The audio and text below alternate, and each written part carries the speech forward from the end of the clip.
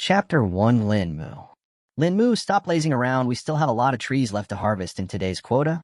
We barely filled our quota yesterday, and I don't want to anger the supervisor again. He will definitely cut our wages this time. Hearing the voice calling him, a youthful-looking boy of about 16 years of age, and having short hair turned around towards the man that had just called him.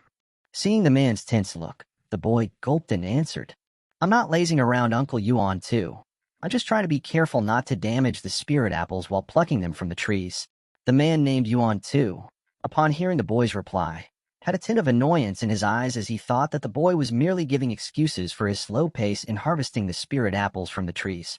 Remembering yesterday's scolding that he got from the supervisor for being the group leader of the slowest harvesting group out of 100 this week, he knew that if his group did not exceed their quota that day, they will definitely never be able to receive their bonus wages of that week. Hasten your pace and stop giving excuses, or you'll be the one to bear the penalty that we'll receive for incomplete work. Not giving the boy another chance to reply, the man walked away to another tree to work.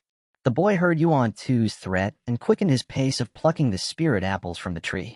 After that, he placed them in his basket, and then when the basket was full, he carefully transferred them to the wheelbarrow, which would then be sent to the main collection cart.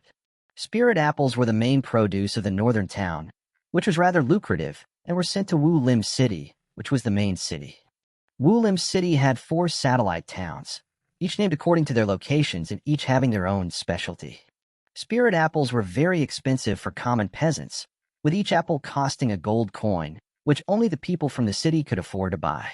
While the peasants that harvested them only received 4 silver coins every day, it would take them nearly a whole month's wages to buy just one. Thus they had to be careful not to damage, bruise, or scratch the apples, as this resulted in the spirit apples slowly losing their spirit chi, making them lose value. 2 hours later, Linmu had done 4 trips to the cart, emptying his basket along with the others. The wheelbarrow was nearly full when Yuan Tu walked towards the cart and emptied his basket that ended up completely filling the wheelbarrow. Looking at the filled wheelbarrow, Yuan Tu took a breath of relief as the day's quota was finally completed 2 hours before sundown, which gave them plenty of time to harvest more spirit apples that day.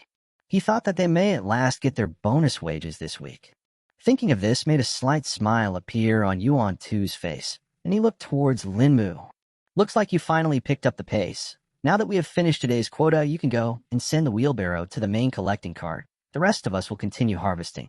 Looking at the heavy-looking wheelbarrow, Linmu furrowed his brows and knew that it will be difficult for him to move it all the way to the collecting cart, and would take him at least 45 minutes to come back, during which the rest of the 5 people of the group would be the only ones receiving the higher bonus pay, with him not having him much time to earn his. "Uncle Yuan too, this wheelbarrow is very heavy for me. Can't you bring it to the main cart?" Yuan too had the greed of higher wages in his mind, and hence definitely did not want to waste his time in sending the wheelbarrow back. "Can't you just do as I ask, Linmu? If you keep on shirking from hard work, you'll never get strong. In the time you spent talking, you could have very well been on your way to the collecting cart."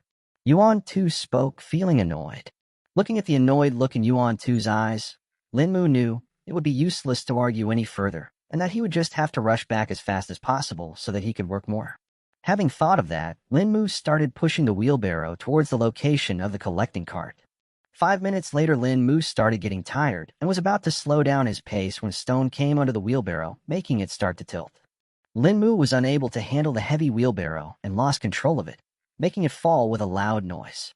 With a horrified expression on his face, Linmu was left standing, while the other workers heard the voice and gathered around, feeling shocked at the sight of a fallen wheelbarrow.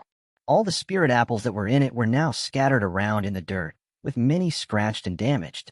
As more and more people gathered, the supervisor, seeing the commotion, also came over to see what happened and why the peasants were not working. Seeing the supervisor approach made the people quiet down, and they gave way for the supervisor to come. Looking at the debacle in front of him, the supervisor Li Peng was shocked at first, but then anger started to seethe within him. Who is responsible for this mess? Come out now. The surrounding people did not want to get involved, thus they quickly pointed towards the frozen Linmu. Linmu was now even more horrified seeing the supervisor, and started to fall in despair. "You imbecile, do you know what you have done? How big of a loss you've caused? Where is your group leader? Call him." The supervisor shouted with spittle flying all over, which only made the people quickly call over Yuan Tu quickly. Yuan Tu, who was already on his way to see what had happened, looked at the supervisor's now angry red face and became pale with fear. He hesitated in approaching him. Look what your group member has done. A whole wheelbarrow's worth of spirit apples are now useless. This is more than 1,000 gold coins worth of loss. What do you have to say about this? How will this loss be compensated? Upon hearing the supervisor shout about compensation, Yuan too became even more frightened, and his ears were already ringing from the shouting, which made it even more difficult for him to talk. Ah, my lord, not all apples are damaged. We can still sell the rest of them. Please spare us just this once. We'll never make such a mistake ever again. Li Peng now calmed down a little bit and glanced at the spirit apples.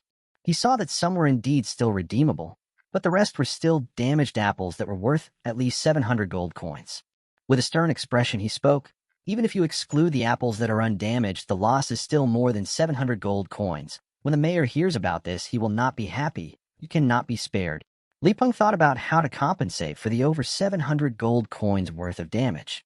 He knew that he'll probably have to dock a whole month's wages from every peasant working here, but it still wouldn't be enough. At this point, he looked at Lin Mu. Every peasant working here will lose 1 month's worth of wages in compensation for the loss and for the rest of it. As the boy caused this mistake, all his property will be seized and sold off to pay for it. Hearing the supervisor's order, each and every person turned pale with despair and then started to feel angry against Lin Mu, as it was his mistake which had just caused them to lose everything they worked for that entire month. Lin Mu, now having heard the order, had tears in his eyes as he knew he would be losing everything he had, even the house that his parents had left him when they died last year. Guards, seize this boy and his group leader. Go to the boy's property and seize all valuables in the house. Then throw the boy out of the town. Then bring the group leader to the square for 10 lashes. One of the guards seized Lin Mu, and others restrained Yuan Tu, and then took them away for their punishments. Yuan Tu had a hateful look on his face as he looked at Lin Mu and gritted his teeth, swearing to have revenge on the kid. The other peasants also looked at Lin Mu with hateful gazes. Lin Mu tried to struggle, but there was no way he would be able to overpower a guard having the strength of 6th stage of body tempering. He himself was only at the 2nd stage of body tempering, as he had never actually trained properly before with a tempering technique. The guards dragged Lin Mu to his house and ransacked the house, taking everything of value in there. Though there was not much there to begin with, as most of the valuables had been sold off in exchange for medicine when Lin Mu's mother fell sick during the last year's plague. The only thing worth something was the house itself and the land that it was built on. Lin Mu watched as his whole world was ripped apart and started tearing up and sniffling. After checking that all valuables had been taken, the guard sealed the courtyard entrance of the house and went back to report to the supervisor, while one guard brought Lin Mu to the edge of the town and threw him away and then turned back to head to his post. Lin Mu lied there on the ground for hours before he got up, no longer crying. He had a dull look in his eyes and walked aimlessly out of the town towards the forest. After walking for an hour, he found himself in front of the apple tree he used to play at when he was a child. There was a small stream nearby where he would catch fish and play in the water with his friends. Now tired and exhausted, he sat below the tree with his back to the tree and fell asleep under the night sky and the moon hiding in the clouds. In space, millions of kilometers away from the world Lin Mu lived in, a gray orb of light was traveling at a great speed. It was as if it was fading in and out from reality itself, passing through obstacles, like asteroids, as if they were air. After an unknown amount of time, it approached a blue planet, eventually falling into its atmosphere. The ground was becoming closer and closer. Small continents expanded to a vast length. Mountains rose to a great height. In the end, the gray orb collided with an insignificant tree, somehow only shaking it entirely. The orb then faded away, leaving behind a rusty gray ring embedded halfway through the trunk. In his sleep, Lin Mu found himself in a dark place. He could not see anything at all. Strangely, he could feel his arms and legs, even touch them, but he still could not see them. Where am I? Is this a dream? I've never had a dream like this ever before. He walked around in the darkness for what could be a few minutes or possibly days, having no method to measure the time.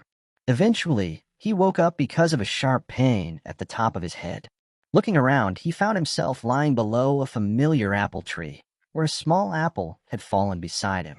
The sky was slowly getting brighter, and the sun hidden below the horizon had not risen yet. Looks like this apple fell on my head and woke me up. That's strange, though. This apple is still unripe. Why did it fall? Standing up, Lin Mu stretched his arms and looked up at the sky, estimating that it's likely around 5 a.m. He went up to the small stream to drink some water and quenched his thirst. After quenching his thirst, he felt his stomach groan with hunger. I have to find something to eat. It would be no use going back to the town as I don't have any money left. The guards took away the last of which I had. Guess I'll head back to the tree and get some apples. Walking back to the apple tree, Linmu looked for a ripe apple to eat. Spotting a few with his eyes, he began to climb the tree. Pulling himself up on a branch, Linmu then plucked some apples. While getting down, Linmu spotted a glint on the trunk of the tree. Getting closer to inspect what it was, he found a curved, rusty metallic piece stuck to the bark. He tried pulling it out, but it seemed it was not only stuck, but very stuck. Putting his whole strength into pulling it out, it finally worked with the consequence of falling off the tree from loss of balance. Looking at the object in his hands, he found that it was actually a rusty gray ring like one could find in a flea market. The ring had a peculiar design, having 5 small spurs equidistant from each other rising from one side of the ring. I don't think I've ever seen this before here on the tree. Did someone put it there? I may as well keep it. Maybe I can sell it in the town later on. Unaware of its origins, Linmu decided to put the ring on his right middle finger. As soon as he put on the ring, a chill went through him, followed by a warmth spreading from the ring to all over his body. As the warmth spread, Linmu felt energized, every cell in his body filled with strength. The process lasted for 10 minutes, after which Linmu opened his eyes and analyzed his body. What was that? I feel stronger, much more than ever before. Did I just break through to the 3rd stage of the body-tempering realm? Wanting to test out his strength, Linmu found a rock the size of 2 fists. He put down the rock and punched it with all his strength. Only a slight chip fell off the rock, leaving some cuts on Linmu's fist. Arg. Damn, that hurt like hell. Why did I think this would be a good idea to test out my strength? But how did I break through and increase my strength? Is it due to the ring? Could it be a treasure? Observing the ring, Linmu still thought that it looked the same as before, a rusty gray color, except that the ring now fitted him more snugly, as if it was made for him. Linmu's stomach grumbled again, reminding him of his hunger. He had already plucked the apples from the tree, so he got some dried twigs and branches to cook the apples, knowing that eating them straight as they are, even if they are ripe, is not an option as they were very tart to eat. It would just leave him with his teeth hurting. Still, to cook the apples, Linmu required a pot, so he decided to go to his father's old hunting shack to find one. Perhaps he could also use it to solve his current homeless situation. He could not always sleep under a tree in the open sky, could he? Winter would be arriving in a month, thus he would definitely need a roof over his head and some warm clothes. Walking a few hundred meters towards the forest, Linmu found the old abandoned hunting shack. The shack was small and looked old and damaged by the elements. Walking in, Linmu saw a few pieces of furniture, a couple planks used to sit and also used as a bed, a small table, and a shelf. At the edge, he saw a small stove built with stone, and beside it was a small pot. He placed the branches and twigs that he collected and started a fire. He added water to the pot and placed the apples in it, which he broke into chunks, after which he let it cook. 10 minutes later, the apples were cooked and palatable, no longer as sour as before. Linmu let the pot cool down before eating the cooked apples. After filling his belly, he felt satisfied and focused his thoughts back on the mysterious ring. As Linmu focused on the ring, he felt a similar chill going through his body again, and found his vision fading into darkness. Linmu found himself in a dark place once again, but this time he can see his body clearly even though there was no source of light present there. Linmu, clearly having no idea how he ended up there, felt scared and couldn't help but ask himself if he was back in a dream. How do I get out of here? Should I just wait till I wake up naturally? Since I'm here, I may as well walk around and check this place out. After being in the dark place for a couple of minutes now, Linmu's eyes start to adapt to the darkness and could see things more clearly. Looking around in all directions, he found a pale glow of lights coming from one position and decided to walk towards it, trying to find out what it was. While walking towards the pale glow, Linmu observed some changes to the dark sky. What are those faint streaks of light in the sky? I've never heard a phenomena like this before. Guess I'm definitely in a dream. There were silver and gray faint streaks of light in the sky, which would fade away into darkness and then appear again. Thousands of them could be seen, as if they were dancing in a mysterious harmonic pattern. After a few minutes, Linmu reached the source of the pale glow that he observed from far. Finally seeing the object, he found it to be an altar, but it was made up of faint glowing runes and mysterious scripts which were floating in the air, forming the shape of an altar, not having a physical presence itself. Those runes and scriptures looked similar to the ones that were carved on the outside of the ancestral temple of Wu Lim City. But aren't they used by cultivators to make chi formations? Why would they appear in my dream? Lin Mu still remembered when he visited Wu Lim City with his father during the New Year's festival 2 years ago. His father brought him to the ancestral temple to pay their respects, but commoners could not go inside the temple, so they paid their obeisance from outside. He remembered his father finding him staring at the carvings on the ancestral temple. His father explained that those carvings were used to create chi formation by chi cultivators, which were used for various things such as fortifying, strengthening, offense, defense, and many more. As Lin Mu approached the altar, the various runes and scriptures became more vibrant. Feeling an urge to touch it, Lin Mu placed his hand upon the altar and found it to be solid even though it had no physical body. A moment later, he felt a sharp pain in his head, then felt a rush of information in his brain. Mysterious chants filled his mind, creating an imprint in it. The 9 Divine Heart Sutras assimilate the essence of the 9 paths, understand 1,000,000 hearts as one, and ascend the path of the great cosmos. As soon as the chants stopped in his mind, Lin Mu found himself back in the old hunting shack. For a moment, his eyes lost focus, and he remembered where he was. Checking his body and finding everything normal, he tried to remember the chants that filled his mind, only able to remember one part of them.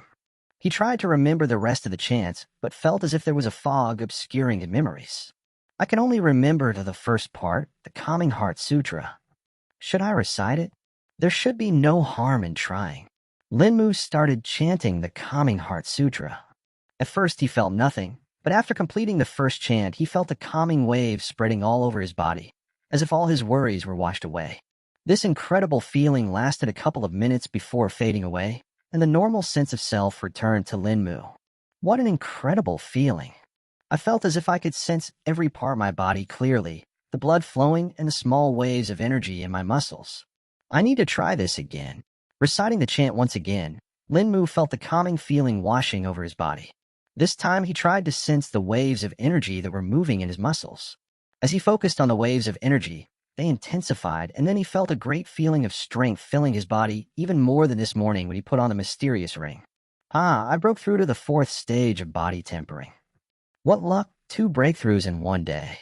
This chant is definitely a body tempering technique, and sensing the similar wave of energy when I put on the ring, I guess that is where it originated. This ring is definitely a treasure, or could it be a spatial storage ring that chi cultivators use? Now, Lin Mu did not want to sell the ring at all. Only a fool would let go of an opportunity like this, which he knew would only bring benefit to him. As for whether the ring was a spatial storage ring, he could not verify it as he was not a chi cultivator yet, nor did he know how he ended up in the dark place with the altar made of glowing runes and scriptures. Thinking that he may be able to fulfill his long-lost dream of becoming a chi cultivator one day, he felt excitement he had not felt ever before, and all the feelings of sadness and despair from yesterday's events washed away. If I become a cultivator, I'll be able to buy back my house, and I will no longer have to live with my head down. I'll be able to walk proudly with my head held high, and the townsmen will have to treat me with respect. Now knowing the direction in life that he was supposed to walk, Lin Mu was filled with determination. Still, he knew that if he wanted to become a chi cultivator, he would need a lot of resources like herbs and fierce beast meat rich in vital energy. He could not hunt beasts which had rich vitality in the forest, as he was not strong enough, and would simply be courting death. He could trap smaller beasts, but they will only fill his belly and would not be of much use in tempering it. I guess I'll just have to make some traps and catch some small fierce beasts like the black-horned rabbits and thorn-tailed rats. Even though they don't sell for much, I can still exchange them in town. I'll need to start somewhere, so I can save at least until I have enough coins to buy a weapon sturdy enough to kill stronger beasts. Lin Mu went in search of small animal trails where he could set up some traps. Upon finding one, he used the vines growing nearby and some slender, flexible trees to set up snare traps. Now, he just had to wait until something was caught. Feeling hungry again, Lin Mu saw the position of the sun in the sky and felt that he had 2 hours until sunset. Walking back to the apple tree, he plucked a few more apples for his dinner as he doubted whether he would be able to catch anything in the traps. And even if he did, going to the forest at night time would be dangerous even in the outskirts. If a stronger, fiercer beast decided to wander off, It could mean his death, so he thought it would be better to just eat the apples again. Walking back to the shack, he once again filled a pot with water, put the chunks of apples in them, and set it on the stone stove to cook. While waiting for the apples to cook, Linmu decided to chant the Calming Heart Sutra once again. He felt the feeling of calmness spreading through his body, but did not feel the waves of energy that flowed through his muscles increasing. No matter how much he focused, they stayed the same. I guess the Calming Heart Sutra only helps if I have the necessary vital energy in my body. It only helped me break through, because I had the surge of energy that was released from the ring in the morning. Now that it's depleted, I'll have to train and eat more food to slowly accumulate vital energy. Thinking about the mysterious ring, he lifted his right hand to look more closely at the ring and its peculiar design.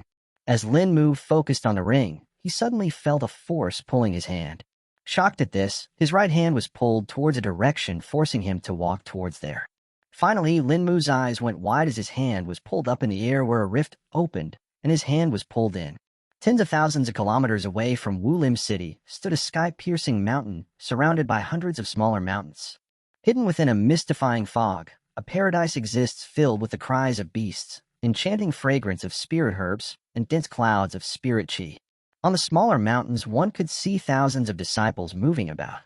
Some were training on the fields, some selling precious materials, pills, and weapons in the market, and some silently cultivating in their pavilions. This place was the biggest sect in the Great Zhou Empire, having millions of disciples, and an area bigger than that of any country in the empire. Even the grand capital being 10 times smaller than it.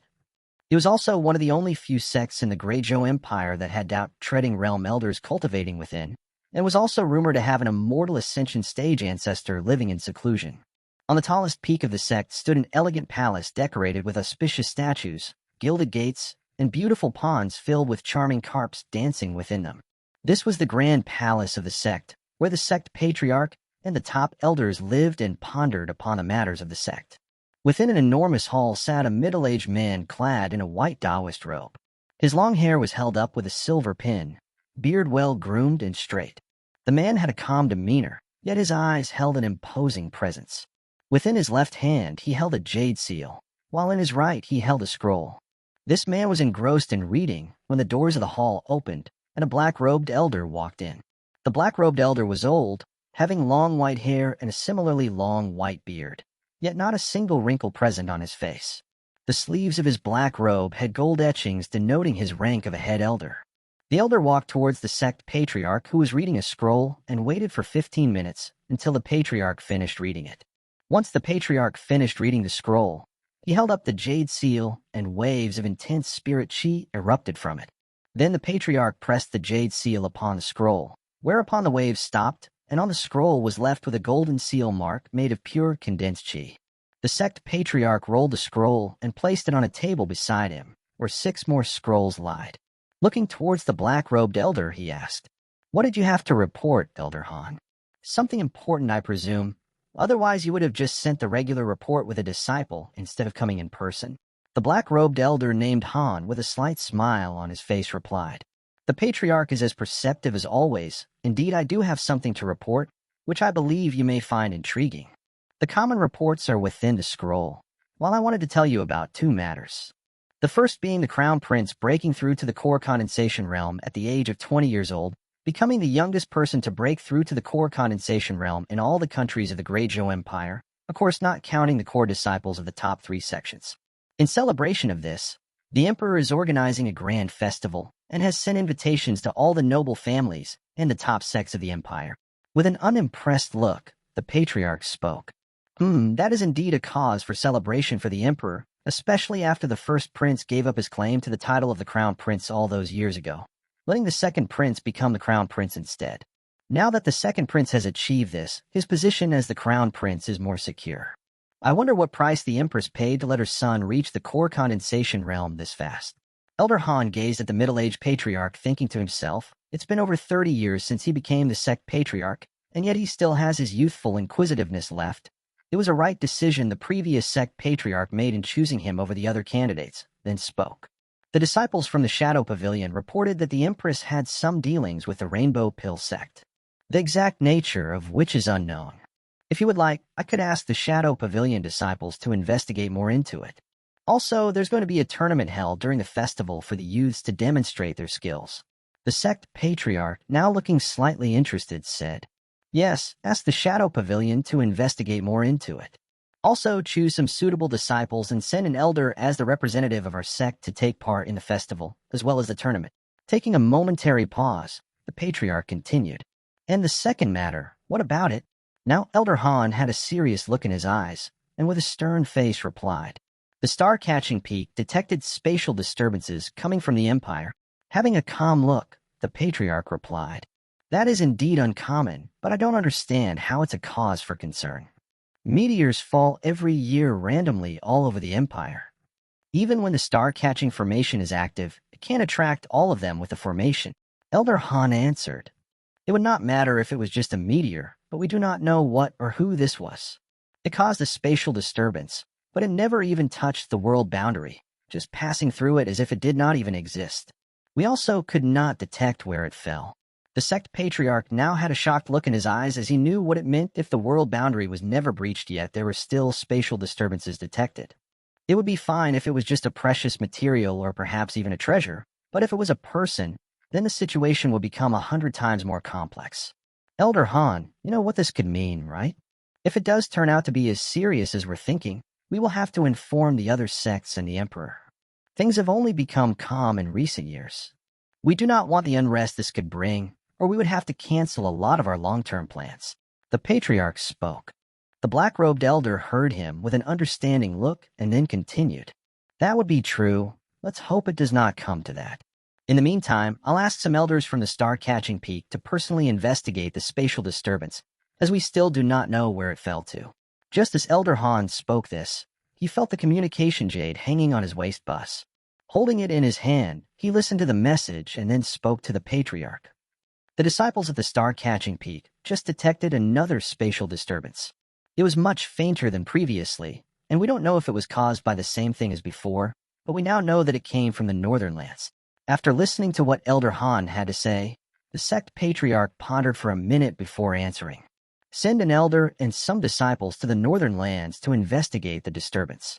Also send a report about this to the external elders located in all the regions and ask them to keep an eye out for such a disturbance in their designated areas, in case the spatial disturbance in the northern lands was an isolated incident and the actual anomaly that caused it is located somewhere else." Cupping his hands, Elder Han replied, "As you command, Patriarch. Should I also issue a common mission to all the disciples of the sect to inform us about any spatial disturbance or anomaly they hear about or observe?" "Yes, do that too. We may find information about it from some mundane or obscure lead that a disciple may find while they are out of the sect." Still cupping his hands, Elder Han continued, "Maybe we should also inform our allied sects to keep an ear out for any rumors they may hear." Now with a tired look, the sect patriarch said, "No, don't inform them just yet. Not at least until we have some more substantial information about it. We must not muddy the waters when there is nothing to gain from it." Elder Han nodded and turned around to leave when the patriarch spoke once more with a gloomy tone. "Just in case, tell all the disciples that are going for investigation to leave a wisp of their chi in the Hall of Souls, and issue all the disciples with 2 distress talismans, one a common distress talisman, while the other the sect alerting talisman. If it comes to it, at least we will know what kind of situation we are up against."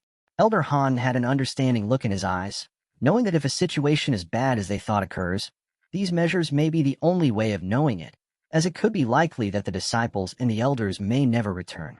"As you wish, Patriarch. It will be done as you said."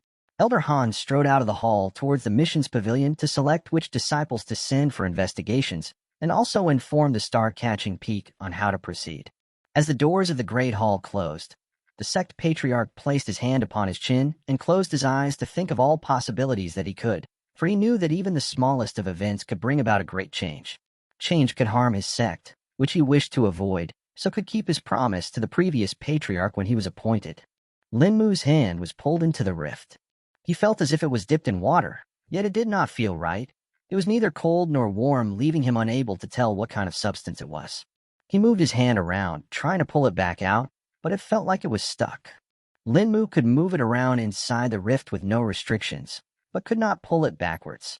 His mind was going crazy at not understanding the situation he was in. Never having seen or heard about such a thing, he thought his hand may become stuck there permanently if he did not pull it out quickly. He tried shouting for help, but was very far from the town and there were no people nearby. He could only hope that a hunter passes nearby and hears his cries. How do I pull my hand out?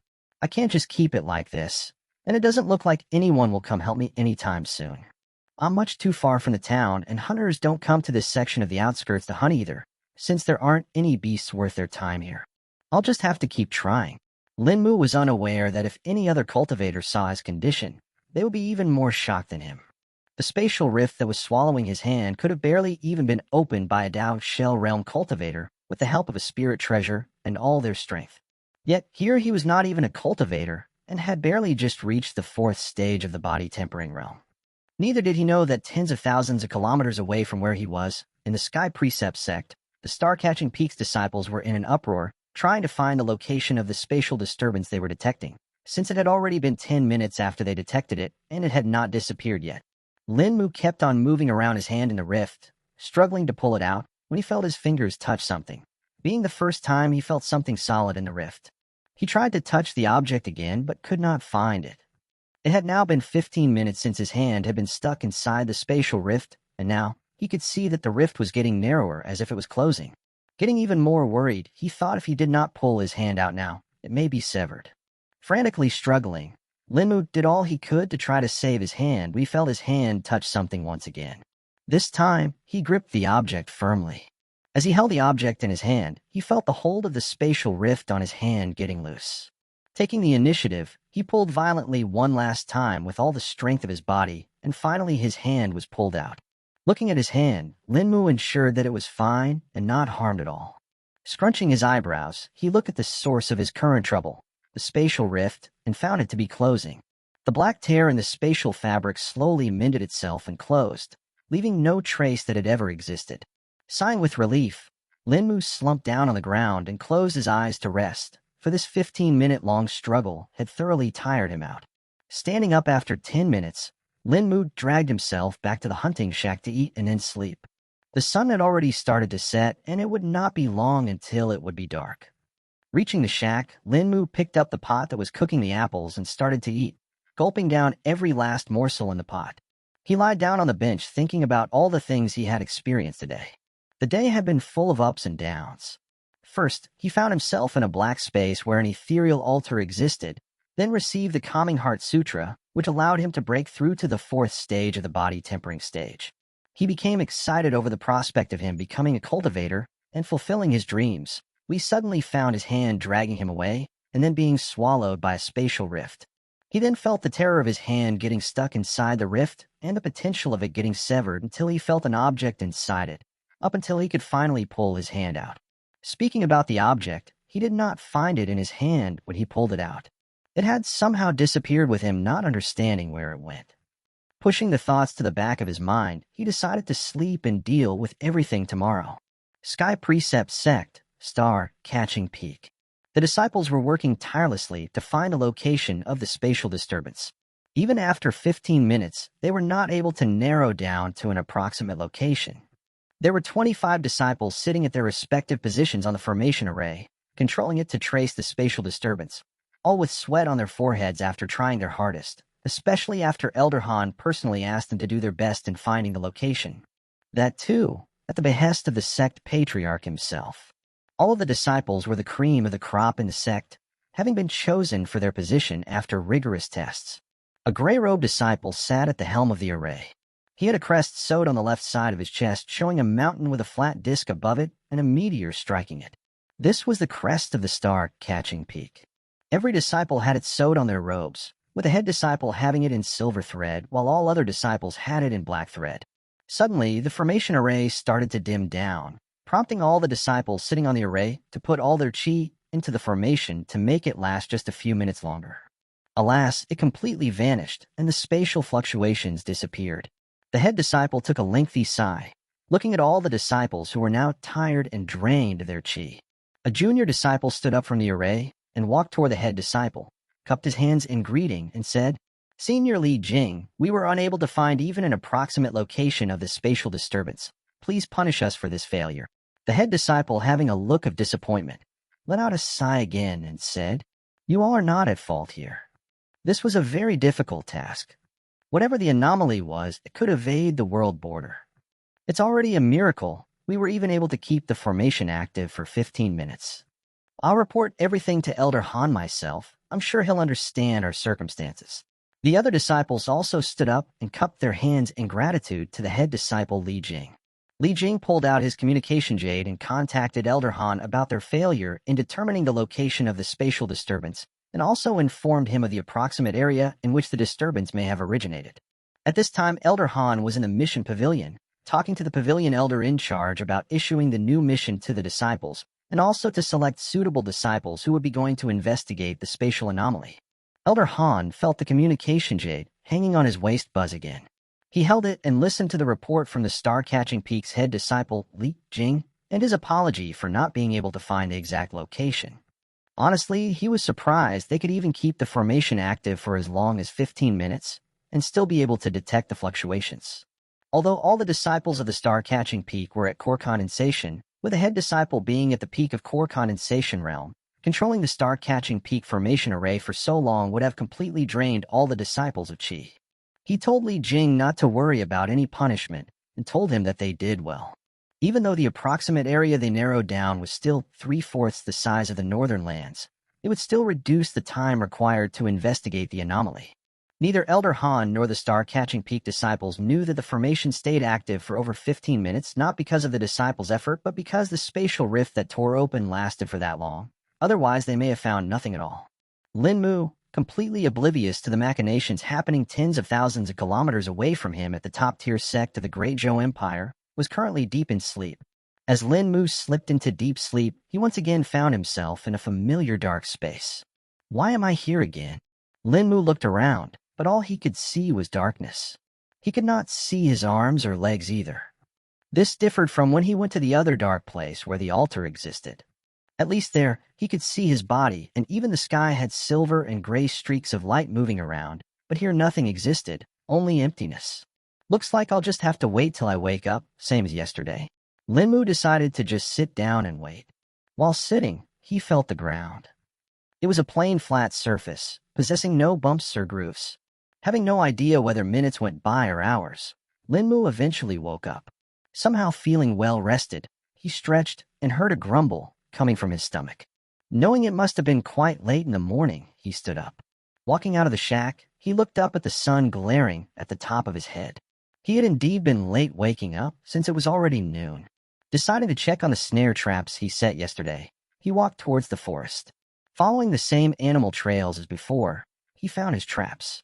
Out of the 6 that he set, 2 were never triggered, 3 were broken, probably by a bigger beast dash, and the last one was the only one which was successful.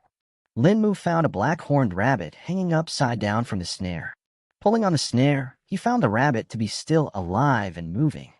With familiarity, he twisted the black-horned rabbit's neck, careful not to cut himself on the horn, and ended its life. Before going back to the hunting shack, he reset the snares so that he could catch some more beasts till evening if he's lucky.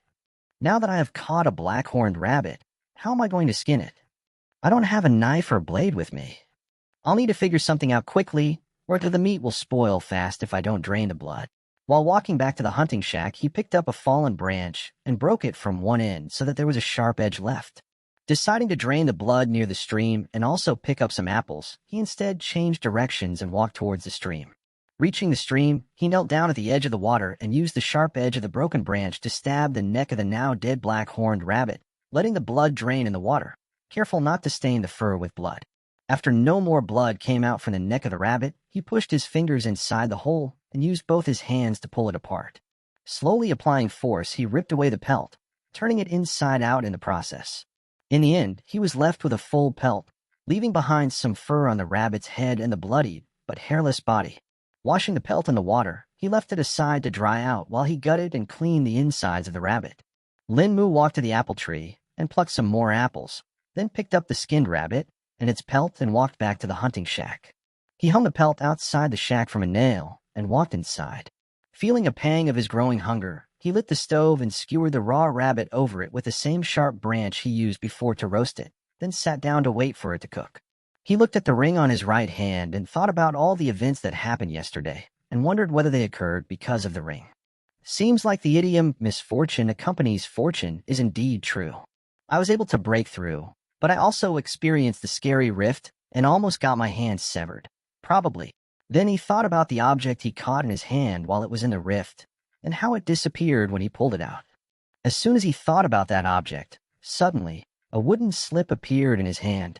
Surprised about where the wooden slip came from, he got a similar texture feeling to that of the object in the rift and determined that it was most likely the same.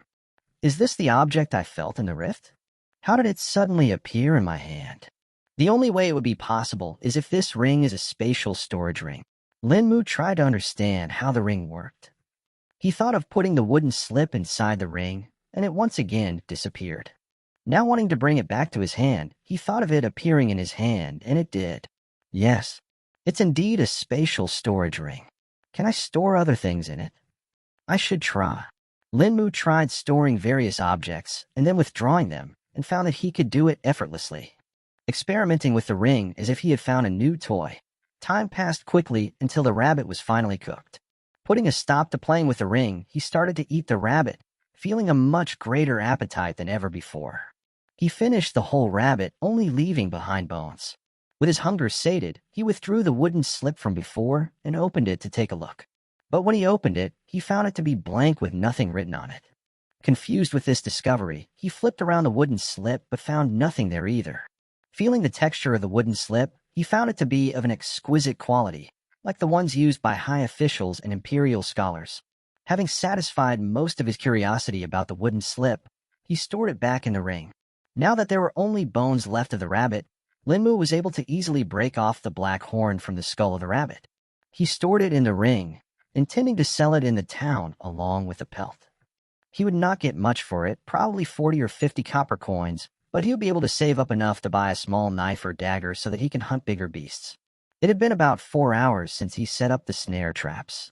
It would take him an hour to walk there and another to come back, but it should still leave him enough time to come back before becoming completely dark. Walking out of the shack, he stored the black-horned rabbit's pelt in the ring and made his way towards the traps. Halfway to the traps, he felt a buzzing coming from the ring and had a grim feeling of what was about to come. Cursing his luck that he was right, he felt his hand being dragged. Not again. No. This time he was not dragged far, only a couple of feet before the fabric of space tore and a pitch-dark rift appeared. As his hand was sucked inside, he braced his legs ready for whatever was to come. This time he got a significantly different feeling than before. Where before it felt like his hand entered still water, this time it felt like he had dipped it in a fast-flowing river. His hand felt the strong force, yet it stayed steady and did not move. I don't know how long I'll have to struggle before I will be able to pull my hand out. Heck, I don't even know if I'll be able to pull it out in the first place. But before Linmu could start pulling his hand, he felt a rectangular object slam into it. As soon as he felt the object, it got loose and he was able to easily pull it out. It had not even been a minute, and he could pull his hand so quick out this time. Thinking of the object that slammed his hand, a rectangular box, slightly larger than the size of his palm, appeared in his hand. As I thought, whenever I touch or hold something in the rift, it is stored in the ring. But it wasn't exactly the same with a wooden slip. I wonder why. I guess I'll figure it out eventually. Still, my understanding of the ring is better than before. Linmu looked at the closing rift and decided to test something. He picked a stone and a stick off the ground. He threw the stone inside the rift with the finesse of a toddler and held half of the stick inside the rift and half outside. After a few seconds, the rift closed, but right before it completely closed, the stick that he was holding was pushed out. So if I'm holding something, it would not be harmed. I guess that solves one of my fears. At least I won't have my hand severed if it's pulled into another rift. He looked around to see if the stone was anywhere, but could not find it, convincing Linmu that it was lost in the rift. Now finally done with all that, he put his attention on the rectangular box he pulled out. It was made of brown wood and had a faint fragrance. There were 3 cauldrons and a peony carved on the lid of the box. He didn't know what kind of wood it was, but any fragrant wood was usually expensive. He thought he had seen the symbol of cauldrons and a peony before, but could not remember where. I can sell this box during next week's market when the traders come. It should sell for a good amount. If I'm lucky, I may even be able to buy a sword or axe with the coins I get. Content with his thoughts, Linmu opened the lid of the box and found a small glass bottle placed in the box. He opened the glass bottle and smelled a powerful aroma of herbs wafting out of it. Tilting the bottle on his palm, 3 yellow pills fell out. The pills had swirls of different shades of yellow on its surface. Linmu's pupils went wide, for he knew what he held in his hand. These are alchemical pills. Aren't these used by chi cultivators? How do they end up in that rift? A new question popped in Linmu's mind. How did these things end up in the spatial rift, and how was the mysterious ring able to open them? Putting the pills back in the bottle, he stored it in the ring along with a wooden box. I don't know what these pills do. If I can find out, I'll be able to use them for my own cultivation. I absolutely cannot reveal these to people. There will always be people who will be greedy and will want to snatch them from me. I must find out what these pills do without alerting others or exposing them. Feeling both excited and slightly worried about his prospects now, Linmu walked towards the traps to check for any prey that may have been caught. Linmu reached the trail where he had set up the traps. He checked the first 3 traps, which were not triggered, then moved ahead to check the other traps when he heard the sound of leaves rustling, and then a loud screech echoed. Linmu rushed to check and found it to be his trap, which was triggered. The snare trap had caught a thorn-tailed rat. Thorn-tailed rats were the size of a person's arm, gray or black in color, and had a characteristic ash-colored tail with short thorns made up of hardened skin on it. They were a common beast found nearly everywhere in the forest and made up the lower part of the food chain. Though they were low-tiered beasts, the sharp thorns on their tails could give nasty cuts to anyone who was careless in handling them. Linmu picked up a large rock and slowly lowered the snare from which the squirming thorn-tailed rat was hanging. Careful not to get hurt from the whipping tail of the rat, Linmu put his foot down on the tail and used the rock to crush the rat skull. Picking up the carcass, Linmu went on to check the remaining traps. He found another trap which was not triggered, but the last trap was a surprise to Linmu. The trap and its surrounding area was utterly destroyed. Looking around, Linmu found the larger trees to have claw marks on them, while the smaller and thinner trees were directly snapped at the base. There were paw prints which were much larger than an adult male's hands everywhere. Darting his eyes around, Linmu searched for any beast that could be lurking, waiting to pounce on him. Not finding any signs of a beast, Linmu backed away and ran back to his shack. That was terrifying. Those paw prints were definitely from a middle-tiered beast at least. What is a beast of that level doing here in the outskirts of the forest? They rarely wander this far out. Linmu thanked his stars, feeling lucky that he did not encounter a mid-tiered beast, as that would most likely end in his demise. Linmu then headed back to the stream to skin the thorn-tailed rat. He used his previous method of poking a hole with a sharp stick to drain the blood, and then ripped the skin from its carcass. The flesh of the thorn-tailed rat was tough and had an unpleasant taste, so Linmu discarded it and only took the pelt. The pelt would not sell for much, at least not as much as the black-horned rabbit's. It could only be used to make some hard leather, unlike the black-horned rabbit's pelt, which could be used to make pouches or soft gloves. Linmu stored the pelt in the ring and walked back to the hunting shack to rest and eat his supper. He cooked the apples and ate them while planning for the next day. Linmu decided that he would go to the town to sell the pelts and buy some rice, as he did not want to eat the sour apples for his every meal. He would also inquire when exactly the merchants would be coming next week, so that he could sell the fragrant wooden box. There was still the question of how he would find out more about the alchemical pills he found in the spatial rift. He could not exactly just show the pill to people, nor would describing the appearance of the pill to people work unless they themselves were cultivators or were of a prominent position. From what he knew, there were only a handful of chi cultivators in the northern town, namely the town head, the captain, the 2 vice-captains of the town's guard, and also the 2 top hunters of northern town, all of whom he could not come in contact with. The only other way he could think of was to try his luck in Wulim City and find an itinerant cultivator who would be willing to trade for information, but even that would be expensive, not to mention the tax he would have to pay upon entering Wulim City. Thinking about all the expenses he would have to incur made him sigh with helplessness. Selling the fragrant wood box is the only way of getting a significant amount of money for now. I hope I get a good enough price. Till then, I can only slowly accumulate money by selling the pelts I get from trapping some small, low-tier beasts.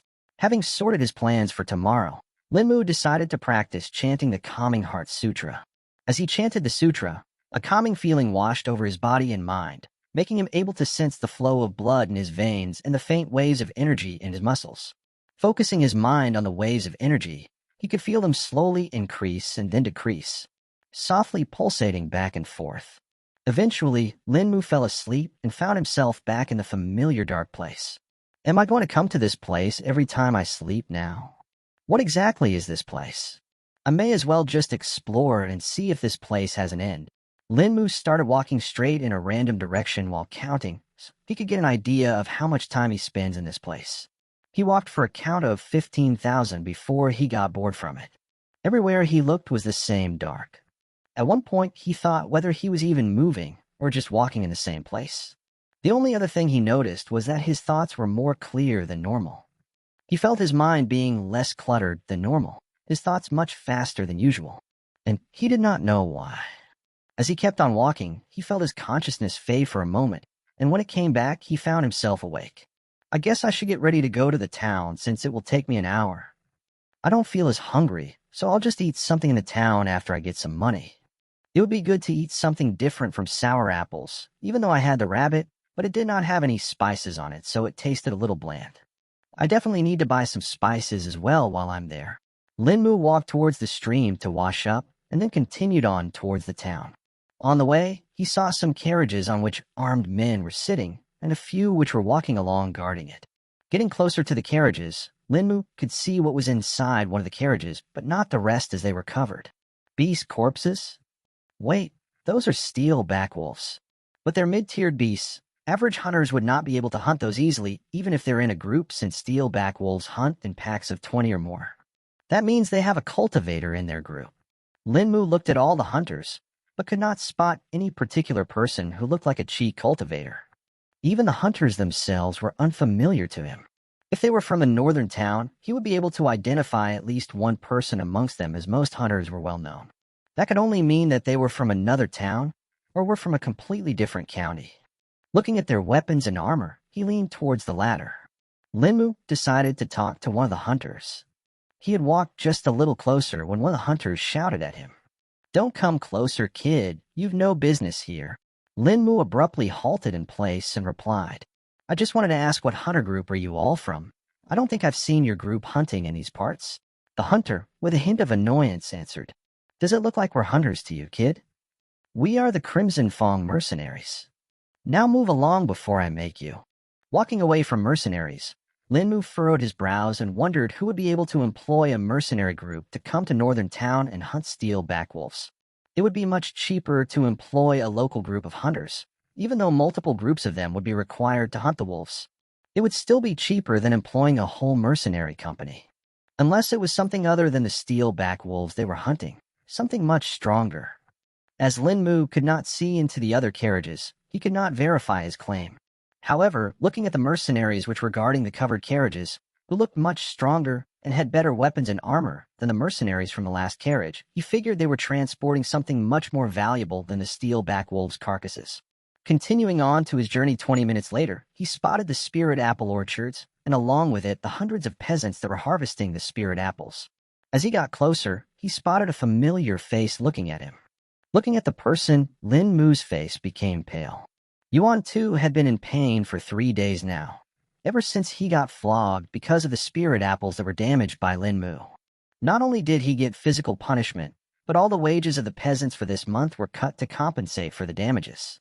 He had been watched with eyes of dislike by a lot of the peasants because of that. At least I did not have to pay it from my own savings, or worse, having to use my property to compensate for it. It was a saving grace that only Linmu had his property seized. Though now each and every peasant hates Linmu, the key harvest period for spirit apples was a major part of the peasants' earnings for the year. During this period, most of the peasants, and even their children, would help out to earn more for their families. The mayor allowed any willing person to be employed for the harvest, and at least one person from each family worked in the orchards during this period. Even though spirit apples grew all throughout the year, they were most abundant a few months before winter and usually started at the end of summer. It was one of the chief exports of Wulim City and brought a large revenue for the city mayor each year. But at present there were fewer people because of the plague that spread last year, delaying the process. The supervisor was under pressure from the city mayor to speed up the harvest and complete it before winter comes, so that the spirit apples could be exported to other cities in the south. The supervisor, Li Peng, in turn put pressure on the peasants to hasten the speed of harvest, especially since from the incident 3 days ago, he wanted no more accidents. Yuan, too, was working in the orchards, along with his group, in the morning. They were assigned the area at the very end of the orchard along the transport road. He was working when he saw carriages and a lot of armed men coming from the forest, not recognizing either carriages nor the men having gone into the forest. The only other way for them to come to this part of the forest would be to go through the other route, which passes from inside the western part of the forest. The route from the western forest was dangerous, and the area was populated with mid-tier beasts. Even hunters would not take the risk if they could just use the safe route from northern town. Yuan too looked at the men, trying to find anyone familiar when he spotted a boy walking behind the carriages. As soon as he saw him clearly, his eyes filled with hatred, as it was the same boy who was the reason for his punishment and suffering. Linmu had come close to the orchards when he heard the man who was glaring at him shout, "How dare you show your face here, Linmu? After all that you've done." Before Linmu could reply, the man spoke again. "After the supervisor confiscated your property, why would you come here? You're not welcome to stay here anymore." By this time, the other nearby peasants had heard Yuan Tu shouting, and some had come to check what was happening. Linmu was getting nervous as more and more people gathered. He looked at their faces, and every person was looking at him with a repulsive look. Linmu gathered his courage to reply, "Uncle Yuan Tu, I'm not here to stay. I'm just visiting the town to sell and buy some things." Yuan Tu answered disparagingly, "What would you even sell after all your property was confiscated? And if you still have money, you should compensate us instead." The other peasants all agreed in an irritated melody. "Yeah, if you have anything to sell, you better compensate us first." Linmu did not even know what to reply, as he had no way to compensate them anyway. Looking at the silent Linmu, the peasants kept on rambling, knowing there was no practical chance that Linmu could compensate them. They were simply venting their anger.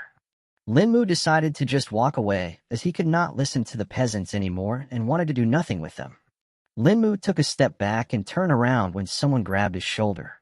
"Where do you think you're going? Today we will settle our debts." Yuan too was gripping his shoulder hard. If Linmu had not broken through to the 4th stage of body tempering, his shoulder bones would be broken. Yuan too, who himself was in the 4th stage of the body tempering realm, was a little surprised seeing that Linmu was not hurt at all. Linmu squirmed and pushed away Yuan Tu's hand. "Let go of me, Yuan Tuesday. I've already paid by getting my property seized. You've no right to stop me." Yuan Tu, now furious, rushed to hold him once again while shouting, "Grab this kid. He'll compensate us with his bones and blood." The other peasants, who were standing there, also attempted to catch Linmu. He had been surrounded at this point on 3 sides by the indignant peasants.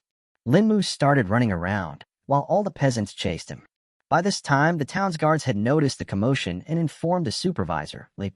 Hearing that the peasants were creating a commotion and had stopped working even when they were already behind in terms of completing the harvest, Li Peng's face turned red with anger, and he ran towards the location the guards had mentioned. The guards were following behind Li Peng, unable to keep up with his speed. Li Peng was in the 8th stage of the body tempering realm. If he could learn a qi cultivation technique, Li Peng would have already become a qi cultivator, since the minimum level at which one could become one was the 8th stage of body tempering. Only at the 8th stage was the body strong and durable enough to handle spirit qi. If anyone attempted to use a qi cultivation technique before the 8th stage, they would, in the best case, cripple themselves or possibly end up dying. Linmu and the peasants who were chasing him heard a thundering voice coming from behind them. "Stop right this second. What is this stupidity? Why have you imbeciles all stopped working?" The thundering shout startled Linmu and the peasants, stopping them dead in their tracks. Turning around, they saw the supervisor sprinting towards them with the guards in tow. In a few seconds, Li Peng was right in front of them. "Explain to me right this instant why you are all not working before I sentence everyone to be flogged." The peasants were frozen with fear and could not speak. Yuan too was gritting his teeth, as he was the one who wanted to take revenge on Linmu the most, but now that the supervisor had shown up, he did not know what would happen. The supervisor looked at the silent peasants with a grim look and said, "What are you waiting for, omens? Speak." Before any peasant could utter a word, Linmu cried. The peasants attacked me when I was passing by the orchard. I did nothing to provoke them. Looking at the boy, Li Ping found him to be familiar, and then remembered him to be the same boy who caused the loss 3 days ago. Knowing that he could not let Lin Mu talk anymore, Yuan Tu spoke up. He's lying, Sir Supervisor. He has come here with ill intentions. He has no reason to be here, yet here he is. With slight panic in his voice, Lin Mu shouted, "That's completely false, sir. I was just visiting the town to sell and buy some things. I had no intention to interact with these people." Yuan Tu was the first one to shout and attack me. "Lies!" Yuan Tu yelled. "Silence!" The supervisor shouted, looking at them with an irritated face. Li Peng felt something wrong with their statements. Someone was definitely lying. Thinking about the boy's situation, he did not think the boy would be courageous enough to attempt something like provoking these peasants. He switched his gaze over to Yuan Tu's eyes and found him staring at Lin Mu with eyes filled with animosity. Yuan Tu sensed the supervisor looking at him, thus averted his gaze from Lin Mu and said, "The boy is clearly lying, sir. He says he is going to sell and buy things from the town, yet I don't see him carrying anything to sell, and I don't think he has any money left after the punishment." With a sinister look in his eyes, Yuan Tu continued, "Sir Supervisor, I suspect he is here to take revenge by stealing the spirit apples from the orchard. I was just trying to stop him from attempting anything." At this point, Yuan Tu was just saying whatever that could get Lin Mu incriminated. Li Ping scanned the boy from top to bottom, and indeed found him to be carrying nothing that could be sold. The dread within Lin Mu was increasing second by second, thus he did the only thing he could think of. He started to chant the Calming Heart Sutra in a silent voice. The fear and dread within Lin Mu was washed away by the calming waves, and his mind stilled, no stray thought arising. In Lin Mu's mind, minutes may have passed, yet for others it had been just a few seconds. With his mind free from fear, Lin Mu thought about how to find a solution to his current predicament.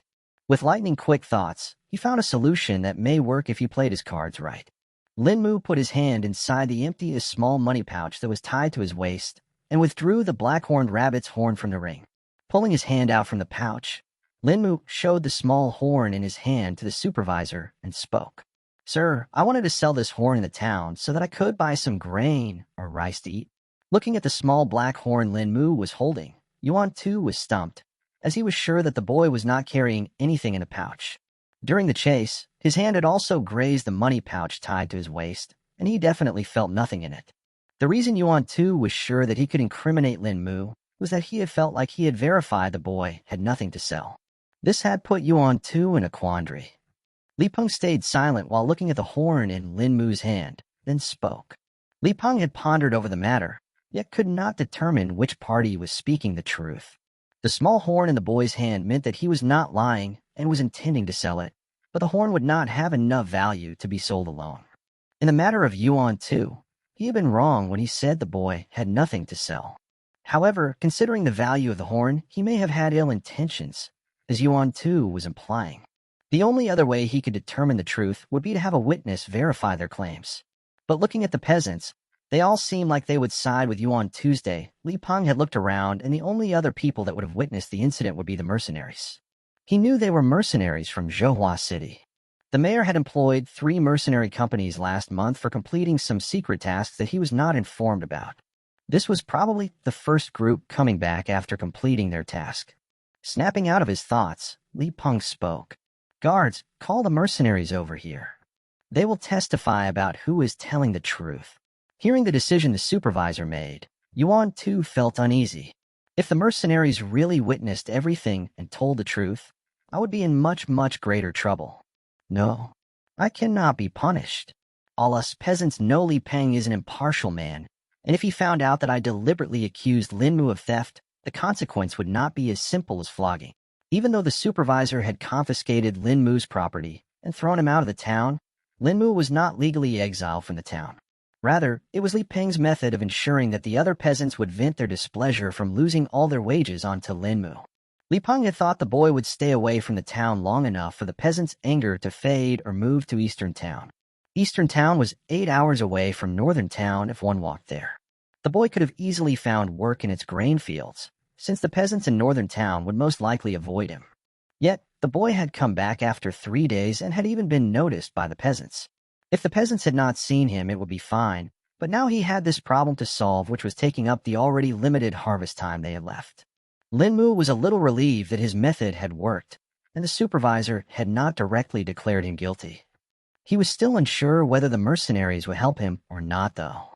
Observing the mercenaries, one could tell they were unsociable kinds of people.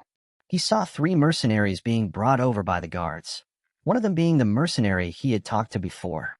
The 3 mercenaries had a slight look of annoyance from being called over by the guards. They would have directly rejected them had it not been that they could not be rude, as they still had to pass the security checks in this town. Moreover, their employer was the very mayor of the city this town came under.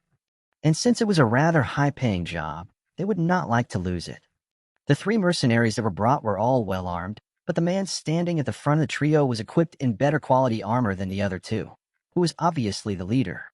The 3 mercenaries followed behind the guards and approached the supervisor leap. All the peasants turned their sights at the mercenaries along with Linmu. The lead mercenary glanced his eyes over all the people that were standing around, finally settling his eyes on the well-dressed middle-aged man. The mercenary who had talked with Linmu looked at him with a curious gaze. He had seen the whole incident, yet did not know what the boy had done that would invite the anger of all these peasants.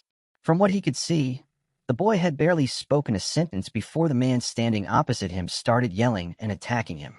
Li Peng looked at the leading mercenary with a stern gaze before speaking. "You 3 mercenaries, tell us what happened here clearly between this boy and the peasants. You all should have witnessed it." The lead mercenary then replied, "We are from the Crimson Fong Mercenary Company. We only do the work we are paid to do, and don't want to be involved in this matter." The lead mercenary clearly stated his stance. Mercenaries seldom involve themselves with matters between commoners and officials unless it directly involved them. Li Peng was unfazed by the mercenaries' response, fully knowing the workings of a mercenary company and their unwillingness in being involved in such matters. Knowing that he would not be able to convince them easily, Li Peng pulled out a small metal plate from his pocket and held it out for the trio of mercenaries to see. The leading mercenary was taken aback on seeing the metal plate in the supervisor's hand. The plate had the symbols of Wu Lim on it. This was the insignia of authority issued by the mayor of Wu Lim City to the officials. The presence of an official who bore the insignia meant that they could not reject them and now had to cooperate. Li Peng, looking a little satisfied upon seeing the mercenary's upset expression, and declared, "You should know what this insignia means. Now tell us what occurred here honestly." The mercenary leading the trio spoke first. "We saw the boy walking on the road towards the town when this man standing opposite him started yelling at him. The boy said something to the man before turning away when the man held his shoulder. The boy struggled and got free, but soon the other peasants gathered and started hurling abuses at him and then started chasing him around." Li Peng, still having a poker face, answered, Is that so? Did anyone see what the boy was doing before this?" The mercenary who had spoken to Linmu before said, "The boy had approached our carriage before I stopped him. He asked us whether we were hunters, and I told him we were from the Crimson Fong Mercenary Company. I told the boy to stay away, as he had no business being near the carriage. This boy then walked behind us for about 20 minutes before we reached here, when the incident started." The supervisor nodded his head, thinking that his guess earlier may have been right. "So, you mean to say this man attacked the boy unprovoked?" We could not clearly hear what he said, but it did look like the man attacked him unprovoked. Hearing the whole conversation, Yuan Tu's forehead was covered in a cold sweat from fear of what was about to come. Li Peng looked at Linmu for a moment before glaring at Yuan Tu, with a hint of anger in his eyes before declaring. Yuan Tu had many thoughts about what would happen today, but being imprisoned was not one of them. Looking at the direction the day was heading, it seemed like that would become reality soon enough. Yuan Tu had been holding his breath in dread of the judgment that was about to come. Li Peng declared, "Yuan Tuesday, you have falsely accused Linmu of theft and have attacked him along with other peasants which were also incited by you. You have but one chance to speak in your defense." I'm innocent, Sir Supervisor. I was only trying to protect the mayor's property and not let the boy steal any spirit apples. I yelled at him because he came back to the town when you exiled him, sir, and attacked him so he would learn his lesson and not come back." Li Peng raised his eyebrows and stated, "I never said I exiled him, did I? I had him thrown out of the town, but he was not explicitly exiled. His punishment was for his property to be confiscated and be thrown out of the town by the guards, not exile. But, Sir Supervisor, I thought you meant to exile the boy when you threw him out. I just assumed. With an amused tone, Li Peng spoke. Oh.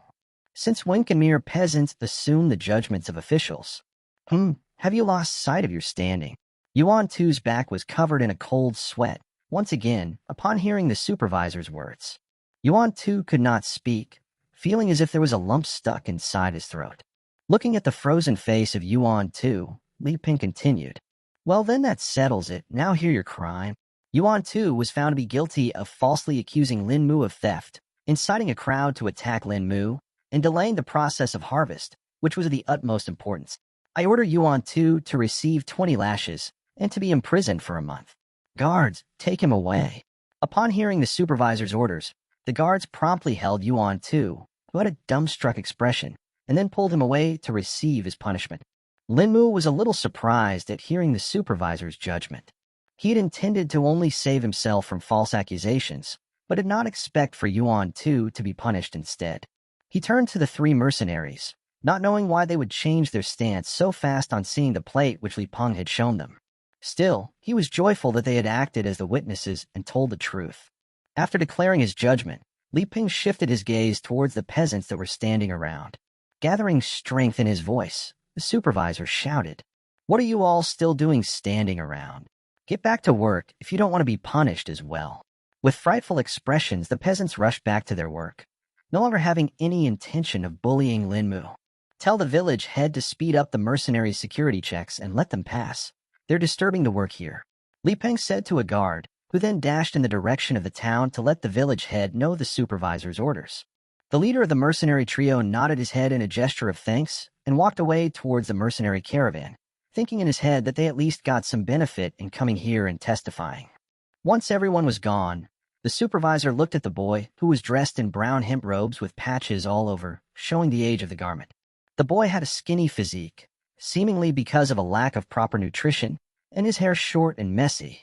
Go away now. Your presence will only further disturb the peasants working here. The supervisor spoke with a hint of impatience in his voice. Hearing Li Peng's voice, Lin Mu, who was looking at the mercenaries, turned back and cupped his hands in salute. Bowing his head, Lin Mu spoke. Thank you, Sir Supervisor, for upholding justice and freeing me from false accusations. Li Peng nodded his head in response and went back to his work, not wanting to linger here anymore. Seeing the supervisor walking away, Lin Mu thanked his stars for surviving this conflict. He took a moment to think before walking towards the trio of mercenaries. Seeing the boy approaching them, the mercenaries had puzzled expressions. Lin Mu faced the 3 mercenaries who were standing beside the carriage, which had the steel-back wolf carcasses in it. Thank you for testifying and helping me prove my innocence, kind sirs. On hearing the boy's words, their puzzled expression resolved, and the mercenary who had talked to Lin Mu before spoke. We only did what was asked of us by that official. No need to thank us. The mercenary waved his hand, intending for Lin Mu to leave. Understanding the gesture, Lin Mu nodded his head and walked away. He did not want to waste any more time before selling the pelts and horn, as well as searching for information about the alchemical pills. Li Peng had reached his office and was sitting on a wooden chair, reading a ledger that was placed upon the desk. A sigh escaped his lips as he closed the ledger. Reaching for the teapot that was kept on the side table, he poured himself a cup. He downed the tea in one go. Finding it to be cold, he realized it had been sitting there since before he went to solve the conflict in the orchards. He massaged his forehead with his hand, feeling tired from work as another sigh escaped his lips. Thinking about completing the harvest in time gave him a headache. I wonder if I should have asked for people from other towns and villages to help out in harvesting.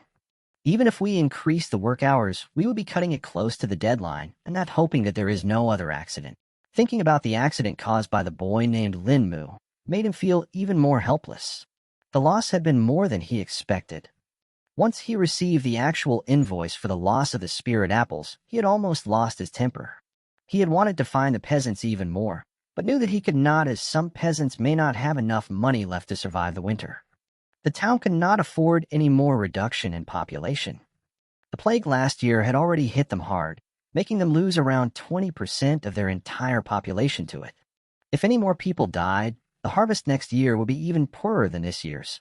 as there would not be enough people to harvest. Li Peng clapped his hands to call a servant. No sooner than a few seconds did the door open as a servant walked in and cupped his fist in greeting. What do you need of this servant, Sir Supervisor? How is the harvest progressing? The peasants have been diligently working. The quota for today should be completed almost certainly, and may even exceed it by a little. Li Peng hummed in response before speaking. Tell the other servants to set up torches in the orchards. The working hours will be extended by 3 hours from today, so as to speed up the harvest. It shall be done as you say. Anything else you require of this servant? What about the man you on too? I do not know, sir. I'll call the guards, they'll know better. Yes, do that. Li Peng said while closing his eyes, intending to rest them for a bit. The servant walked out of the office and returned 10 minutes later with 2 guards who had taken Yuan Tu away. The 2 guards greeted Li Peng and waited for his orders. Has Yuan Tu been punished yet? Yes, sir, chimed the guards in unison.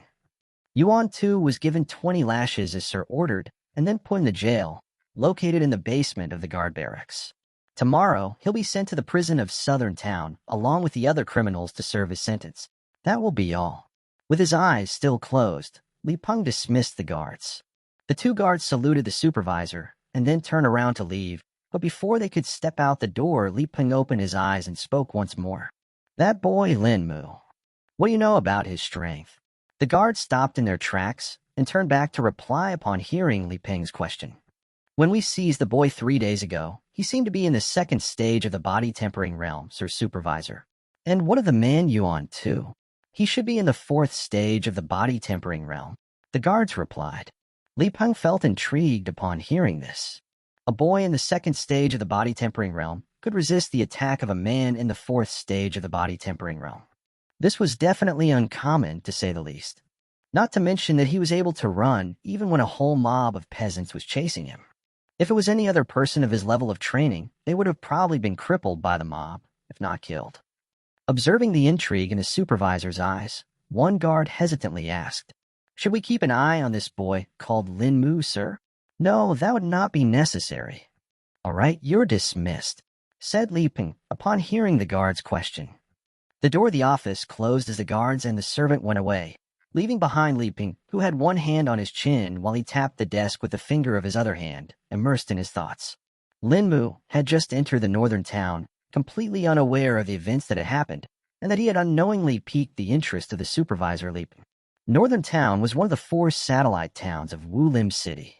Each town was named according to the cardinal direction they were in with respect to Wulim City. The different towns also had their different characteristics. The northern town had spirit apple orchards, which were the chief export of Wulim City and reaped large profits for the mayor each year. Eastern Town had grain fields and was the major source of grain for the other 3 towns in Wulim City. Grains such as wheat, rice, and some millets were grown there. It also had the largest population of all the 4 towns, with most of its townsmen being farmers. The Western Town was originally a checkpoint for the raw materials brought by merchants and traders from the different counties, but later had become a complete trade center, with most of the townsmen catering to the needs of the merchants that came to do business. The Shuang Kingdom had an army base that was located in the southern town. It was a veiled attempt to keep the mayor of Wulim City in check and not let his influence get too strong, though officially the reason was to provide support to the northern frontier in case of an invasion. The army base took up over 60% of the area of the southern town. Because of the army base, there were many blacksmiths, taverns, inns, and courtesans in the southern town, which all provided their services and entertainment to the soldiers. The first thing Lin Mu noticed upon entering the town was the unusually high amount of guards. Looking closer at the guards, one could see that they were not just from the town's guard, but also from the city guard. Why are there guards from Wulim City here? What could have made them come here? Lin Mu followed the road while checking out the various sites of the town. He was looking for a shop that would buy his pelts and the horn. He could not go to the shops he used to go before, as the shopkeepers would definitely decline buying them after the incident. He had to look for a shop he had not been to before. Thinking over it more, he instead decided to go to the tannery, and if they did not buy the pelts, then he would go search for other shops. Switching his path, he made his way to the tannery. The pungent smell of rotten flesh and carrion could be felt from far, and as one got closer, you could also smell the odor of various chemicals mixed with it. Lin Mu covered his mouth and nose with his hand to prevent the vile stench of the tannery from making him vomit. Eventually, he reached the entrance of the tannery where hunters and trades could be seen standing. He saw a man writing down something in a register after talking to those hunters and traders. Lin Mu approached the clerk. "I would like to sell some pelts." The clerk, who was busy writing in the register, turned his eyes up and looked at Lin Mu, who had just spoken. "How many?" "2 pelts." The clerk raised his brows and questioned. "Just 2. What kind of pelts are you looking to sell?" "1 pelt of the black-horned rabbit and 1 of the thorn-tailed rat." The clerk's face had a look of annoyance after hearing what Lin Mu had come to sell. With an annoyed tone, he spoke. "Make trouble somewhere else, boy. Do not bother me. What use are the pelts that you are selling?" "We only buy pelts from bigger beasts, not ones such as that you are trying to sell." Some of the hunters who had heard the conversation started laughing. Look what people are calling pelts these days. Those pelts are useless, boy. Come back when you have the pelt of a bigger beast. Look at the boy, with how scrawny he is. I doubt he can even hunt a common deer, not to mention a beast. Hearing the mocking tones the hunters made, Lin Mu felt embarrassed. Not wanting to bother trying to sell the pelts here, he decided to try his luck someplace else.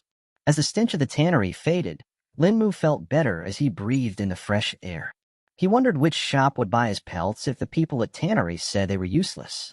He walked through the streets looking at shops such as tailors, shoemakers, and blacksmiths. There were few blacksmiths in northern town, and the ones he'd been to before would not buy from him, so his choices were rather slim. He visited multiple shops, but all of them rejected him, not wanting to buy his pelts. All of them had the same response, that the pelts were not of much use and to look elsewhere. Eventually, it was afternoon, and Lin Mu heard his stomach rumble from hunger. He had expected that he would have sold the pelts before the afternoon, and would be able to have a meal from the coins he would get, but luck was not in his favor today. Sweeping through the streets, he found an old sign hanging at the entrance of an alley that branched from the street. He went closer to check it out, but could not make out what was written on it. The sign was mottled and abused by the elements over the years it had hung there. The only thing barely visible on it was the pattern of an anvil. "I guess I can check out this place. Not like I have many other options left anyway." Lin Mu entered the alley and looked around. Most of the shops were closed with their doors and windows barred, which undoubtedly had been for a long time, judging from the conditions. He finally found the shop, which had the same sign as that was hung on the entrance of the alley. The name on the sign read Jing Wei's Emporium, and there were more patterns on the sign than just the anvil. There was a pattern of a dagger, a small flower, and a gauntlet along with the anvil. Lin Mu held the handle of the shop's door and pushed, but it did not budge. He put more force into it, and the door moved with a loud creak. One could see the dust floating in the air, which induced a sneeze as they walked through it. Lin Mu looked at the wide array of objects in the shop. Some placed on the shelves, some hanging on the wall, and some just simply laying on the floor. There was dust on every object in the shop, thus Lin Mu thought about whether or not the shop even operated. There were so many different objects that Lin Mu wondered if this was simply a pawn shop. There were weapons like rusty old swords, spears, daggers, bows, random pieces of armors, books, dried herbs, boots, and a wide assortment of miscellaneous items such that it would probably take many days to go through them all. Another thing that made Lin Mu confused was that the shop was much bigger than it looked from the outside. He wondered if the other shops in the alley were as such. There was no shopkeeper or clerk at the counter that Lin Mu could talk to. He rang the small bell that was kept on the counter, but no one answered. Lin Mu tried ringing it a few times until he heard the voice of a woman coming from a closed door that was behind the counter. "Have some patience, I'm coming." As soon as he heard the voice, he withdrew the pelts and horn from the ring, or it would be hard to explain to the shopkeeper where he got them from when he was not holding anything in his hands before. He watched the door, anticipating for it to open, but it was not until 5 minutes later that it did. The door behind the counter opened, and out walked a woman that looked to be in her early 30s. She was dressed in a blue robe and had a wooden hairpin holding up her hair in a bun. She was not outright beautiful, but had a subtle charm to her. Her face had no wrinkles, but one could see a tinge of rouge on her cheeks. "What do you want?" the woman said in a rather curt tone. "I would like to sell some goods. Do you buy them here?" Lin Mu asked, as he was not even sure if the shop bought goods from people or just sold them, because if they did not, then he would have wasted his time coming here. "Show me what you want to sell." Upon getting a positive response from the woman, Lin Mu felt a tinge of joy. At least someone was willing to buy from him. unlike the other shops, rejecting him straight away. Linmu placed the pelts on the counter towards one side and the small black horn on the other. The woman eyed the items, flipping the pelts to see both the sides and checking for any damage, cuts, or stains. Then turned her gaze towards Linmu. This is a rather weird way to skin a beast, but the pelts are fine and don't have any tears. A smile appeared on Linmu's face upon hearing the woman's assessment, but then turned bitter on hearing her next words. The pelts are small, so they are not worth much. I can give you 20 copper coins for the black-horned rabbit's pelt and 10 copper coins for the thorn-tailed rat's. And the horn?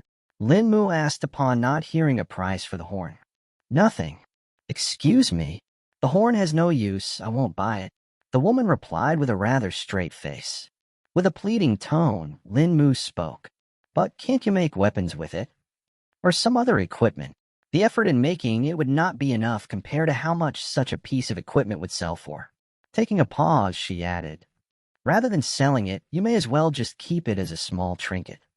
No one else would buy it, but seeing as you've come to this shop, I reckon you've tried to sell these things before. Linmu felt a slight pinch in his heart upon hearing the words of the woman. He nodded his head and said, Okay, I accept the price. Also, if I bring more such pelts or goods, would you be willing to buy them? Still having a straight face, the woman replied, I must see them first before deciding. But it would be better if you bring something more substantial than this. Linmu thought in his mind, if I could, I would have sold them in the shops I had visited before and not in a place such as this, but did not show any change of expression on his face as he did not want the woman to get offended. The woman removed a pouch from the counter and counted 30 coins before placing them before Linmu, who picked them up and put them in the small pouch he had tied to his waist. He walked out of the old and dusty shop, closing the door upon his exit. Now that he had some coins, the first thing he wanted to do was to satisfy his hunger. Thus he made his way towards the street where food stalls were located. Once Linmu was gone from the shop, the woman, who was still standing at the counter, heard an old voice coming from the door behind her. Who was it, Kur? The woman replied, but with a more affectionate voice this time, completely unlike how she talked with Linmu. Just some boy. Linmu could smell the tantalizing aromas arising from the various food stalls. The owners of the stalls roared out their prices, with many people standing around and sitting at the benches set up near the stalls, eating their food. There were various dishes being sold by the stands. There were buckwheat noodles, skewered barbecued meat, fried chicken drumsticks, big buns filled with meat, soups and vegetable filling, stir-fried rice, braised meat soup, and many more. There were also some tea houses along the street where people could be seen relaxing and enjoying some tea with some light snacks. Linmu decided to buy some buns, as they would be cheap and very filling. He had to save some money to buy rice as well as some spices so that he would not have to eat the sour apples every day. He did not even have any salt with him to season anything he caught to eat, thus he especially wanted to buy a set of spices. Linmu walked up to a stall that was selling buns and spent 3 coppers coins to buy 2 meat-filled buns for his meal. He sat down on a bench nearby to eat the buns and take in the sights of the people in the town. He had been missing the town after 3 days, even though his days had been relatively exciting due to all the events that had happened ever since acquiring the mysterious rusty ring. After finishing the buns, he wanted to find out when the merchants would be coming to the town next week so that he could sell the fragrant wood box. I should head to a tea house to find out when the merchants would be coming next week. Most people like to go to tea houses to drink some tea and gossip with the other patrons. It would be the best place to find out information, as most people would answer questions rather easily and without any suspicion. If one was lucky, one could even hear about events happening in the city, gossip about what schemes the officials were planning, or which merchant was getting punished for cheating people. Such things people talked about to satisfy their need for entertainment and drama. Linmu walked into a relatively popular tea house and looked around for an empty chair to sit. The place was packed with people. Looking around for a moment, he found a table that had 1 empty chair left. He spent 2 copper coins to order a cup of tea for him from the waiter. There were 3 people already sitting on the table talking with each other. The people that were sitting on the table gave him a momentary glance before going back to talking amongst themselves. The waiter soon brought with him a tray on which there were 4 cups and a pot of tea. He placed a cup in front of each person and then poured them some tea before walking away to serve other patrons of the tea house. The tea in the cup was steaming and gave off a faint fragrance that gave one a sense of calm. Linmu picked up the cup and blew at it before taking a sip of the light green liquid. Most of the patrons were talking with each other, while some sat in silence, some talking out loud, and their voices could be heard on the other side of the tea house. Yet no one minded it. The people sitting on the table with Linmu were talking in a normal voice, and he was listening to all that they were saying. Most of it was just about how their days are going, how is their work or family, most topics being pretty mundane until he heard something that made his ears perk up. Did you know that the city mayor was in an outrage yesterday? What? Why, what happened? Apparently the mayor lost something important, and in a fit of rage broke and destroyed a lot of things in his mansion. All the servants and the officials in the mansion could hear it. It was not until the mayor's wife went in to calm him down that he stopped. The third person, who was sitting on the table opposite to Lin Mu, then asked in a doubtful voice, "And how do you know this?" "My wife's brother works as a servant in the mayor's mansion, so I can vouch that it's true." The man still had a doubtful look, but allowed him to continue. "The Lord must have lost something precious for him to break into a fit of rage, as he is a rather composed man. Did he just lose it somewhere, or was it stolen?" "I think it was stolen, as if it was lost inside the mansion, it would have been found." The three men conversed without giving a mind to how the surrounding tables were now also paying attention to them, as the information they revealed was a rather juicy piece of news. Not much gossip came out of the mayor's mansion, and now that some had come, everyone wanted to hear it. Even Lin Mu was listening attentively, without missing a word. Is that why there are city guards in the town? Because he got something stolen and ordered them to find it? That could be it, but they won't reveal the information so easily. One of the persons sitting on a table next to Lin Mu spoke up. Apparently, the mayor also sent out a group of officials, along with a detachment of guards, to the south yesterday evening. Yesterday evening? That should be just after he had the outrage. Could those two be related? The conversation continued about the topic until it eventually changed to something else. Lin Mu had finished his cup of tea when he finally decided to do what he came here for. He turned to the people sitting on the table and asked, "Does anyone know when the merchants will come next week?" The men paused for a moment to turn their attention towards Lin Mu, and then answered, "They should be coming early this week, as the mayor has been buying a lot of rare materials lately, and will also sell the first shipment of the spirit apples. I think they should be here in 5 days at least, if not earlier." Hearing the answer he wanted, Lin Mu was pleased and thanked the men for the information and stood up to go buy the supplies he wanted. He walked out onto the street and went towards a shop that sold grains. He spent 10 copper coins to buy a kilogram of rice before going to a shop that sold spices. He bought a set of spices that included black pepper, cinnamon, cumin, cloves, allspice, nutmeg, and salt. That was all he could buy for 10 copper coins, as he wanted to save the remaining 5 copper coins to buy a gourd to store water. He didn't want to keep on making trips to the stream from the hunting shack again and again just to get some water. He easily found a shop that sold sundries and bought a gourd from there. It was a little later than 2 p.m. now, and he wanted to go back to the hunting shack before sundown so that he could check up on the traps he had set. At least he now had some rice to eat for dinner, and if he could find some bird nests in the forest, he'll be able to eat some eggs with it. He slung the sack containing the rice on his back for now, as he did not want to put it in the ring here and risk others seeing it.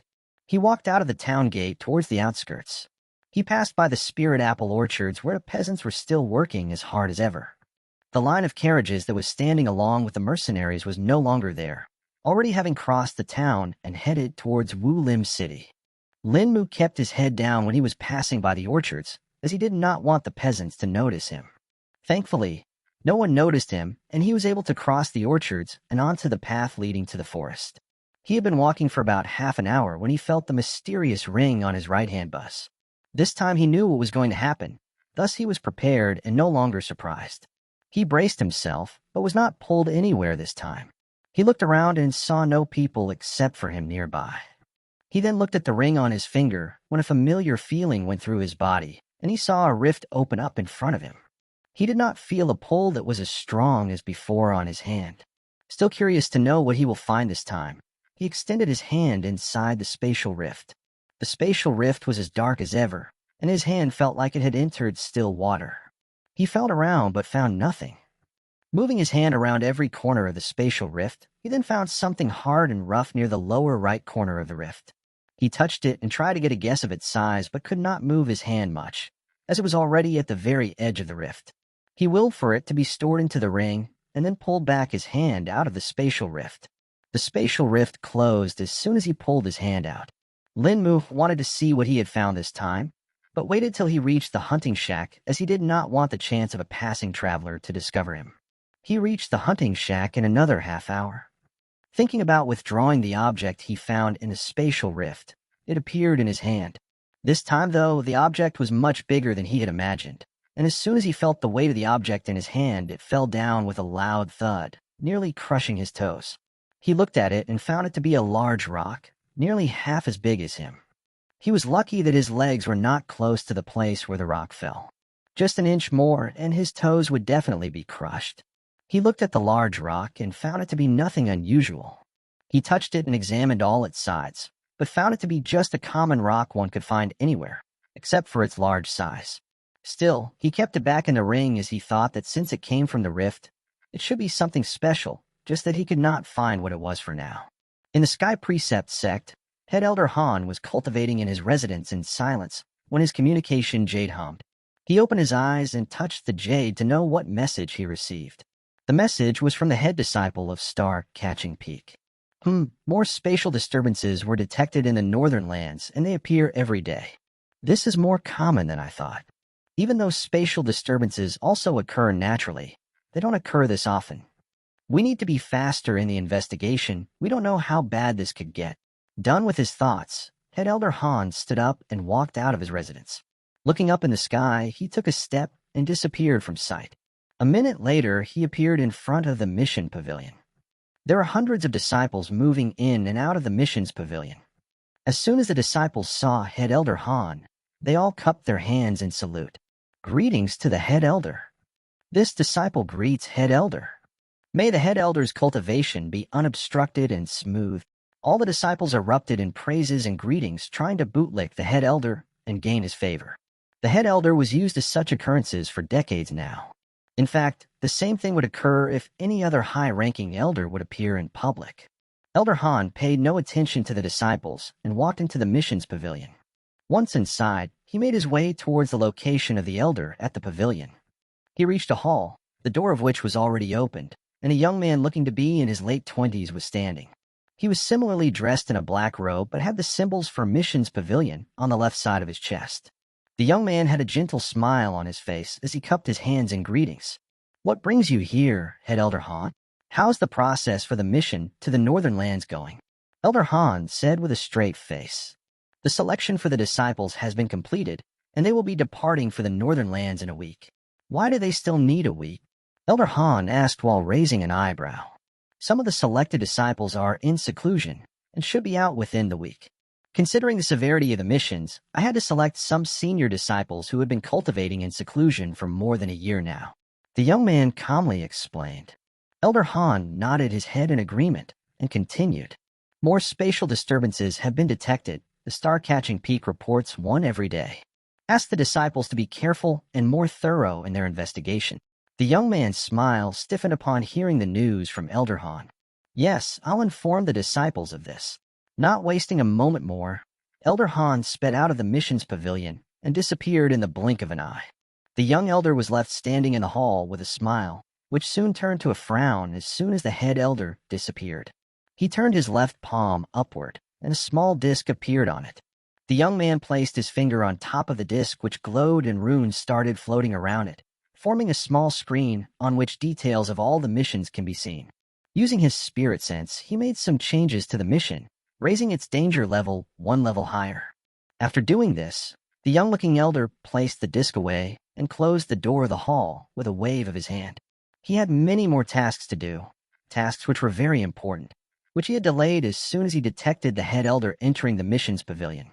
Back in the outskirts of northern town, Linmu was searching for some bird nests to snatch a couple of eggs for his dinner. He spent half an hour and found 4 small eggs the size of a quail's egg. After finding them, he no longer wanted to spend any more time searching for eggs and went back to the hunting shack. He placed the eggs in a pot to boil and withdrew the sack of rice he had put in his ring. He placed the sack in one corner and waited for the eggs to boil so that he could cook the rice. While he waited, he chanted the Calming Heart Sutra and embraced the calm waves that spread throughout his body. Finishing the chant, he did not feel any increase in his strength. How do I increase my strength with the Calming Heart Sutra? Just chanting it no longer works. What else does it need more to work? While he thought about the Calming Heart Sutra, The eggs were done boiling. Linmu removed the eggs from the pot and added some rice to let it cook. He pondered on what else he could do to make the calming sutra work. I should do physical training and then try reciting the calming heart sutra and see if that's any better. Even though I don't have any physical training manual, just normal exercises should work too. The body tempering realm was considered to be the easiest realm in cultivation, not only because it was the first realm, but because it required little to no resources to progress. In fact, even a common peasant would reach the fourth stage of the body tempering realm by the age of 30 just by doing manual labor. Even if one did not have a training manual, the person could just exercise and train themselves normally, and they would reach higher stages. Though this was only until the seventh stage of the body tempering realm. Progressing any further without a proper training manual was not impossible but was exponentially more difficult. Having planned his next approach, Linmu waited for the rice to cook. As soon as the rice was cooked, he ate it all, along with the 4 eggs he had boiled. With his stomach now filled and hunger sated, Linmu walked out to train. He first decided to do a run and then try other exercises.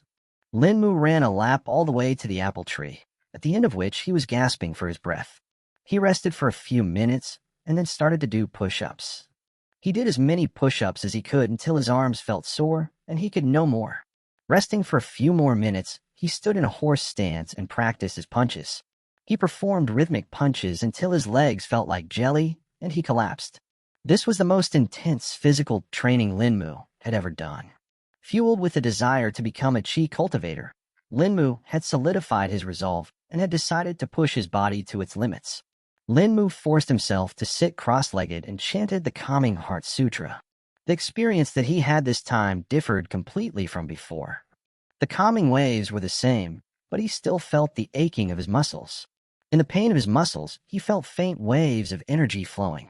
As he kept on chanting the calming heart sutra, his mind was stilled and he was able to focus on the faint waves of energy. The more he focused, the more they intensified, until they reached a crescendo and dispersed all over his body. He felt his fatigue reducing and the waves of energy disappearing. A glint appeared in Linmu's eyes. Ah, this is indeed the right method to practice the calming heart sutra. Linmu shouted out loud. If the calming heart sutra has such a profound effect even without a proper training manual, I can only imagine what kind of effect it would have with one. Linmu decided to wash up before going back to sleep in the hunting shack, as he was covered in sweat from all the training he did. Linmu removed his clothes and jumped into the stream nearby. The water was chilly and helped reduce the soreness of his muscles.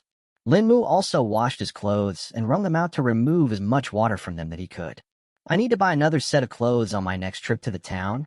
I can't just make do with only one set. Adding a new task to his mental note, Linmu wore the slightly wet clothes and walked back to the hunting shack. By the time he reached the shack, his clothes were completely dry. Having had a successful day, Linmu was satisfied with himself and slipped into a deep sleep. Same as before, he found himself in the dark place. Now used to the phenomenon, Linmu just spent his time in planning for the future until he woke up from sleep. After waking up, the first thing Linmu sensed was that the air was much colder than normal in the shack. He opened the door of the shack and felt a gust of chilly air hit his face. Looking around, he took a breath of relief at the absence of any snow in the surroundings. It's good that it did not snow in the night, though the temperature has fallen even more. I probably have at most a month till winter sets in. Once winter came, it would be much more difficult for Linmu to catch beasts with traps. If he wanted to hunt beasts, he would have to go much deeper in the forest, and that would be dangerous. Linmu had to get enough money within this 1 month to rent a place so he could stay in the town and have enough left to tide over the winter. If he could not, it would be harrowing to stay in the hunting shack since there was no way it could provide adequate protection from the cold. I should go check the traps and see if there's anything caught in them.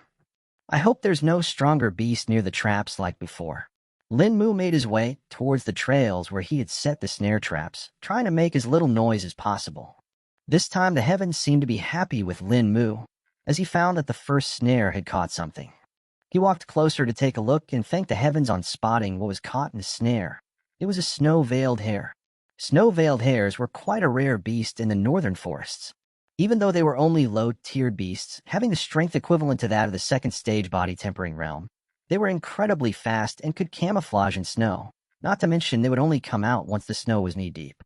Finding one this early before winter was very unusual. Even veteran hunters would only be able to catch one every few years.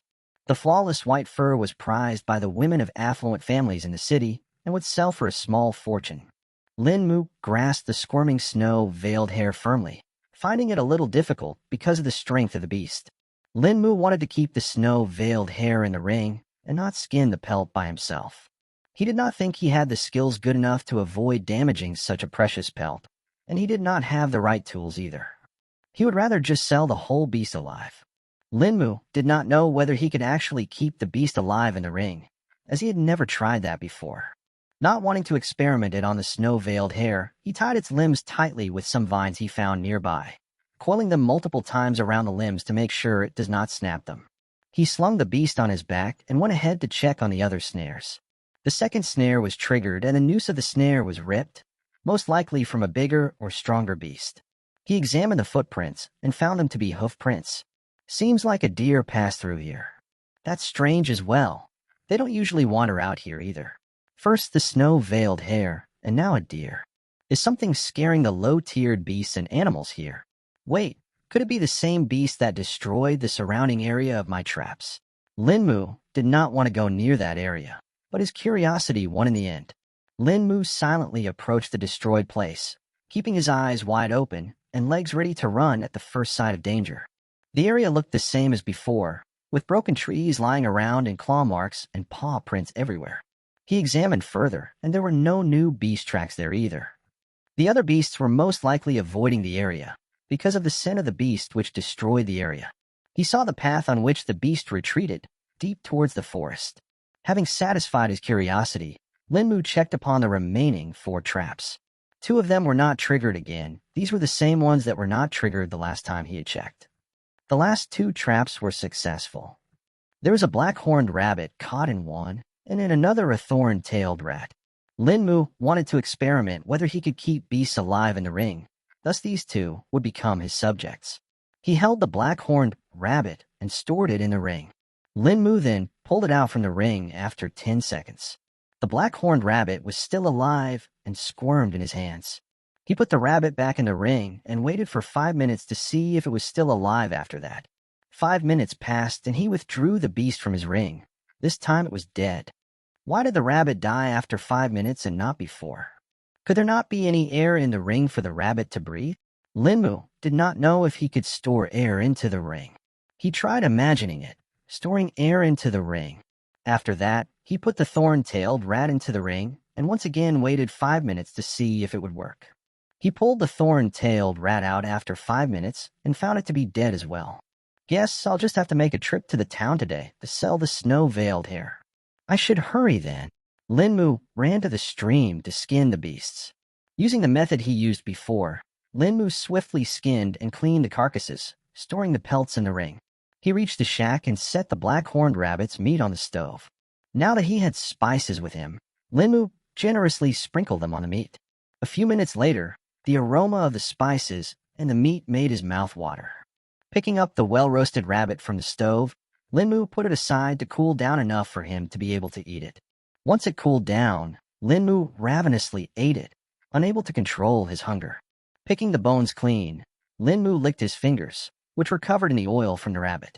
With his hunger sated, Lin Mu slung the snow-veiled rabbit on his back and ran towards the direction of northern town. He ran in short bursts of speed, slowing down when he felt tired. Lin Mu did not feel as winded as he felt after yesterday's run. He reached the town in 40 minutes, much faster than before. Lin Mu looked at the sun and estimated it to be around 11 a.m., leaving him with more than enough time to complete his tasks and return to train. He rushed on the path passing by the orchards, avoiding the looks of everyone. He entered the town and made his way towards the tannery, as that would probably be the place that will pay the most. Covering his nose and mouth to avoid the disgusting stench coming from the tannery, Lin Mu entered through the gate and saw the same clerk as before standing there, writing in his register. He could feel the gazes of the people turn towards him as he got closer, and when they saw the beast that was slung on his back, some even gasped. The clerk saw him and scrunched his face in annoyance. "What do you want this time, kid? I told you we don't buy pelts of low-tiered beasts." Before the clerk could continue talking, Lin Mu thrust the tied-up snow-veiled hair forward. "This, I wish to sell it. The clerk's eyes went wide once he saw the snow-veiled hare. The clerk had not seen a snow-veiled hare in 2 years now, as fewer hunters went out to hunt during the winter. He knew that the beast's pelt could be sold for a fortune, and if they auctioned it in Wu Lim City, they could make even more. The clerk's eyes darted around and saw that the hunters were having the same ideas as him. 70 silver coins for the snow-veiled hare. The clerk loudly said, dousing any desire of the hunters to buy it from Lin Mu before he could. He could have offered less, but did not want to take any chance and miss out on the opportunity here. It's good that the boy did not kill and skin the beast himself. He definitely would have damaged it. Lin Mu's eyes lit up in joy upon hearing the price offered by the clerk. I'll take it, give me the money. The clerk went inside the building for a minute and came back with a pouch. Passing it to Lin Mu, he asked him to count it as he took the snow-veiled hare from him. While Lin Mu counted the coins, the clerk checked the hare for any stains on its fur. Satisfied with the condition of the snow-veiled hare, he called for a servant to take it away to be skinned. After counting, Lin Mu pretended to put the coins in his own pouch, but instead transferred them to the ring and gave the clerk's pouch back to him. Lin Mu turned around to leave the tannery, but as soon as he walked a few steps away from the gate, he heard someone call him from the back. Stop right there, brat. Lin Mu stopped in his tracks upon hearing the voice. He hoped that things would not progress as he was imagining them. He turned back to see 4 men standing behind him. He had seen them standing in the tannery when he was selling the snow-veiled hare. As many people were staring at Lin Mu when he was carrying the snow-veiled hare, he had not noticed that these 4 men had a greedy look in their eyes when he sold the snow-veiled hare for 70 silver coins. Hey, brat, answer us. Where did you find the snow-veiled hare? Said the man who had called Lin Mu. And tell us truthfully, or you'll have to face the consequences. Added another man. All 4 men looked rugged and gave off vibes that they were up to no good. Lin Mu had not seen these guys ever before, so did not know whether they were hunters. If they were hunters, Lin Mu would not worry as much, as they would not do anything rash. But if they were not, then it would be a different situation. I found and caught the snow-veiled hare in the western edge of the forest, said Lin Mu, lying through his teeth. Lin Mu did not want to expose the location of the hunting shack where he was living in. These men did not look like they were decent, and would definitely come to Lin Mu if they did not find the snow-veiled hare. Not to mention all the secrets of the ring, which he did not want others to find out about. Is that so, huh? So you wouldn't mind showing us the place yourself? The man standing at the front asked with an evil smile on his face. The other men already looked like they were already getting impatient and would attack Lin Mu if he did not agree. Okay, I'll show you guys, spoke Lin Mu. Lin Mu had no intention of following through with the intentions of the men. He would find a suitable opportunity and run away at the first sight of danger. Lin Mu even wondered that if he did not get an opportunity to run, he would just take them to the area which was destroyed by the unknown beast and try to hoodwink his way out from there. But before he could continue his train of thought, the man spoke again. If you're sure of it, then you should have no problem handing over the silver coins you got from the clerk to us. We'll give it back once we catch a snow-veiled hare, and besides, there are many thieves these days. The money will stay safe with us. Another man spoke with an obvious threat in his voice. Lin Mu now understood that these men never wanted to get the location of snow-veiled hare, but rather just wanted to get their hands on his money. Knowing that talking any more would be useless, a plan quickly formulated within Lin Mu's mind. He would have to take a certain risk, but will be able to save his money and get away from these men. Lin Mu took a few steps backward and in the blink of an eye broke into a sprint before those men could grab him. Where are you going, brat? Stop. Catch him. Lin Mu put all his strength in running from the men. The training he did increased his endurance and allowed him to run for a longer time. Even still, Lin Mu was only in the 4th stage of the body tempering realm, and there was no way he could keep up this pace. The thieves who were after him were in a higher stage than him. 2 of them were in the 5th stage of the body tempering realm, and the other 2 in the 6th stage of the body tempering stage. The thieves would eventually catch up with Lin Mu, so he could only hope his plan works. Lin Mu kept on running towards the main part of the town. Once he reached there, the presence of the guards should be able to dissuade the men from pursuing him. Halfway to the town, Lin Mu's legs grew tired and revolted in pain, but he kept on running. He realized that he had overestimated himself after yesterday's training. That brat will not be able to run for much longer. Speed up. He's just a weak twerp. I'll show him a taste of what it's like to offend me. The thieves were yelling at the top of their voices, trying to intimidate Lin Mu. Then the worst thing that Lin Mu feared for happened. He started to lose feeling in his legs, and they had grown too sore after running for 10 minutes straight. Lin Mu was still 5 minutes away from the town, and the thieves had reduced the distance between them. In this desperate time, Lin Mu had a sudden moment of enlightenment. He chanted the Calming Heart Sutra, and its waves started to spread through his body. Even though his legs still felt sore and he was out of breath, Lin Mu was able to pull through and sped up once again, putting more distance between him and the thieves. The thieves finally noticed that not only Lin Mu was not slowing down, he actually increased his speed. "How's this brat still running? Keep on running, he should be on his last legs." Lin Mu finally entered the town, but he was still away from the area where there were more guards. There were some people around who noticed the madly running Lin Mu and then saw the men chasing him. Seeing the people around and no guards, Lin Mu started the next part of his plan. Lin Mu pulled on the coin pouch tied to his waist and shouted with all his mouth, "Thieves! Thieves want to steal my money heel." The people around heard Lin Mu's cries and became alert. Some people clutched their coin pouches while others pulled out their weapons. Thieves were not uncommon in the town, but it was rare to see them trying to rob from people in broad daylight, that too, while chasing their victim through the open streets where people would notice. The thieves chasing Lin Mu gritted their teeth in rage. They knew that even if they catch Lin Mu and get his money, they will have to leave the town, or the guards would definitely imprison them. Now that even Wu Lim City's guards were here in the northern town, the town's own guards seemed to be on edge, punishing crooks for the slightest grievance. "I'm going to split that brat's legs once I catch him," one of the thieves furiously spoke. Seeing that he had caught the notice of people and alerted them, Lin Mu did something that surprised the thieves. He threw his coin pouch in a small crowd of people and shouted, "Leave me, I don't want the money anymore." The coin pouch hit one of the persons standing in the crowd but did not hurt him and just plopped down, not exactly how a pouch heavy with coins would. The thieves gawked at this action of Lin Mu. Looks like that boy finally gave up. That's a shame, I was itching to break his bones." The thieves stopped chasing Lin Mu and went towards the crowd. The man that was hit with a pouch was now holding it in his hand and had a confused look on his face. The thieves approached the man holding the pouch and pulled out their daggers and clubs. "Give us the coin pouch and no one has to get hurt." The man leading the thieves spoke. To their surprise, the man straight up held out the coin pouch for them to take. The thieves had expected some resistance or negotiation, but this was completely different. Can't believe thieves have such low standards now. The man who was holding the coin pouch spoke with a hint of disdain in his voice. The thieves were a little confused by the man's statement, but did not mind it as they had heard much worse before, and did not want to get into a conflict if they were getting the easy way out. Once the leader of the thieves held a coin pouch in his hand and felt its weight, he understood the man's statement and his face fell. He peered into the coin pouch and found a meager sum of 5 copper coins in it. "God damn it, that brat fooled us." The other thieves looked at the leader with a puzzled look until he emptied the pouch in his hand and showed them the loot.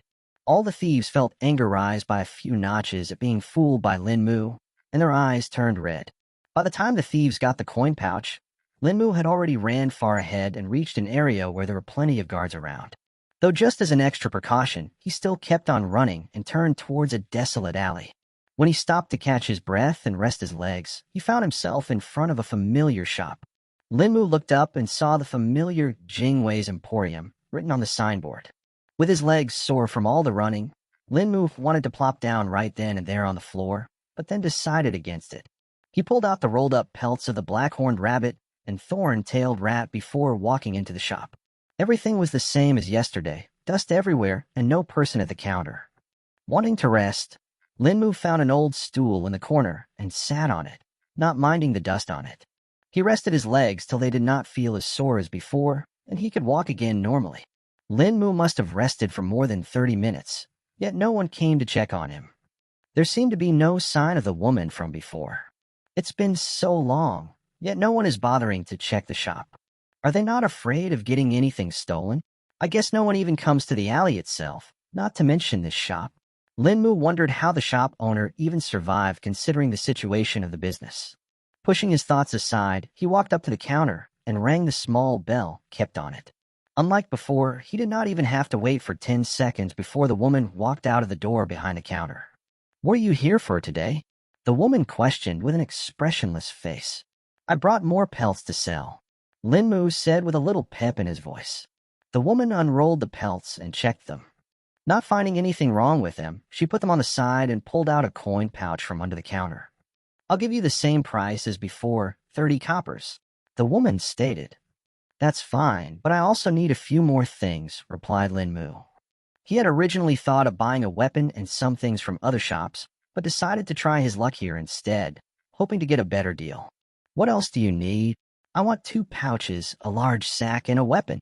The woman raised an eyebrow in question, but did not speak. She walked out from behind the counter and went towards a shelf on the left. The woman gestured for Lin Mu to follow her, which he did. Pick whatever size pouch you want from here. Lin Mu eyed the haphazardly placed pouches on the shelf. They were mixed together, and it was a little difficult to find the size he wanted. Lin Mu searched around and found 2 suitable pouches and asked for the price. How much for these 2 pouches? 10 coins for the smaller one and 15 for the bigger one, the woman said with a straight face, to which Lin Mu nodded. She then moved again towards a corner where a pile of sacks was kept and gestured for Lin Mu to pick, clearly not wanting to touch the dusty sacks herself. Lin Mu picked a sack that was big enough to cover half of him if he stretched it out. That sack will cost 25 copper coins. I'll take it, said Lin Mu. The woman looked at Lin Mu and then spoke with a stern tone. What kind of weapon do you want, and how much is your budget? The woman seemed to be questioning whether Lin Mu would be able to afford a weapon after paying for the sack and pouches. Lin Mu understood the woman's tone and put his right hand inside his robe and pulled out 15 silver coins, pretending as if they were kept in there all this while. The boy clearly was not carrying those coins with him. I'm sure of my senses. Seems there's more to him than I thought, the woman said inwardly, concealing her shock. I would like a suitable sword for hunting, stated Lin Mu, unaware of the woman's thoughts. She went back to the counter, with Lin Mu following behind. You don't have any specific idea of what kind of sword you want? Asked the woman. To be honest, I've never used a sword before. That's why I asked you to suggest a suitable one, replied Lin Mu with an embarrassed face. She was not bothered by the boy's embarrassment and spoke. What stage of the body tempering realm are you at? I reached the 4th stage of body tempering recently, said Lin Mu. The woman stood and thought for a minute, after which she opened the door at the back of the counter and walked inside. The woman stayed inside for 10 minutes while Lin Mu waited patiently, fiddling with the coins in his hands. The door opened and out walked the woman along with an old man. The man looked ancient, and it seemed as if he already had 1 foot in the grave. The man had shoulder-length white hair and a long messy beard. His face was full of wrinkles, yet his eyes seemed to be full of vigor. He was dressed in a spotless white robe and was wearing a black beaded bracelet on his left arm. The old man's gaze sent a chill down Lin Mu's spine and left him unable to breathe. Seconds felt like an eternity to him, and just when he was about to faint, Lin Mu felt a rumble in his mind. He felt as if thousands of monks were chanting in unison, their voices turning into an unyielding force in his mind. When the chants reached the highest volume, a stream of energy spread out from the ring on his right hand and spread throughout his body. All of this seemed as if it took a long time, but happened in an instant. Then, in the next moment, everything returned to normal. The old man's gaze no longer felt as imposing as before to Lin Mu. He took a deep breath and was about to speak when the old man interrupted him. I'm the owner of this shop, Jing Wei. You can call me Old Man Jing. The man spoke with a hoarse voice. I've been told you want a sword that's suitable for you. The old man continued upon seeing the silence of the boy. Yes, I want a sword that I can easily learn to use. Lin Mu spoke with a little difficulty, to which the old man nodded. What's your dominant hand? Jing Wei asked. The right one. And you say you're at the 4th stage of body tempering, yes? Said the old man while stroking his beard. Yes, I am, answered Lin Mu, who was now feeling uncomfortable in the presence of the old man. Jing Wei turned his sight to the woman, which she understood and went back inside. She came back a minute later with 7 different swords in her hands. She placed them on the counter and then stood at the side, not speaking a single word the whole time. Try lifting the first sword, said the old man, pointing towards his sword. Lin Mu walked up to the counter and picked up the sword effortlessly. The sword was very mundane, not having any special features. Such a sword could be found anywhere in the world. Lin Mu felt the grip of the handle, finding it a little uncomfortable. The old man seemed to have noticed this and said, Try the next one. Lin Mu picked up the next sword and felt as if the weight of the sword was not balanced. It seemed to be a little more on one side than the other. This also did not escape the old man's sight either, and he ordered Lin Mu to keep on trying the other swords. Lin Mu tried all the swords but did not feel comfortable with any of them. As Lin Mu kept on trying the swords one after another, the old man's interest kept on increasing. Finally, he asked Lin Mu to stop and whispered something to the woman. The woman broke her composure, and a surprised expression manifested on her usual deadpan face upon hearing what the old man whispered. Lin Mu did not notice this as he was engrossed in the sword in his hand. The woman walked up to a shelf far to the right and pulled off the sheet that was covering it. That was the only shelf that was covered with a sheet in the entire shop. From it, she took out a sword that was completely wrapped with a cloth. She brought the sword to the old man and handed it to him. The old man unwrapped the sword and revealed it. It was a dull silver-colored short sword about the length of a forearm.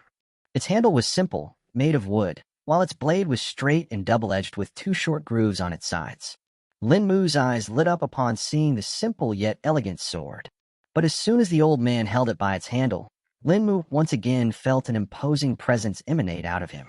For a moment there, Lin Mu saw a giant standing behind the old man, holding a blade that seemed to have gone through countless years of slaughter, giving off an aura that could only be described as death. Sensing what was happening, the woman panicked a little and placed her hand on the shoulder of the old man. Jingwei understood what he did and let out a sigh, after which the phenomenon disappeared. Lin Mu could not believe what he saw and wondered if he hallucinated all that due to still being tired from all the running he did today. Lin Mu was able to gather his wits eventually in the end, and wisely chose to ignore the phenomenon that had occurred, not questioning the old man or the woman. He understood that there were some secrets that need not be exposed. If it was the Lin Mu of the past, he would have definitely questioned the old man, but now that he had experienced the wonders of the mysterious ring, he did not want to take any chance that may create needless conflict. After the phenomenon disappeared, the old man scrutinized Lin Mu, but did not find anything suspicious with him except for having an unfocused gaze. Determining that Lin Mu did not seem to have noticed the phenomena, Jingwei dropped his guard. "Come lift this sword, see how you feel," the old man said with an expectant gaze. The woman standing behind Jingwei was looking on with bated breath, ready to act in case anything unusual happened.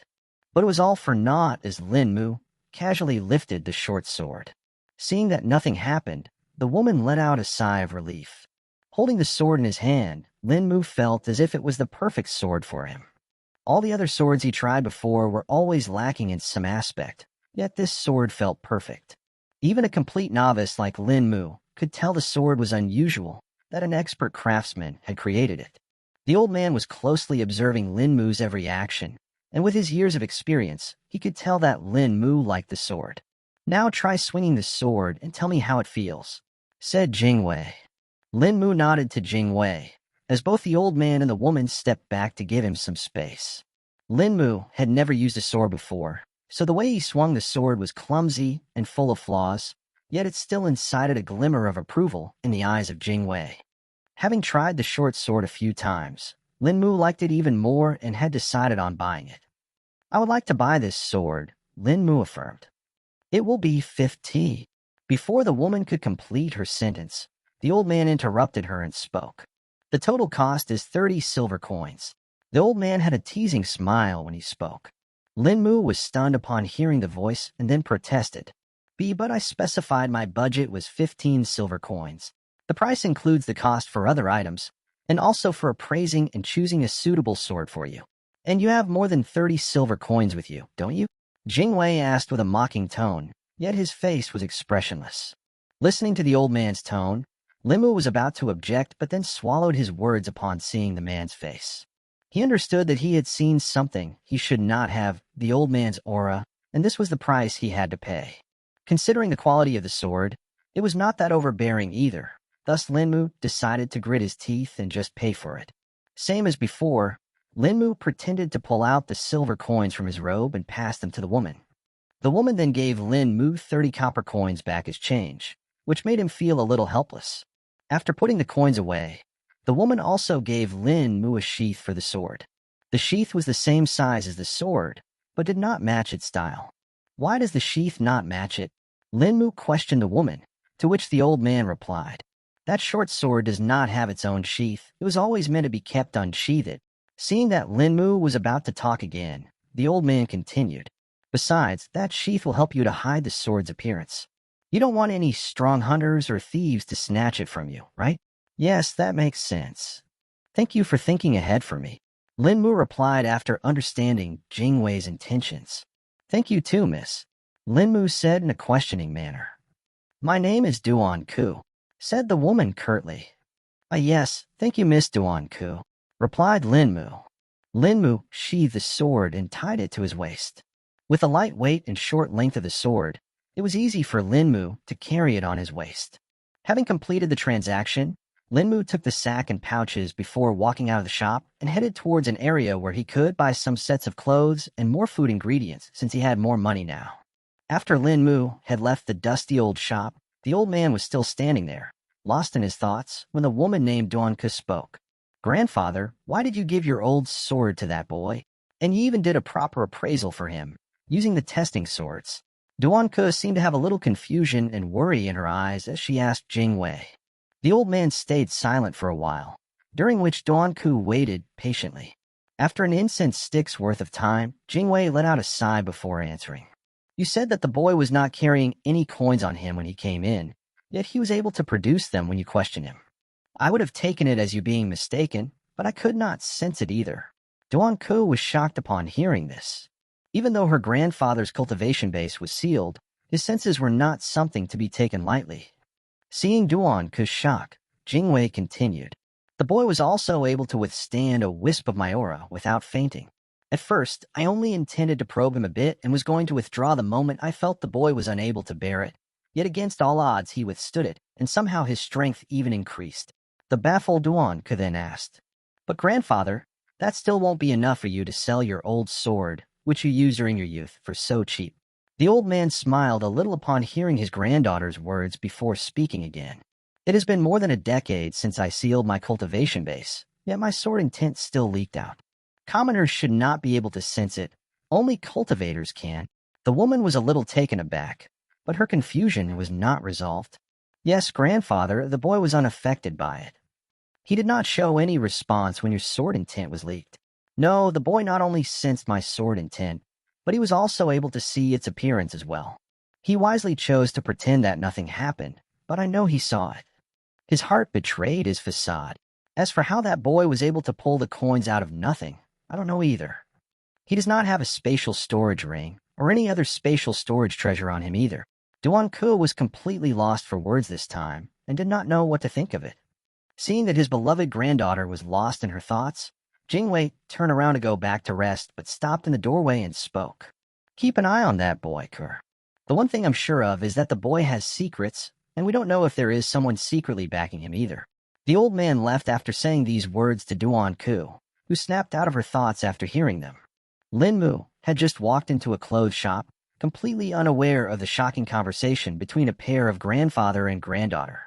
Linmu also did not know that neither Jingwei nor Duanku were able to see the mysterious ring on his hand. Linmu was thinking of all the events that happened in the shop and the phenomena that he experienced there. First, the gaze of the old man which made him suffocate, and then the appearance of the sword-wielding giant were all completely unimaginable to him. "I seem to be experiencing one shocking thing after another ever since I found the mysterious ring, and they only seem to be getting worse," thought Linmu inwardly. The old man was not simple. He was surely a cultivator, and way stronger than the ones I've seen before. By the time Linmu finished his thoughts, he found himself on the street where a lot of clothes shops were located. He randomly chose and entered one of them, seeing a few people in the shop, but not overly crowded. A clerk soon spotted him and asked what he was looking for. Linmu only asked for 4 sets of clothes that were durable, but did not mention anything specific. The clerk went to get the clothes for Linmu and returned after 5 minutes. He brought with him 10 sets of clothes, all in different colors and patterns. The clerk then placed them in front of Linmu and asked him to choose. Linmu picked 2 different sets of black clothes, a gray set of clothes, and 1 flawless white robe that he particularly liked. He then paid the clerk 10 silver coins for the clothes before putting them in the sack. Linmu had now spent more than half of the coins he got from selling the snow-veiled hair and was left with 30 silver coins. The next thing he wanted to get was more cooking ingredients. He went to the same shop as before and bought more rice, oil, spices, and condiments that he could not before, spending 3 silver coins in the process.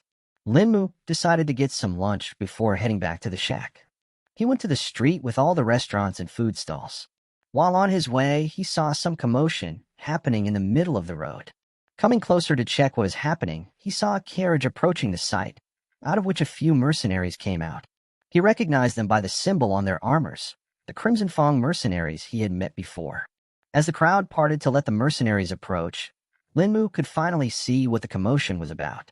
He saw a mercenary that was heavily injured and was being carried by 3 other mercenaries who also had injuries. The heavily injured mercenary's leg was shredded, and pieces of shattered bone could be seen sticking out of it, the gruesome sight of which made Linmu's stomach churn. He then saw the mercenaries put the injured men into the carriage, probably to be taken away for treatment. The crowd soon dispersed after the carriage went away. Putting this matter to the back of his mind, Linmu continued walking and reached the food street while somehow maintaining an appetite. He chose a restaurant which was popular for its noodles and went inside. Linmu saw that it was rather crowded, and most of the customers seemed to be other mercenaries that had come to the town today. He found an empty seat and sat down to order a bowl of noodles. While he was waiting for his food to arrive, he listened to the mercenaries talk. "Did you all see the commotion out in the street?" said a mercenary sitting on the table beside Linmu. "Yeah, a team from the Crimson Fong mercenaries got injured in the forest. Apparently, they got attacked by a spirit beast," said another mercenary sitting at the same table. "Do they know what kind of spirit beast attacked them?" asked the first mercenary. They could not tell exactly what type of spirit beast it was, except that it was a large bear. They were ambushed by the bear and spent all their efforts in trying to escape. Still, one of them ended up heavily injured, answered the second mercenary. "It's a shame that the mercenary who got heavily injured will be permanently crippled. His leg is as good as gone now," said the first mercenary with a sigh. "He could still be healed, but the price for that will be incredibly high. Only an alchemical pill will be able to save his leg now," another mercenary continued who was listening to the conversation. The 2 mercenaries turned to the man who spoke and asked, "What kind of alchemical pill can heal him? Don't the healing alchemical pills only work on chi cultivators?" That mercenary was not a cultivator. "No, there are some higher-ranked alchemical pills that are effective on common people as well. The most common pill would be the 4 Vessels Restoration pill. It is easily recognized by its strong herbal aroma and the spiral patterns present on it," answered the third mercenary. Upon hearing the mercenary's answer, Linmu's ears perked up and his eyes focused on him. The mercenary continued speaking. "Though getting the 4 Vessels Restoration pill will be next to impossible, even for the leader of the Crimson Fong mercenaries. The only place you can get it from in this region would be from the Tri-Cauldron Peony sect, and I can't even tell what it would cost. For us commoners, it is a priceless pill." The 2 mercenaries were listening with great interest, as it was the first time they've heard of such information. Desiring to know more, Linmu built up his courage and asked, "What cultivation levels does this pill work on, and what kind of injuries can it heal?" The third mercenary turned to look at Linmu, then answered, "From what I've heard, it works on all cultivation levels up to the peak of the core condensation realm. That's why it's said to be so incredibly expensive. As for what kind of injuries it can heal, as long as no vital organ is destroyed, it can heal all physical injuries and even reattach severed limbs." Linmu was shocked upon hearing the mercenary's answer. If what this mercenary is saying is true, then this is incredible. The 3 pills I found in the spatial rift should be the 4 Vessels Restoration pill, thought Linmu inwardly. A bowl of noodles soon arrived after the conversation ended. Linmu ate the delicious noodles and then paid for it before leaving the restaurant. Today was a great day for Linmu, as he was even able to find out what the use of the alchemical pills was in addition to buying his first sword. An hour later, he reached the hunting shack. Linmu had already stored the extra sets of clothes and all other items in the ring after he had gotten out of the town. He then went to check the traps for any beast that may have been caught in it. But this time his luck was not as good and all the traps were empty, thus he returned with nothing. Upon reaching the shack, Linmu felt the mysterious ring buzz and got ready for the spatial rift that was about to open. This time, he was looking forward to the opening of the spatial rift after finding out about the 4 Vessels Restoration pills. He was excited about what other valuable treasures he could find there. The spatial rift opened in front of Linmu, and it pulled in his hand. He spent a minute trying to find something in it until he touched something that seemed like a broken piece of wood. Pulling his hand out of the rift, Lin Mu then withdrew the item from the ring. He was a little puzzled upon seeing the item in his hand. What is this, a broken part of a wooden fence? Thought Lin Mu. The item in Lin Mu's hand looked to be a part of a wooden fence, about half the length of his hand. It did not look like anything special after he scanned it over, so he put it back in the ring. He then unsheathed the short sword to practice with it. Lin Mu tried to mimic the exercises he had once seen the guards do. He practiced various attacking methods such as slashing, cutting, chopping, stabbing, and poking with the short sword. His movements were awkward, but he kept on doing it till he was dead tired and his arms felt sore. It reminded him of how he ran today and how the Calming Heart Sutra helped reduce his fatigue. He suddenly remembered the imposing gaze of Jing Wei and how a stream of energy had spread from the ring along with the thunderous chants in his mind which reduced the pressure from the old man's gaze. He recalled the thunderous chants and felt like they were the same as the Calming Heart Sutra, yet different somehow. After he was done practicing with the sword, Lin Mu sat down cross-legged and chanted the Calming Heart Sutra. The vital energy within his muscles intensified in waves, rising and falling in harmony. Suddenly, he felt the vital energy overflowing into his skin. Every inch of his skin erupted with pain at that moment, and then he felt it all fade away. Lin Mu opened his eyes after he felt the changes in his body. He had successfully broken through to the 5th stage of the body tempering realm, and was now considered to be a mid-stage body tempering expert. The body tempering realm could be roughly divided into 4 parts. The early stage was composed of the 1st to 4th stage of the body tempering realm, and in it, a person would temper his muscles and toughen them. The mid-stage was composed of the 5th to 7th stage of the body tempering realm, where one would temper their skin, increasing its resistance. The late stage was composed of the 8th to 10th stage of the body tempering realm, and a person would temper their blood vessels. It was also this stage where a person could start to cultivate qi, as it was only now that their body was tough enough to handle it. The peak stage was composed of the 11th to 13th stage of the body tempering realm, and in it, one would refine their bones and marrow. It was very rare for any person to reach this stage, as it was considered incredibly difficult. No one would attempt to train their body this far along, as they could just become a qi cultivator before this stage and would be much stronger than any expert at this stage.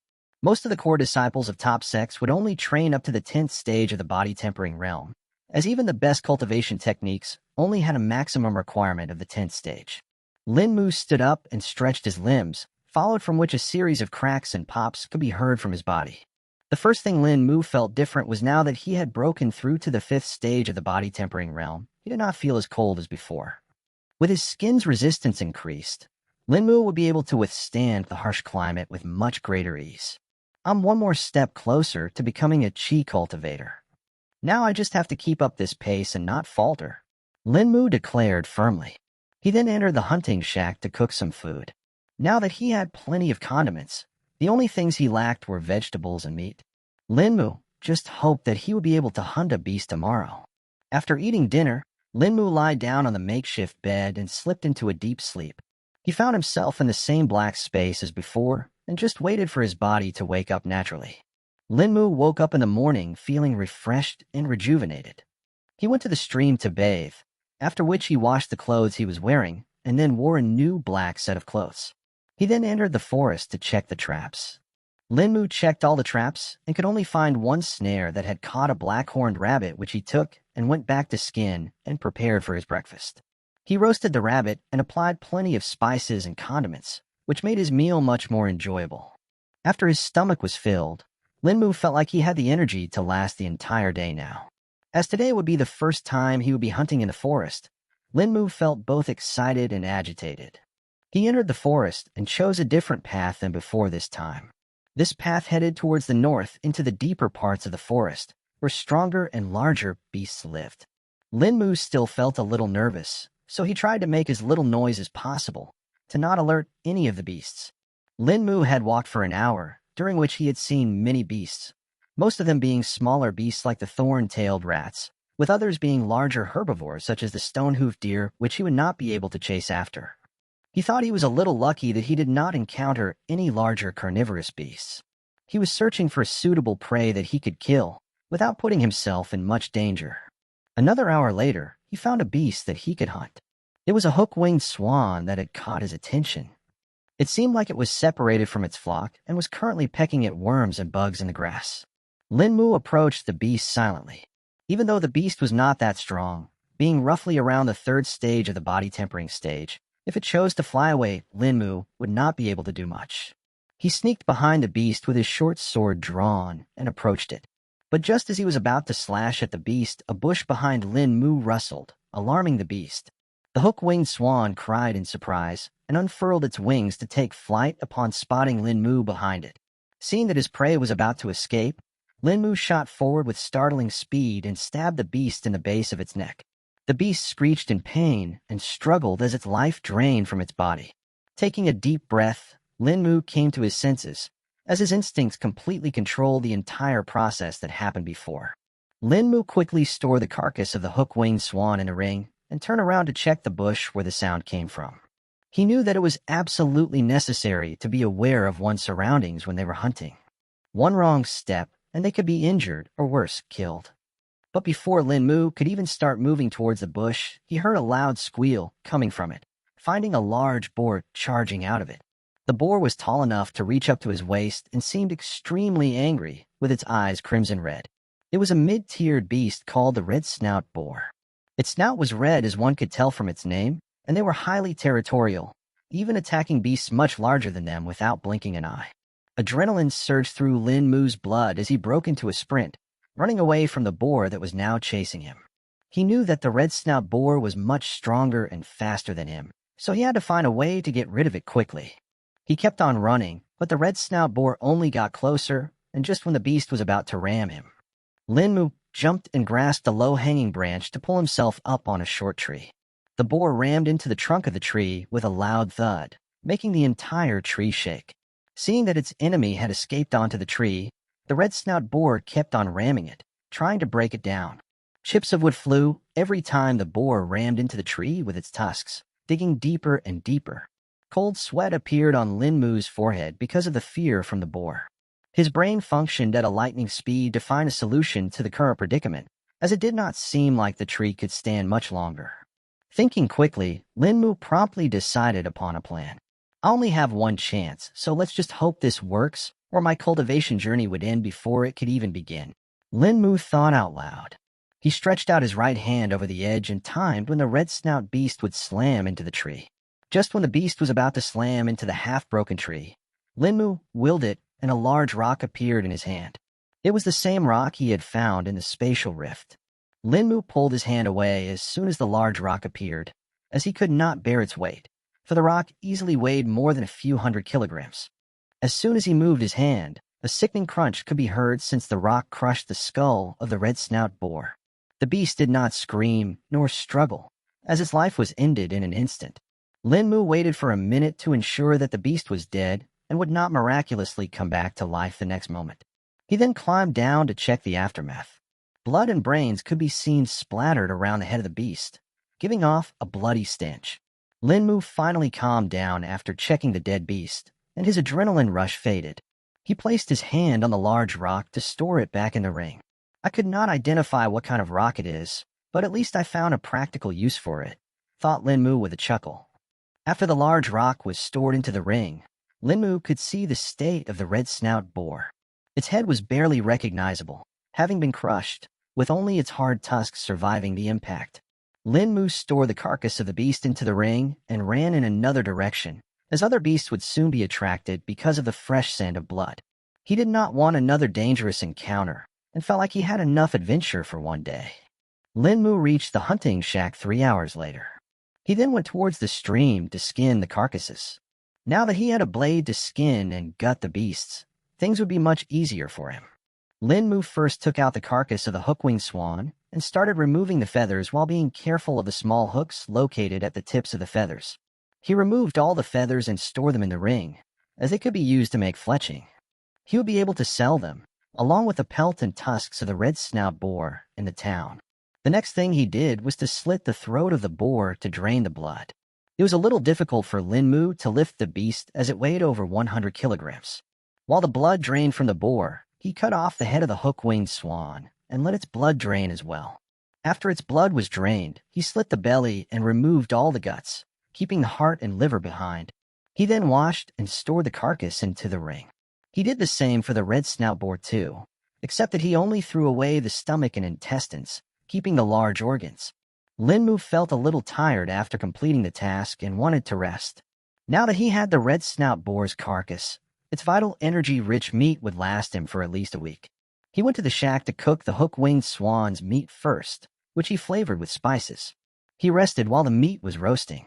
Linmu then gorged on the roasted swan beast and felt a warmth spreading from his stomach. This warmth was the vital energy stored in the beast's flesh. He did not feel this before from the black-horned rabbit, as its flesh had very little vital energy stored in it.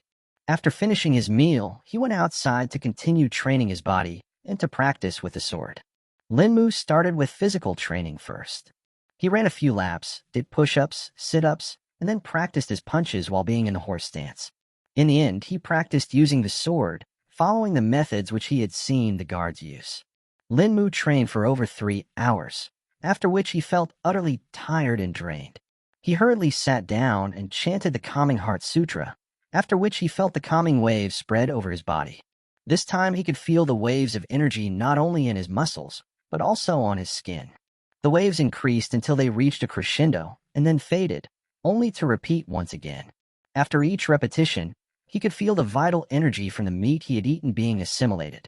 This lasted for over 30 minutes, after which all the vital energy he had obtained from eating the beast's meat had been completely absorbed. Linmu stopped after this as he felt like he was starving. He went inside and put some rice in the pot to cook, while he cut off a slab of meat from the carcass of the boar. He rubbed spices into the fatty meat and skewered it on some sticks, waiting for the rice to cook so that he could place it on the stove. I should make a larger stove to cook outside.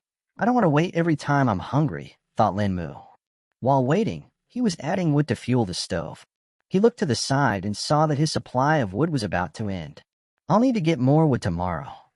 Though it would be better if I had an axe, I can still chop some thinner trees with my sword as well. I'll just take it as more sword practice, Linmu thought. Soon enough, the rice was cooked and Linmu could let the meat roast.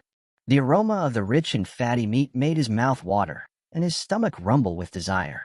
After a brief wait, Linmu ravenously ate his dinner, by the end of which his mouth and fingers were covered in the oil from the meat. The more Linmu trained, the more he could feel his appetite increasing. In fact, the amount of food he ate in this one meal was double the amount he ate a week ago. Linmu felt a little surprised at this realization and wondered how much he would be able to eat once he became a chi cultivator. He did not know much about the habits or life of cultivators, except that they were much stronger than commoners and had a longer lifespan. An ordinary cultivator of the chi refining realm could live for 200 years, while few commoners could survive past 100 years. Linmu did not even know how long cultivators of higher cultivation could live, but from what the legends say, they can become immortals and live forever. After his meal, Linmu could once again feel the comfortable warmth spreading from his stomach, restoring his energy. He once again sat down to chant the Calming Heart Sutra until the vital energy from the meat was completely absorbed. Linmu felt that this time he could only absorb about half of the total energy from the meat, with the rest still remaining in his body. I guess without training, the effects of the Calming Heart Sutra are not as good. But even so, the energy I absorbed now is already more than I obtained from the entire hook-winged swan. The amount of vital energy in a mid-tiered beast is simply incomparable to low-tiered beasts, thought Linmu as he understood the correct method of training. The sun had set a while ago, and it was dark now. Even the crescent moon could not be seen, as it was hidden behind the clouds. Linmu looked up at the pitch-black sky and pondered on some random thoughts. He used to enjoy gazing at the night sky ever since he was a child, but these days he just seemed to not have enough time to do it anymore. As he was gazing upwards, Linmu felt the mysterious ring buzz. It is late this time. I wonder how the ring works. Does it just randomly open into spatial rifts, or is there a pattern to it? Linmu questioned himself. He had already extended his hand in anticipation of the spatial rift, but this time he felt an even greater force pulling his hand than when the rift opened for the first time. He was pulled towards the forest for over 600 meters, after which he finally came to a halt. Damn, this is bad. I better keep all my senses alert for any danger. Lin Mu cursed as he unsheathed the sword with his left hand. Soon enough, a spatial rift opened in front of him, and his hand was sucked in. Lin Mu frantically checked inside the rift to try to find whatever was in there, so that he can get away from the forest as fast as possible. Fortunately, nothing dangerous occurred, and he was able to find the item that was in the spatial rift 5 minutes later. As soon as the object was stored in the ring, Lin Mu ran out of the forest at the fastest speed he could muster. After reaching the shack, he finally withdrew the item from the ring. The item that he had obtained this time was a small booklet that was torn and damaged, with most of its pages missing. Lin Mu opened the booklet and read its contents. The more Lin Mu read, the more excited he felt. This is a martial technique, exclaimed Lin Mu. The booklet described a martial technique called the boulder collapsing fist. It was a fist technique that was supposed to have immense force. Though the thing that caught Lin Mu's notice first was the requirements mentioned in the booklet. It said, no minimum cultivation required, can be practiced by persons of any level. This meant that he would be able to learn and use this martial technique and would not need to wait until he became a cultivator. Though a major part of the booklet was missing, the introduction and the mnemonics for learning the martial technique were completely present. The martial technique was composed of a breathing technique and a physical training method, both of which had to be used together to master it. The martial technique described creating a clockwise spiral current of energy in the left hand and an anti-clockwise spiral of energy in the right hand. There was an incomplete page describing the latter parts of the technique as well, but it was only vaguely instructed to increase the number of energy spirals, not enough to fully understand it. Lin Mu could only wonder how many pages the booklet could have had and how many parts of the technique it was missing. The introduction did say that the might of the technique increases exponentially with each higher stage of the technique. If Lin Mu could learn the technique, he would not have to fear other experts of the body tempering realm as much and would be able to have a fighting chance against them. Lin Mu read the booklet over and over again in an effort to memorize it. He spent a long time trying to memorize it until he eventually fell asleep. He appeared in the dark place again, but this time he had a purpose. He went over the parts that he had memorized in an effort to increase his understanding. Lin Mu had memorized about half of the breathing technique that was mentioned, while the physical training method he could not. He woke up in the morning and felt like he had completely understood the part he had already memorized. Lin Mu went to the forest to chop some firewood and also to gather some tinder. He found some dried and dead trees that were thin and then used his short sword to chop them down. At first, it took him multiple slashes to cut the trees, but after cutting 10, he got the gist of it and could then cut them in 2 slashes. He checked the edge of the short sword later and found it to be as sharp as ever, with no flaw in it whatsoever. It is indeed an excellent sword made by a master craftsman, thought Lin Mu. Lin Mu then carried the wood over to the hunting shack and put it in a small shed attached to the side of the shack. He set some more meat to cook on the stove while he carried over some large stones to make a bigger stove outside the shack. By the time he was done with the stove, the meat was already cooked and ready for him to eat. Lin Mu ate the roasted meat for his breakfast and became energized, ready to tackle the day's tasks. Lin Mu then went to check the traps as routine, but once again nothing was caught in the traps, neither were they triggered. Seems like the number of beasts in the outskirts has finally started to decrease. It means winter is close now. I gotta hunt more beasts and save up some money, thought Lin Mu. The merchants would be arriving in the town the day after tomorrow, so Lin Mu wanted to accumulate as many pelts as he could till then. Lin Mu entered the deeper part of the forest after walking for an hour. He searched for beasts while keeping an eye out for danger. The first prey that Lin Mu found was a two-tailed wood lizard, which was sunbathing on a rock. Lin Mu was able to kill it with ease as it was a low-tiered beast and was slower than Lin Mu. Two-tailed lizards were dark green in color and had 2 tails. While they were slow, their defense was good because of their tough scales. But Lin Mu had no problem penetrating its defense due to his excellent short sword. Lin Mu stabbed it behind its neck, and the beast was dead in seconds. Lin Mu stored the corpse in the ring and continued his hunt. Soon after, he found a thorn-tailed rat which nearly scratched him with its tail. He killed it and stored it in the ring. It took him another hour to find the next prey. This time it was a red-crowned heron. There was a flock of red-crowned herons at the edge of a pond. In order to not alert the entire flock, Lin Mu baited one of the red-crowned herons with the flesh from the thorn-tailed rat. He hid on the top of a tree while the beast came to eat the bait. Lin Mu jumped down with his sword drawn and slashed at the neck of the beast, severing its head in one stroke. Storing the corpse in the ring, Linmu waited to see if he could get another red-crowned heron with the same method, but alas, the flock was scared away by a beast's roar that came from deeper in the forest. The roar even surprised Linmu, as he had not heard such a loud roar before. He wondered what beast could roar like that. The roar had more impact on the beast than he thought. He could not find any more beast after that, as they all hid or retreated further away, after being scared by the roar. Seeing that he was not going to have luck hunting, Linmu went back to the hunting shack. On the way back, he heard the roar once again. This time it was fainter, but it had the same effect nonetheless. He could see birds flying away overhead. I hope the roar of that beast does not keep on scaring away the beasts, or I would not be able to hunt, thought Linmu. Linmu went to the stream to skin and prepare the beasts. He stored the feathers of the red-crowned heron and the skin of the two-tailed wood lizard. It took a little effort for him to skin the two-tailed wood lizard because of the hard scales, but he was successful in the end. Done with this task, Linmu was prepared to train.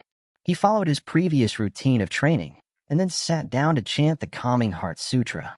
He felt the vital energy that was still stored in his body being assimilated. Linmu could feel his skin tingle as the energy waves spread through it.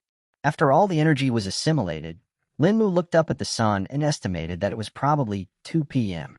He removed the carcass of the two-tailed wood lizard to cook on the bigger stove he had made outside the shack. He then cooked a pot of rice on the other stove. While his lunch was cooking, Linmu took the booklet out of the ring and continued memorizing it. Linmu wanted to memorize the physical training method of boulder collapsing fist first so that he could practice it today. He was able to memorize the stances and the fist routines by the time lunch was cooked. Linmu ate his lunch with gusto while going over the contents of the booklet in his mind. After he was done eating lunch, Linmu stood up to practice the physical training method of the boulder collapsing fist. The training method comprised various stances in which the practitioner had to perform the fist routines. Linmu practiced it all way until it was dark. He was sweaty and tired, so he went to the stream to take a bath and also wash the robes he was currently wearing.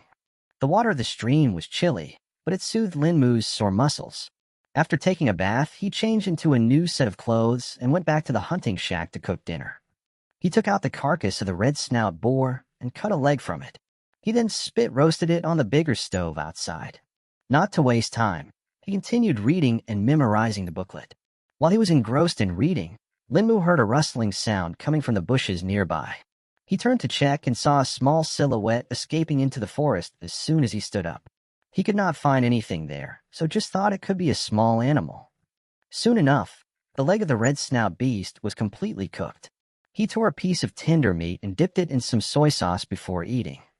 Linmu could not even imagine himself being able to eat an entire leg of a boar by himself a few weeks ago, but now here he was with his ever-increasing appetite. Linmu lay down on the bed and continued reading the booklet. By now he had memorized the physical training method and only needed to memorize the remaining half of the breathing technique. By the time he fell asleep, Linmu had memorized all the contents of the booklet. In the dark place in his sleep, Linmu recalled the martial technique, improving his understanding of it. When Linmu woke up in the morning, he had memorized and understood the martial technique by heart.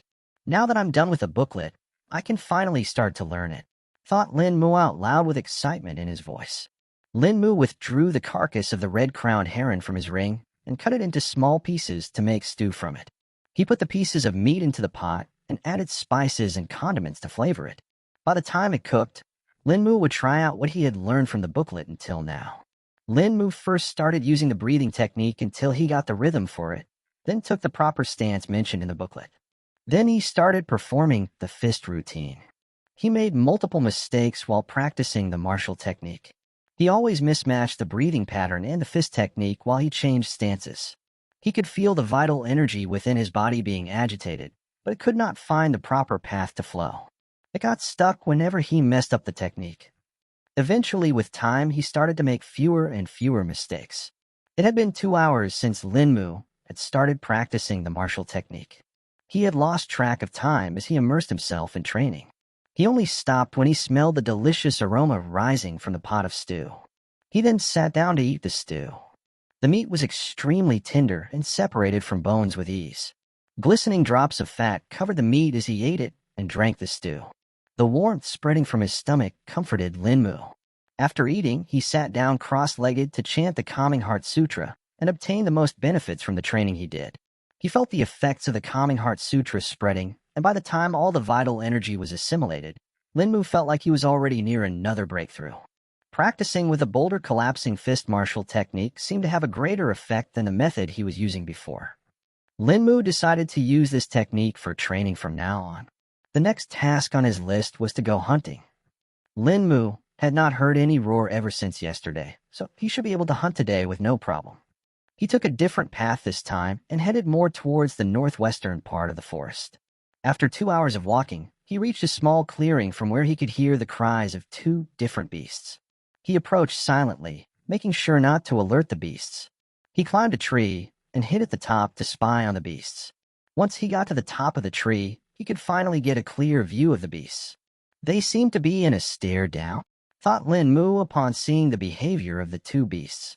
The first beast was a black panther who had a small tuft of yellow fur on the top of its head, while the other beast was an ape who had light brown fur and arms which were abnormally long compared to its body. Linmu did not know the names of these beasts, but they seemed to be very strong mid-tiered beasts. He did not know why, but instead of escaping, Linmu's curiosity made him observe the beasts with interest. He wanted to know why these beasts were in conflict, as they did not seem to be competing for territory. Only when the ape beast moved a little did Linmu see what was hidden behind him. Upon seeing the object behind the ape, Linmu's eyes went wide. What Linmu saw behind the ape beast was a plant that was 2 feet tall. It was dark green in color and had 6 leaves on its stalk. There was a purple-colored fruit the size of a grape hanging from it. Linmu thought he was hallucinating at first. We saw faint wisps of smoke arising from the fruit.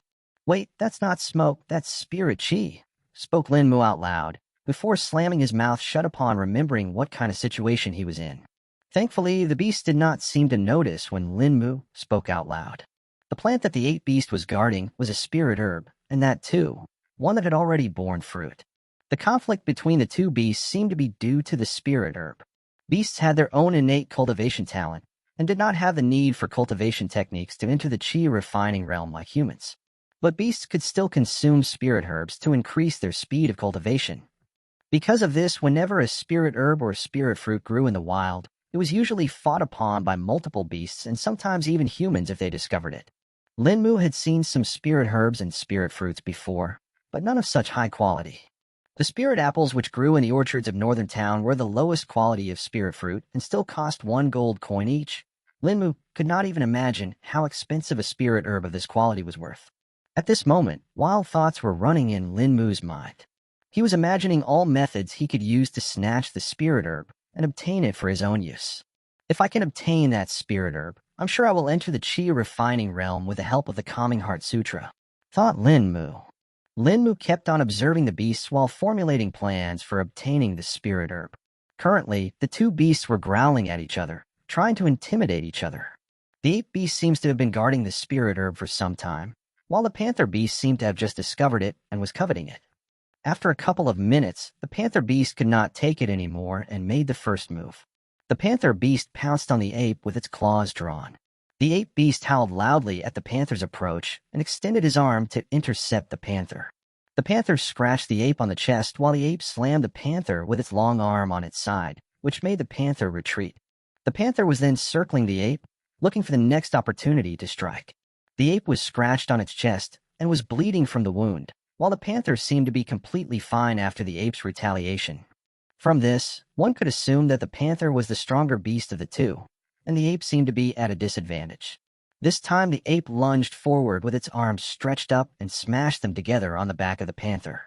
A pain-filled cry came out of the panther's mouth, yet it kept its poise and sank its fangs into the knee of the ape. A sickening crunch could be heard as the panther ripped out the kneecap of the ape. The ape wailed in agony as its eyes turned bloodshot with rage. The beast lost all inhibitions and tangled together with the panther in a mindless fight. By the end of the fight, the ape beast had lost an eye, with multiple chunks of flesh ripped from its body, and was unable to move due to its injured knee. The panther beast was also heavily injured, having broken multiple ribs and a foreleg, which it was dragging along now. Both the beasts seemed to be at their last breaths, but the panther was still faring better. The panther was crouching and looking for an opportunity to deliver the final blow. Lin Mu had witnessed the entire battle and was also waiting for an opportunity to strike. Observing that the ape would not be alive for much longer, Lin Mu approached from the blind spot of the panther. The ape was already blinded in one eye and had become weary due to blood loss.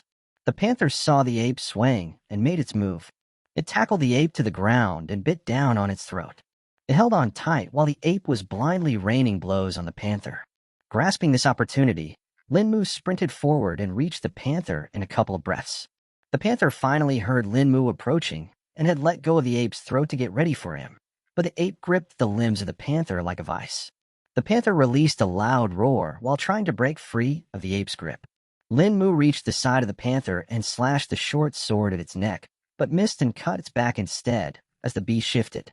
The panther attacked Lin Mu with its hind limbs, which were free and nearly injured him, but Lin Mu could dodge it by sidestepping. The ape's grip on one forelimb of the panther weakened, and the panther pried it free. Lin Mu slashed again and completely missed as the panther was able to twist and turn to dodge his attack.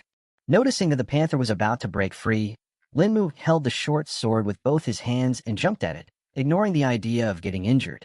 The beast clawed at Lin Mu in response, which missed his torso and grazed his left arm, leaving a shallow cut on it. Lin Mu put all his weight in and stabbed the panther all the way through its chest. Lin Mu then rolled away, escaping another strike of the panther, leaving the short sword stuck in the panther. Seeing that he was successful in stabbing the panther beast, Lin Mu put distance between him and the panther. The panther wailed in anguish, but could not do much to remove the sword. Now that the ape was dead and had let go of the panther, it tried dragging itself towards Lin Mu in a final attempt to attack him, but was too weak and collapsed after not even 3 steps. Lin Mu waited for 5 minutes before approaching the panther. He carefully poked the panther with a stick and checked whether it was still alive. Confirming that it was dead, Lin Mu pulled out the short sword from the chest of the beast. A stream of blood then started flowing from the hole in the panther's chest. Lin Mu put the corpse of the panther into the ring and did the same with the corpse of the ape as well. He then approached the spirit herb and plucked the fruit hanging from it. He was about to pull out the stalk from the ground as well when it withered in an instant and turned to dust. This surprised Lin Mu, as he was not expecting this to happen. Lin Mu examined the small grape-sized purple fruit in his hand. No wisps of spirit chi could be seen rising from the fruit anymore after it was plucked from the stalk. Lin Mu stored the fruit in the ring and prepared to leave the forest.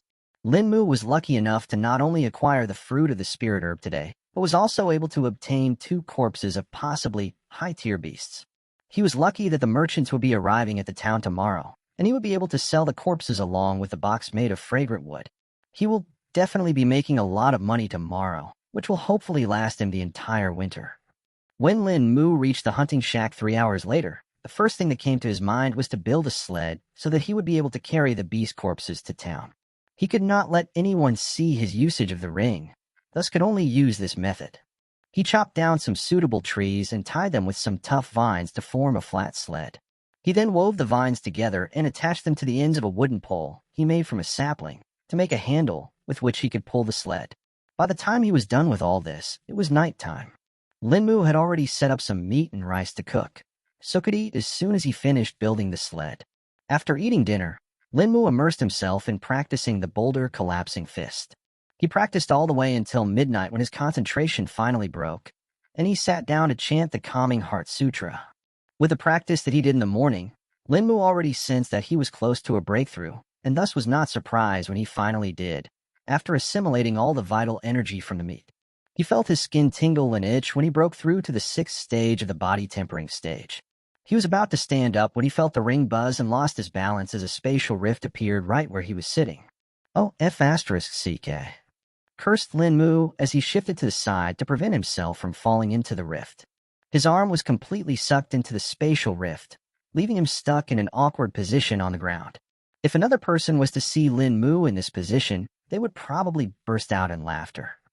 Lin Mu searched around in the spatial rift, wanting to find whatever was in there so that he could stand up. It took him over 15 minutes, after which he was able to find the item. He pulled his hand out and withdrew the item from the ring. But upon seeing the item, Lin Mu became a little dumbfounded. "Is this just dirt?" said Lin Mu, on seeing the clump of dirt in his hand. Lin Mu touched and smelled the clump of dirt and could not find anything special about it, but still stored it in the ring. He stood up and entered the hunting shack to sleep. As Lin Mu was already tired, he fell into a deep sleep within 2 minutes and entered the dark place. Lin Mu appeared in the dark place and looked around. He felt like it was a little different this time. Somehow the darkness seemed to have reduced a minuscule amount. He still could not see anything, but the darkness did not seem as dark as before. It was hard to explain, but that's what he felt like. Since I appear here every time I sleep, I should probably give this place a name. I'll name this place the Sleepscape, thought Lin Mu, and felt a little proud of his naming sense. Lin Mu then sat down to recall and practice the boulder collapsing fist. He found out that now that he had memorized the entire martial technique, he could practice it here. Even though he could not feel the vital energy within his body, he could still improve his coordination between the fist routine and breathing technique. If I practice here, I'll have twice the gains in half the time, thought Lin Mu as realization dawned on him about the benefits of the Sleepscape.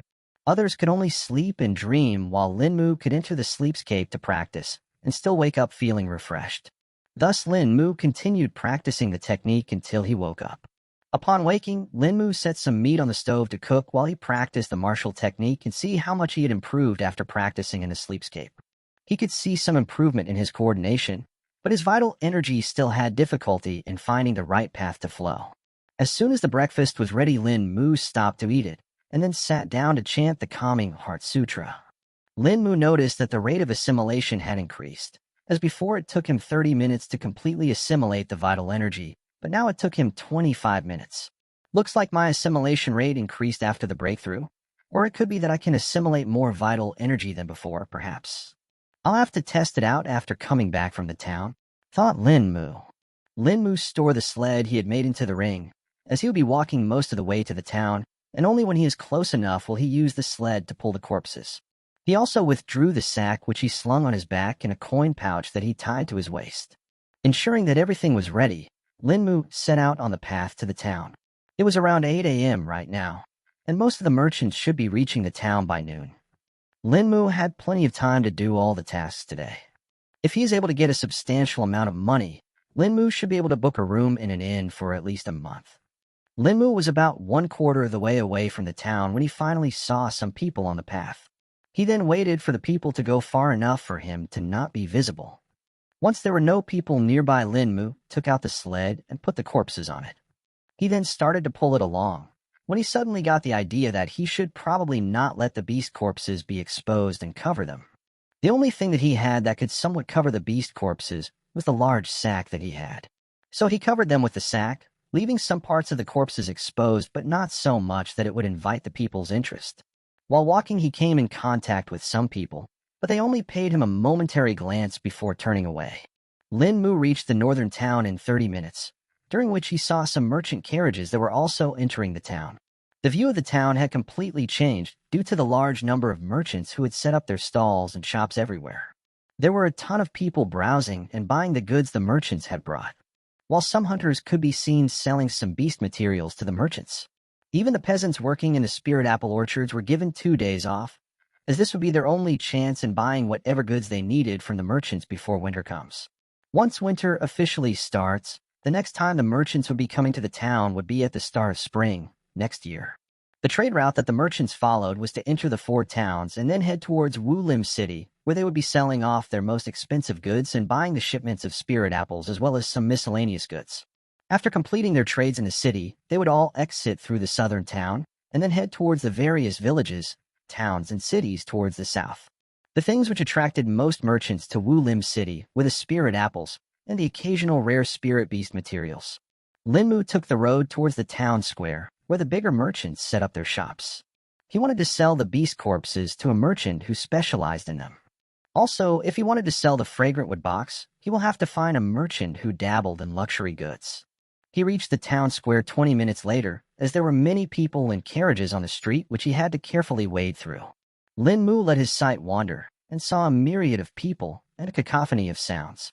There were merchants and shopkeepers shouting out their wares, people bargaining with the merchants, and some people arguing with each other on who spotted the item first and had the right to buy it. One could see people from all walks of life in the square. Some were hunters with sinister appearances, some merchants who had cunning eyes, and of course some naive commoners. Linmu's sight eventually stopped on a group of merchants who were surrounded by a large crowd of people. Their carriages were parked behind them, and on the side, one could spot some live beasts in cages as well as beast corpses which were currently being skinned by some men. Linmu dragged the sled towards that group of merchants. He bumped into some people and had to also push some people aside so that he could pull the sled in order to reach the merchants. Once he reached the merchants, one of the young men that were skinning the beast corpses spotted him and gestured him to bring his sled there. The young man looked to be in his early 20s and was wearing a tough traveler's robe. "You're here to sell some beast corpses, I presume?" asked the young man to Linmu. "Yes, I have 2 beast corpses that I'm looking to sell," replied Linmu. The young man gazed at the sled and said, "We're currently only buying larger beasts, so if you have any other smaller beast corpses, I'm afraid you'll have to look elsewhere." Linmu nodded to the young man and turned the sled around to show him the beast corpses. But when he lifted the sack and exposed the corpses, the young man's eyes went wide and his jaw fell. This is a long-armed Hymeo ape, and that's a yellow-tufted panther," shouted the young man in shock. Hearing the young man shout, the other merchants and the people standing around also turned their focus towards him and then towards the beast corpses. Surprise could be seen in the eyes of people who knew what those beasts were, and confusion in the eyes of those who didn't.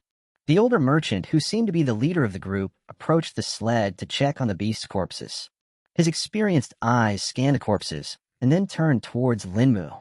A long-armed Hymeo ape corpse at the peak of the mid-tier and a yellow-tufted panther corpse of the high tier. "You've been very lucky, boy," spoke the merchant. Linmu was a little confused when the young man was shocked, but when he heard the words of the older merchant, he finally understood his reaction. If not for the scenario where the 2 beasts had already heavily injured each other, there was no chance that Linmu could hunt them. Even escaping from them would be pushing his luck. The other people who were watching were gossiping and muttering amongst themselves. The older merchant, seeing the crowd's condition, gestured towards a burly man that was skinning a beast corpse at the side. That burly man came close and dispersed the crowd. Some people in the crowd were unwilling at first, but then scattered under the threatening eyes of the burly man. Once most of the people dispersed and only the people who were actually trading with the merchants were left, the older merchant spoke. "Though the pelts of both the beasts are damaged, I can still pay you for their materials and the meat." Linmu nodded as he knew that the pelts were beyond saving, and the beast corpses were only worth their materials. "Yes, I want to sell these beast corpses, so how much will you pay me for these?" asked Linmu. 2 gold coins for the long-armed Hymeo ape and 4 gold coins for the yellow-tufted panther, stated the older merchant. This time it was Linmu's turn to be shocked. It was true that Linmu did not know what those 2 beasts were, and neither did he know how strong they were, but he never expected to get 6 gold coins total for both the beast corpses. Another point Linmu understood was that he was in extreme danger the whole time he was in the presence of the beasts. The one thing he did not have to worry about anymore was about affording a room at an inn. With the 6 gold coins he got, he would be able to easily spend the rest of the winter in the inn. A single gold coin is enough to rent a decent inn for an entire month. I was pinning my hopes on the fragrant wood box to get enough money to last the winter, but these 2 corpses are already more than enough, thought Linmu. The older merchant was staring at the shocked Linmu. Seeing that he was not answering, the merchant questioned, "So, will you take the offer?" Yes, I'll take it," said Linmu hurriedly after he snapped out upon hearing the merchant's question. The older merchant asked the young man standing at the side to take the beast corpses away while he took out 6 gold coins and passed them to Linmu, who took them with shaky hands. The older merchant smiled a little upon seeing Linmu's shaky hands. Linmu pretended to put the coins in his pouch, but he actually stored them in the ring. Linmu had never handled such a large amount of money, so he wanted to keep it safe, and the safest place would be the ring. Linmu was also grateful to the older merchant as he had dispersed the crowd before offering him the money, or an incident such as the one with the snow-veiled hair would have happened again today. Even though Linmu was stronger than before, being in the 6th stage of the body-tempering realm, he still would not be able to defend himself against multiple people. After completing the transaction, Linmu turned around to leave. Now he only needed to find a merchant that would buy the fragrant wood box. Linmu browsed around the square until he found a rich merchant who seemed like he would buy the box. The rich merchant was a middle-aged man wearing a long yellow robe and had his hair tucked in a hat. There were many items that were set for sale in the makeshift shop, though most people were only watching them, never actually buying them. There were goods of different types: amulets, pendants, bracelets, earrings, bejeweled daggers and blades, vases, and pots of exquisite quality, along with a multitude of luxuries. Linmu approached the shop and looked around. Seeing all the items, he felt like the merchant would probably accept the fragrant wood box.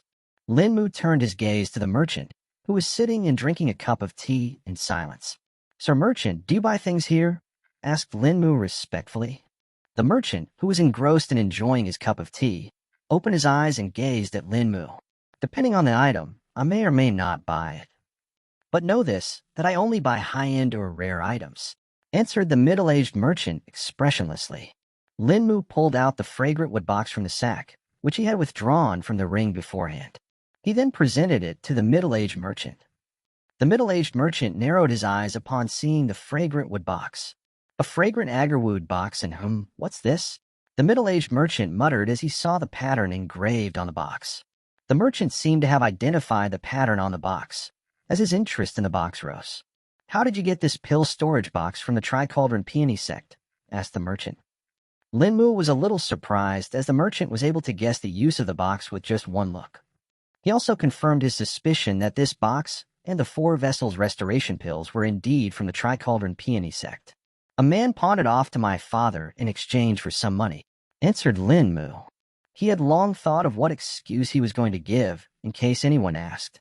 The middle-aged merchant had a slightly confused look upon hearing Linmu, but then had a change of expression, as if he had some kind of realization. "Ah, you must have gotten it after last year's plague." "Of course, the Tri-Cauldron Peony sect were the ones who supplied the cure for it," said the merchant with an affirming tone. This was news to Linmu. He did not know that the Tri-Cauldron Peony sect supplied the medicine for curing the plague. The plague that spread last year was devastating for the northern and the eastern town. Around 30% of the population of both towns died due to it. It was not until a month later, after it started to spread, that the mayor of Wulim City requested the sect for help. The medicine arrived 2 days later, but was already late for Linmu's parents, as they had long succumbed to the disease. Linmu pushed his thoughts aside for now and spoke. "Will you buy this box then? Let me test it first," said the merchant as he took the box from Linmu's hands. The merchant tapped his finger on top of the pattern, and suddenly it lit up. Various runes appeared floating on the engraved pattern. Linmu's eyes went wide as he saw the sight. The merchant noticed Linmu's shock as he said, "It seems you did not know that it had a preservation formation placed on it." Linmu nodded in affirmation to the merchant's words. "Of course, you are not a cultivator, so there was no way you could know," said the merchant to himself. "Wait, that means you are a cultivator?" asked Linmu curiously. "Yes, I am a cultivator indeed," the middle-aged merchant answered. The merchant then switched his gaze towards the box and stayed silent as if in thought. He had his hand under his chin as he spoke. "It's a fragrant agarwood pill storage box from the Tri-Cauldron Peony sect with a preservation formation placed on it. So for it, I'll give you a price of 100 gold coins." Linmu was too shocked to even express it. He even secretly pinched himself to ensure that he was not in a dream. Heaven knows that he has not had a dream for a few days now. He could have just started to daydream without even realizing it. Linmu was not the only person who was shocked upon hearing the price. While there was no one else at the shop, there were 2 men standing a little farther from him that also heard it. The 2 men were standing with their backs to Linmu.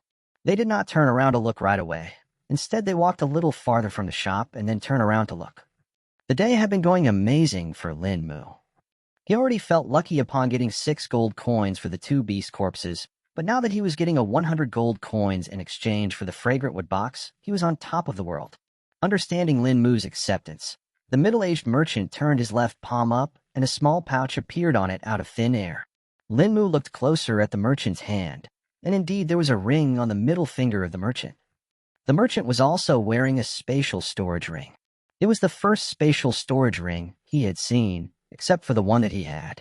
The ring that the merchant was wearing was vastly different from Linmu's. While Linmu's ring was a dull gray with 5 small protrusions on it, the merchant's was golden with a small blue gemstone embedded in it. After the small pouch appeared in the merchant's palm, he opened it and counted 100 gold coins before putting them on the counter.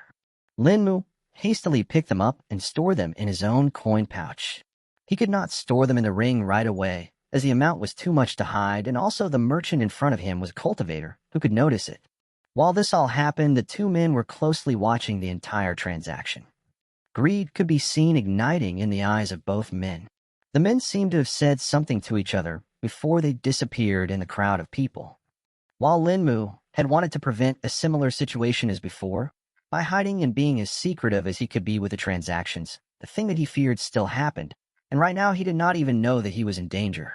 Done with the transaction, Linmu walked away from the merchant and went towards the deserted alley where Jingwei's emporium was located, as he still had other items he wanted to sell. While he was walking, he was completely unaware that two men were following him from afar. Linmu was standing in front of Jingwei's emporium, staring at the shop. Before entering, he withdrew all the materials he was going to sell, as well as withdrawing a sufficient amount of money to be kept in the coin pouch. He currently had 4 materials he wanted to sell. They were the pelt and tusks of the red snout boar, the pelt of the two-tailed wood lizard, and the feathers of the hook-winged swan. The gains from these materials would not compare to the number of coins he received from today's previous trades, but it will net him some silvers at least. Because for Linmu, every little copper counted.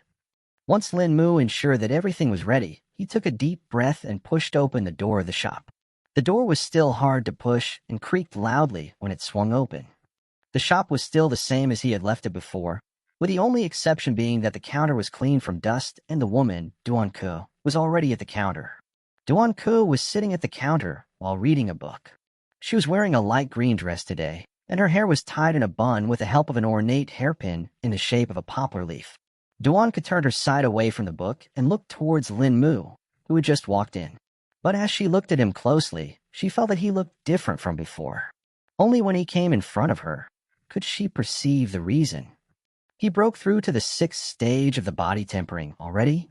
It has not even been a week since he was in the 4th stage of the body tempering realm, thought Duanke with a little surprise on her face. Linmu was thinking about what he was going to say to Duanke, so did not notice the slight surprise on her face. He stood in front of her and spoke in a friendly tone. "I'm here to sell more materials. Show me what you've brought," said Duanke curtly. Linmu opened the sack and pulled out the materials one by one. He first placed the bundle of feathers from the hook-winged swan on one side, along with the tusks of the red snout boar. Then took out the rolled-up pelts of the red snout boar and the two-tailed wood lizard. Duanke unrolled the pelts and inspected them. Finding nothing wrong with them, she placed them down and then inspected the tusks for cracks and counted the number of feathers. After she was done inspecting all the materials, Duanke turned her eyes towards Linmu and spoke. "I'll pay you 1 silver for the two-tailed wood lizard's pelt, 5 silvers for the red snout boar's pelt, 2 silvers and 50 coppers for the feathers of the hook-winged swan, and 2 silvers for the tusks of the red snout boar." "That's fine for me, I accept," said Linmu. "Do you want to buy something?" asked Duanke with a questioning tone, as if she was displeased with Linmu for only selling and not buying anything. "Nothing right now," said Linmu, oblivious to her tone. Seeing that Linmu was not looking to buy anything, Duanke took out a coin pouch from the counter and counted 10 silver and 50 copper coins before passing them to Linmu, who took them. Linmu was about to turn around when Duanke spoke. "How's the sword treating you?" Linmu stopped upon hearing her and spoke. "The sword is excellent and has been a great help to me. It did not become even slightly dull after I chopped some trees with it," said Linmu with an impressed tone. The corner of Duanke's mouth could be seen twitching after hearing that Linmu used the short sword to chop wood. If grandfather was here, he would definitely teach him a lesson. Using his sword to chop wood, what disrespect, thought Duanke. You should buy an actual axe to chop wood then. It's not right to use the sword for that, suggested Duanke. Also, perhaps for skinning the pelts, you should also get a proper skinning knife. It would make the task much more efficient. Further spoke Duanke after seeing that Linmu was contemplating on her previous suggestion. Linmu thought of Duanke's suggestions and indeed felt that he should get a chopping axe and a skinning knife. If not for their intended use as tools, they could be used as extra weapons in case of an emergency. "You're right, I'll get them both. Can you show me some?" asked Linmu. Duanke nodded and came out from behind the counter, and went towards a shelf towards the right. She checked the top of the shelf and pulled out a short knife that was kept in a leather sheath. The knife was 10 centimeters long and had a curved blade. After taking out the knife, she went towards the other corner of the shelf and picked up an axe that was hung on its side. The axe looked very common and unassuming. She brought both items to the counter and showed them to Lin Mu, who checked them out. Finding them acceptable, he spoke. How much for them? A total of 5 silver coins, 2 for the axe and 3 for the skinning knife, said Duanku. Lin Mu was a little surprised that the knife cost more than the axe, but then understood that the knife was of a much higher quality than the axe. Lin Mu took out 5 silver coins from his pouch and passed them to Duanku, who promptly stored them in the counter. Lin Mu took the 2 tools and stored them in the empty sack. He then walked out of the shop and went towards the main street. After Lin Mu was gone, Duanku was still staring at the door for a while, until the door behind her opened and the old man Jing Wei walked out. Was it the boy? Asked Jing Wei to Duanku. Yes, it was that boy Lin Mu. He came to sell more materials, answered Duanku. Jing Wei looked closely at his granddaughter's expression and asked, was something different with the boy? You were right before grandfather, spoke Duanku. Jing Wei raised his brows in question. The boy is in the 6th stage of the body tempering realm, explained Duanku upon seeing her grandfather's questioning gaze. Jing Wei too was a little surprised, like Duanku upon knowing this. The boy definitely has some secrets. There is no other way he could reach the 6th stage of the body tempering realm this fast. I'm even thinking someone may be backing him, said Jing Wei after thinking a little. Grandfather, if someone is backing him and is able to hide themselves from you, they must have a high level of cultivation. We need to find out and verify this, or it could be problematic for us, said Duanku. No, wait for a while. We have been hiding here for all these years now. If we expose ourselves this early, all our plans could go to waste, said Jing Wei with a firm tone. Duanku was a little taken aback from her grandfather's reaction, but did not question it. Back on the main street, Lin Mu was looking for an inn. He wanted to see if he could get a room in one of the inns. He knew that it could be a little difficult as the other hunters who did not have houses in the town must have already booked the inns beforehand for the winter. He reached the first inn and walked in through the door. There were already many people standing around in the lobby. Most of them looked like they were merchants with some hunters and common folk mixed in. Lin Mu went up to the person sitting at the front desk and asked, "Do you have rooms available?" "No, sorry, we are already booked for 3 days from today, and if you were asking to stay for the duration of the winter, then you'll have to come back 3 days later to inquire," said the person sitting at the desk in a practiced manner, as if he had already repeated the same sentence many times. Upon hearing the man's answer, Lin Mu walked out of the inn and went ahead to check the other inns on the street. He ended up checking all the inns in the street and got a similar answer. They either told him to come back in 3 days as the merchants had booked them all, or that they were completely booked for the winter. I guess I must come back 3 days later then. Worst that could happen is that I can't find a room, and I'll have to rent a small house instead. At least I have plenty of money now, thought Lin Mu. Failing in his search for an inn, Lin Mu went back to the main square where all the merchants had set up their stalls and shops. He had left behind the sled that he had made, with a merchant who had bought the 2 beast corpses from him. He did not want to pull the sled around the town, so he thought to get it later on if he could not find a room today. He reached the square 10 minutes later and talked to the young man who had taken the beast corpses with him. The young man pointed him towards the cages, at the side of which his handmade sled was kept. Lin Mu thanked the young man and started pulling the sled out of the town. Now that there was no weight on the sled, it was much easier for Lin Mu to pull it. He exited the town after 15 minutes, unaware that 2 men had followed him the entire time. They stayed far from him, so he did not notice them at all. He had to travel about halfway to the hunting shack before he could store the sled in the ring, as there were more travelers and hunters who were going towards the town now than in the morning. When he finally reached a remote enough place, he stored the sled in the ring. But this time there were 2 men who were hiding behind a knoll, who had seen the sled disappear. The 2 men were shocked, but then remembered what they had seen before in the morning, and understood that Lin Mu had a spatial storage treasure as well. The greed in their eyes was blazing now. They were already thinking about how rich they were going to be after they kill Lin Mu and take away his belongings. The 2 men took out their weapons and held them in their hands before approaching Lin Mu. "Stop right there, brat," spoke one of the men. "Ah, not again," was the only thought that Linmu had upon hearing the voice that came from behind him. After listening to the creature's words, Linmu was finally able to see its true form as it revealed itself to him. The creature's body was the size of a mountain, and the 10 golden eyes were located on its head. Linmu had to turn his head from one side to another to get a complete view of the creature. The more Linmu looked, the greater the shock he received. After observing for a minute, Linmu was able to perceive that the creature was a humongous spider. It had 8 legs that were so long that he could not see where they ended. Its entire body was bony white, except for its 10 eyes that shined like lanterns. "I am what you humans call a void weaver spider," the creature answered. "My name is Linmu." An awkward silence descended when Linmu cut in and gave out his name. Both of them stayed silent until Linmu spoke again after he could not bear the silence. "Can you tell me how to get back to my home?" Linmu asked.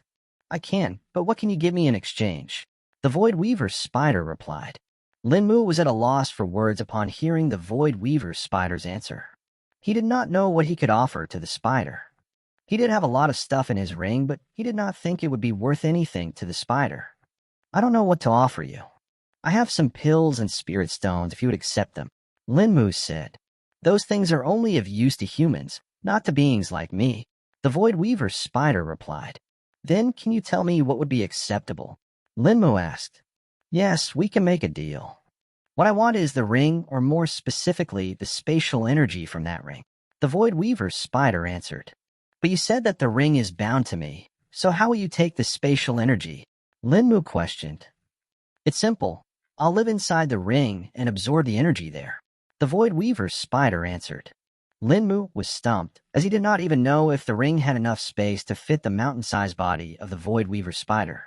"I don't think you will fit in a ring. Besides, there is no air in the ring, so you'll suffocate," Linmu replied.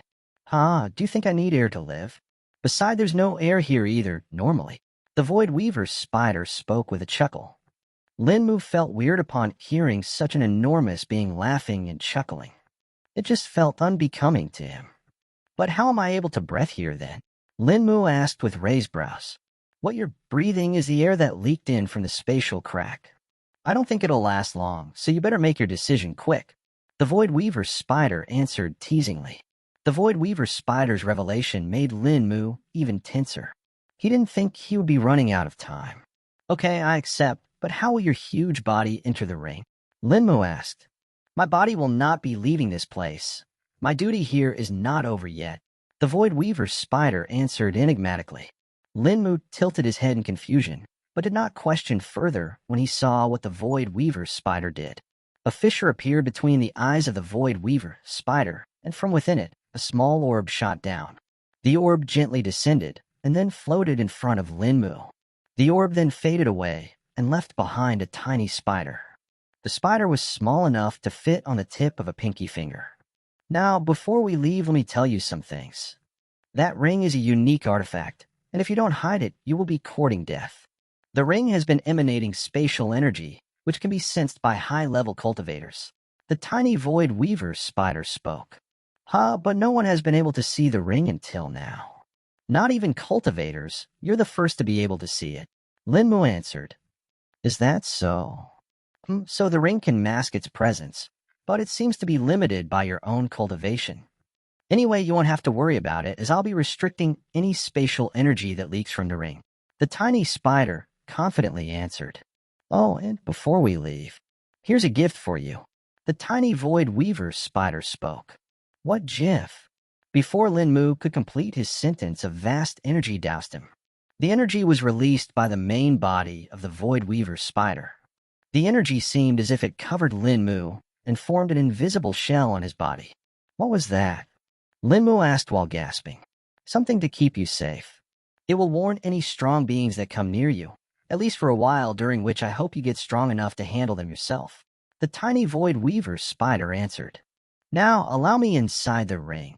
When Linmu opened the spatial crack that lead into the Grand Void, the entire cultivation world of the Great Zhou Empire was thrown into upheaval. From the top sects to the myriad of kingdoms, every cultivator that was at the nascent soul stage and above was able to sense it. Sky Precept Sect, Star, Catching Peak. A large pool of blood could be seen, within which hundreds of disciples were lying on the ground, their life or death unknown. The 7 orifices of all the disciples could be seen bleeding profusely. The blood from all their bodies had accumulated to form the large blood pool. This place was the formation array of the star-catching peak. For the past 2 days, the disciples of the star-catching peak had been trying to trace the location of the multiple spatial disturbance that had risen. The spatial disturbances had been increasing in frequency, because of which the elders of the peak had called in more disciples to help operate the formation array. But the elders did not know that their actions of calling more disciples would soon lead them to their deaths. 2 black-robed elders could be seen standing at the head of the formation array. They too were bleeding from their 7 orifices, but they were conscious and were currently gritting their teeth in anger. The star-catching peak can't bear such an enormous loss. The black-robed elder named Feng said to the other black-robed elder, "We had no idea this would be happening, Elder Feng. We only increased the number of disciples because we were ordered to do so.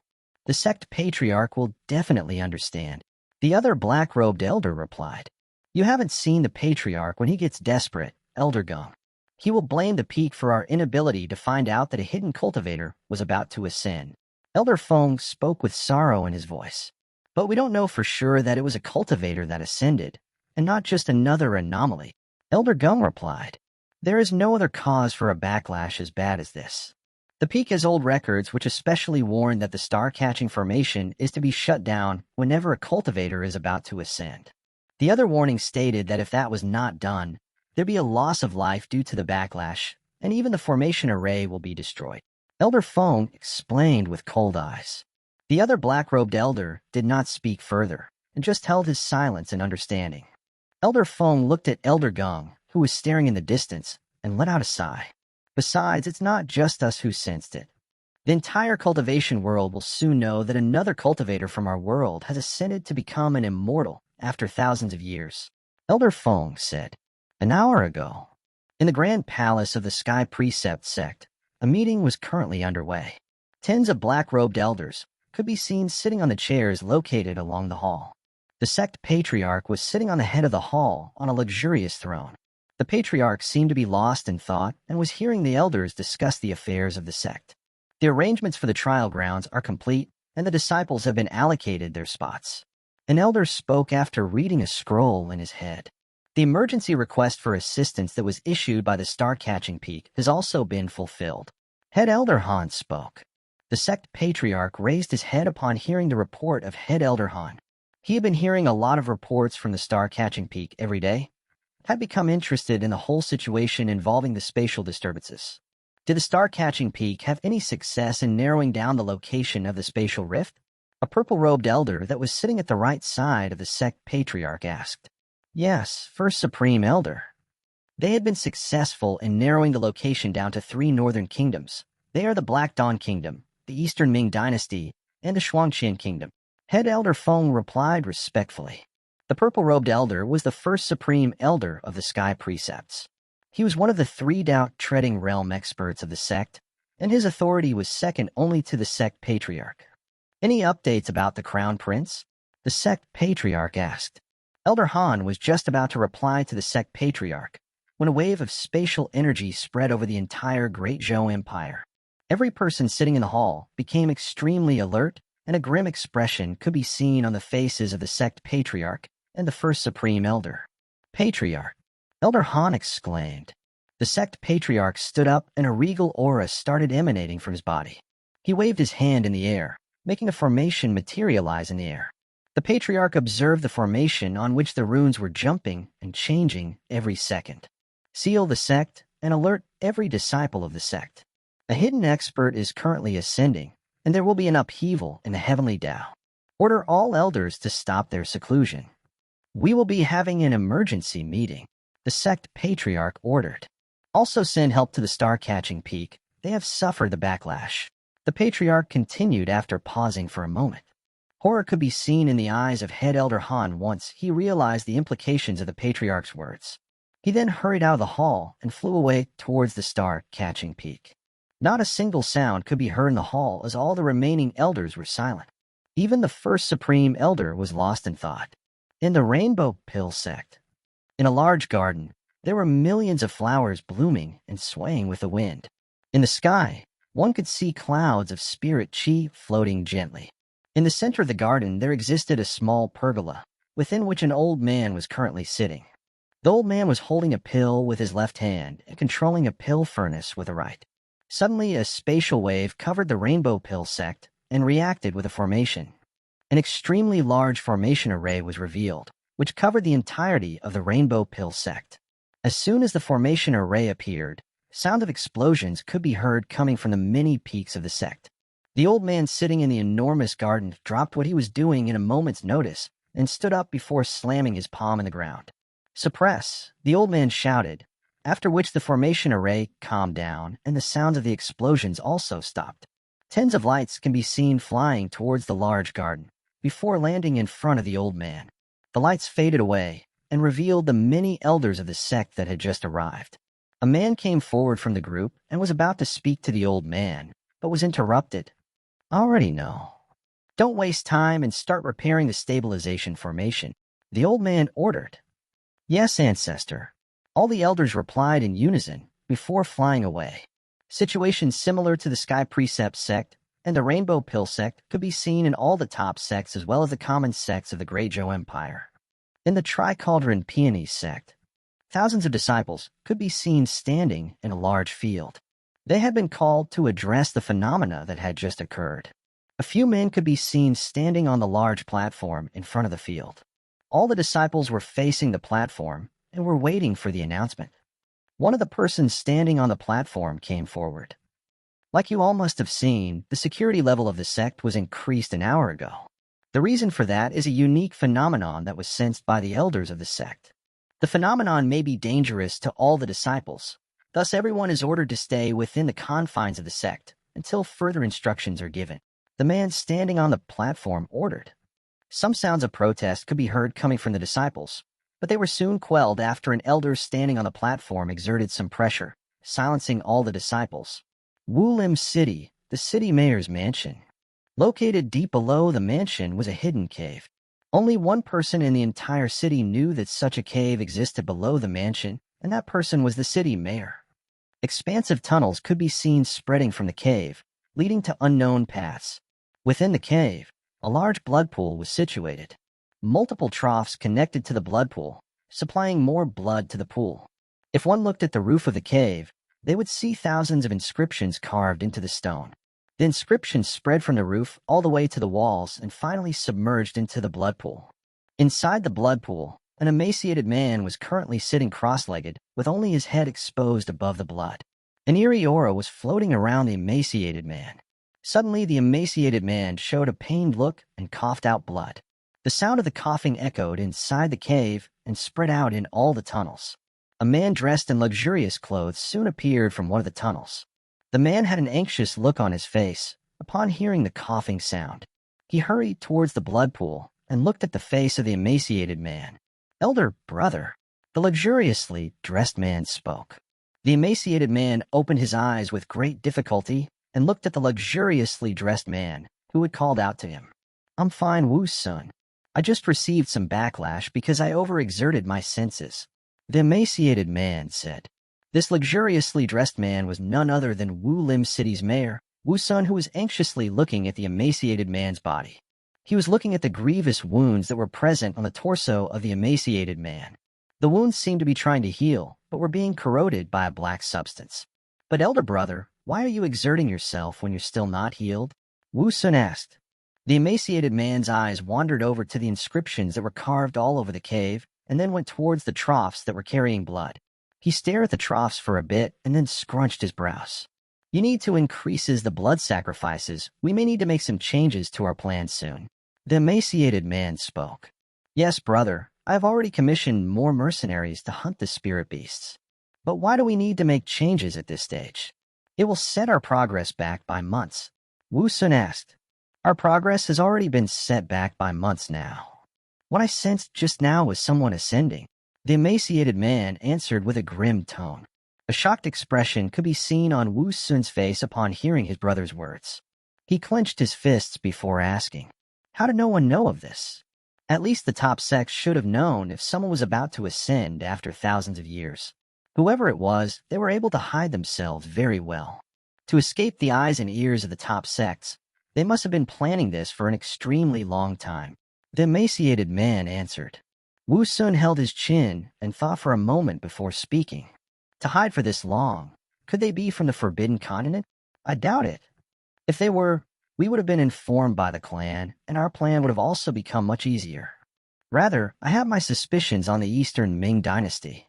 They have long been opposed to the rule of the Great Zhou Empire, and have begun moving against them in the shadows. The emaciated man answered. Wu Sun nodded his head in acceptance, and was about to bid farewell when his brother interrupted him. And Wu Sun, spirit beasts are no longer enough if we want to speed up the pace of our plan. I need cultivators. The emaciated man spoke with an emotionless tone. A vicious glint could be seen sparking in Wu Sun's eyes as he said, "It will be done." Back in the Grand Void, Lin Mu was listening to the Void Weaver spider speak. How will we be leaving this place? Lin Mu asked. The same way you came in here. The tiny Void Weaver spider answered. Lin Mu then lifted his right hand and was about to put the tiny Void Weaver spider inside the ring when it spoke again. Wait, I'll enter the ring once we reach the exit. That way I can ensure that we reach the same location you came from and prevent you from getting lost. Lin Mu nodded his head in acceptance and walked back on the path he came, along with the tiny Void Weaver spider floating beside him. While walking, he thought about the giant white pillars, how this place did not seem to have an actual ground. What are those white pillars? If you don't mind me asking, Lin Mu questioned. Those are my threads. We are inside my nest. The tiny Void Weaver spider curtly answered. Lin Mu was awed at the sheer size of the threads. If those are just threads, then how big is the entire web? I can't even imagine. Lin Mu thought. Lin Mu was looking all around the space, trying to get a feel for the place. He could not comprehend the existence of a place like this.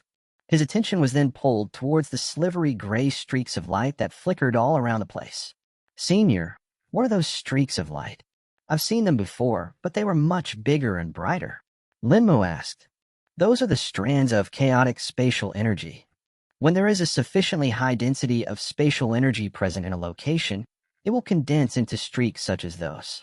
I guess you've seen them in your ring before. The tiny Void Weaver spider replied.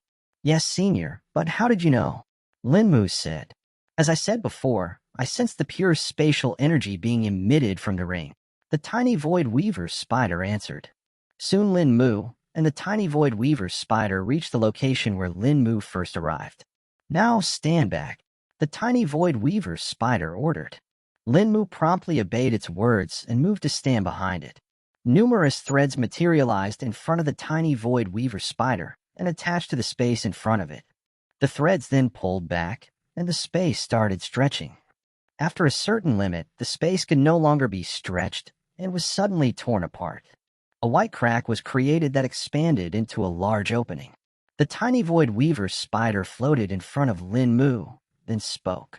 Put me in the ring and then walk through the portal. Though be warned that the journey will be a little rough. Lin Mu gulped after hearing the tiny Void Weaver spider's words and lifted his hand to put it inside the ring. The tiny Void Weaver spider lowered itself into Lin Mu's palm and then disappeared into the ring, but not before saying, "You can call me Senior Shukong from now on." After storing the tiny Void Weaver spider inside the ring, Lin Mu gritted his teeth and jumped into the white portal. For a moment, Lin Mu could see millions of stars, galaxies, and planets flashing by his side, but soon he fell unconscious. After an unknown amount of time, a large spatial rift appeared near the hunting shack and spat Lin Mu out. He let out a groan as he was awakened by the pain caused by falling on the ground. Lin Mu opened his eyes, but then suddenly closed them because of the bright light shining on them. He squinted his eyes and then slowly opened them after they had adapted to the brightness. Lin Mu stood up and looked around. Once he spotted the hunting shack, he let out a sigh of relief. Till the very last second, Lin Mu was doubtful whether he will return to his home or not, but now that he was finally here, he felt as if a large burden was lifted off his back. This is certainly not what I expected. Shukong spoke inside Lin Mu's head. Lin Mu was surprised for a second, but then recognized the voice. What do you mean by that, Senior Shukong? Lin Mu asked. This is a very low-level world. How did you come upon the ring in such a backward place? Shukong replied with confusion in his voice. A low-level world? Does that mean there are more worlds than just this? Linmu questioned with wonder in his voice. Indeed, there are countless other worlds and multiple realms in this cosmos. Shukong replied. But what did you mean by a low-level world? Linmu probed. Depending on certain factors such as the density of qi, the progress of cultivators, the heavenly laws, and the grand Tao, a world can be divided into different levels. Shukong explained. Upon hearing Senior Shukong's explanation, hundreds of questions appeared inside Linmu's mind. But before he could ask them, it was as if Senior Shukong was able to read Linmu's mind because he interrupted him before that. I can't tell you what the different levels of worlds or what the heavenly laws are. The restrictions of this world will not allow you to understand them. Shukong spoke. How is that possible? Linmu asked while tilting his head. Let me demonstrate it. Shukong replied. Suddenly Linmu heard some words in his mind. He could hear the words clearly, but realized that he did not understand them, and neither could he remember them after that one moment. Sensing the immense confusion in Linmu's mind, Senior Shukong spoke again. This is what I meant. The restrictions on this world will simply not allow those words to exist. That is unless, of course, you have a high enough cultivation to ignore the restrictions of this world. So, how strong would I have to be before I would be able to do that? Linmu asked. Possibly the highest cultivation realm that exists in this world. From what I can assume, you would have to reach the immortal ascension realm, or at least the Tao treading realm, before you can even think of doing that. Shukong answered. Immense confusion could be seen on Linmu's face as he asked, what are those two realms? Linmu could hear a loud sigh as Senior Shukong spoke with a helpless tone. Seems like you have a lot to learn. Shukong never expected that the boy who had the fortune of obtaining such a powerful artifact barely had any knowledge about the cultivation world. Shukong wondered how the boy managed to even enter the qi refining realm. Tell me, Linmu, what do you know about the cultivation realms? Shukong asked. Linmu was unfazed by Senior Shukong's words and answered to the best of his ability. I know that the cultivation realms start with the qi refining realm, and the next realm after this is the core condensation realm. As for the cultivation realms above this, I don't know, as the strongest cultivator in this region is of the core condensation realm. Linmu answered. Shukong was a little disappointed and sad upon hearing Linmu's words. He did not think that such a great treasure will be lost in a backward place like this. But he knew that since the artifact had chosen the boy, the only way for him to take advantage of the ring was to ensure that the boy stayed alive. If I want to keep absorbing the spatial energy for a long time, I must teach this boy. If I don't, he'll easily succumb to the ruthless cultivation world and die before I'm even able to overcome my bottleneck. Shukong deeply thought. After thinking for a while, Shukong had begun planning out how he would be teaching Linmu.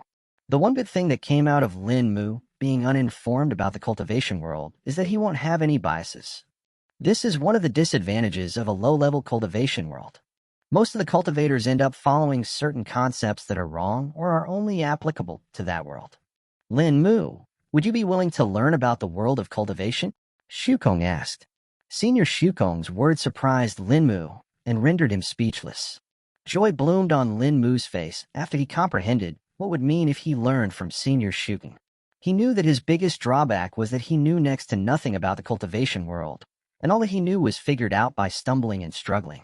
If he got a proper teacher, everything would become much easier, and his progress would improve by leaps and bounds. Yes.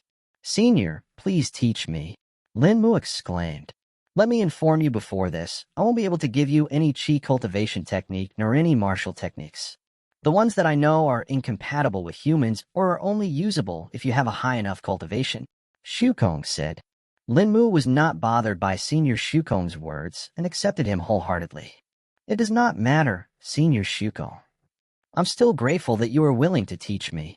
Linmu respectfully replied. Shukong inwardly chucked at the boy's response and thought that he may be able to mold the boy into a peerless cultivator. I have some conditions that you will need to absolutely follow if you are to learn from me. Shukong spoke. Linmu nodded to show his acceptance and listened to Senior Shukong's words. First, you need to strictly follow my words and ignore whatever others tell you about cultivation if I disagree with them.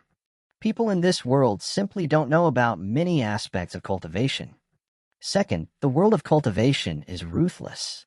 Thus, you will have to become ruthless as well if you want to survive. Third, I want you to become patient and steady. Cultivation itself is going against the heavens. Thus, you need to know when to progress and when to retreat. Countless people have lost themselves to their cultivation because they could not judge well. Shukong spoke with an authoritative voice. Linmu carefully listened to Senior Shukong's each and every word. He pondered over them and made sure that he understood everything before speaking. I understand and accept all of your conditions, Senior Shukong. Linmu answered with a firm voice. Shukong inwardly nodded and was content with Linmu's decisiveness. Now for your first lesson, I'll teach you about the cultivation realms, Shukong said. Shukong then explained to Linmu about the different cultivations realms. The cultivation realm started from the Qi refining realm, in which a cultivator would refine and store spirit Qi within their dantian.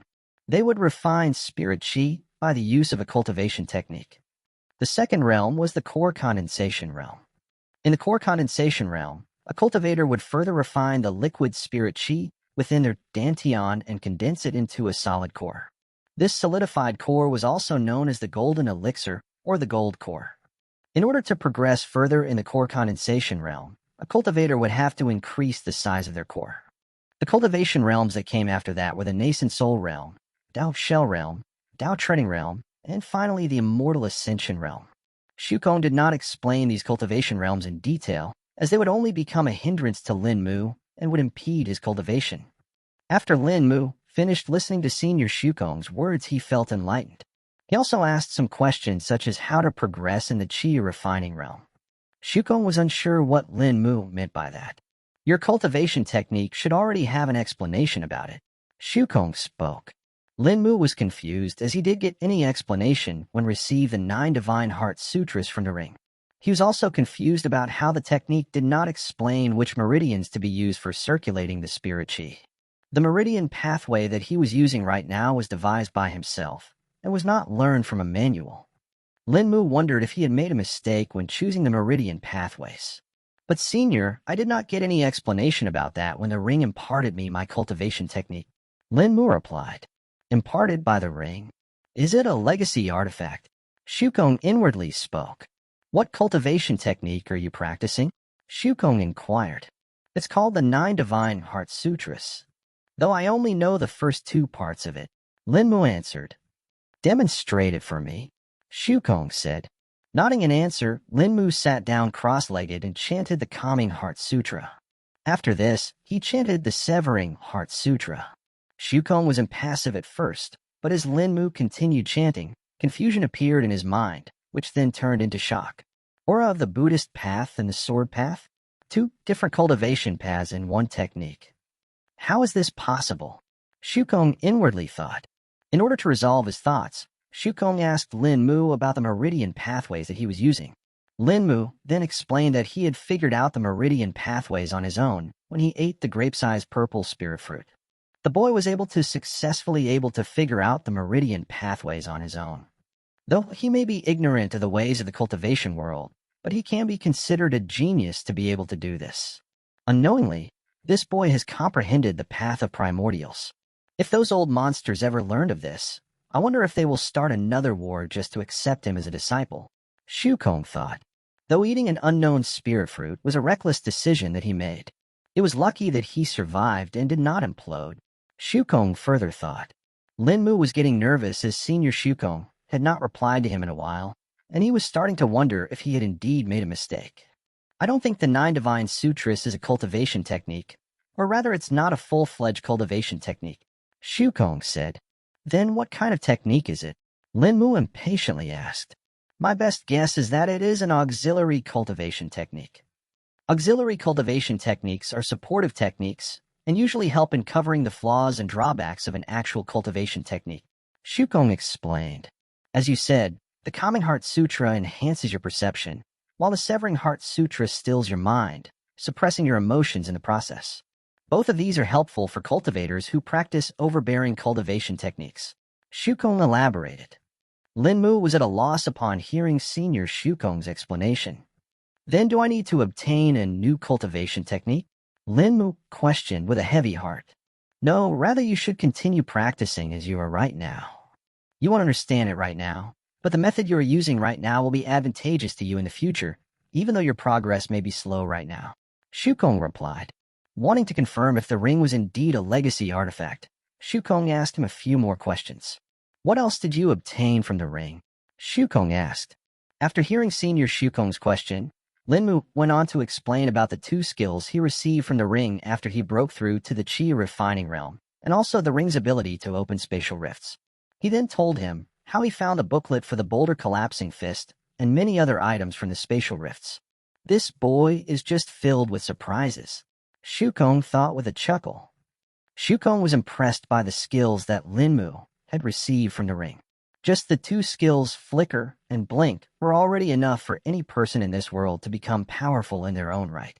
Although the 2 skills seemed simple, but they actually were not. Those 2 skills employed the high-level concepts from the spatial laws. A cultivator could only comprehend the preliminary laws once they reached the Dao treading realm and formed a Dao embryo. But it was nearly impossible for a cultivator to comprehend even a sliver of spatial laws, as they were one of the most complex and top-level Daos. By now, Shukong had an idea of how the mysterious ring worked. The ring worked as a conduit and a catalyst that helped Linmu manipulate the spatial laws.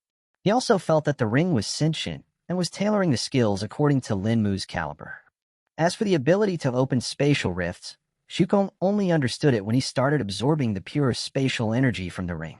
For an artifact that could produce such pure spatial energy, it was a child's play to exploit the weak points in the space.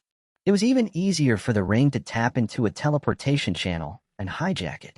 When Linmu was telling Senior Shukong about how some spatial rifts felt different from others, he explained why. The spatial rifts, which felt like still water, were just gates into the lesser void. But the ones which felt like a flowing river were actually teleportation channels created by teleportation formations. Teleportation formations were used for long-distance movement and transportation. Objects as well as people could be moved a long distance within a short time with the help of such formations. Though the ones that Linmu accessed were minor teleportation formations used for transporting objects. When Linmu accessed the 2 before, he had basically stolen the 4 vessels restoration pills and the spirit stones from someone unknown. The good thing was the person who used the formation to send the items would not know that they were stolen either. Will the person whose items I took come after me? Linmu asked with a wary tone. That would be impossible. While sending items through teleportation formations is a safe method, it is not flawless. Any accident or disturbance in the spatial channel would cause the object to be lost in the void. Shukong answered. Linmu felt relieved that he won't have to keep looking over his back for the owner of the items coming back for payback. Demonstrate the 2 skills you got from the ring for me. I want to see your proficiency in it, Shukong ordered. Linmu nodded in response and demonstrated the first skill, Flicker. He first executed it while standing normally, and then showed its ability to turn his body immaterial. He held his short sword and demonstrated his control over the technique. Next one, Shukong spoke. Linmu took a deep breath and used the second skill, Blink. He disappeared from the place he was standing, and then appeared in a location 10 meters away from there. Enough, Shukong said. Yes, Senior. Linmu promptly responded. Shukong went silent for a minute as he thought and then spoke again. You will need to increase your accuracy while using Flicker. If you are to use it for dodging strikes, you will need to judge the exact moment to use the skill, or you will just hurt yourself. Shukong spoke and then took a pause. As for the second skill, Blink, you are highly inefficient in its use. You will need to understand the skill's true potential, and from what I can see, you can only teleport to a location in your field of vision. This is the first flaw you need to amend, Shukong chided. Linmu already knew that he had to learn to judge the timing of the activation of Flicker, but did not expect that he was this bad with the second skill, Blink. How can I resolve the flaw, Senior? Linmu asked. The reason you can't teleport to a location behind you is that you haven't learned one of the most basic abilities of a cultivator. You haven't refined your spirit sense, Shukong answered. Linmu had heard about spirit sense before when Senior Shukong asked him if he could see his body. Senior Shukong then mentioned that he could not see it as he did not have spirit sense. You can think of spirit sense as an additional organ. You can use it to touch and feel your environment. You can see without actually seeing with the help of spirit sense, though I do not blame you for not knowing how to use it. You would have innately understood it if you were using an orthodox cultivation technique, but your unique situation changes things a bit, Shukong said. Shukong waited until Linmu fully understood his words and then continued. Now, I want you to listen to my words with your complete attention. First, close your eyes and focus on the spirit chi within your dantian. Now guide a wisp of spirit chi to leave your body and let it float around your body. After speaking till here, Shukong stopped and let Linmu practice. It took Linmu a few tries before he grasped it and was able to control spirit chi to hover around his body.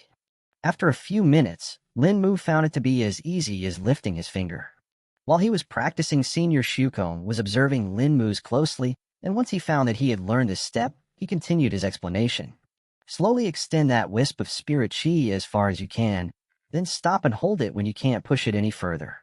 After that, revolve that wisp of spirit chi in a circle around your body. Shukong spoke.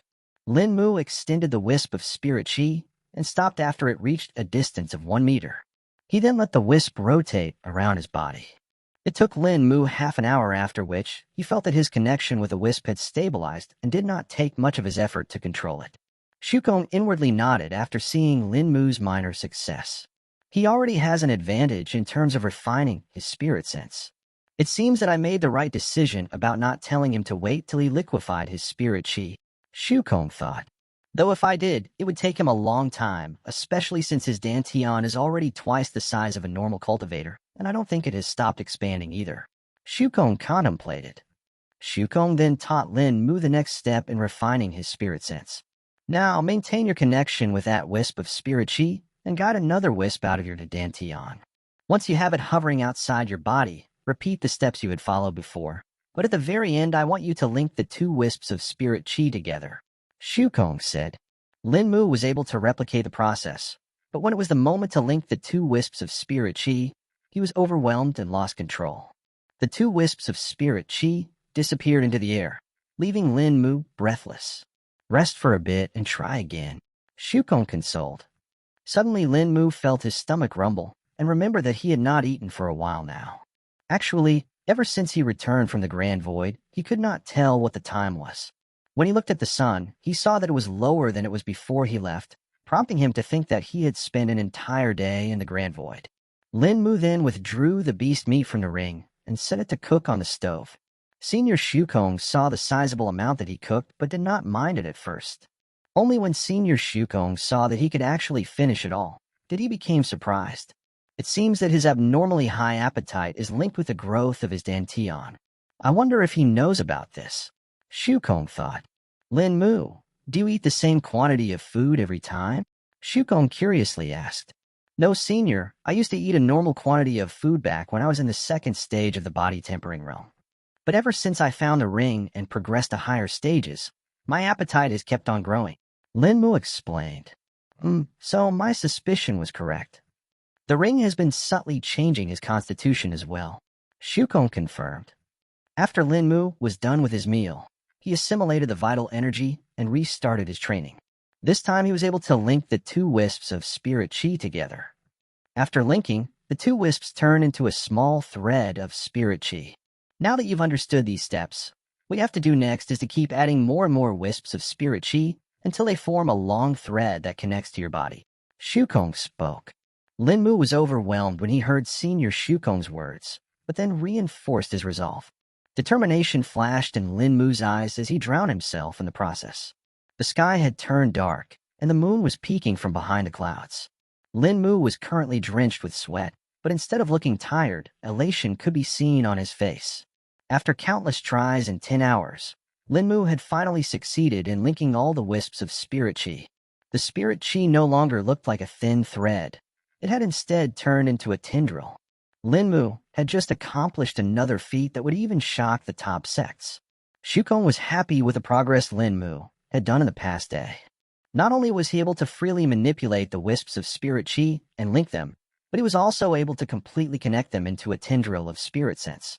The boy has talent in spirit chi control, but I can't tell if it is innate or if this is the work of the ring as well, Shukong thought.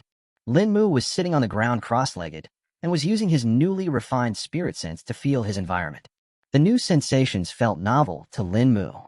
He felt that he was able to see in a 360-degree angle with the help of the spirit sense. Lin Mu wanted to test the second skill blink and see if he could teleport to a location outside his field of vision, but decided against it as he had exhausted nearly all of his spirit chi. Every time he failed during the process of refining the spirit sense, he would lose the wisps of spirit chi that he was manipulating. The spirit sense tendril that he had refined was 1 meter long and was refined by linking 20 wisps of spirit chi. Over the multiple attempts, Lin Mu had lost nearly 500 wisps of spirit chi, leaving him with a meager 35 wisps of spirit chi in his dantian. I need to replenish my spirit chi, and I also need to eat something. I'm starving. Lin Mu thought.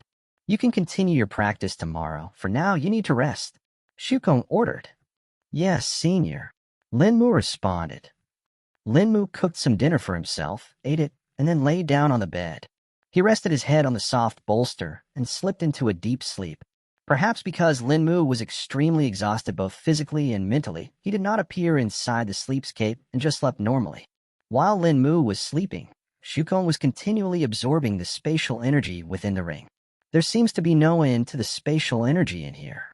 I had originally thought it would be depleted after I absorb it and would take some time to be replenished.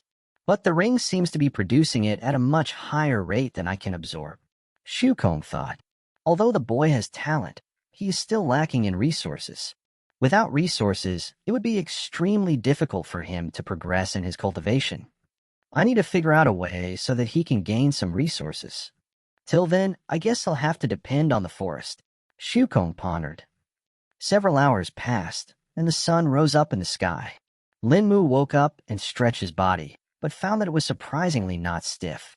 He felt refreshed, and his body felt as if it was new. Lin Mu started his morning routine and cooked some beast meat. While the meat cooked, he sat down to cultivate and replenish his spirit chi. His body had already replenished 100 wisps of spirit chi while he slept, thus he had a sufficiently large amount of spirit chi to start cultivation. Although Lin Mu only cultivated for 15 minutes, he found out that the speed of absorbing spirit chi had increased again, and he was able to absorb 50 wisps of spirit chi. How did my speed of absorption increase again? Lin Mu muttered to himself, but Senior Shukong heard him. That would be because of your spirit sense. Spirit sense not only allows you to sense your surroundings, but it also has other effects as well. One of them being an increase in sensitivity to spirit chi. Shukong spoke. What are the other functions and effects of spirit chi then, Senior? Lin Mu asked. Spirit chi is highly versatile and is used in things such as controlling spirit weapons and tools, creating formations and refining alchemical pills. Shukong answered. Lin Mu's had heard about spirit weapons before. He knew that they were much stronger than normal weapons and even had some special effects. He wondered if he should obtain one somehow. While Lin Mu was lost in his thoughts, his breakfast was ready. He then finished his breakfast and assimilated the vital energy. When he was about to start cultivating, he noticed that the black dots had returned. He was able to spot several of them in the area. Senior, the black dots have returned. Lin Mu spoke. Black dots? You mean the spatial gates? I can sense them too, but there are far too many of them here. Shukong replied. Too many. But I see them wherever I go. Is this abnormal? Lin Mu inquired. Yes, those black dots you see are actually the weak points that exist in the space. Normally they should be rare, but it seems that the mere presence of your ring is enough to destabilize the space. Shukong answered. Having satisfied his curiosity, Lin Mu sat down cross-legged to replenish his spirit chi. He cultivated for 2 hours and was able to replenish his spirit chi up to his previous levels. Lin Mu slowly extended the tendril of spirit sense and analyzed the surrounding area. He could sense each and every blade of grass and the tiny insects that were crawling on it. If Lin Mu used the Severing Heart Sutra and focused even more, he could observe the specks of dust floating in the air. Lin Mu tried to sense the area underground beneath him and found that he was only able to probe a few inches in. If he tried to go any deeper, his spirit sense was just blocked, as if there was an iron wall in front of it. Stumped at this problem, Lin Mu decided to ask Senior Shukong for guidance. Your spirit sense won't be able to pierce through solid objects for now. You will have to increase its range and strengthen it further to be able to do that. Right now, you should just focus on increasing its range and leave the rest for the future. Shukong advised. Lin Mu nodded and decided to finally test out Blink. He stood up and extended his spirit sense behind him. He locked onto a location and activated the skill. In the next instant, Linmu disappeared from his previous location and appeared in the location he had chosen. Well done. Shukong commended. Thank you, Senior. It is all due to your guidance. Linmu politely acknowledged. He then continued to test out Blink in different manners. Since the range of Linmu's spirit sense was only 1 meter, he was only able to teleport that far behind. If he wanted to increase the distance of teleportation, he would have to increase the range of his spirit sense. While using spirit sense, he found out that he could actually teleport in midair. But it was only possible if he used his spirit sense and not by just using his eyes. Linmu could think of multiple situations where he could use this method for an ambush. Suddenly, Linmu remembered that tomorrow would be the day when he had to return to the town. It had been 5 days since he had booked the room at the inn, so he will have to return tomorrow. Senior, I will be returning to the town tomorrow to live in a room at the inn, Linmu said to Senior Shukong. When Shukong first saw that Linmu was living in an old and mottled shack, he did not think much of it. For a being such as him, who has lived for countless years, he had seen people from all walks of life. Also, because he was a beast himself, he could not be bothered with humans and had a different mindset. Why have you been living here in that shack and not in a human town? Shukong finally asked. Linmu then went on to narrate the story of how he was punished and his house was seized. Shukong silently listened to the story and let Linmu speak. Only after Linmu had finished speaking did Shukong respond. So I guess you want to buy back your property? Shukong asked. Yes, Senior, and once I do that, I'll pay my respects at the grave of my parents and ancestors before leaving the town to start my journey. Linmu answered with determination in his voice. Good. A true cultivator can only progress when he experiences the worldly tribulations. Your choice of leaving the town behind and journeying will only bring you benefits in the long run. Shukong spoke with a sagely voice. Linmu was lost in thought after listening to Senior Shukong's words. He then remembered the esoteric chants that he heard while receiving the Severing Heart Sutra. A sudden wave of enlightenment spread in his mind, and he was washed away in it. Seeing that Linmu had closed his eyes and seemed to be lost in his thoughts, Shukong called out for him. But suddenly alarm bells started ringing within his mind, and he became apprehensive. Then Shukong saw a blinding glow appear in front of his eyes and felt a feeling he had not felt for millenniums: terror. The altar within the mysterious ring was currently glowing with a blinding light. A peculiar energy was being emitted by the altar, which was leaking out of the ring. Even the barrier created by Shukong could not stop it. The energy was so strong that it had spread out in an area of 100 kilometers. Shukong, who was inside the ring and also the closest to the altar, was bearing the full brunt of the impact. The feeling of terror filled every speck of his body and paralyzed him.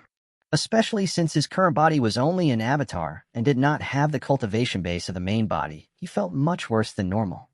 What is this aura? Even those old monsters would not come close to this level, Shukong thought. A minute later, the aura changed from being cold and overwhelming to sharp and deadly. Shukong now felt as if he was in the presence of a peerless sword immortal. He had to use every bit of his will to resist the sharp aura. Otherwise, he felt as if his soul would be severed in an instant. In the northern town, there was a large courtyard that was hidden from the eyes of mortals. Within this courtyard, a manor existed, in the front of which a beautiful garden full of fragrant spirit flowers was spread. In this garden, 2 people were currently sitting inside a pergola. These 2 were none other than the pair of grandfather and granddaughter, Jingwei and Duan-ku. Jingwei was drinking a cup of aromatic tea, while Duan-ku was reading a jade scroll. Suddenly, both of them felt as if freezing water was poured over them, and they dropped the items in their hands. The elegant cup fell from Jingwei's hand and shattered, while the jade scroll dropped on the table and made a clinking sound. Once the freezing feeling passed, it morphed into a sharp and deadly aura. They felt as if thousands of swords were pointed at them and would be cutting them into 1,000,000 pieces in the next instant. This overwhelming feeling lasted for a minute, after which it disappeared. Duan-ku collapsed on the ground and was left breathless. Blood could be seen dripping out of the edge of her lips. Jingwei was no good either. He was able to hold on to the table and plop down onto a chair. Grandfather, what was that? Duan-ku uttered between her breaths. Jingwei stayed silent for 5 minutes before he was able to gather his wits. He let out a breath of foul qi and spoke. That was sword intent. A hidden cultivator ascended 2 days ago, and now this. I don't even know what to make of this anymore. That was sword intent. Is there even a single expert in any of the top sects that can have such an overbearing sword intent? Duanku exclaimed out loud. No, I'm afraid not. Even the sword intent of the previous ancestor of the Centennial Sword Sect cannot compare to this. Jingwei said. In Wulim City, a shocking phenomenon could be witnessed. The commoners saw one cultivator after another collapsing on the ground. Some could even be seen bleeding from the 7 orifices. Inside the mayor's mansion, Wu Sun was also struggling to stand. He could not understand what was happening right now either. After the overwhelming aura vanished, he immediately popped a pill into his mouth and rushed through a hidden entrance. He later appeared inside a cave deep underground. Wu Sun walked into the cave with the blood pool and saw that the inscriptions carved into the roof and the walls had crumbled into dust.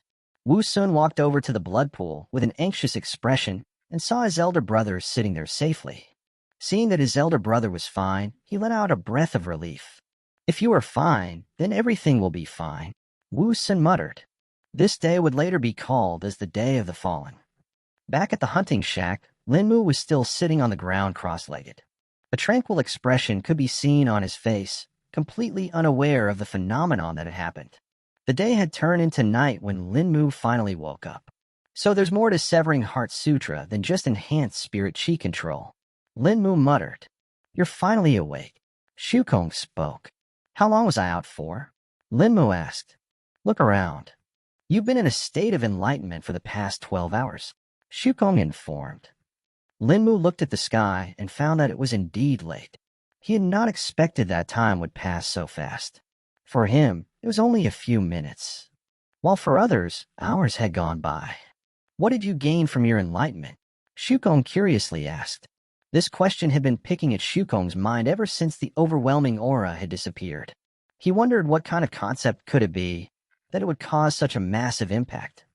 From the aura that he experienced, Shukong could tell that it was similar to sword intent yet different. One thing was sure, though, that it was related to the sword path. Linmu thought for a moment and recalled all that he had learned.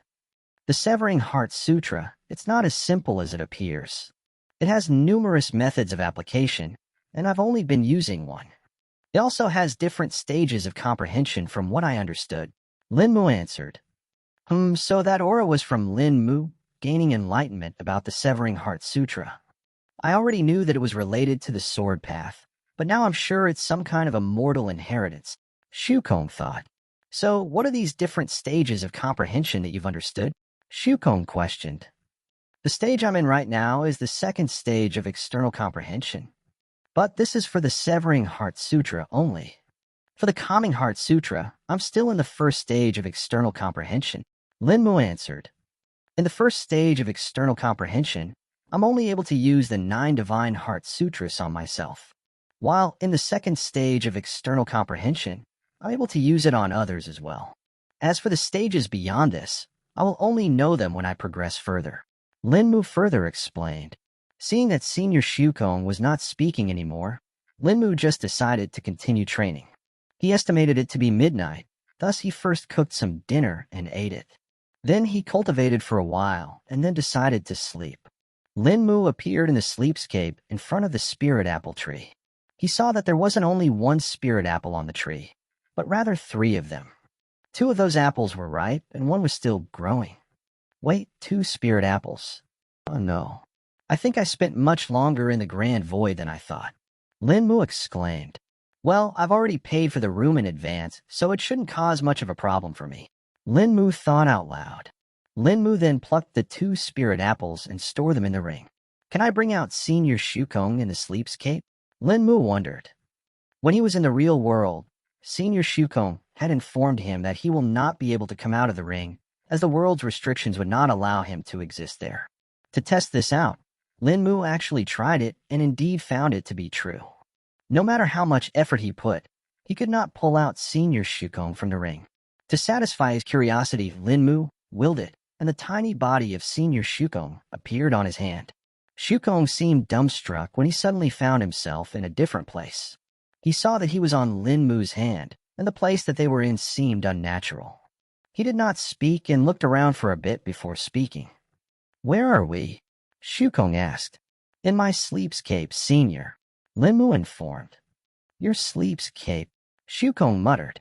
Linmu then realized that in all that happened, he had completely forgotten to tell Senior Shukong about the sleepscape. Even yesterday, because he was extremely tired, he did not enter the sleepscape.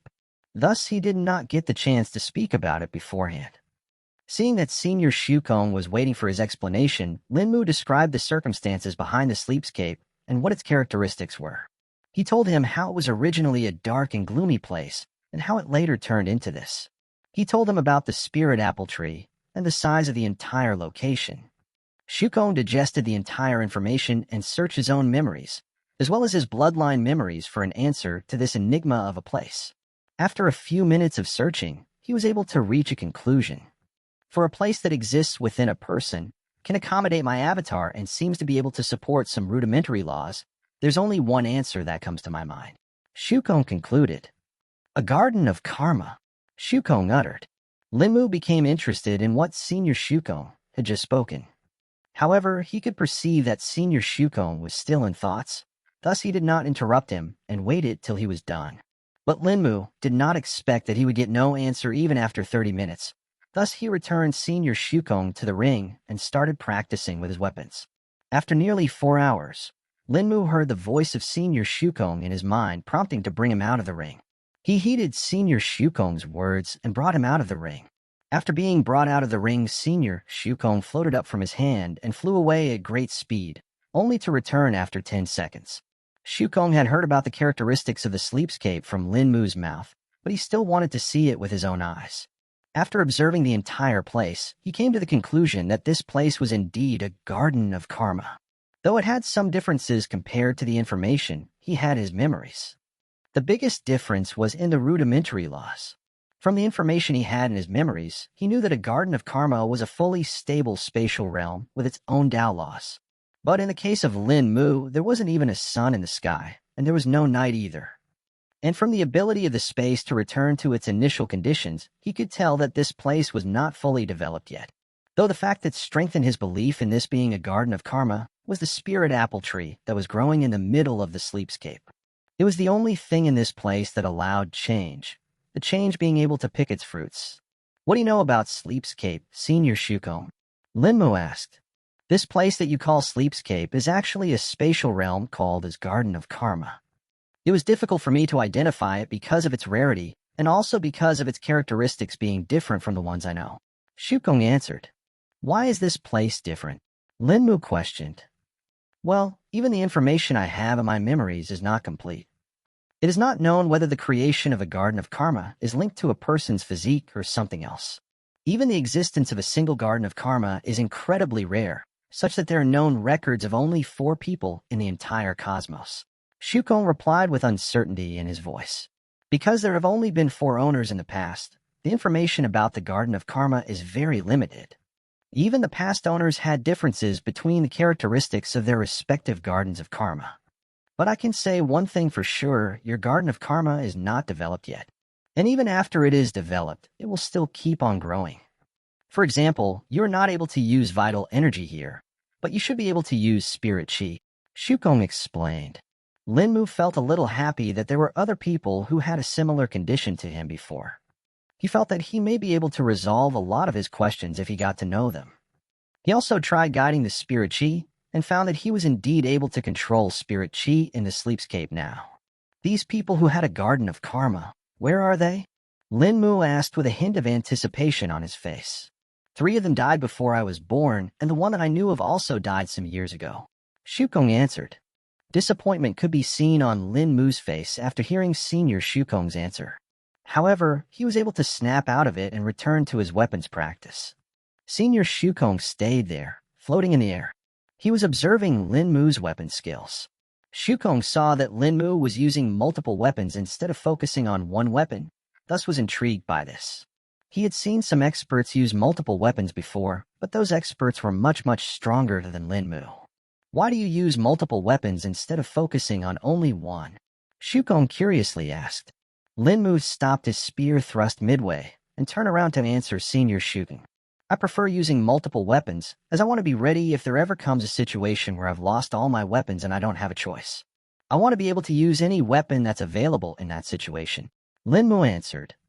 If you're going to follow this path, then you need to learn from a proper weapons manual that teaches the use of multiple weapons. Shukong advised. I know that, senior.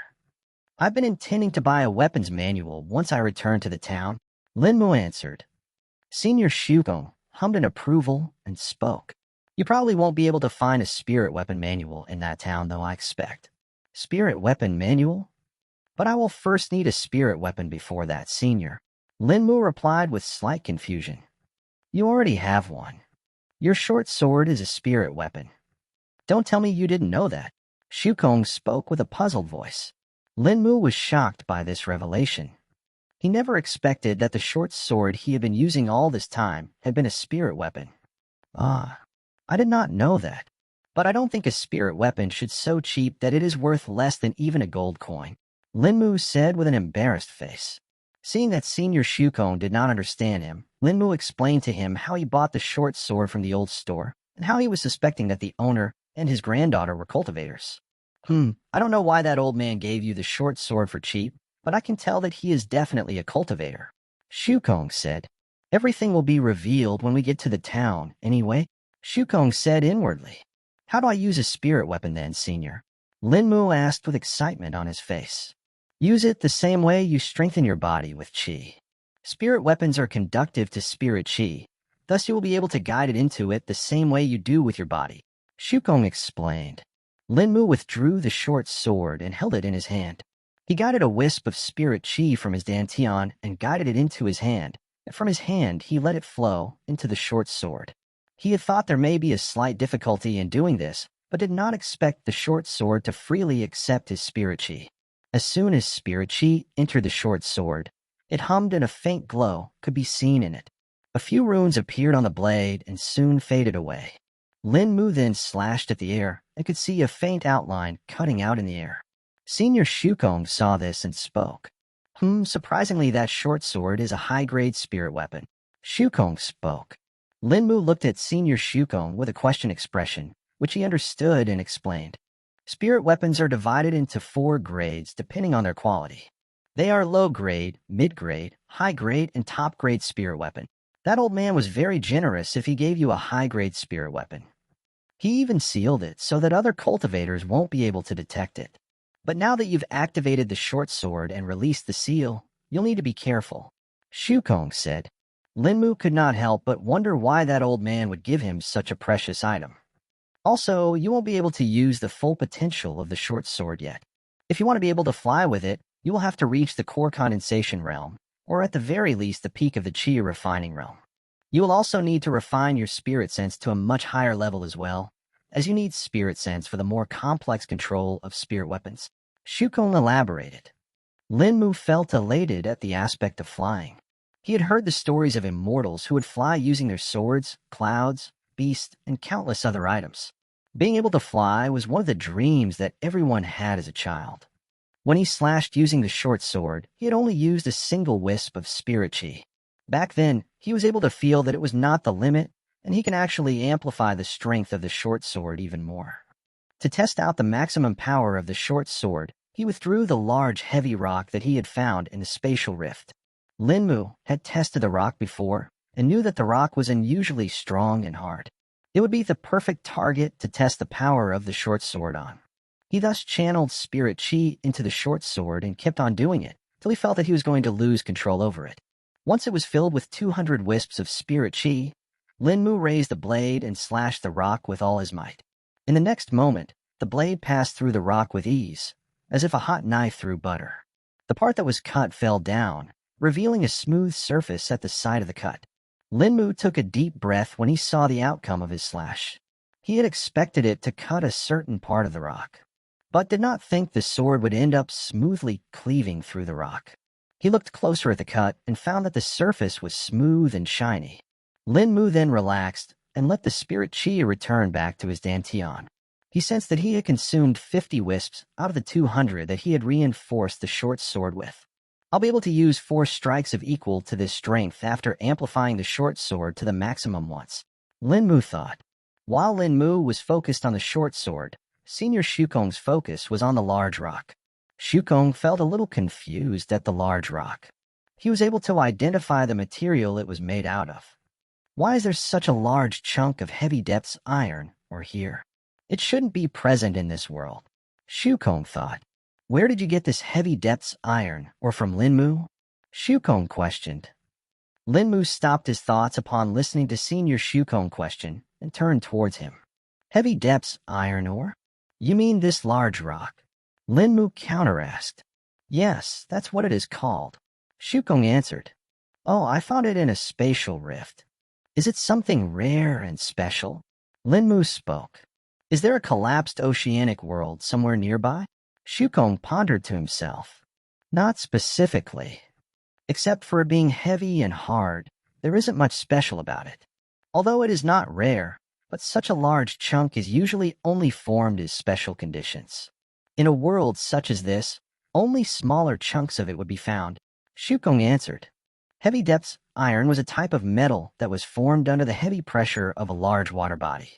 It could be found in any world that had seas or ocean, but the size of it or would depend on the size of the ocean. The chunk of or that Lin Mu found was too large for it to belong to this world. The only place it could be formed would be in an oceanic world. Oceanic worlds were large planets that had nearly no landmass and were completely covered with water. Such worlds were dominated by monstrous aquatic beasts and were often uninhabitable for cultivators. However, oceanic worlds also had magical treasures and unique materials that were only found within them. Thus, they were the targets of many large cultivator sects and organizations. Since Lin Mu was able to find such a large chunk of heavy depths iron ore, it meant that there was quite likely a collapsed oceanic world nearby this world. It also meant that there were precious treasures that were lost in the void, waiting to be found. And if someone was able to find the original location of the oceanic world, they may even be able to find something priceless, a world essence crystal. Stopping his train of thought, Shukong saw that Lin Mu was asking him something. Senior, is this heavy depths iron or useful for making weapons or armors, and can it be sold? Lin Mu asked with expectation on his face. It is unsuitable for making weapons and armor because of its properties. It would be fine if it was just hard and heavy, but because it also obstructs the flow of spirit chi, it is not used to make them. Instead, it is used in the construction of defensive fortifications for castles and forts, so you can sell it. Shukong answered. Lin Mu's eyes lit up with a glint of gold. Now that he had the support of Senior Shukong, he would not have to be as cautious as before and would be able to ask him for advice. The quicker he bought back his house, the quicker he would be able to start his journey into the cultivation world. While Lin Mu was thinking about his future prospects, Shukong was thinking about the situation of this world. He was wondering if there were more collapsed worlds near Lin Mu's world. He thought of a way to confirm his doubts. What other items have you found in the spatial rifts? Show me all of them, Shukong ordered. Realization dawned on Lin Mu's mind. If the large rock which looked useless was precious, then who knows what other things he found were rare and perhaps priceless. Lin Mu hurriedly started taking out one item after the other from the ring. Soon enough, there were 5 piles of items lying haphazardly on the ground inside of the sleepscape. Lin Mu had separated the items which he found useful, such as the booklet which contained the martial technique Boulder Collapsing Fist, and the 4 vessels restoration pills, in different piles, and useless items like the old shoe and clump of soil into a different pile. Senior Shukong closely scrutinized every item, and then came to float in front of Lin Mu. He then instructed Lin Mu to separate the items into 2 different piles from the 5 piles. Senior Shukong then came to float in front of a pile and spoke. This is garbage. This is useful, Shukong said after floating over to the other pile. Lin Mu looked at the garbage pile, and sure enough, most of the items he thought were useless were just that, useless. But he was a little surprised looking at the pile of useful items. There were some items which he did not think would be useful. For example, the clump of soil that he had found was now in the pile of useful items, and the small shard of metal was too. Lin Mu could not understand the reasoning behind this. Thus he asked Senior Shukong, that clump of soil is not what you think it is. It is actually the dried blood of a spirit beast. While that metal shard is quite possibly part of an immortal tool. Even though it's only a small shard, it is still linked to the immortal tool, and you may be able to find it with the help of it, Shukong explained. Lin Mu was shocked upon hearing about an immortal tool. He could tell that it was something that was above spirit weapons and was much stronger than them. But he could not help but wonder how these items ended up in the spatial rifts. Senior, there is one thing I could not understand. How do these items end up inside of spatial rifts? Lin Mu asked apprehensively. There are many reasons for that, but the most common reasons are either the destruction of a spatial treasure or the collapse of a world. Depending on the reason, the item will be lost in a different layer of the void. Shukong answered. Lin Mu had heard the two words Grand Void and Lesser Void from Senior Shukong before, but could not understand the difference between them. Thus he asked him to explain. Senior, could you explain to me about the void? Lin Mu asked. While you will not understand the actual characteristics of the void, I'll give you a simplified explanation. The void can be broadly divided into 4 layers: the Lesser Void, the Great Void, the Greater Void, and the Grand Void. Shukong spoke and took a pause until he was sure that Lin Mu had digested this information. The Lesser Void is a place that exists parallel to the real world and is separate for each of the worlds. The Great Void is the layer which contains minor worlds and spatial dimensions. Your sleepscape could be considered as an example of a spatial dimension, while the Greater Void contains all the worlds in a specific realm. Finally, the Grand Void is the layer that separates the different major realms and contains all the layers below it. Also, every higher layer in the void contains multiples of the layer below it. For example, the Great Void has multiple layers of the Lesser Void contained within it. Shukong explained. Lin Mu was a little overwhelmed by all the information that Senior Shukong had just spoken. It took him a few minutes before he was able to analyze and integrate all the information into his mind. He also felt minuscule at the immensity of the entire universe. He could not even imagine the sheer size of the worlds that existed, not to speak of entire realms. Shukong saw that Lin Mu was astounded at his explanation, thus he spoke. Don't be overwhelmed by my explanation. Even if you don't understand it right now, it won't matter. You will eventually understand it in the future. Lin Mu felt a little better after hearing Senior Shukong's encouraging words. His attention was then redirected towards the useful pile of items. There were some items in it that he knew were useful, but he could not tell what their use could be. One such item was a high-quality wooden slip he had found. Lin Mu picked up the wooden slip from the pile and showed it to Senior Shukong while asking, Senior, what is this wooden slip?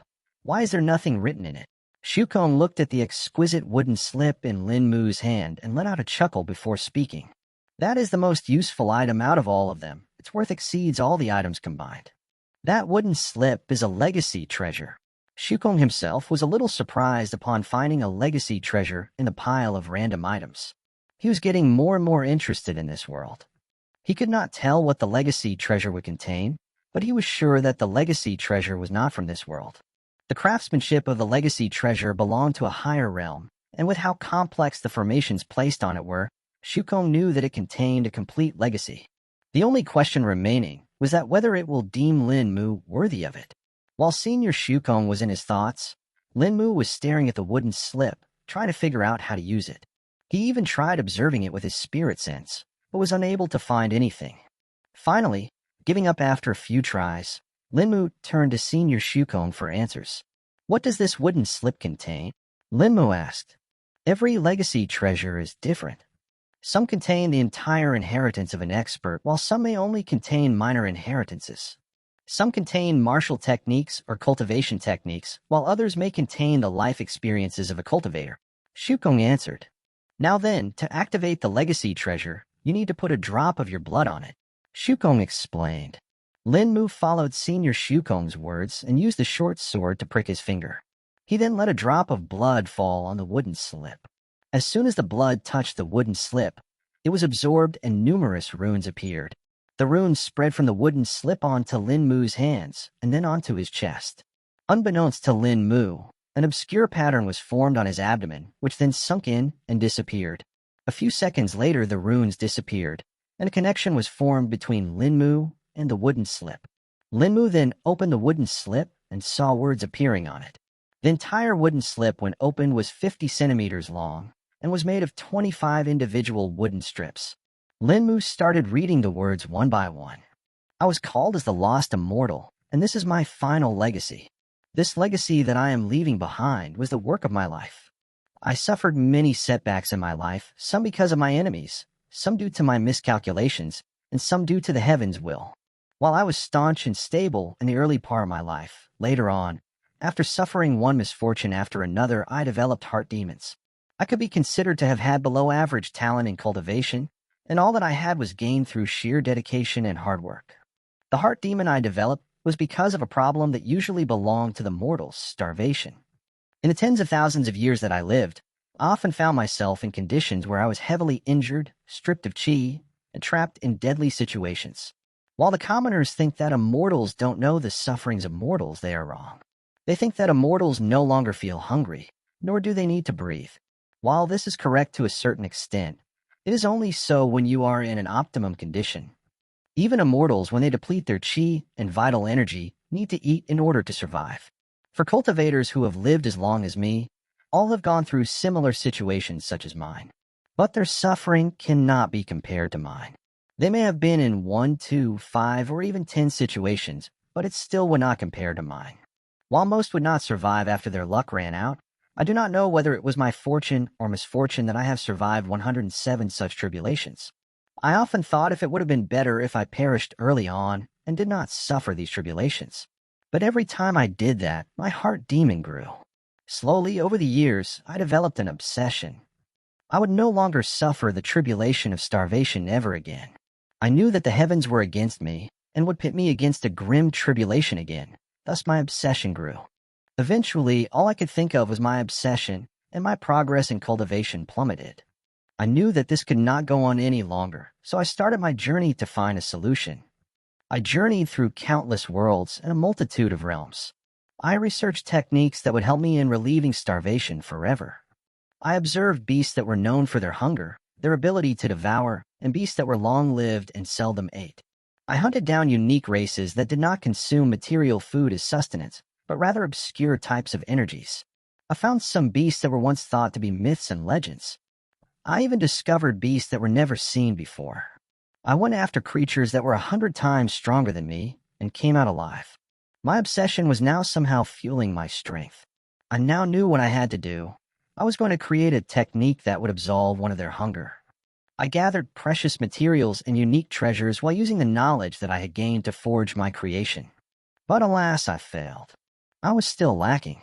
I began my journey again and wandered the universe.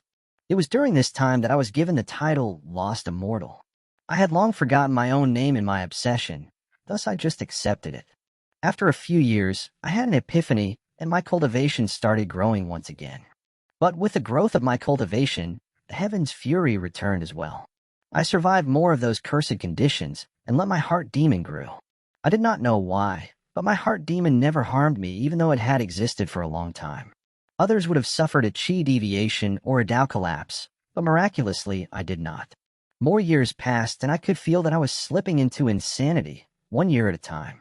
I knew that once I was completely drowned in insanity, I would never resolve my obsession. Thus I staked all I had and revisited all the places I had been to, just to gain any small smidgen of inspiration I could grasp. This time I could not find some of the beasts that I had originally discovered, but I was still able to find a beast such as the golden rock, the Tao Tai, the realm eater worm, the sky-swallowing wolf, the immortal Kuan, and many more. I stripped their secrets and gained an understanding of their physiology and cultivation. By now I was at the very edge of insanity and knew that I would fall into its abyss as soon as I lost control, even for a moment. Knowing that I had no time left, I ended my research and started to reforge my creation. I never intended to come out of this alive, thus I used everything I had, including my very life. I ignited my Tao laws with my obsession and used the flames to temper all the precious materials I had gathered. I spent years working on it, yet I still felt that I was far from perfect. Then suddenly, I was enlightened when I heard a voice in my mind. It was my heart demon. It had finally awakened. It knew what I wanted, thus my heart demon offered me a solution which I gladly accepted, for I knew I had nothing to lose. I sacrificed my cultivation base and my body, using them as the metal, and fused it into my creation. Then finally, using my soul as the last ember, I let my heart demon perfect my creation. Even at the very end, I knew that while my creation was perfect, it was still incomplete. Of course, unless a person cultivated it, it will be deemed incomplete. Thus, with my last wisp of consciousness, I finished my legacy and sealed the technique I had created into this wooden slip. I recorded my life's experiences and tribulations for my inheritor to learn, and as a final gift, or you could say my last wish, I want my inheritor to name this technique after learning it. I hope that you will not suffer the tribulations that I did and are able to benefit from my experiences. After an hour, Linmu had completed reading the entire wooden slip. As soon as he read the last word, all the words written on the wooden slip faded away, and new words appeared on the wooden slip. Linmu read these words and found that these words were describing the unique technique that the lost immortal had created. He read them and was slowly lost in them. Unknown to him, Senior Shukong was closely observing him. Shukong felt that everything was normal at the start, but after a while, he saw tears coming out of Linmu's eyes. He tried calling out to him but received no answer, as if he was lost in enlightenment. What kind of legacy did he receive? Shukong thought. Linmu had been reading the wooden slip for the past few hours, but still had not finished it. Senior Shukong had tried calling out to him multiple times, but he never responded. Thus Senior Shukong gave up and waited for him to normalize. In the blink of an eye, it was morning, and the sun had risen. Linmu was shaken from his trance after his consciousness disappeared from the sleepscape and returned to his body. He slowly opened his eyes in a daze and looked around. After seeing that he had returned to the hunting shack, Linmu took a deep breath. That was a really unique experience. Linmu muttered as he remembered the information recorded in the wooden slip. After Linmu had finished reading the introduction, he saw the technique that was created by the lost immortal. It took him a long time to read it, and he still could not understand it. The technique was complex, very complex, so much so that he could not even identify some of the words that were mentioned in it. After the technique, the next thing that was recorded in the wooden slip was the life experiences of the lost immortal. When Linmu read them, he felt as if he was there and was experiencing them firsthand. He could not tell if it was an illusion or not, but everything that he saw looked extremely real. Guess I'll have to ask Senior Shukong for an explanation, Linmu thought. Linmu then called out to Senior Shukong and received a reply instantly. Shukong had been a little worried after seeing that Linmu was in a trance. He knew it was due to the legacy treasure, but could not tell if it was good or not.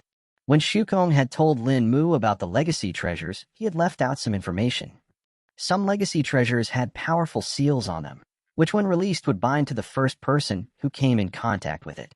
While this was fine, if the legacy contained was suitable for that person, but if it was not so, this would become extremely troublesome. Shukong had observed and scanned the wooden slip before allowing Linmu to use it, but when he saw that Linmu was stuck in a trance and could not respond, he became wary.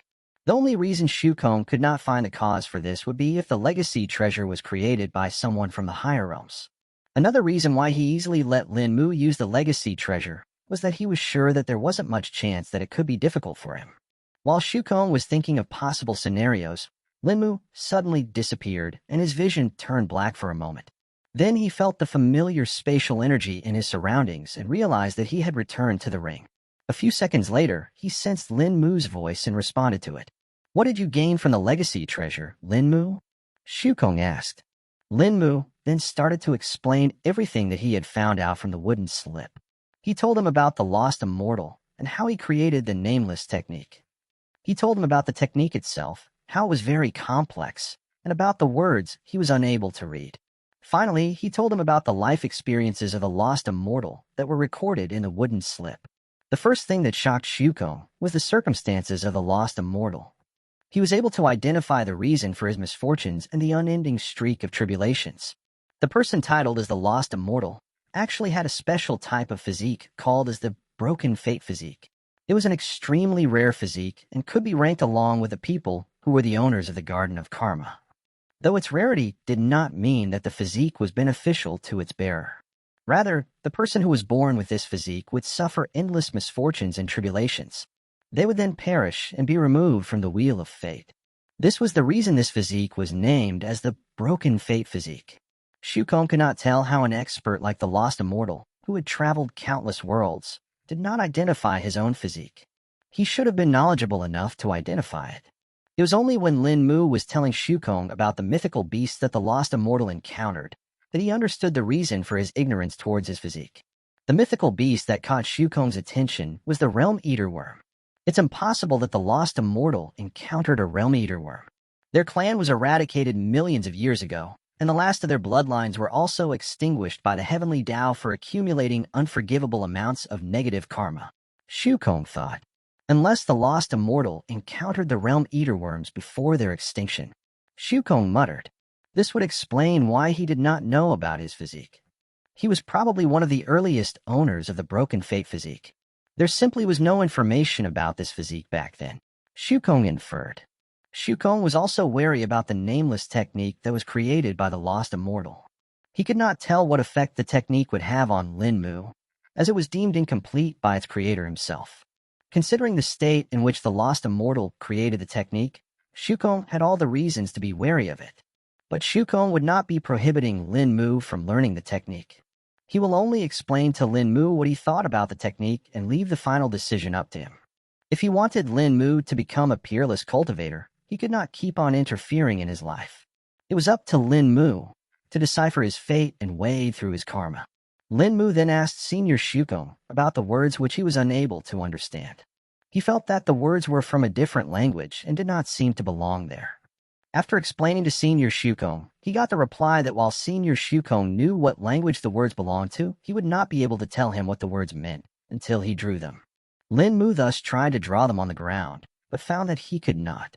It was as if his mind went blank as soon as he thought of drawing them. It's the world's restrictions prohibiting you from drawing them. Wait till tonight when you return to the sleepscape.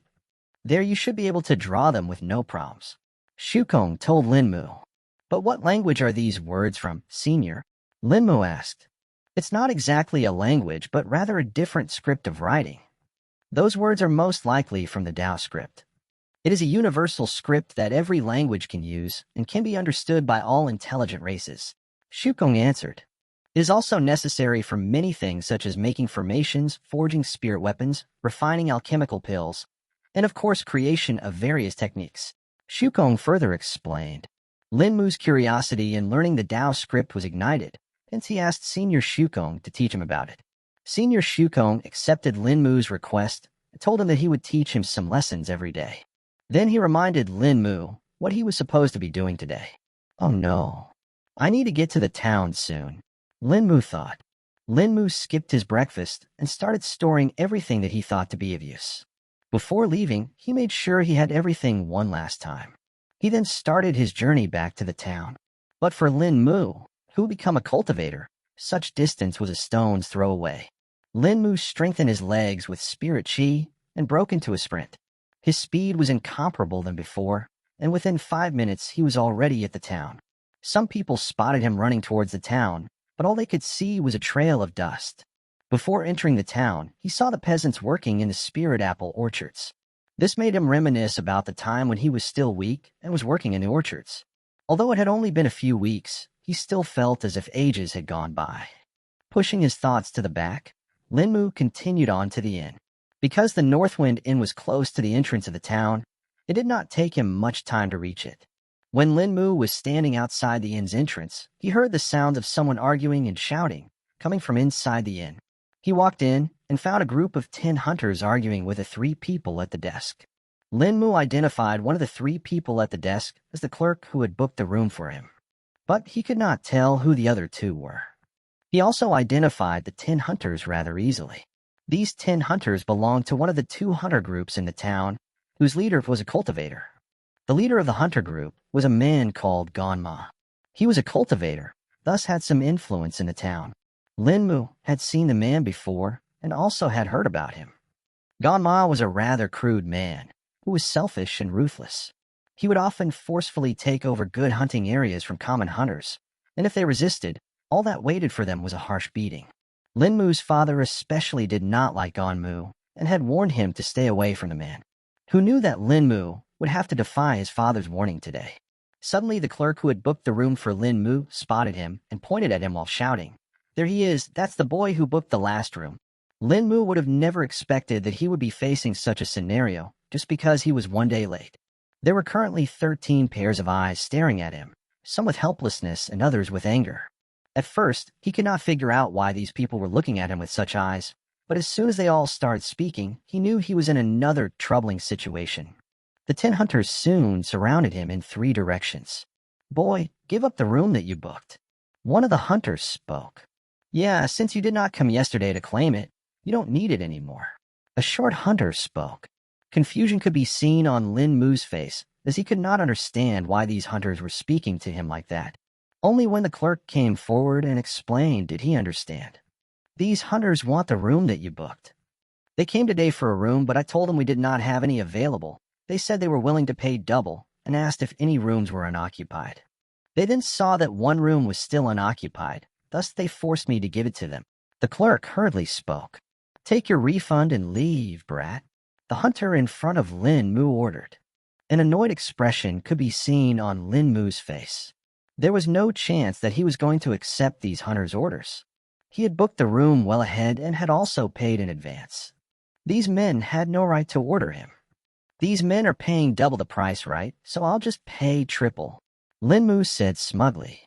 Right now Lin Mu had plenty of gold coins, so he was not worried. He would be able to earn those back rather easily once he starts hunting again. Upon hearing Lin Mu's words, the hunters became confused at first, but then became angrier. But the man who was with the clerk looked happy instead. Looking closer at the man's clothing, which seemed to be of higher quality than that of a commoner, Lin Mu guessed that he was the owner of this inn. "You think you can just disrespect us like that?" The short hunter spoke with fire in his eyes. Looking at the short man's expression, Lin Mu guessed that he was the one who wanted the room while others were just here to back him up. The hunters belonging to Gan Ma's group were well-known bullies. They submitted to the strong while oppressing the weak. If it was the Lin Mu of the past, he would have never dared to go against these men.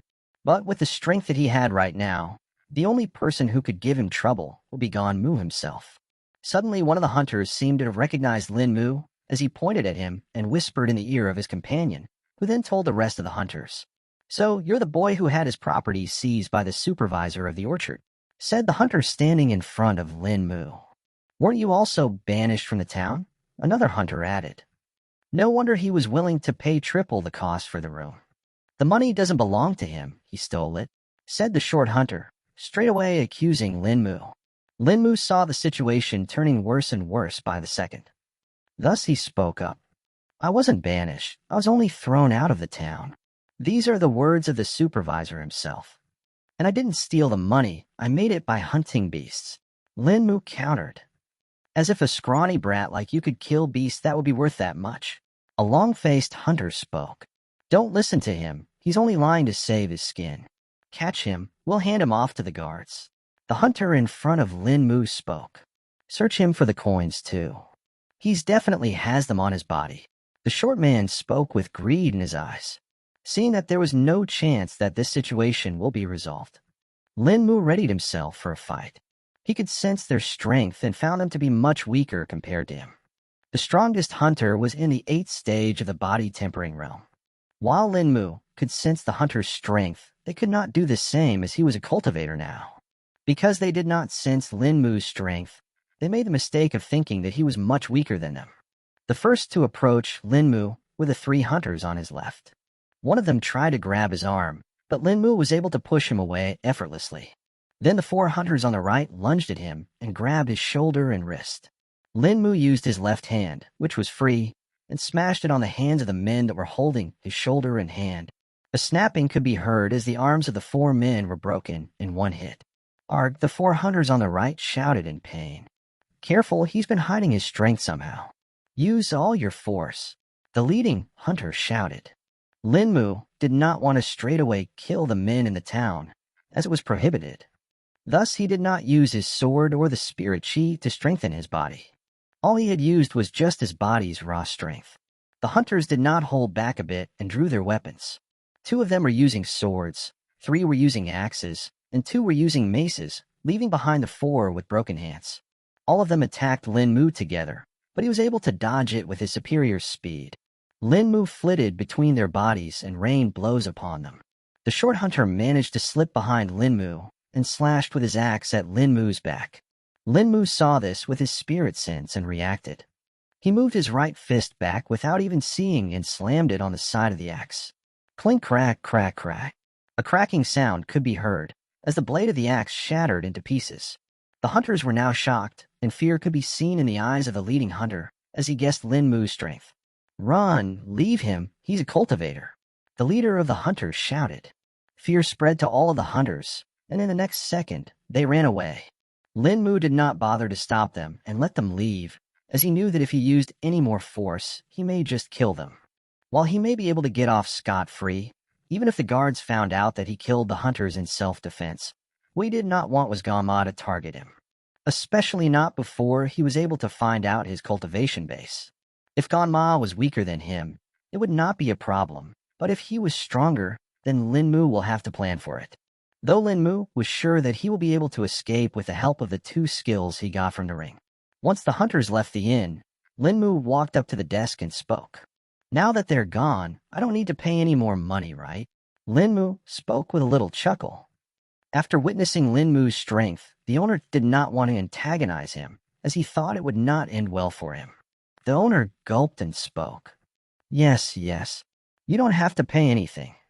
You already paid in advance. Please go on in." The owner spoke and gestured to the clerk. The clerk then guided Lin Mu up the stairs and into a corridor.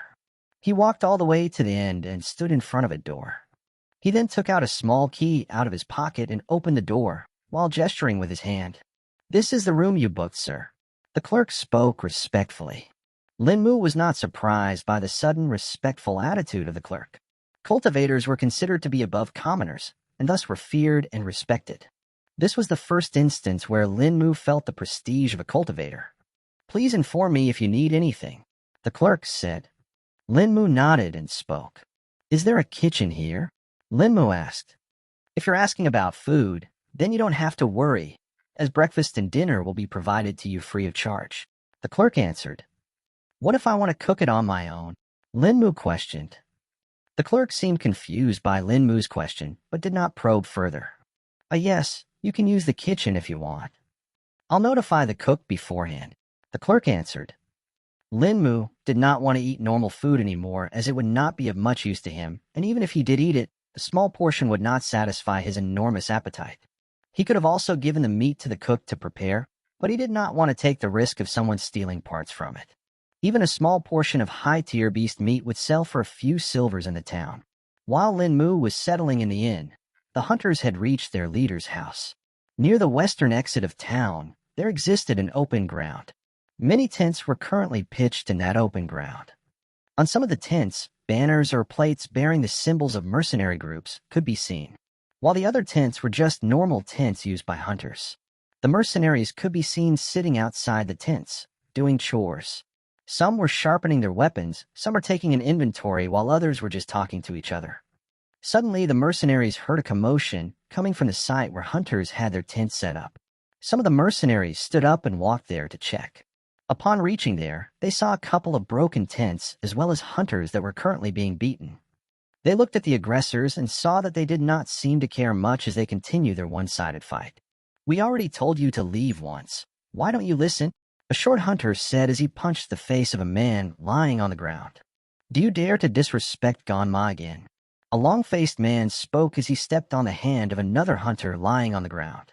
These hunters were none other than the same hunters who had fought with Lin Mu before. Since they were unable to get a room at the inn, they had no choice but to pitch a tent with the other hunters at the western exit of the town. Most of the hunters were not natives of northern town. They usually came from the subordinate villages and lived at inns for the most part, as they could not buy houses in the town. There were 2 reasons for this, the first being that there were few empty houses left in the town, and the houses were expensive to buy as well. Especially for hunters who barely made a few gold coins a year, it was impossible to buy a house. Though it was not like every hunter stayed at the inn during the winter. The hunters that came from the villages would return there during the winter, and only return during the spring. "Damn it, how did that kid become a cultivator?" the short hunter shouted as he punched an unconscious hunter. He then stood up and then kicked the unconscious man one last time before leaving him. A couple of other hunters came by and picked up the unconscious man before taking him away. "Don't think too much. Leader Ganma will take care of him soon," the long-faced hunter replied. "I want to kill that kid with my own hands. Even Leader took years to become a cultivator. Who even taught him?" The short hunter spoke with frustration on his face. A buff hunter that was standing at the side spoke. There aren't many cultivators in the town. It's definitely not someone from the town. Thus it could only be someone from the mercenary companies. Goddamned mercenaries, putting their noses where they don't belong. First, they take our hunting grounds, then our inns, and now they try to change our power structure. Trash like that brat should stay trash forever and know their place, the short man said. Suddenly sounds of weapons being drawn can be heard. Try and say that again. A burly mercenary spoke with a rough voice. The hunters became alarmed as they saw mercenaries standing behind them. One of the hunters with a long face came forward and passed a small pouch to the mercenary while whispering something to him. After hearing the hunter, the mercenary took the pouch and retreated along with the rest of them. The hunter who had spoken with the mercenary came back and slapped the head of the short hunter. Watch your mouth. Look around before you wag your tongue. You nearly got us in trouble. The long-faced hunter spoke. The short hunter did not protest and just stayed silent, while the rest of the hunters set up the tent. Back at the Northwind Inn, Lin Mu was looking around a room. The room was at least 10 times bigger than the hunting shack. There were 4 beds, a table, and 4 chairs in a room. On the right of the room, there were 2 windows through which one could see the street below. Lin Mu had not expected for the room to be this big. The room was clearly made for accommodating 4 people, but right now he had occupied it all by himself. No wonder the hunters wanted this room. It is big enough for 4 of them, Lin Mu thought. Lin Mu was bothered by the attitude of the inn's staff, but understood that it was something that they had to do. Ganma's hunters were forceful bullies, and if they had not given in, they probably would have done something worse to the staff. Ganma would probably come after me soon. I need to get a measure of his cultivation before that, Lin Mu muttered to himself. So this is the place you will be staying at. Shukong spoke inside Lin Mu's mind. Yes, senior, Lin Mu replied.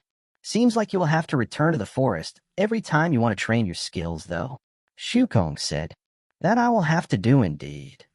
I can't reveal them here, of course. Lin Mu spoke. And this man Ganma, I want you to eliminate him. This will be your first test, Shukong ordered. Lin Mu was a little taken aback by Senior Shukong's words, but then he further explained. You need to learn to eliminate a problem from the very roots. If you don't, they will only come to trouble you in the future. Shukong spoke with a stern tone. Lin Mu nodded and accepted Senior Shukong's test. He then left the room and went downstairs towards a desk. He went up to the clerk and asked where the kitchen was. Follow me, please. The clerk spoke. Lin Mu then followed the clerk to the back of the inn from where they exited out into the yard. The kitchen of the inn was located in a small shed in the yard behind the inn. He took him to the shed where a fat and squat man was chopping some meat. Fatty Yuan, this sir will be using the kitchen to cook their food. Please ensure that he has whatever he needs. The clerk spoke to the cook. The cook named Fatty Yuan did not speak and only grunted in response. The clerk was unnerved by this and looked at Lin Mu's face. Seeing that Lin Mu did not mind the cook's dismissive attitude, he took a breath of relief. He then left Lin Mu and went back to his work. Use whatever you want here. Fatty Yuan spoke curtly before resuming his work. Lin Mu could not withdraw the meat from his ring. Thus he just used the ingredients that were already there and cooked some breakfast for himself. Although it did not fill him up, it was enough for him to last a while. He would have to withdraw the meat before coming to the inn next time. After Lin Mu finished his breakfast, he left the inn and headed towards Jing Wei's emporium. He wanted to sell all the materials he had accumulated during these few days and also try to find a weapon manual. Lin Mu looked around the town and observed that the people have started to wear thicker and warmer clothes. He himself had no need for such clothes as his body would resist the cold and keep his body at normal temperature. A few minutes later, he had reached the desolate alley. Lin Mu walked up to the shop and withdrew all the materials he had. Unknowingly, he accumulated a rather large amount of materials. A problem now presented to Lin Mu. He could not justify bringing so many materials at once to the shop, as he would not be able to show how he carried them here. Even the sled that Lin Mu made would not be enough to carry so many materials. He thus withdrew only half of the materials and placed the rest of them back into the ring. He then placed the sled at the side of the shop and opened the door of the shop. Surprisingly, the door still felt hard to open, even though Lin Mu was much stronger than before. He did not mind this and picked up some of the items before walking in. He placed the items at the empty counter and went back to get the rest of them. After he had brought all of the items inside, he rang the small bell kept on the counter. A few minutes later, Duanku walked out from the door behind the counter. She looked at the counter that was overflowing with beast materials and became annoyed. There were 21 beast pelts, beast horns, feathers, and many more bones lying on the counter. Duanku then inwardly sighed. Duanku had certainly not expected for Linmu to bring so many beast materials within a week. It seemed to her that Linmu had outdone himself this time, as looking at the materials she could tell that most of them were from high-tier beasts. "I assume you are here to sell these materials?" Duanku spoke. "And also to buy some things," Linmu hurriedly added. After a few transactions, Linmu had understood that Duanku did not like it if he only sold and did not buy anything. Looking at her expression, he could at least tell that she was probably not having a good day. Thus, he did not want to piss her off even more. Linmu was indeed right about Duanku not having a good day. She had been searching for clues about the sword intent that was released 2 days ago. Her grandfather was also doing his best in scanning the library for any evidence of a hidden cultivator. Her grandfather's library had an enormous amount of materials, so much so that it could compare to that of the top sects. If there was any clue about the hidden cultivator that ascended or the overbearing sword intent, it would be present in the library. There was no chance that a cultivator who had the aptitude of being able to ascend or having peerless sword intent will be able to hide every track of themselves. They must have had outstanding talent when they were younger, thus there should be some records of them. Duanku felt a little better that Linmu would be buying something as well, hence her expression eased a bit. She went ahead and started checking the beast materials. Some of the materials were a little damaged, but most of them were fine. After confirming the quality of the materials, Duanku calculated their value. There were some mid-tier beast materials mixed in, along with high-tier ones. Thus, she took a few minutes. 5 minutes later, she had finished her calculations and concluded it to be 27 gold, 59 silver, and 11 copper coins. To be honest, Duanku was a little surprised at Lin Mu's pace of making money. A month ago, he had only 20 copper coins, and now he was making gold coins instead. She was also shocked by the growth of his strength. Just by looking at him, she could tell that he was already at the 9th stage of the body-tempering realm at the very least. Your total would be 27 gold, 59 silver, and 11 copper coins. Duanku spoke. Lin Mu nodded at this price, as he had already estimated it to be around this value. "I would like to buy a weapons training manual for a sword," Lin Mu said. "Very well, go to the 4th shelf from the right and pick out whatever one that you like," Duanku replied. Lin Mu nodded and turned to the right and went towards the shelf. While he was looking at the old booklets and scrolls, Senior Shukong spoke in his mind. "Don't waste your effort here. None of these manuals are worth your time. You should instead ask that woman for a better one. She is hiding a lot of secrets. There are concealing and illusory formations placed all around this shop." Shukong spoke. Lin Mu had suspected that Jingwei and Duanku were cultivators, but now Senior Shukong's words had just confirmed it. He wondered what their cultivation base could be. "Do you know what their cultivation level is, Senior Shukong?" Lin Mu asked silently.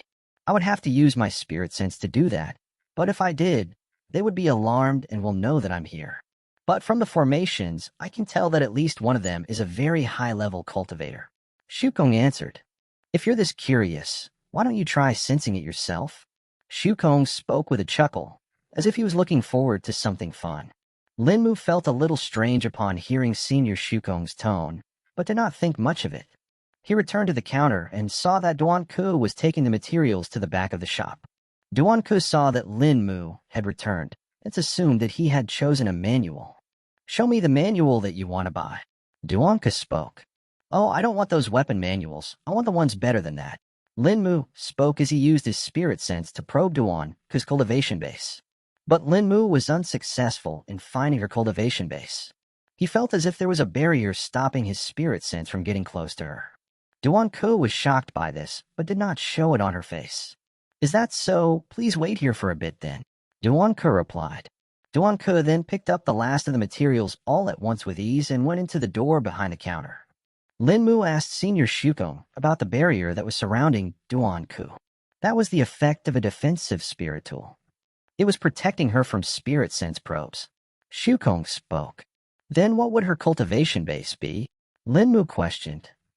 "Well, just from her ability to use spirit tools, you can assume that she's above the Qi refining realm. As in order to use spirit tools, you have to be at the core condensation realm at the very minimum, Shukong explained. Lin Mu gulped and became a little nervous as just Duanku was strong enough to defeat him alone. Who knows how strong her grandfather, Jingwei, was? From Senior Shukong's information, he already got that Jingwei was the stronger one of the two and was the person who had set up these formations. 5 minutes later, Duanku walked out of the door with Jingwei behind her. They came to stand at the counter when Jingwei spoke. So, my granddaughter says you don't like the weapons manuals here and want better quality ones. Jingwei spoke with an amused tone. Lin Mu nodded and spoke. Yes, owner Jingwei. Then let me see how strong you've become. Jingwei spoke with a stern tone. Before Lin Mu could say anything in reply, he felt a pricking pain in his head, which he guessed to be Jingwei's spirit sense. But in the next moment, he felt like a veil covered his body entirely, and the pain in his head stopped. Lin Mu then saw the pair of grandfather and granddaughter in front of him and became terrified. The condition of those two did not look good. Their faces were drained of blood and became pale. Sweat could be seen on their foreheads, while Danku was straight up shivering with fear. A few seconds later, Senior Shukong chuckled in his mind once again. Suddenly, Jingwei grasped the black beaded bracelet on his wrist and broke it apart. In the next moment, he could see that Jingwei and Duanku seemed to be free from whatever that was bothering them. Humph, and I was just starting to have fun, Shukong muttered. The veil that Lin Mu felt was covering his body slowly vanished. He then heard Jingwei spoke. Okay, you satisfy my conditions. Now take this and please leave. Jingwei hurriedly spoke. A coin pouch appeared on the counter along with a booklet. This surprised Lin Mu, as Jingwei had just used a spatial treasure. They had been concealing their capabilities all this time, but now they suddenly dropped all pretenses and revealed that they were a cultivator by using a spatial treasure. Lin Mu took the coin pouch and booklet. He then turned around and left the old shop swiftly, as he felt like that was the right thing to do at that time. He touched the sled that was kept to the side and stored it in the ring. Lin Mu walked out of the alley and left the old shop behind. He suddenly felt a fluctuation in qi, which made him turn around. Upon turning around, Lin Mu saw that the alley in which the old shop was located had vanished. How? Lin Mu muttered to himself. That was the concealing formation being activated. And it's a high-grade concealing formation as well. Shukong spoke. A high-grade concealing formation? Lin Mu questioned. It's strong enough to hide a place from the senses of a Dao Shell realm cultivator. Shukong explained before Lin Mu could continue his question. Let's return to the forest. You should take a look at the weapons manual that the old man gave you. Shukong said. Yes, Senior. Lin Mu responded. After Lin Mu left the town, he thought about Senior Shukong's strange behavior, as well as the terrified pair of grandfather and granddaughter. He wondered if he should ask Senior Shukong or not, as it was picking at his mind. While Lin Mu was out, he had no idea that what just happened in the shop had now terrified Jingwei for a lifetime. 15 minutes ago, when Lin Mu had asked Duanku for a better quality weapons manual, she had actually not minded it. She would be open to selling him a higher quality manual if he was willing to pay the price for it. But when Duanku felt her defensive spirit tool activate, she understood his underlying meaning. He did not just want a common weapons manual that's for body-tempering realm experts. Instead, what he wanted was a weapons manual that's intended for a qi-refining realm cultivator. Lin Mu's spirit sense had shocked Duanku, as she had never expected for him to become a cultivator this fast. It was only a month ago when he was in the 4th stage of the body-tempering realm, and now he seemed to be a qi-refining realm cultivator. From what she observed, Duanku could tell that Lin Mu was at the 9th stage of the body-tempering realm when he became a qi-refining realm expert. Pushing all these thoughts to the back of her mind, Duanku decided to inform her grandfather first. She picked up the materials from the counter and walked to the back of the shop. She then blew out the lamp that was hanging from the ceiling and appeared in the enormous courtyard. She stored the materials in her storage ring and went to the manor. Once inside the manor, Duanku looked for her grandfather, who was currently in the massive library. She quickly found him standing near a shelf, reading from a book. Jingwei sensed his granddaughter's unease when she appeared in the library. At first, he thought that it was because she had found some clues, but when she spoke, it was not something he had expected. Grandfather, that boy Lin Mu came to sell beast materials. and now he's asking for a high-grade weapons manual. Duanka spoke. Jingwei stopped reading the book he was holding and put it back onto the shelf before turning around. So why does he think we have those manuals? Jingwei asked while stroking his beard. He has refined his spirit sense now. He tried to sense my cultivation base. Duanka replied. What stage? Jingwei shortly questioned. The 9th stage of the body-tempering realm, at least. Duanko answered. If he has the guts to ask you and even try to blatantly sense your cultivation base, I guess we can test him. Jingwei spoke with an amused expression. Jingwei then left the manor and walked towards the entrance of the shop. Duanku was walking along with her grandfather, thinking about Lin Mu. She was wondering what kind of fortunate encounter he had that allowed him to become a cultivator this fast. Soon they reached the entrance of the shop and appeared in the back room. Duanku opened the door and entered the shop with Jingwei behind her. Jingwei silently gestured to Duanku and asked her to stand back as he was intending to deal with this situation. So, my granddaughter says you don't like the weapons manuals here and want better quality ones. Jingwei spoke with an amused tone. Lin Mu nodded and spoke. Yes, owner Jingwei. Then let me see how strong you've become. Jingwei spoke with a stern tone. Jingwei had intended to gauge Lin Mu's cultivation base at first, thus he used his spirit sense. Jingwei's own cultivation base was sealed, and hence he could not use his techniques or skills. Thus the method he had chosen to test Lin Mu was to directly exert pressure on Lin Mu's mind. Jingwei easily sensed Lin Mu's cultivation base, which was at the early stage of the qi refining realm. He's progressed rather fast. He's already halfway through to the mid-stage of the qi refining realm. Jingwei thought. Jingwei then used his spirit sense and touched Lin Mu's head. He then saw Lin Mu slightly wince in pain, but in the next moment he heard a thundering harumph in his head.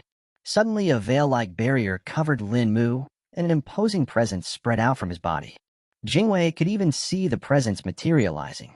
Bit by bit, the pressure was getting heavier. He was able to resist it, but he did not think Duanku would be able to bear it for much longer. The presence got even denser and had now completely occupied his vision. Neither Jingwei nor Duanku could see anything anymore except for an empty black void in front of them. The shop and Lin Mu had disappeared from their vision. Suddenly, Jingwei saw a colossal figure appear in front of him. The figure was hidden in darkness, and only a faint silhouette of it could be observed. 10 giant golden yellow eyes opened on the colossal silhouette. As soon as Jingwei's eyes met those 10 eyes, he experienced what true terror felt like. It was as if the presence was commanding him to cease existing. He could not even come close to imagining the strength of the being who could exert such pressure just by the virtue of their presence. Jingwei had fought against the invaders from the Forbidden Continent in the war that occurred 1,000 years ago. During that war, he had destroyed the shrines that were made by the invaders. The function of these shrines was to aid in summoning an evil beast from another realm.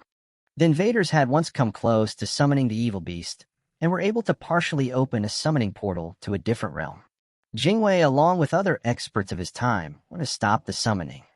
It was then that they experienced the strength of a being that was above the immortal ascension realm. But even the full strength of that beast could not come close to the mere presence of this being. In the past couple of days, he had sensed a cultivator ascending and had also experienced the peerless sword intent of a hidden expert. He had thought that these 2 incidents were already shocking enough, but he never thought that he was soon going to face a being that was even stronger than that. Duanku was in a worse condition than Jingwei. There were no thoughts in her mind other than that of pure terror. She was shivering with fear and could not think of anything. She did not think of moving. She did not think of resisting. She did not think of dying. She had become a shell of her previous self that was only filled with terror now. Duanku and Jingwei were both drenched with sweat. Although only a few seconds had passed in the actual world, both of them felt as if years had gone by. Jingwei was trying to think of a way to get out of this situation. He had one solution that was bound to work, but he did not want to use it as it could only be used once. Jingwei knew that he would not be able to survive this if it was the actual being, but this was just the presence of that being that was imprinted on Lin Mu. He could not think of any reason why such a tyrannically strong being chose Lin Mu, a boy who was rather unassuming. Suddenly, Jingwei heard a chuckle. It came from the colossal being that was in front of him. He could sense the ridicule in that chuckle and knew that he deserved it. He also understood that it was the final warning given by the being, thus he gritted his teeth and used the trump card he was trying to save. Jingwei grasped the black beaded bracelet that was on his left wrist and broke it apart. The black beaded bracelet was a spirit tool that was made by an ancestor of his clan. This ancestor was at the immortal ascension stage and had created the spirit tool with intention to be passed down as an heirloom. As soon as the black beaded bracelet was broken, the floating figure of an old man appeared in front of Jingwei. The old man looked similar to Jingwei, but appeared to be slightly younger than Jingwei. The figure was sitting cross-legged and had placed his palms at his navel. The left palm of the figure was kept on the right palm and was facing upwards. A small sphere was floating above the palms of the figure. The sphere was mostly blue with some green and brown parts on it. If one looked at it closely, it seemed like a planet. The figure raised his palms up to his chest along with the sphere. Then in the next moment, the figure moved his palms away and stretched out his arms. Suddenly, he slammed his palms together in a praying gesture, with the small sphere stuck between the palms. The sphere started glowing and turned into smoke, after which light filled the surroundings and banished the darkness. The light soon disappeared, and Jingwei was able to see once again. He saw that he had returned to the shop and saw Linmu standing in front of him with a confused expression. Not wanting to spend any more time with the boy, Jingwei swiftly took out a coin pouch along with a booklet. He did not even count how many coins he gave to the boy. He only knew that there were enough coins in the pouch for him to not return to the shop again. The booklet Jingwei had given to Linmu was also a top-grade sword manual that was in his clan for hundreds of years. Even he did not have the authority to practice the manual when he was in his clan, and now that he was old, he had no reason to practice it. Linmu left the town and reached the forest after 15 minutes. On the way to the forest, he had thought about asking Senior Shukong what happened in the shop back there. He had finally made his mind up and was just waiting for the right moment to ask. Near the edge of the forest, Linmu withdrew the weapons manual he had just bought. He opened the manual and saw its title. Confusion appeared on his face upon seeing the title of the weapons manual. It was titled as the 1,000 Armament Blade Scripture. Linmu started reading the description and got even more confused. The manual did not even describe the use of a sword at first. Instead, it taught the use of multiple different weapons. Wanting to understand it clearly, Linmu sat down and read the booklet with full focus. It took him over 2 hours before he was able to complete reading the booklet. After finishing the entire booklet, he finally understood the title and the reason why it taught multiple different weapons. The manual first taught one to use multiple different weapons, and only when they learned these did it teach you how to use a sword. It combined the essence of 1,000 different weapons and refined them to form a sword art. Linmu let out a sigh after reading the manual. The teachings of the manual were complex and would need a long time for him to learn.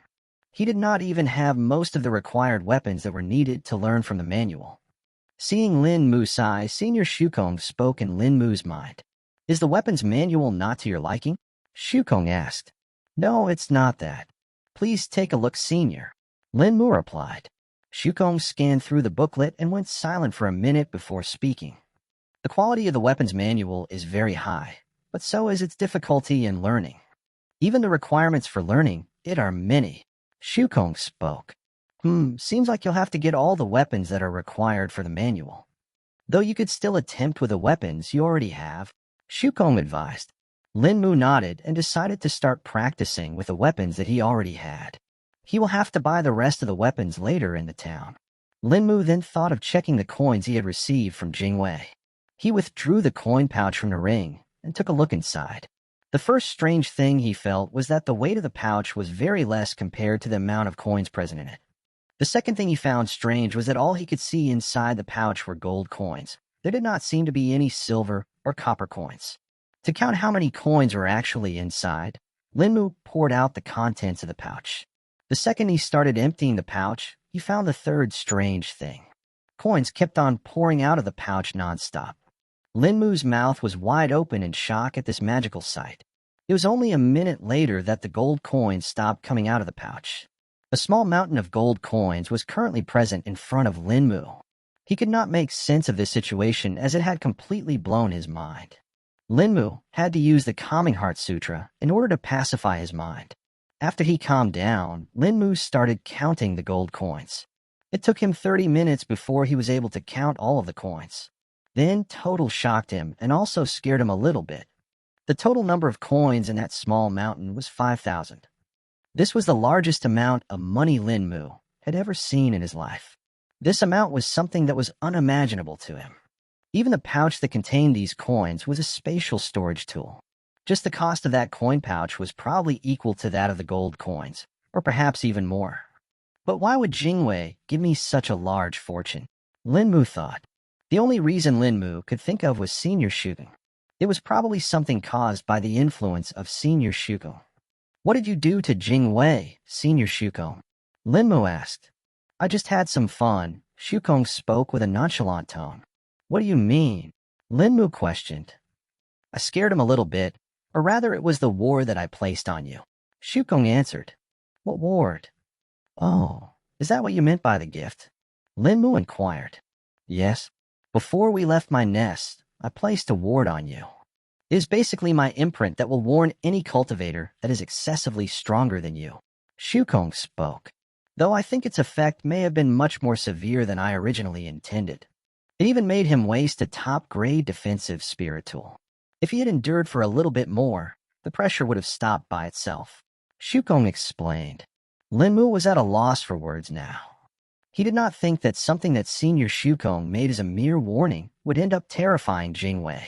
What do you think Jingwei's cultivation base was in, Senior Shukong? Lin Mu asked curiously. It was strange. Since I don't have my main body, I could not exactly tell what his cultivation base was as it seemed sealed. Shukong answered with uncertainty. Why would his cultivation base be sealed? Lin Mu asked. There could be many reasons for that. But even though his cultivation base was sealed, his spirit sense is still active. From what I could tell from the strength of his spirit sense, he must be at the nascent soul stage at the very least, if not higher. Shukong answered. Lin Mu wondered why Jingwei's cultivation base was sealed. He wondered if that was the reason they were living in a dilapidated shop. Were they perhaps hiding from someone? Lin Mu could think of only a handful of things that could threaten a strong cultivator in this region. Even in Wu Lim City, where cultivators were more common, the strongest cultivators were only at the core condensation realm. For Jingwei, who was probably at the nascent soul stage, Wu Lim City was just a small pond filled with weak little fishes. If he were to take over the city, there was no way that the city mayor would be able to resist.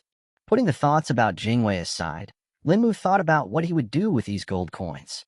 He had more than enough gold to be able to buy his property back, which was one big load off his back.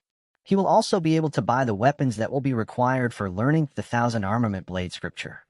Though there was another obstacle that could potentially prevent Lin Mu from buying his property back.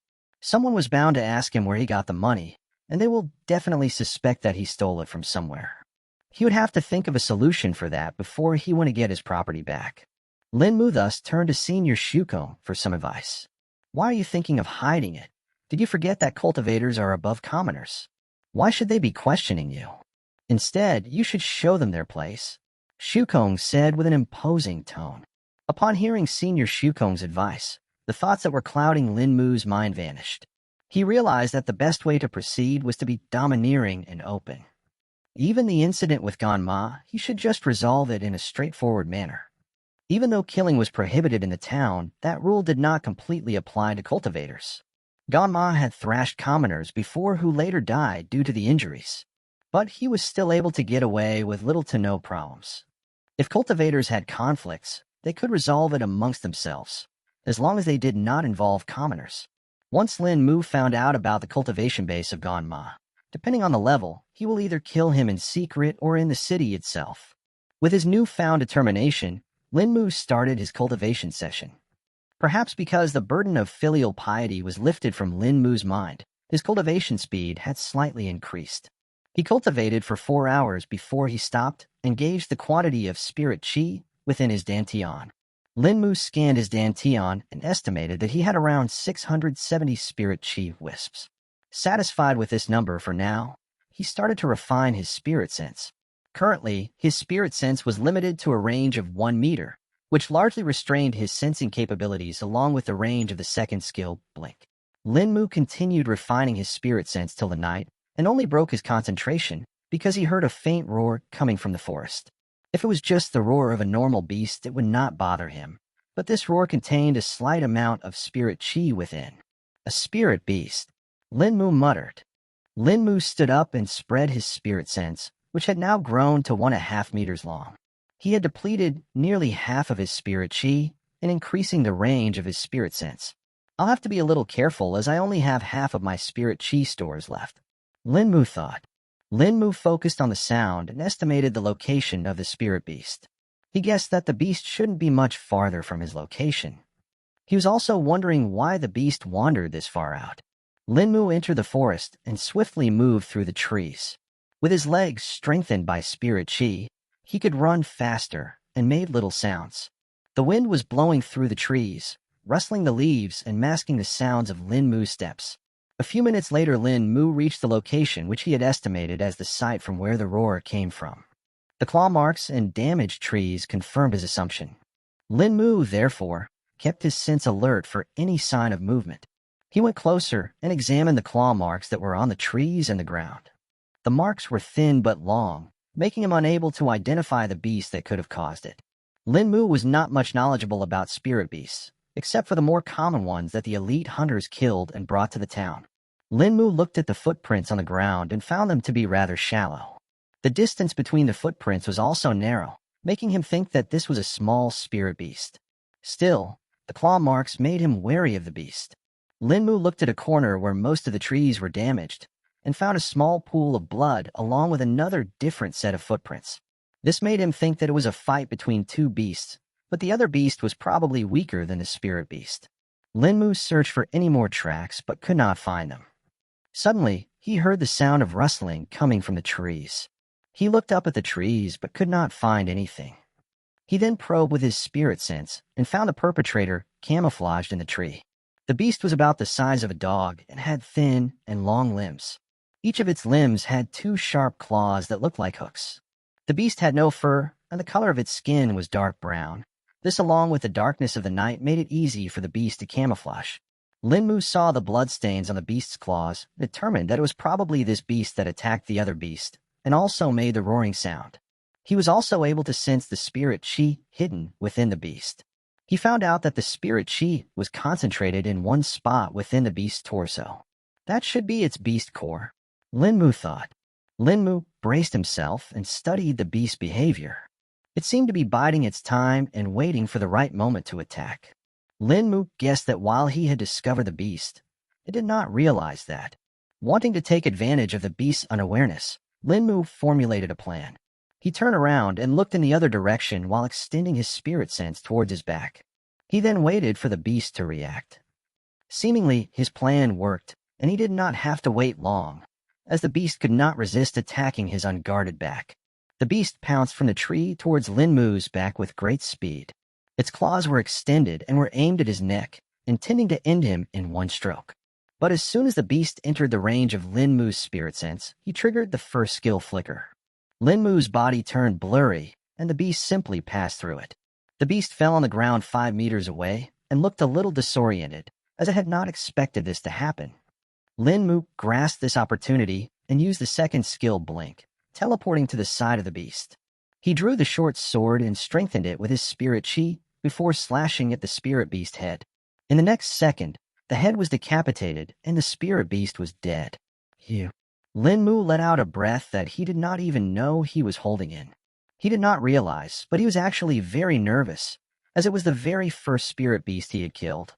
He did not know how this entire thing would progress, thus he was nervous. Though in the end his confidence won over his anxiety, and he successfully hunted the spirit beast. Lin Mu touched the beast and stored its corpse into the ring. He then turned around and returned the way he came from. A few minutes later, he had left the forest and was currently at the edge of the small stream. He was cleaning and preparing the spirit beast he had just killed. Tonight Lin Mu wanted to taste what spirit beast meat tasted like. Though the beast he had hunted did not have much flesh and was rather bony, he cut open its ribs and found a small fingernail-sized brown marble in the center. This was the core of the spirit beast. While spirit beasts had the same cultivation levels such as humans, the one difference they had was that they had spirit cores instead of a dantian. The spirit cores were usually located near the heart of a spirit beast, though some beasts had them in other parts as well. There are also some rare beasts who had more than one spirit core. Spirit beasts of this kind were usually very strong and had a high level of cultivation. Spirit beast cores were very useful for a cultivator, as they could be used in several different things. They were used as ingredients for alchemical pills. They were used as a power source for formations, as well as a component. They were used in the forging of spirit weapons and also for refining spirit tools. Though there was another use for a spirit beast core, a use that could potentially multiply the strength of a cultivator. Spirit beast cores could be used to refine something called as bloodline essence. This bloodline essence was unique to the beast it was made from. Bloodline essence could be assimilated by cultivators to gain new abilities and skills. Depending on the type of beast, they would get abilities that were unique to the beast. Bloodline essence would also strengthen the physique of a cultivator. While there were multiple ways to refine bloodline essence, using a spirit core was the most common method. Still, most cultivators would not assimilate just any bloodline essence. They would usually wait and chose a bloodline essence that was suitable for them and complemented their cultivation base.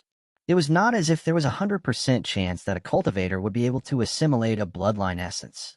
A cultivator's body could also reject the bloodline essence because of many reasons, such as the bloodline essence being incompatible with a cultivator, it being impure or unstable. It could also be because of the bloodline essence being too domineering and powerful. Also, if a cultivator was weak, he could also fail to absorb the bloodline essence. Though overall, there is always a certain percent chance of failure when assimilating a bloodline essence.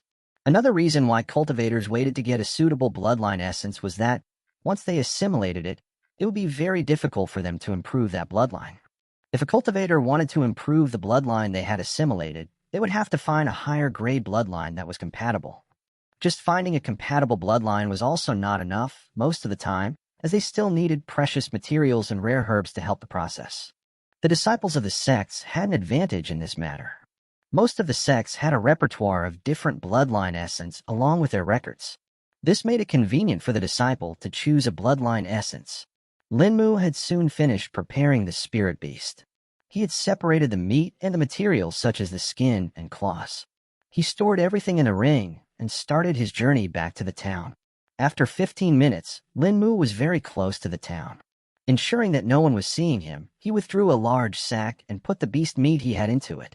He had put enough meat to last him for 2 meals, namely the dinner for now and the breakfast for tomorrow.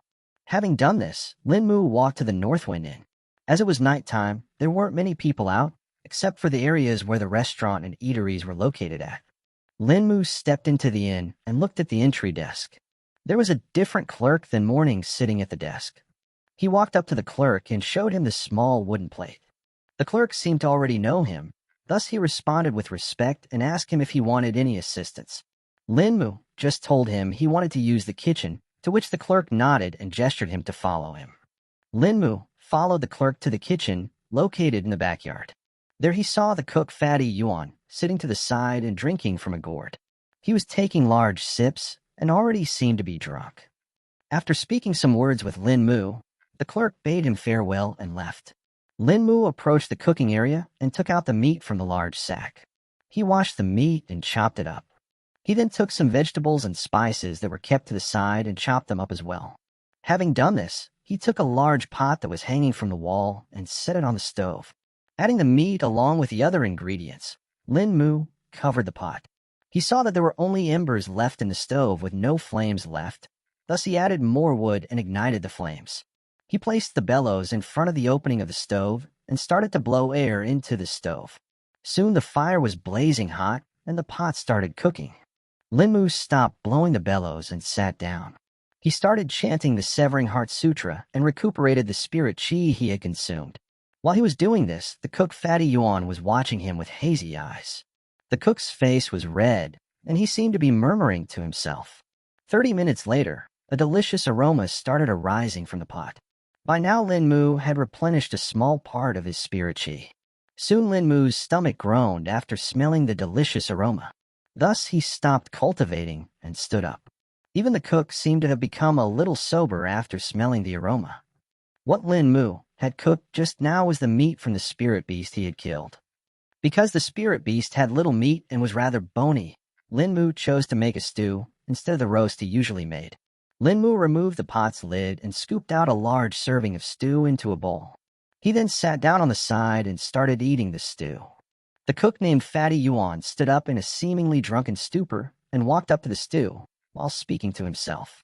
How can this kid cooking be better than mine? The cook picked up a small tasting bowl and scooped up a small serving of the stew. Lin Mu did not react and waited. He wanted to see what the reaction of commoner would be upon eating spirit beast meat. The cook brought the small bowl to his mouth and gulped down the savory and delightful stew. He enjoyed the taste of the stew for a moment and then turned extremely red in the next. His body started heating. He could not make a sense of it. What is this? The cook spoke. A small amount of blood started leaking out of the cook's nose and he fainted, seemingly due to the excess amount of energy raging through his body. Lin Mu was surprised by this. He did not expect that such a small serving would be enough to knock out a commoner. Lin Mu sensed the cook's strength and placed him at the 6th stage of the body tempering realm. Wanting to gain a deeper understanding, Lin Mu used his spirit sense and observed the condition of the cook's body. He saw that the small amount of spirit chi that was present in the stew permeated the cook's body and was wandering randomly, without a direction. Lin Mu looked closer and tried to find the cook's meridians. He found them after a few seconds and studied the difference between them and his own. If the cook's meridians could be compared to the thickness of a hair, then Lin Mu's could compare to that of a chopstick. The difference between the wideness of the meridians was astounding. Lin Mu decided to ask Senior Shu, "Your meridians should have been the same at first, but perhaps because of eating that purple spirit fruit, they became wider." Shukong spoke. Shukong did not say the complete truth to Lin Mu, though. Just the spirit fruit would not have been enough to widen the meridians by such a large margin.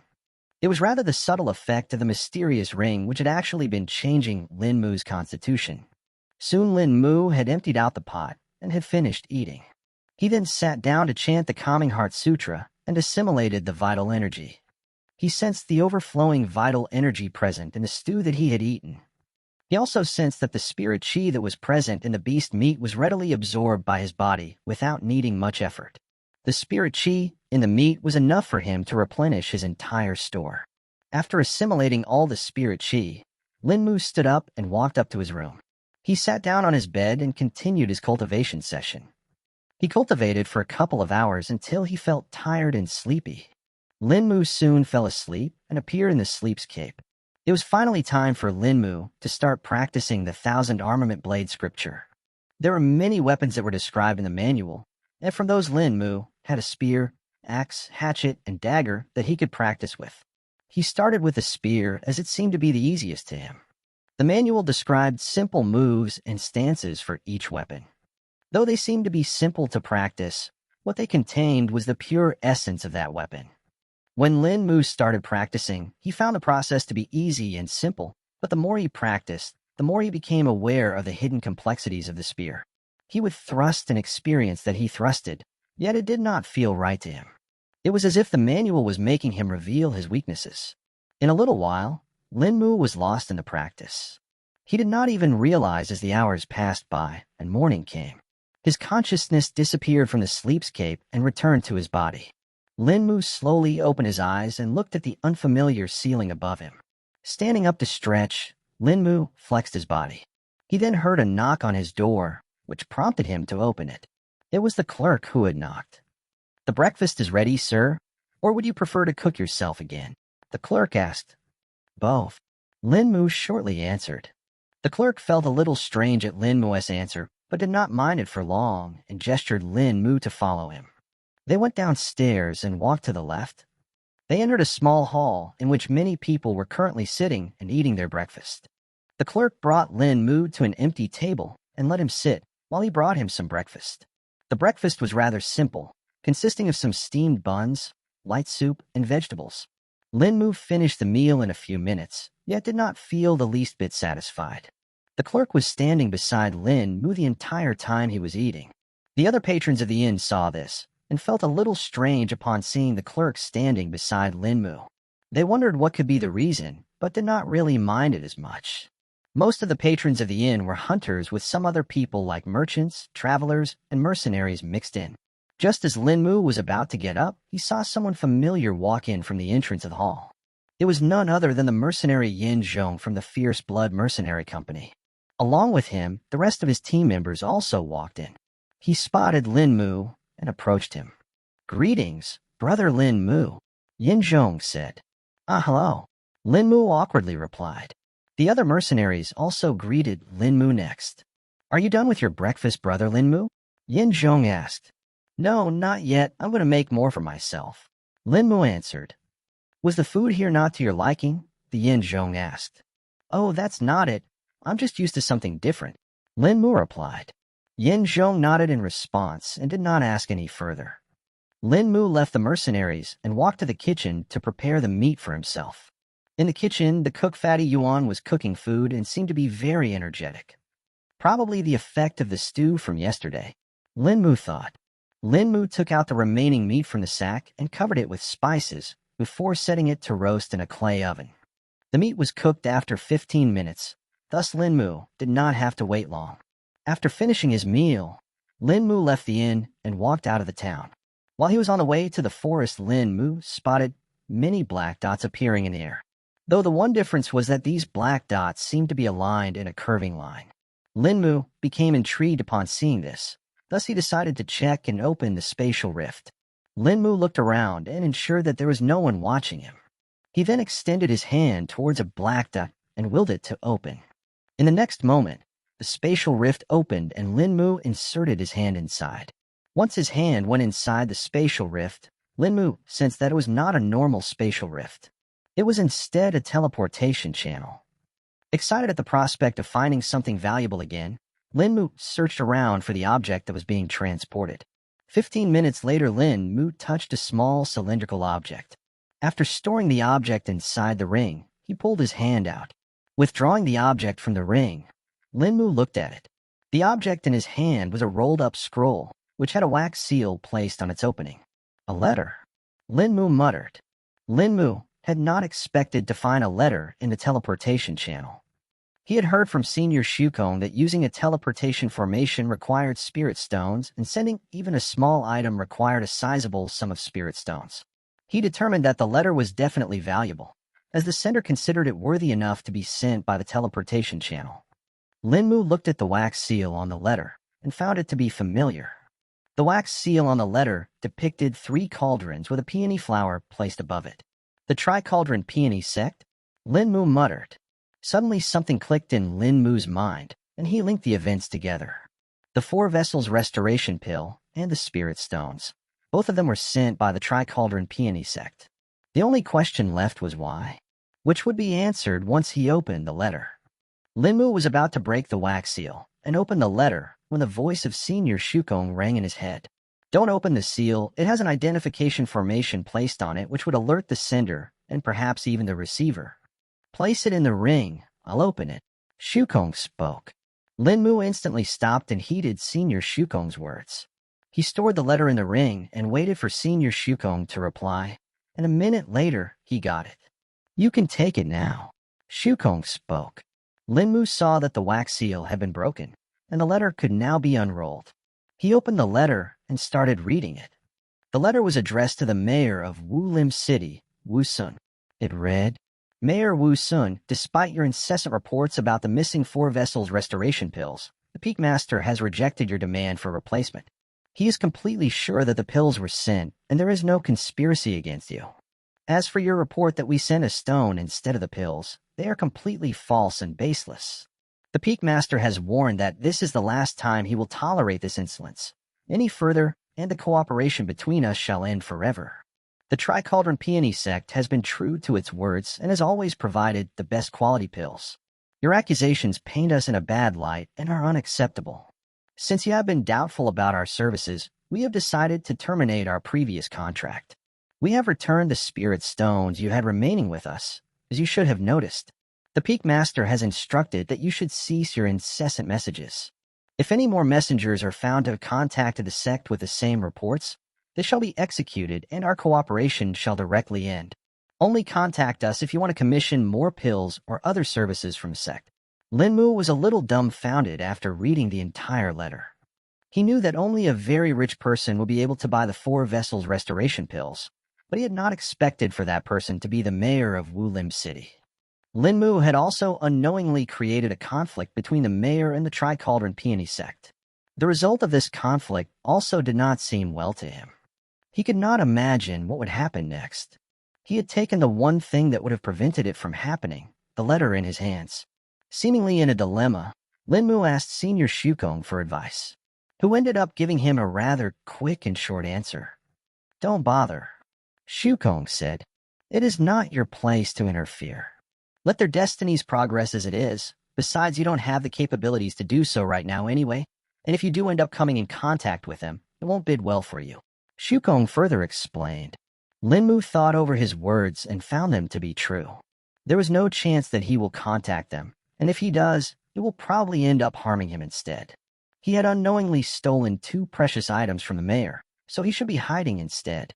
Lin Mu then thought about the reason for which the mayor could have bought the 4 vessels restoration pills for. The obvious reason would be to heal someone, but the question was who. From what he knew, the mayor did not have a big family. He only had a wife and 2 sons. This was something everyone knew and was common knowledge. If he bought such an expensive alchemical pill, then it should be for someone he cares about. If anyone from his family was injured, it would be public news and there would have been an uproar. But still, Lin Mu had his doubts. There could be a chance that someone from his family was injured, and this information was deliberately hidden. The most likely person would be the eldest son of the mayor. Lin Mu did not know his name, but knew that he was part of the kingdom's army. If he got injured on a mission, perhaps that's why the mayor chose to hide it, as it could be detrimental to him. He also thought if it could be the second son, but doubted it, as there was not much known about the second son, except that he was a reclusive scholar who stayed cooped up at his own manor. People also did not know why he chose to live away from the mayor's manor instead of living together. Unknowingly, Lin Mu had reached the forest while he was lost in his thoughts. Putting his thoughts to rest, Lin Mu started his cultivation session. He cultivated for 4 hours, after which he observed his dantian and found that his maximum capacity of spirit chi had reached 750 wisps. After this, Lin Mu cooked some lunch and ate it. He then refined his spirit sense in an effort to increase its range. When it was night, Lin Mu returned to the town and slept. While he was in the sleepscape, he plucked the spirit apple that had matured. He had 3 spirit apples in his storage for emergencies now. Lin Mu practiced according to the 1,000 armament blade scripture and woke up in the morning. After eating his breakfast, Lin Mu decided to check out Jingwei's emporium. But when he reached there, he found out that the alley it was located in was not there. Senior Shukong, is the alley still hidden by the concealing formation? Lin Mu asked. No, it seems the protections have been increased. There seems to be a sealing formation placed on it as well now. Shukong spoke. Unable to find a shop, Lin Mu returned to his routine. 2 weeks passed by in a flash. The temperature had fallen even more and light snowfall had also occurred. In these 2 weeks, Lin Mu would wake up in the morning, eat, cultivate, refine his spirit sense, and train with a weapons manual. Occasionally, he would go out to hunt if he got bored. He had also encountered 2 spirit beasts during his hunts, one of which he was able to hunt while the other he could not, as there was a mercenary team already after it. Overnight, the town would be covered in a thin layer of snow, while in the afternoon it would melt and vanish. People were wondering when the first wave of frost will start, for they were thinking of the preparations needed before it. As soon as the frost wave hits, the entire demographic of the town changes. The hunters retreat to the town, and the forest becomes a forbidden area. The rivers and streams freeze overnight, while the animals and beasts of the forest retreat to the depths. Only the strongest of fierce beasts and spirit beasts wander in the forest during the season, making it an extremely dangerous place. Lin Mu saw that while the hunters had stopped going to the forest, the mercenaries were the same and were still hunting with no rest. Another week passed, and the frost wave finally hit. The town was covered in ankle-deep snow, and chilling winds blew. The people had stocked up on food and necessities, while the town head had officially designated the northern forest as a forbidden area. It was on this day that tragedy struck. Lin Mu had just woken up and had come down to eat breakfast in the hall when he saw the solemn faces of the mercenaries sitting within. He saw the mercenary he was acquainted with, Yin Zhong, and approached him to inquire. Brother Yin Zhong, what happened? Why does everyone seem so tense? Lin Mu asked. Yin Zhong, who was lost in his thoughts, looked up from his rice bowl and saw Lin Mu standing there. Something terrible has happened. A truly fearsome spirit beast has appeared. Yin Zhong spoke. But that's nothing new. Spirit beasts become rather active during the winter and often wander around. Lin Mu replied. This was much worse.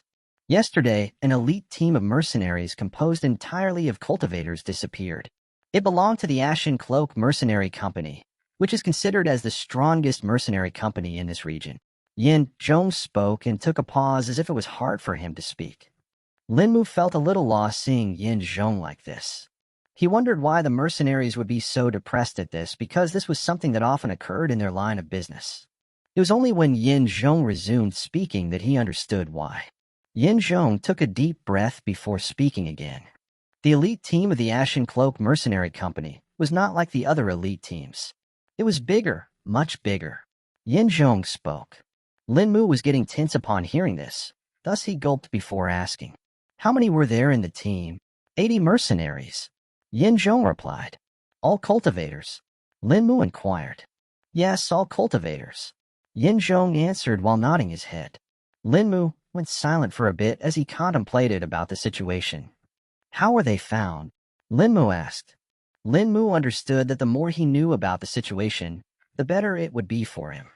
He had been hunting spirit beasts in the forest all this time, but now that there was a strong and ferocious spirit beast on the prowl, he may have to change his plans. The Ashen Cloak mercenaries sent out a search party later at night when the elite team did not return. They searched the entire night but still could not find them.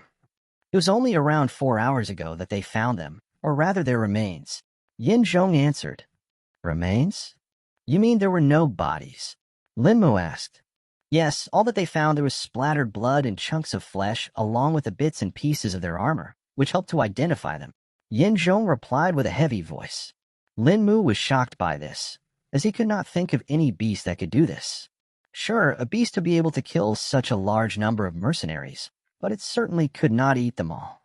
Still, from Yin Zhong's words, he could sense the hint of truth and dread. If all that Yin Zhong said was true, then the northern town had a huge problem at its hands. If such a beast wandered out of the forest, it would spell doom for the town. Where were the remains exactly found? Lin Mu questioned. About 8 kilometers deep, in the northwestern side of the forest that Yin Zhong answered. Lin Mu secretly took a breath of relief, as it was still very far from the town. He knew about the area Yin Zhong had spoken about. The northwestern part of the forest was accessible from the western exit of the town. It was the same exit where the mercenaries and hunters had set up their camp. If one went further in the northwestern part of the forest, they would find mountains surrounded by ridges. It was a dangerous area that was very difficult to cross, as the mountains and ridges acted as a natural barrier. This not only prevented people from crossing it, but it also stopped the stronger spirit beast from crossing over. The only way to cross this region was to travel through the frontier bridge, or to use the smaller passes and tunnels. The frontier bridge was far towards the west, so the mercenaries had most likely used the smaller passes to cross this region. Lin Mu did not think they would take the risk of traveling through the tunnels, as they were notorious for collapsing. Some beasts would also reside within them and use them as their nests or dens. Do they have any idea what kind of beast it was? Lin Mu asked. They don't know much about the beast except that it is likely to be very large in size and has 4 limbs with sharp claws. Yin Zhong replied. Lin Mu could not do much with such a vague description, so just decided to look out for any large beast. There were far too many beasts that would fit this description, as the region beyond the mountains and ridges was filled with them. Lin Mu bid farewell to Yin Zhong and went to eat his breakfast. After quickly finishing his breakfast, he then went to the hunting shack. While Lin Mu was no longer living in a hunting shack, he still cultivated near it. It was the perfect location that was hidden and granted him privacy. Now that the winter had started, it was even safer for him as not even the local hunters would come near there. The only problem would be the beasts, but Lin Mu was strong enough to handle most of them, and if he encountered a stronger beast, he could just run away. The 2 skills that were imparted by the ring not only allowed him to dodge strikes, it also gave him the ability to escape easily. Though that kind of situation has not occurred yet, and Lin Mu was hoping to keep it that way. Another thing Lin Mu had done in these 3 weeks was to find out information about Ganma. He had not forgotten about the test that Senior Shukong had given him and was intending to complete it as fast as possible. But Lin Mu had reached a wall in his search for Ganma, as he has somehow disappeared off the face of the earth. He had tried asking around, but the answers he got were all different. He had asked the hunters as well as the taverns which Gan Ma frequented, but to no avail. Lin Mu then tried finding the hunters who were part of his group, but found out that they had disappeared as well. Some people said that he had gone to the forest to hunt, but now that winter had started, he should have returned. Lin Mu also heard that Gan Ma had instead gone to Wu Lim City for some reason. He had thought about it, but could not figure out any reason for it. The sun was hidden behind the clouds as the chilling wind blew. It was a little later than noon when a change could be observed in Lin Mu. A faint wave of energy emanated from his body as it slowly disappeared. Lin Mu opened his eyes, which were glowing with joy. He had just reached the mid-stage of the Qi refining realm. He observed his dantian and saw that half of it was now filled with spirit Qi. But the thing that surprised him was the actual quantity of the spirit Qi wisps. Lin Mu counted the number of spirit Qi wisps and found that instead of 1,000 wisps, there were actually 1,112 wisps of spirit Qi in his dantian. Earlier when he had started cultivating, he had estimated the maximum capacity of his dantian to be of 2,000 wisps, the half of which would be of 1,000 wisps. Somehow along the way, the maximum capacity of Lin Mu's dantian had increased. He tried to sense the entirety of his dantian, but found that it seemed to be of the same size as before. Thinking that he may have just made a mistake back then, Lin Mu pushed this thought to the back of his mind. Shukong was closely observing Lin Mu's progress and knew exactly what was happening with him. He had already known that the ring was subtly affecting the growth of Lin Mu's physique, but did not know to what extent. Lin Mu, breaking through to the mid-stage of the Qi refining realm, had given him a measure. If Lin Mu kept on cultivating at this pace, Shukong estimated that when he reached the late stage of the Qi refining realm, the maximum capacity of his dantian was likely to increase beyond 3,000 spirit Qi wisps. The increase in the size of his dantian would slow down Lin Mu's cultivation progress, but it would also increase his overall Qi. Shukong guessed that when Lin Mu finally reaches the core condensation realm, he would probably have the same amount of spirit Qi as that of a nascent soul realm cultivator. Lin Mu sensed the vital energy coursing through his body and saw that it had reached a breaking point. He estimated that he would probably break through to the 11th stage of the body tempering realm at any moment. Lin Mu focused on his spirit sense and spread it around. Over the 3 weeks, Lin Mu's spirit sense had increased to a range of 5 meters. He had been cultivating and refining his spirit sense every day. Perhaps if he had not refined his spirit sense, Lin Mu would have reached the mid-stage of the Qi refining much earlier. Even though Lin Mu knew that he could break through to the next stage faster, by stopping his refining of spirit sense, he chose not to. He was determined to increase the range of his spirit Qi to at least 10 meters, which was also the maximum teleportation range of the second skill blink.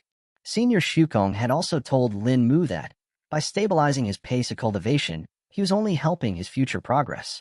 His foundation would become more stable, as his body acclimatized to the increased amount of spirit Qi.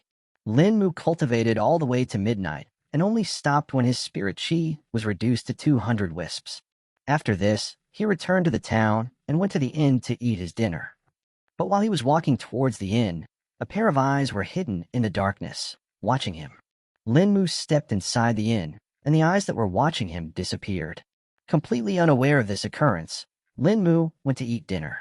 After an hour, he returned to his room and recuperated the remaining amount of spirit Qi. After he was done, Lin Mu lied down on the bed and entered the sleepscape.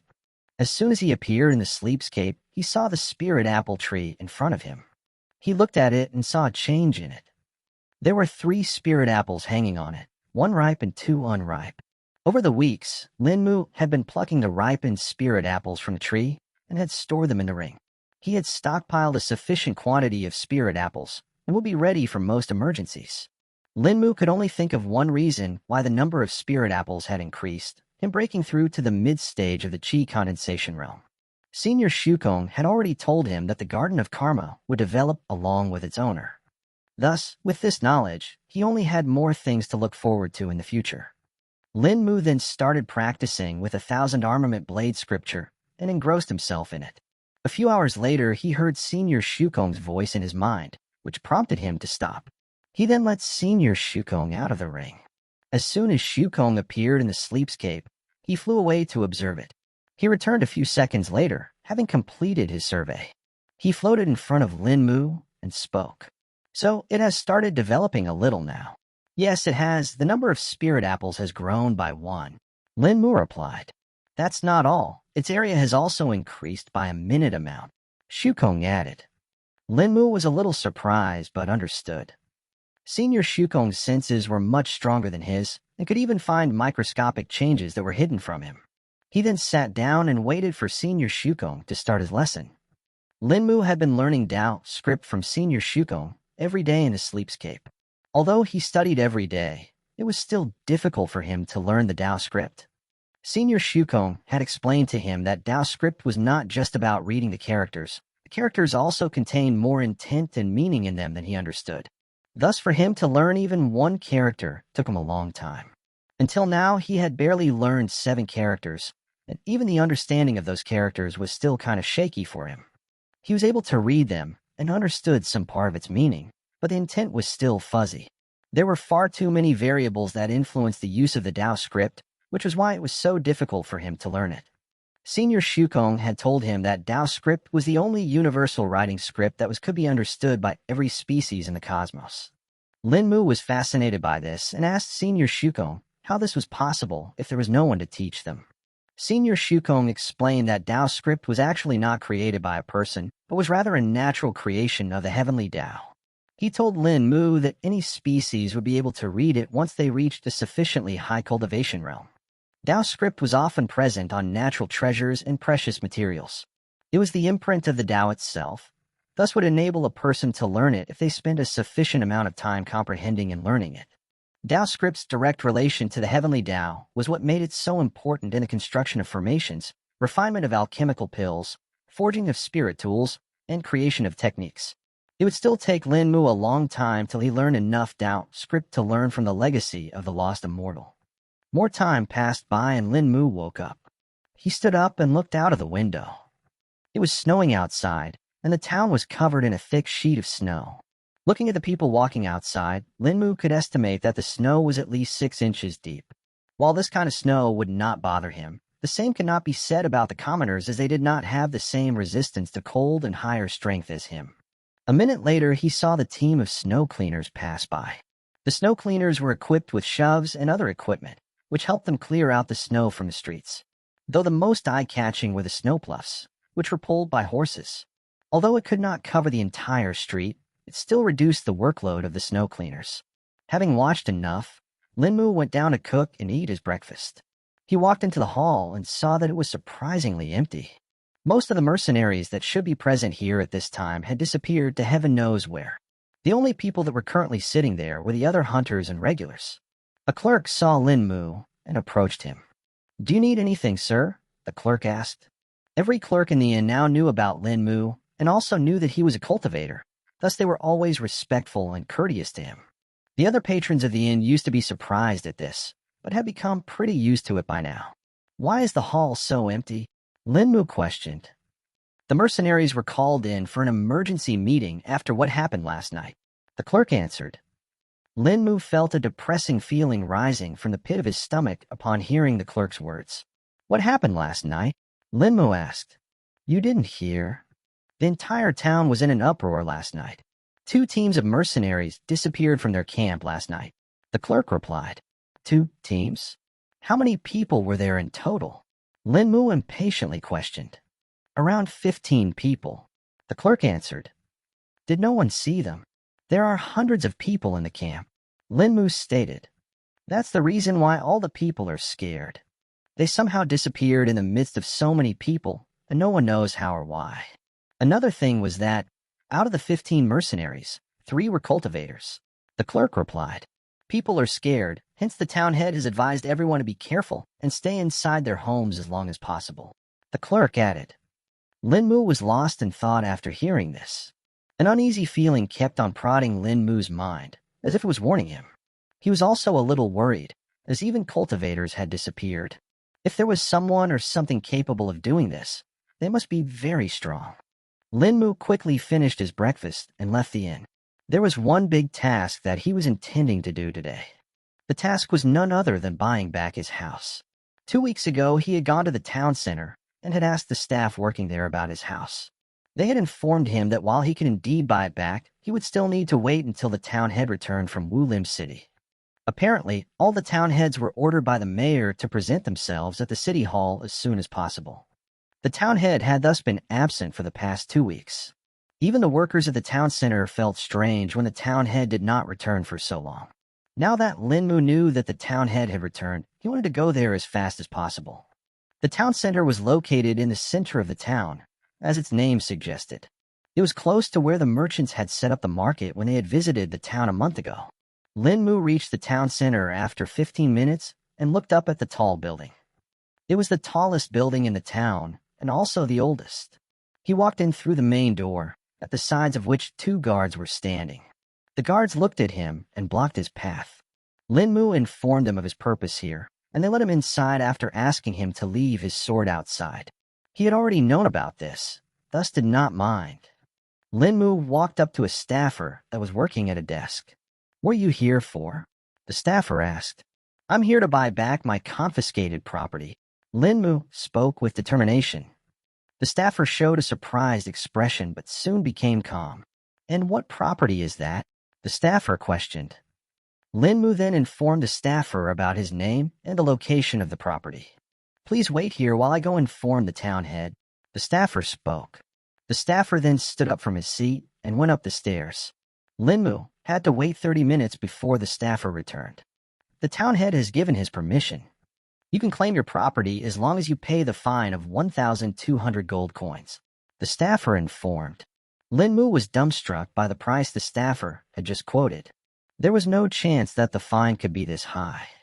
Even though the loss caused due to the damaged spirit apples was high, it was still less than 1,000 gold coins. The price that the staffer had told Linmu was enough to buy a completely new house if that was possible. Ever since a restriction on the expansion of the towns was placed by the city mayor 5 years ago, the prices of houses and property had shot up. The mayor had instead ordered the town to increase the size of their respective specialty. The northern town was ordered to expand their spirit apple orchards, the eastern their crop fields, the western their merchant site, and the south their army camp. Even though the order could be considered to be draconian, no one dared to question the city mayor's words. This restriction was also the reason why hunters had a hard time saving money, as they would just end up spending it in the winters. Linmu could not just accept this and decided to ask the staffer, "Why is the fine so high? Even the actual price of the property is not this high." Linmu complained. "Due to undisclosed reasons, the city mayor has doubled all the taxes. This also includes the fines paid for crimes and lawbreaking. The town head was also called for this specific reason by the city mayor." The staffer replied calmly. "But still, you can't just do this." Linmu protested. "There is nothing I can do. If you want your property back, pay the fine. Otherwise, there are other people ready to buy it," the staffer explained. "I have to get it now, or I won't be able to buy it later." Linmu thought. Because of the scarcity of houses, the cost of properties was already inflated, yet there were still people who would be willing to buy it for such a high price. Linmu knew that if he waited too long, others may get to know of a vacant house and buy it. He was already lucky that no one had bought it yet in the past 2 months.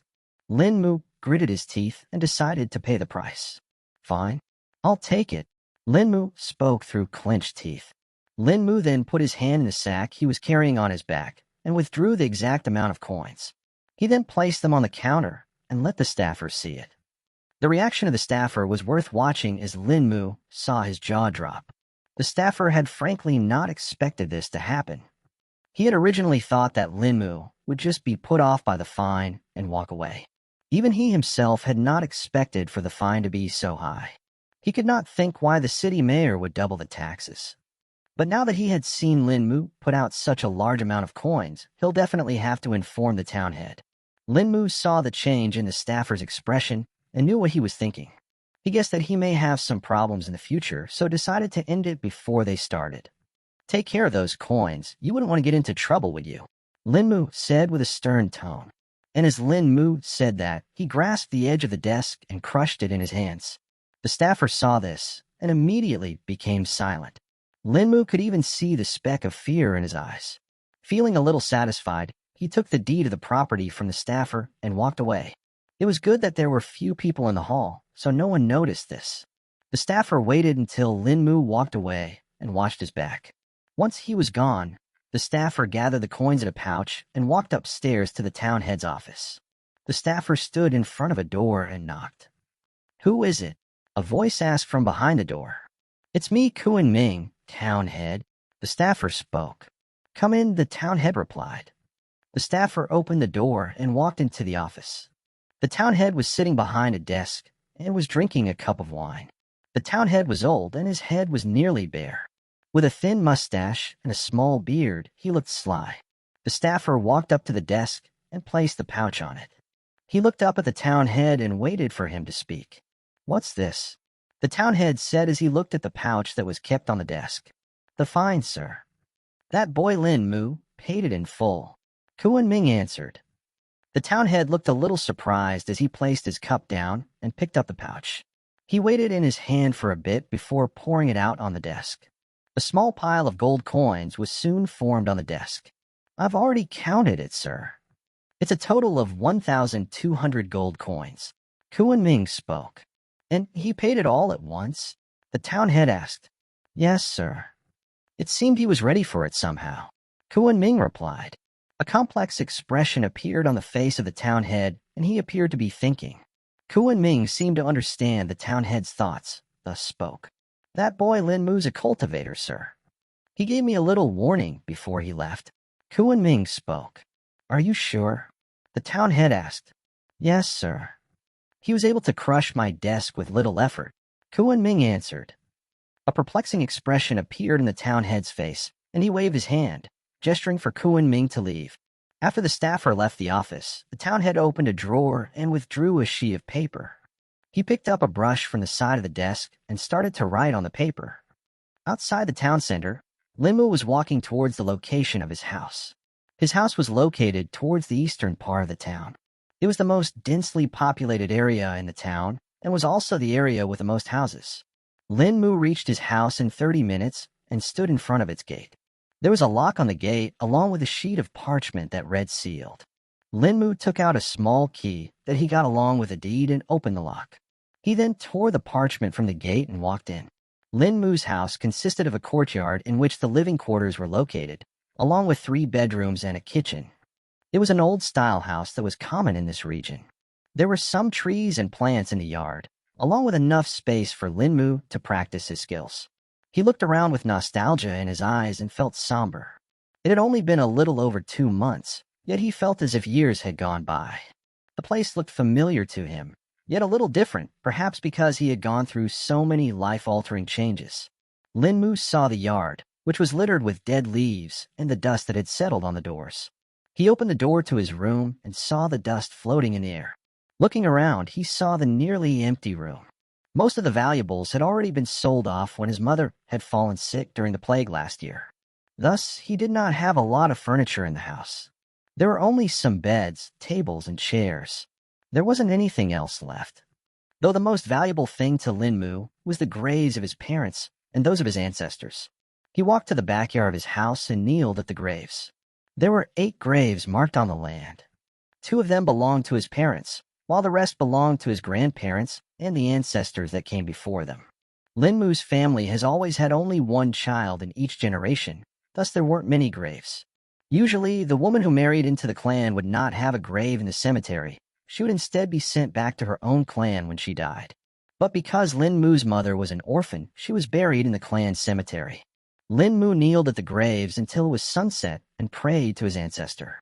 In the end, he kowtowed to the graves, which represented the 7 generations of his clan one last time, and stood up. He walked out of the house and went to the Northwind Inn. Lin Mu walked up to the clerk that was sitting at the desk and spoke. "I'm checking out of the inn," he said. The clerk looked a little perplexed, but nodded. He asked Lin Mu to return the wooden plate and then refunded 2 gold coins to him. Lin Mu took the coins and stored them in his pouch before leaving the inn behind. "Now it's time for you to properly cultivate," Shukong suddenly spoke. Lin Mu stopped in his tracks upon hearing Senior Shukong's words. "Now that your filial duty is complete, you can now focus on your cultivation. As for the test that I gave you, you can complete it whenever you can, as it seems like your target has disappeared." Shukong spoke. Lin Mu nodded inwardly, and agreed with Senior Shukong's words. After paying his respects to his parents and ancestors, he was indeed feeling much lighter than before. An invisible burden was lifted from his mind, making him feel free. Linmu returned to his house and sat down in his room. Sitting down, he started his cultivation session. Chanting the Severing Heart Sutra emptied his emotions, allowing him to sense things he would not be able to normally. Linmu could observe the difference in his sensitivity to spirit qi. It had increased by a little bit once again. He understood that the reason for it was the fulfillment of his filial duty, but he could not understand why. Is this perhaps why the disciples of the cultivation sects are ordered to sever their ties to the secular world when entering the sections? Linmu muttered to himself. Senior Shukong seemed to have heard his muttering, as he spoke in his mind. You are correct in this aspect. The secular ties of a cultivator weigh down on their mind, dampening the progress of their cultivation. Severing them is a necessity in order to be eligible to walk on the myriad paths of the Grand Tao. Shukong explained. Linmu was deeply affected by Senior Shukong's words. It was as if there was something inside him that was resonating with his thoughts. He then thought about the feeling of liberation he experienced after fulfilling his filial duty and linked it with Senior Shukong's words. Linmu felt that the feeling of liberation was a little similar to something he had felt before. Unknowingly, as he went on this train of thought, he had stopped chanting the Severing Heart Sutra. Instead of it, he had started chanting the Calming Heart Sutra. What Linmu grasped now was the tranquility offered by the Calming Heart Sutra. He correlated it with the liberating feeling and the calmness that occurred after that. Hours went by as Linmu pondered on his thoughts. Slowly but steadily, Linmu was sinking into a state of trance. His breath had harmonized, while his mind had stilled. A bout of enlightenment filled Linmu's entire being as the chants of 1,000 monks filled his mind. Their esoteric and obscure chants started to make sense to him, and he started to grasp their meanings. His mind returned to the time when he first obtained the Calming Heart Sutra. He started to remember the words he had seen imprinting in his mind, the same ones that he had forgotten. While Linmu was lost in his enlightenment, Shukong was experiencing a different scenario. He saw a blinding light arising from the altar that was located in the ring. He did not dare approach the altar and stayed where he was, as after his last encounter, he did not want to suffer again. In a surprising revelation to Shukong, it wasn't a peerless sword intent that had risen from the altar. Instead, it was the soothing and tranquilizing Buddhist aura. He felt as if an eminent Buddhist monk was chanting the sacred scriptures while banishing foul demons of the mind. A similar effect was currently occurring in the northern town as well. The waves of Buddhist aura that were spreading from Linmu's body had covered the entire town and had even spread beyond it. The residents of the town felt as if their struggles did not seem as awful as before. The earthly sufferings that immortals suffered from became gentle for the residents. The aggression and fights that were common once had become rare now. Tranquil expressions could be seen on the faces of the residents. Even the hunters and mercenaries who had recently suffered from losses came to terms with them. The mourning and acceptance, which would take a person weeks or months, was completed in a day. The northern forest had also become silent. Last time it had been intimated into being silent by the peerless sword intent, but this time it had become silent because of the absolute tranquility granted by the Buddhist aura. In an elaborate courtyard, there existed a luxurious mansion. 2 people were currently sitting in this mansion, recuperating from their injuries. These 2 people were none other than the pair of grandfather and granddaughter, Jingwei and Duan Ku. While no physical injury could be seen on their bodies, their pale and weak appearance said otherwise. Both of them had suffered from internal injuries caused by the war that was placed on Linmu by Senior Shukong. They had been recovering from their injuries for a month now. Yet their injuries were only healed by 50%. Even though they were using a formation that assisted in healing, their rate of healing was still slow. Along with the physical injuries, they had also suffered from mental trauma, which was also inhibiting their cultivation base, which in turn restricted their speed of healing. During their encounter with Linmu a month ago, they had experienced the presence of a being so strong that its mere imprint had shaken their cultivation bases and had destabilized their foundations. There was also a high chance that they would end up developing mental demons because of it. Between the 2 of them, Jingwei had borne the full brunt of the impact, in an effort to protect his granddaughter. His own cultivation base was sealed, thus he had ended up using the heirloom that was passed down in his clan. In that situation, he had originally intended to break the seal on his cultivation base, but knew that he did not have enough time to do that. Hence, he was left with only one solution, which was to use the heirloom treasure. Jingwei had also seen the partial appearance of the being that had put its imprint on Linmu. The 10 golden yellow eyes that he had seen had terrified him to his very core. Those eyes looked at him as if he was worth less than dirt. Its mere gaze had made him aware of his own mortality. Having learned from this, he had chosen to distance himself from the boy named Linmu, and thus had retreated into seclusion along with his granddaughter. Suddenly, a wave of tranquility spread over the courtyard and penetrated into the mansion. The waves covered the bodies of Jingwei and Duan Ku, permeating into their minds. They felt as if a great burden of theirs was relieved and all their stress disappeared. The mental demons that were in the fetal stage were smothered. The waves of Buddhist aura culled their existence and brought forward peace in their minds. The wounds that were unable to heal had suddenly started healing at a great pace. With the assistance of the healing formation, Jingwei and Duan Ku were soon returning to their optimum condition. Below the city mayor's manor in Wulim City, there existed a large cave. Inside this very cave, an emaciated man was sitting cross-legged in a large blood pool. The blood in the pool reached all the way up to his neck, leaving only his head exposed.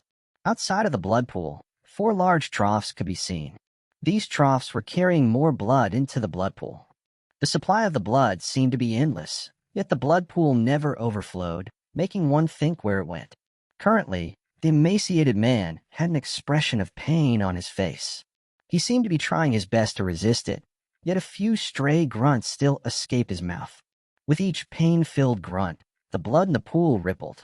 Suddenly, the wave of tranquility penetrated the cave and started to spread into it. The waves eventually reached the emaciated man, and his expression became peaceful. The pain that had been bothering him all this while had now been banished. A few minutes later, the blood in the pool started reducing at a visible pace, and the flow of blood in the troughs increased accordingly, in order to keep a stable level of blood in the pool. A few minutes later, the blood in the pool stopped reducing, and the flow of blood in the troughs also slowed down. Sometime later, in the dim space of the cave, a pair of red eyes slowly opened, and a peal of faint laughter echoed. Back in the northern town, 5 days had passed since Linmu had entered the state of enlightenment. He had been sitting in the same posture without moving, which had caused a faint layer of dust to settle on his body. Shukong had been patiently waiting for Linmu to wake up from his trance.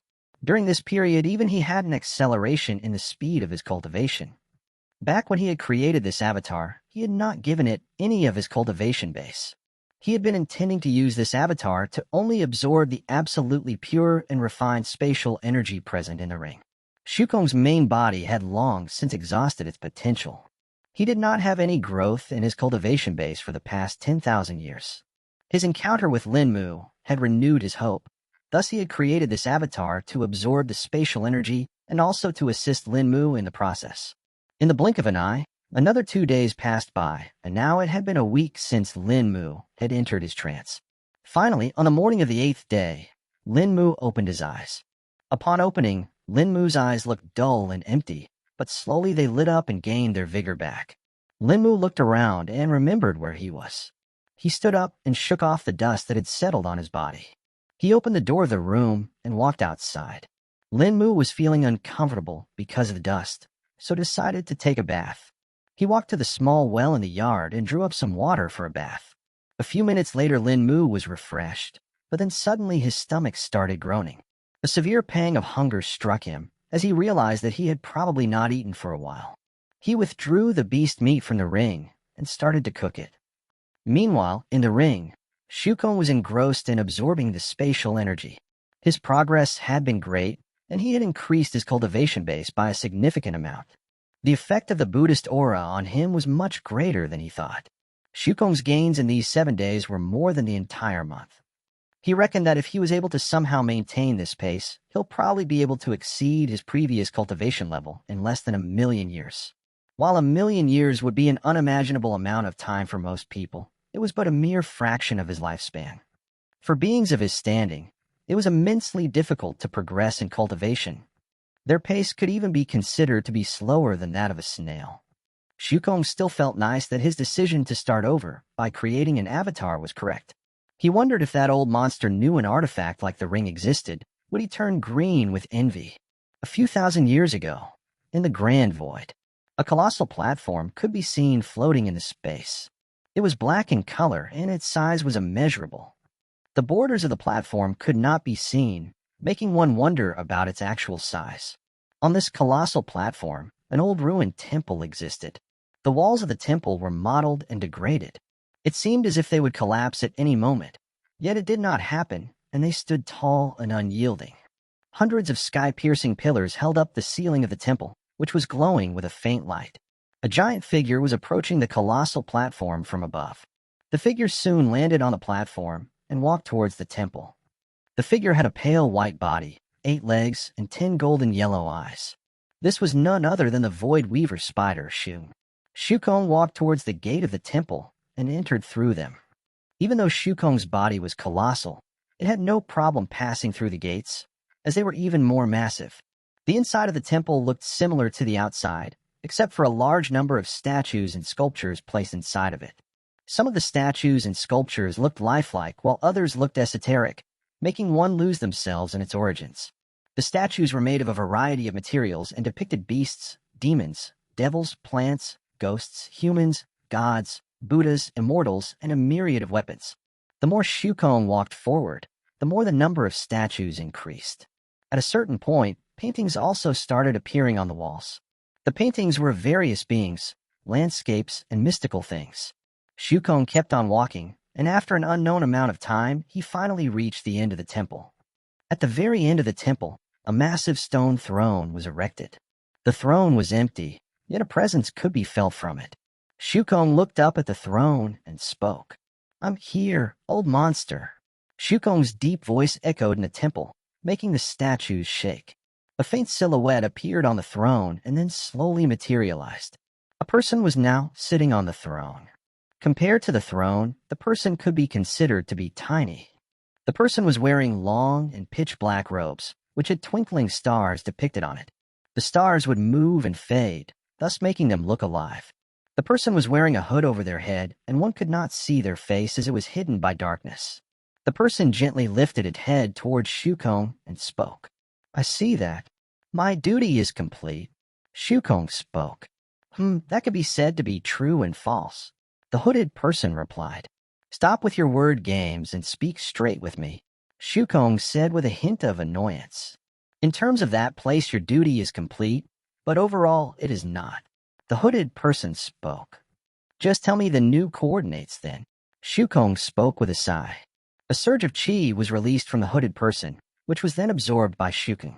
Having heard the coordinates, Shukong turned around to leave. Perhaps you should get a disciple." The hooded figure mysteriously spoke. Shukong stopped in his tracks and replied without turning around. "A disciple? As if I want that. Besides, how would I even get one if I'm stuck performing my duty?" Shukong replied. "Teaching a disciple would help you learn. It will give you a new perspective of yourself, and you may finally be able to exceed the limitations of your kind." The hooded person spoke. "I'm sure you'll figure it out sometime," the hooded person added. Shukong did not reply and swiftly left the temple. The hooded person was still there, sitting on a massive throne in silence. The time of upheaval is nigh. The heir of Cosmos should be born soon. The hooded person muttered and then disappeared.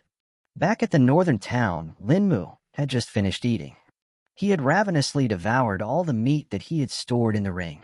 He barely had any beast meat left, thus would have to hunt more today. Linmu wondered how much time had passed, considering the kind of hunger he just experienced. Not being able to estimate the time or the day, Linmu decided to ask Senior Shukong. This time it was Shukong's turn to be woken from his reverie. Linmu spoke out in his mind, and Shukong heard it, which made him stop his cultivation session. "Senior Shukong, how many days has it been?" Linmu asked.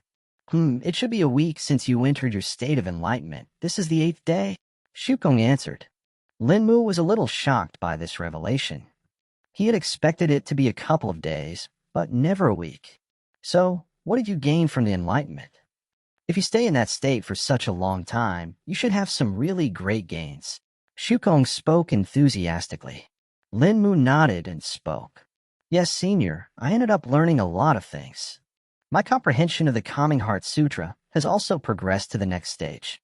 It is now in the second stage of external comprehension. You should test out the effects of both the Calming Heart Sutra and Severing Heart Sutra on other people now. Shukong spoke. Lin Mu agreed with Senior Shukong's words. Originally, he had been averse to the idea of testing out the Severing Heart Sutra on other people, as he did not know how severe the effect would be. But now that the Calming Heart Sutra was in the second stage of external comprehension as well, he should be able to use it on other people with no problem. Lin Mu then remembered the condition of his beast meat stock. Wanting to get enough meat for at least a dinner, he left the house for the forest. While walking on the streets, Lin Mu saw a few scenes that made him feel strange. He walked past a tavern that was usually boisterous even in the morning, yet today it was silent. The patrons within were sitting in silence, calmly drinking their choice of intoxicating liquid. He then passed the market and saw that it was also eerily silent. The people shopping were neither haggling nor arguing with the vendors. Everywhere he walked by, he witnessed similar scenes. He started to wonder if the city mayor had declared a ban on noise or something. Senior, something seems wrong, Lin Mu muttered. Indeed, these signs are very strange, Shukong said. Seems like the Buddhist aura was much stronger than I thought. It was able to affect the entire town, or perhaps even more. Shukong thought. Lin Mu randomly chose a person for his experiment. He started to chant the Calming Heart Sutra and let its effect spread to that person. Now that he was in the second stage of external comprehension, he inherently knew how to do this. Though a few moments later, Lin Mu could not see any change in the person. The person was still doing his previous task and was shopping. Unhindered by this failure, he tried using it on a variety of people. Yet in the end, the effects were the same, in that there were no effects. What am I doing wrong? Lin Mu muttered to himself. Shukong was a little lost upon seeing that Lin Mu was unable to affect any people. He could not figure out the reason for that either. Even if they had been affected by the Buddhist aura, they should still show some signs. Understanding that this may not work, he decided to tell Lin Mu to try something else.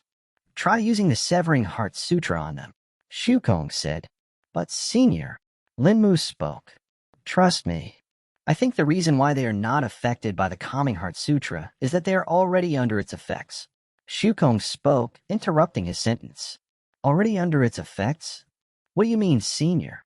Lin Mu questioned. While you were gaining enlightenment, the aura of the Buddhist path was being released from you. At first, I didn't know its reach, but now that I've seen these people, I can say that it was very strong. Shukong answered. Lin Mu gently nodded and decided to go ahead. He took a deep breath and started chanting the Severing Heart Sutra. He had chosen another man who seemed to be shopping. The effects of the Severing Heart Sutra spread to the man, and in an instant, the effects could be seen. The man's eyes turned dull, and his face became expressionless. It was as if he was a puppet whose strings were cut off. The man was currently standing in front of a vegetable vendor and holding some vegetables. When the Severing Heart Sutra affected him, he held onto the vegetables and just walked away without paying the vendor. The vendor noticed this and went after him to demand his payment. You can't just walk away without paying, the vendor shouted. Seeing the vendor agitated, Lin Mu was a little surprised as the effect of the Buddhist aura had stopped. But a few seconds later, the vendor became calm again. The man who had taken the vegetables was still walking away. He had not responded when the vendor called out to him. The vendor sighed seeing this and just went back to his shop without bothering to chase after the man. This is interesting. Shukong spoke. Try using the Calming Heart Sutra on that man now, Shukong ordered. Lin Mu nodded and started chanting the Calming Heart Sutra. The effects of the Calming Heart Sutra spread to the man, and his expression changed. Instead of the expressionless face and the dull eyes, a tranquil look appeared on him. A certain glint of intelligence returned to his eyes along with the glamour on his face. The effects are rather quick and abrupt. Other people may notice it. Lin Mu spoke. That is true, but I think it's more of a question of practice. You just need more practice, and then you should be able to control it better. Shukong advised. Yes, Senior.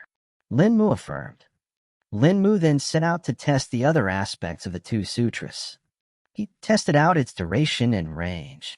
He found out that the range of the sutras was currently limited to a range of 10 meters, while the duration of its effectiveness was 15 minutes. Though, if he kept on chanting, the effects would continue on.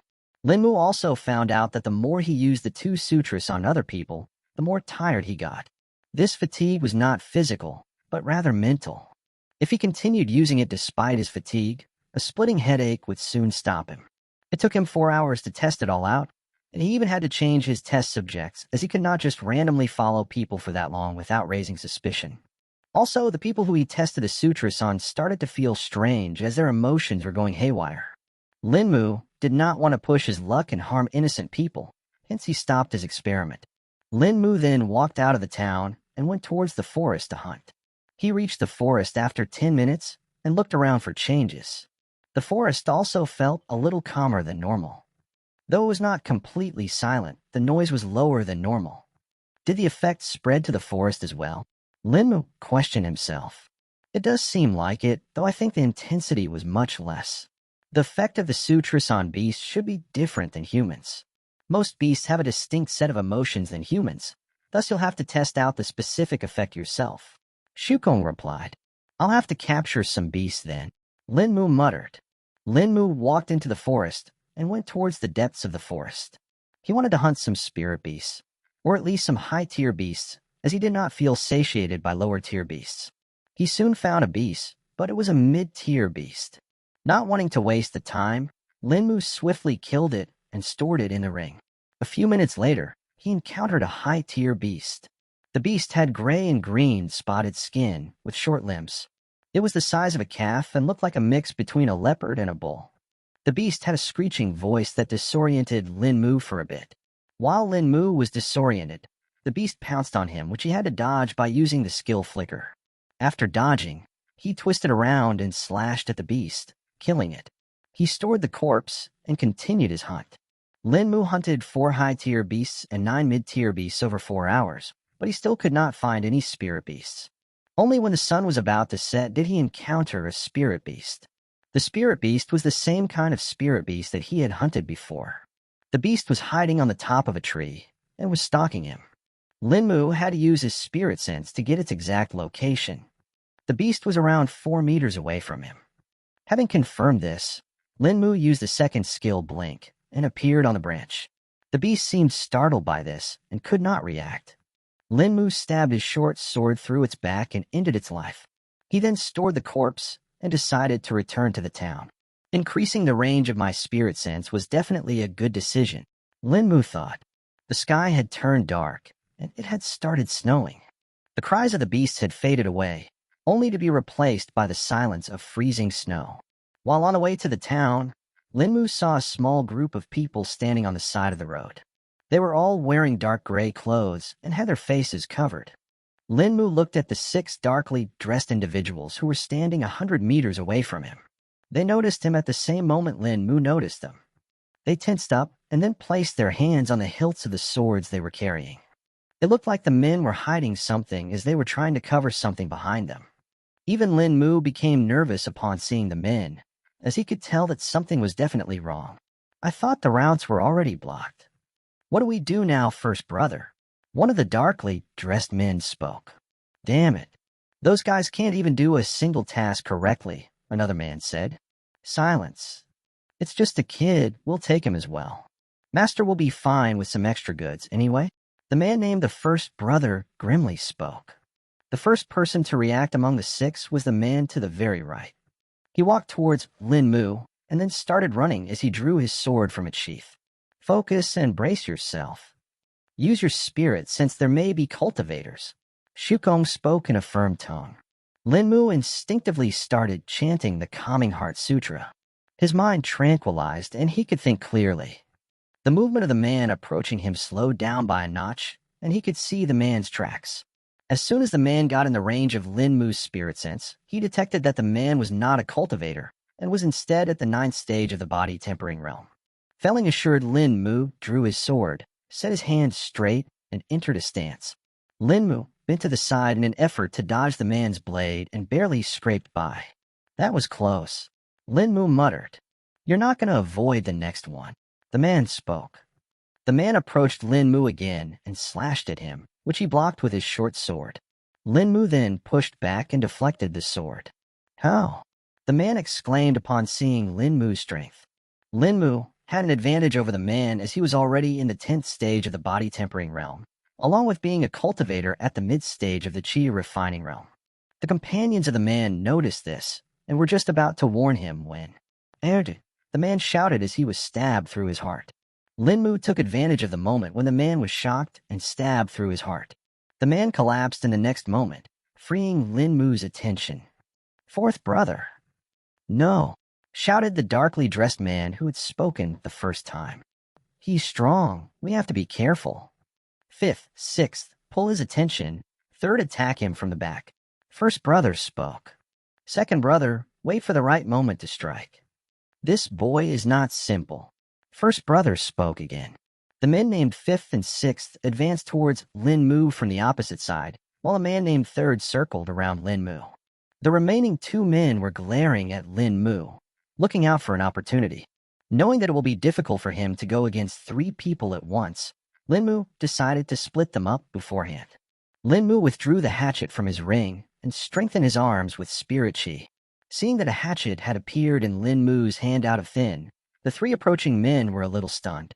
Grasping this chance, Lin Mu hurled the hatchet at the man named as the sixth brother with all his strength. A whirling sound could be heard as the hatch spun through the air and then buried itself in the chest of the man.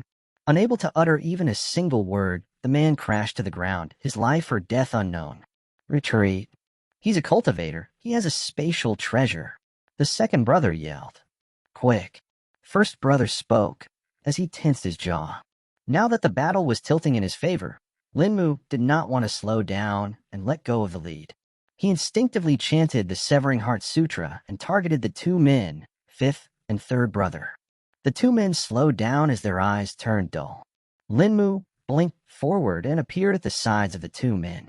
Amplifying his short sword with spirit chi, Lin Mu slashed through the two men in a single smooth stroke.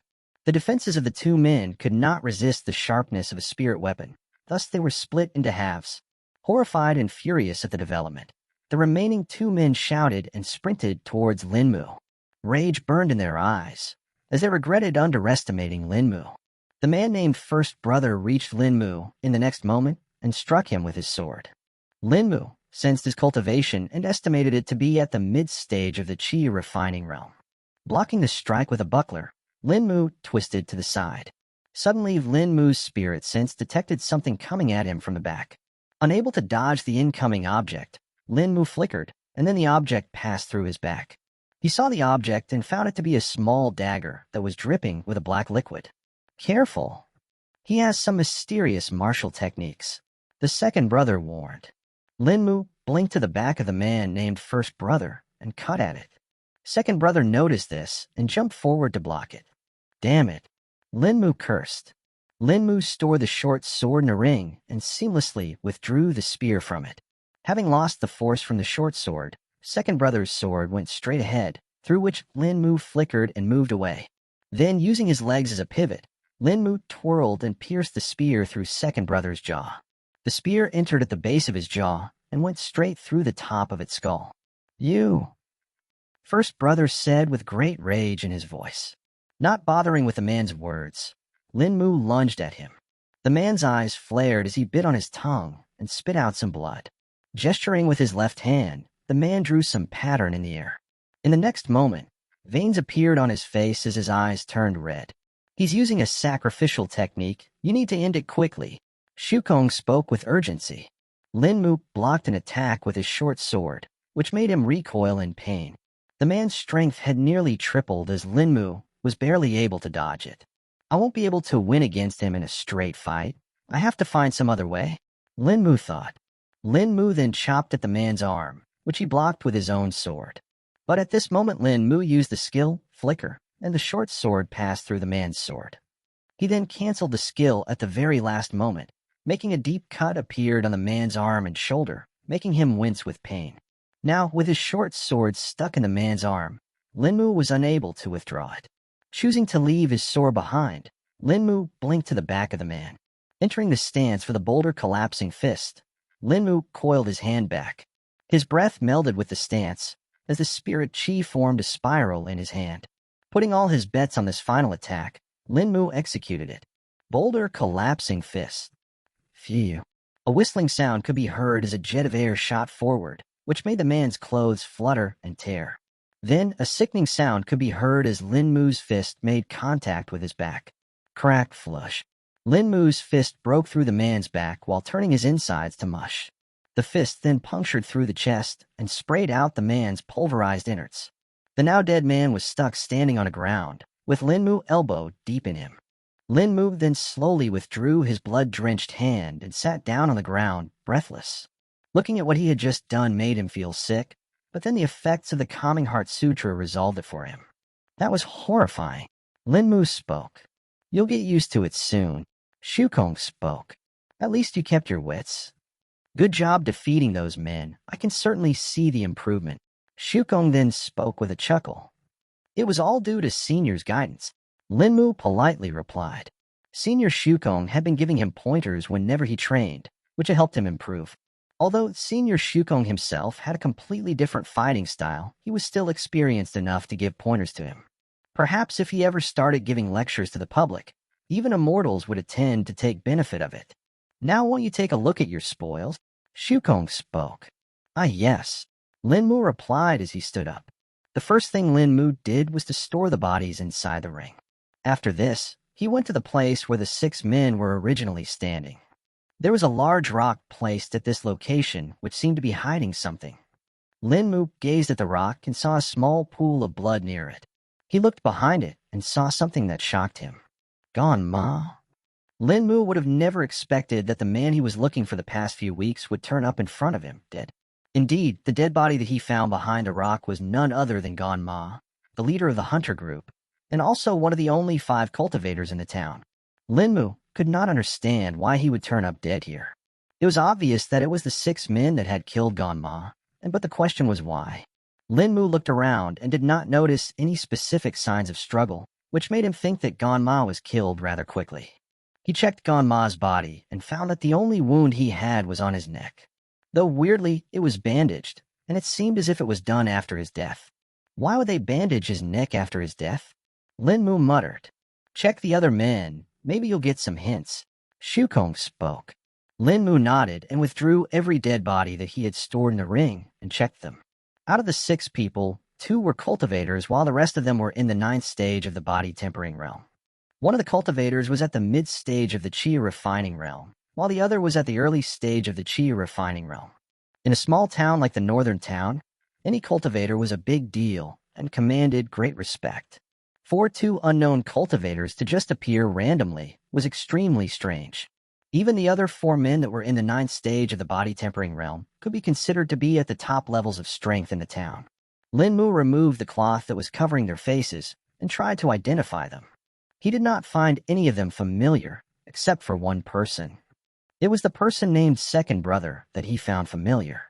He could not place his finger on where exactly he saw that person, but knew that he must be influential. Lin Mu also checked the bodies for other items and found many things on them. He took their swords and the thin chain mail armor that they were wearing under their clothes. He also found a set of throwing daggers on all of them. The total number of daggers was around 29. Lin Mu then found a small vial that was filled with a black liquid that smelled sweet on the person called Second Brother. Careful, that's the pulse-cutting poison. Shukong sternly warned. Lin Mu's eyes went wide as he hurriedly closed the small vial. That was close, but why does it smell so pleasant? Lin Mu asked. So that people find it easy to drink. It's also sweet in taste. Though it does not have any effect unless it enters your body, either through a wound or your mouth. Shukong answered. Lin Mu then remembered the small dagger that had nearly hit him before. That dagger seemed to be covered with a black liquid too. He went to the place where the dagger was lying and picked it up. He caught a whiff of the same sweet smell. It's covered in the pulse-cutting poison. I was luckily saved by my spirit sense and skills. Lin Mu spoke. Indeed, having a spirit sense is a big advantage for you. Shukong replied. Lin Mu then thought to the 2 cultivators and how they did not seem to be using spirit sense. Senior, why were the 2 men not using their spirit sense? Lin Mu questioned. Oh, that's simply because they couldn't use it. They were not at the stage where they could refine it. Shukong answered. But then how could I refine it? I was at the early stage of the chi refining realm when I first started refining it. Linmu spoke with confusion on his face. Well, you are a rare case. Most chi refining realm cultivators can't start refining their spirit sense until they reach the late stage of the chi refining realm, at the very least. They are either restricted by their cultivation technique, or they just don't have the sufficient talent to do it on their own. Shukong answered. Linmu nodded in acceptance and continued checking the bodies. He found another glass vial that was filled with some kind of translucent powder. He did not open the vial this time, as he had already learned his lesson and did not think he would be lucky every time. What is this, senior? Linmu asked. This seems like memory confounding powder. If someone inhales it, they will enter a confounded state and then lose their memories for up to an hour. The person affected by it will be incapacitated and will not respond to any stimulus, though it does not cause any physical harm other than that. Shukong replied. Could this have been used to kill Ganma? Linmu thought. Linmu had not found any signs of a struggle on Ganma. Thus Linmu guessed that he did not resist much and was killed rather instantly. This hypothesis would work if the memory confounding powder was involved. The powder would incapacitate the victim, while the killers would quickly slit their throat. Now that Ganma was dead, Linmu wondered if he could consider Senior Shukong's first test complete.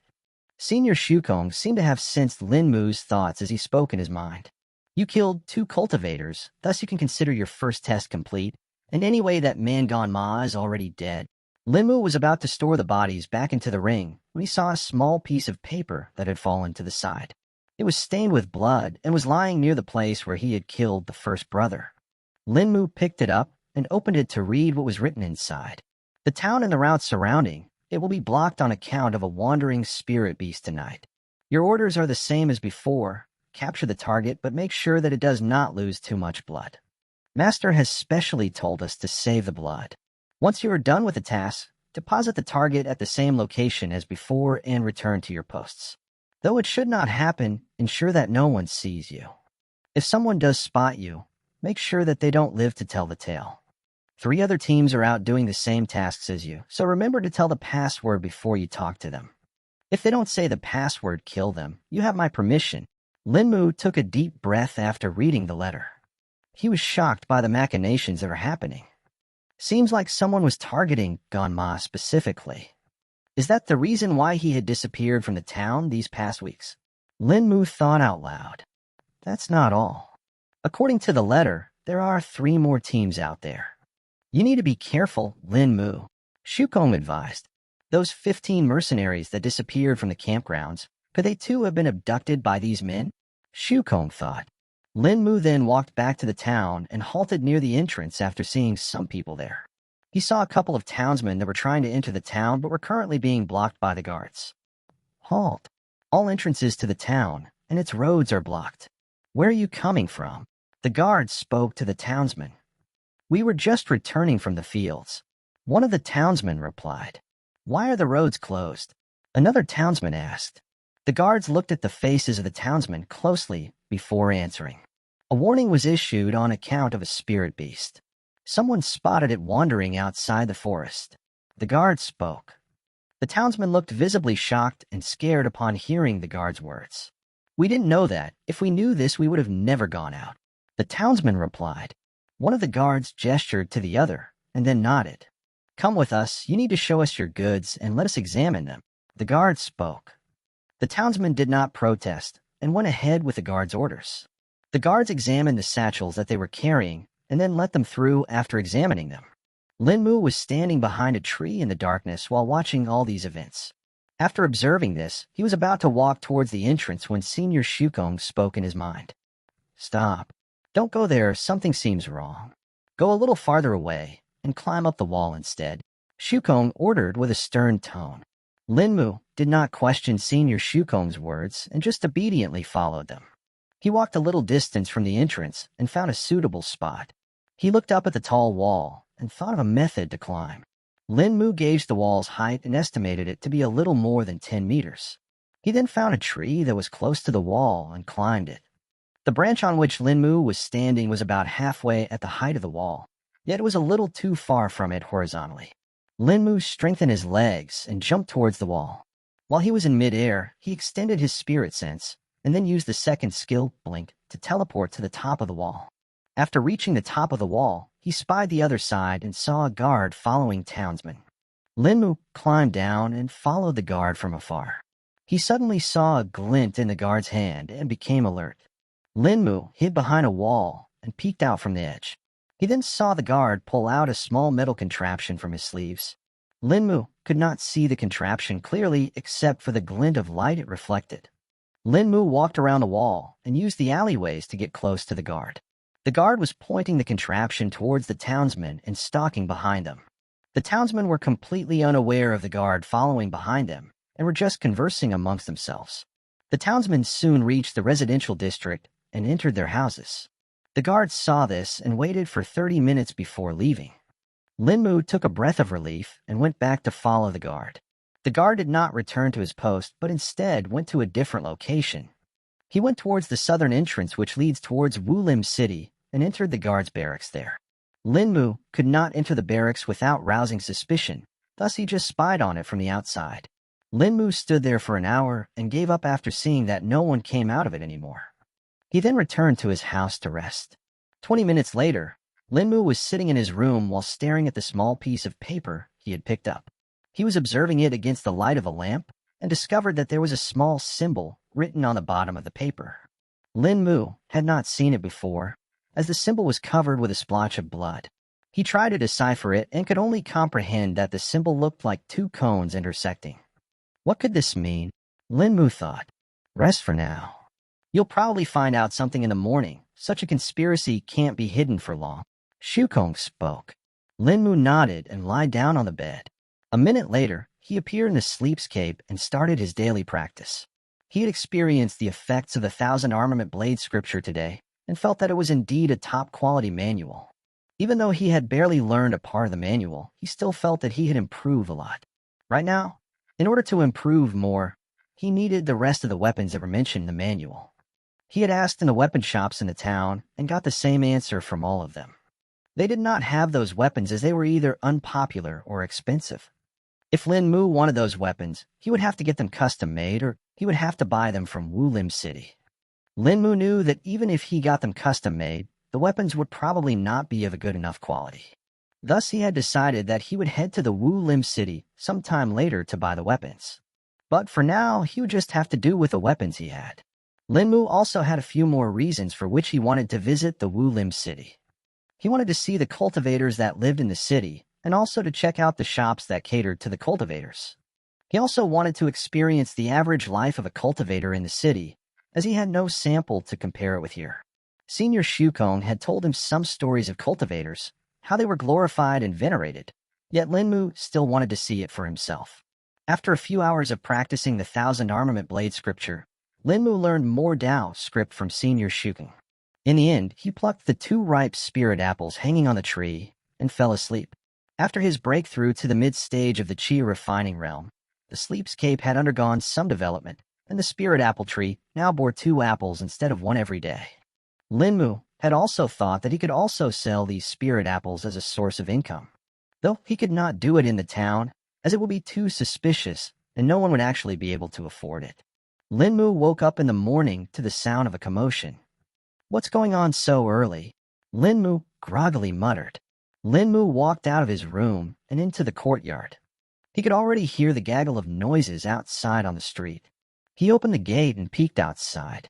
He saw a large group of people arguing with a few guards in the middle of the street. The people were all locals that lived in the neighborhood, and the guards were from the barracks at the eastern entrance. Linmu walked close to listen to what was happening. "We can't live in peace if you don't do something," a man standing at the front shouted. "Yeah, what will we do if the beast enters the town somehow?" Another complained. "Even the guards died and you're telling us to just stay calm."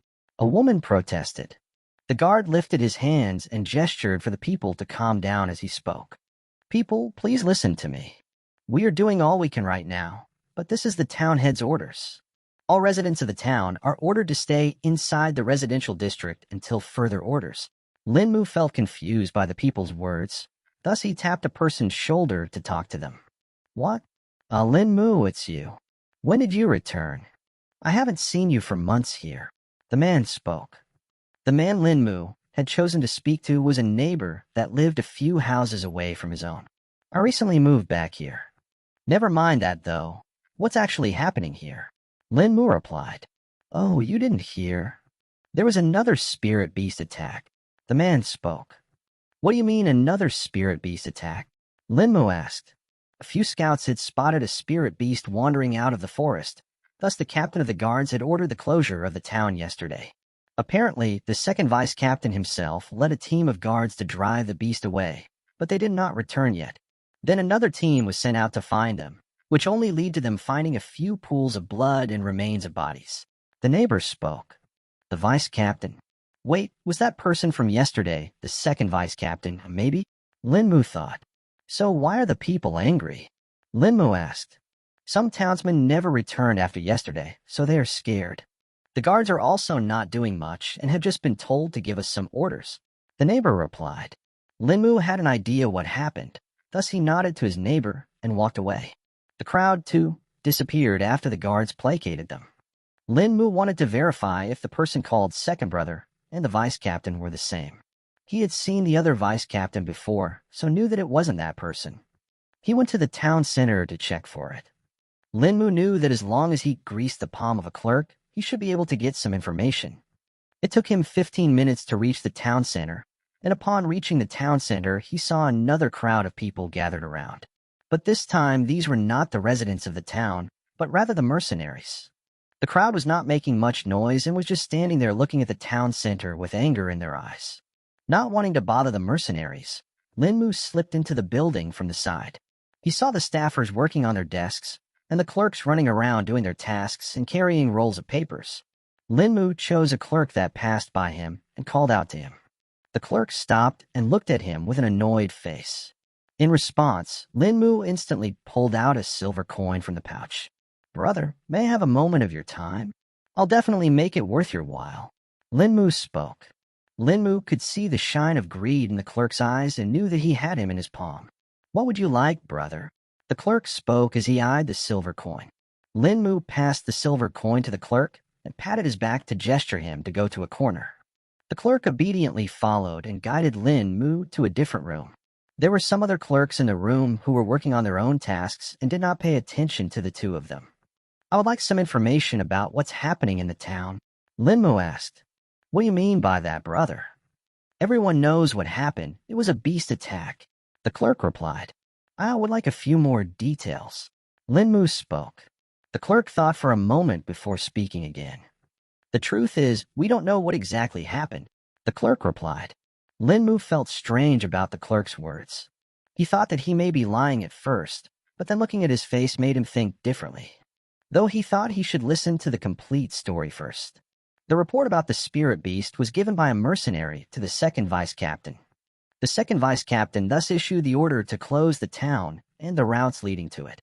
But later, when he didn't return, the other guards went to talk with the town head about the mercenary who gave the report. The town head told them that the mercenary who reported it disappeared too, and they can't find him. The clerk explained. Is that why mercenaries are standing outside the town center? Lin Mu asked. Yeah, they're angry that more of their mercenaries disappeared, and the town head is not responding to their complaints. The clerk answered. And what does the second vice captain look like? Because I don't think I've seen him before. Lin Mu asked his main question. The clerk did not seem like he minded Lin Mu's question, and just spoke honestly. Oh, let me just get the identity register. We have portraits of all the town's cultivators in it. I didn't know there was an identity register for cultivators. Lin Mu said curiously. Oh no, it's actually for all people that the town head considers important. There are other normal people in it too that are not cultivators. The clerk answered and then went away to get the register. This is news to me. I didn't know that there was something like this. Lin Mu spoke inwardly. It is technically necessary. Every establishment needs to keep a record of important people. Shukong spoke in Lin Mu's mind. I guess the portrait will make it easier to identify the man than just by a vague description. Lin Mu spoke to himself. The clerk soon returned with a register and showed it to Lin Mu. He flipped it to the page where it showed the second vice captain's portrait. Lin Mu saw the portrait and instantly recognized the man. The person that tried to kill him yesterday was the vice captain. Han Su. Lin Mu muttered the name written on the register.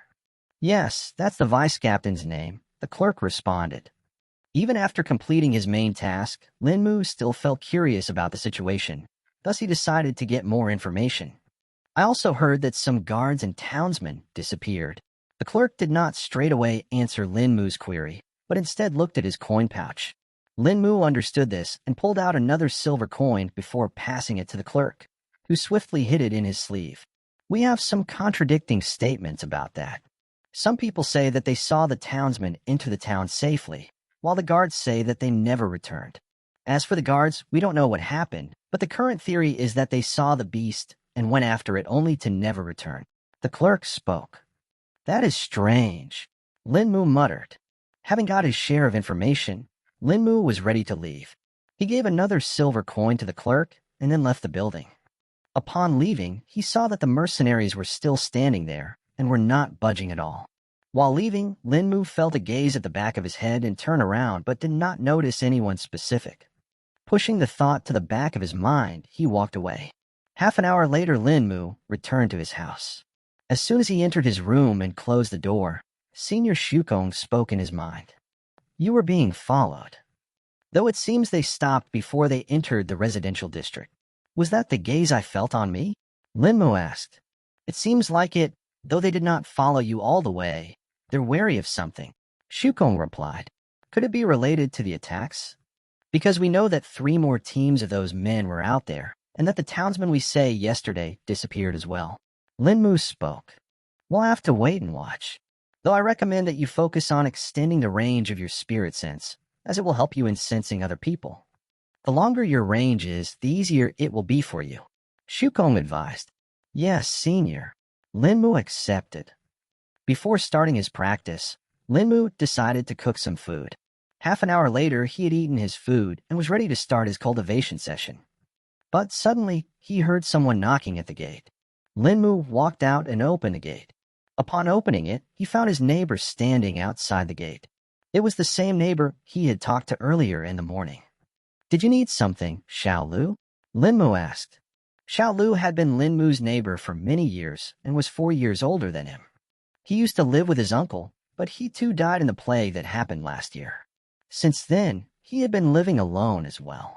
How are you, Linmu? I heard you got your house seized from you some time ago. Xiaolu spoke. Linmu had been dreading this moment for a long time, but he knew that it would be coming sometime soon. The gossiping ladies of the neighborhood were never known for their secrecy. They should have probably seen that the house was no longer sealed, but they did not see Linmu, so must have thought someone else bought it. Also, since Linmu had secluded himself in the house for a week since he got it, there weren't many chances where others could have seen him. But now that he revealed himself in the morning, the entire neighborhood must have seen him. Yes, I did, but I've already paid off the fine and got it back. Linmu spoke with a straight face. Linmu did not want to talk with the man for long, as he wanted to return to his cultivation session. Oh, I was told to inform you that the people in the neighborhood have decided to keep a vigil at night. Xiaolu spoke. But isn't that the guard's job? Linmu replied. They don't trust the guards anymore. They think they are lying. Even now, the guards have only been told to guard the entrance of the residential district and not the insides. Thus, the neighborhood had decided to do it themselves. Xiaolu answered. So they're not afraid anymore? Linmu asked jokingly. They are. That's why we are making teams of 4 people that will keep a vigil at night. Everyone has to participate, thus I'm here to inform you. Xiaolu answered. Linmu did not want to do this as it would interfere with his cultivation, but he did not think he really had a choice. He also did not feel good rejecting the people he had grown up with. Just take it. I think you may be able to discover some things. You will have an excuse to wander in the night. Also, with the person following you today, I don't think they will leave you alone. Shukong spoke in Linmu's mind. Yes, Senior. Linmu spoke inwardly. That's okay, but when will my turn be then? Linmu asked. The day after tomorrow. You'll be teaming with me and 2 other people. Xiaolu answered. Okay then. Linmu replied. Xiaolu nodded and went away. Linmu returned to his room and closed the door. Not wanting to waste any more time, he sat down to cultivate. In Wulim City, at a large manor located near a lake, a thin man was sitting at a desk and reading from a scroll. The man had a short beard and well-groomed hair. He was dressed like a scholar and had the bearing of a cultured person. A woman was standing next to the desk with her head bowed. She was dressed in a long black robe that covered her body and hid her figure. Even her face was covered with a thin gray veil. The thin man read the scroll for a few minutes before putting it away, and then rubbed his forehead as if he was stressed. He let out a long sigh before speaking. "Is that all you found?" "Yes, my lord. Though there are some more reports, but I didn't think they would be worth your time." The veiled woman spoke. The thin man let out another sigh before speaking. "You may as well tell me." This information was nearly useless as well. Some townsmen have disappeared from the northern town, and a new cultivator has appeared as well. The veiled woman spoke. The thin man looked up at the woman with an annoyed look and spoke. "And you only report this to me now?" "But my lord, cultivators appear in other towns regularly, and also there are many mercenaries in northern town right now. We don't know if they belong to some mercenary group." The veiled woman spoke with a pleading tone. The thin man stroked his chin a couple of times before speaking again. "How old did that cultivator look?" the thin man asked. The veiled woman gulped before replying. He's young, probably 16 or 17, but definitely younger than 20. An irritated expression appeared on the man's face as he replied with a louder tone. "So you mean to say that our people could not differentiate between a cultivator belonging to a mercenary group and an itinerant cultivator? Do you think a cultivator of such a young age would join a mercenary company, or do you think it is a high-level cultivator that has returned to his youth?" The veiled woman lowered her face even more and didn't speak. "Do you think a cultivator that has enough talent to become a cultivator at that age would be without a backing? Go. I want every single thing there is to know about that cultivator." The thin man yelled. "Yes, my lord," the woman replied before disappearing.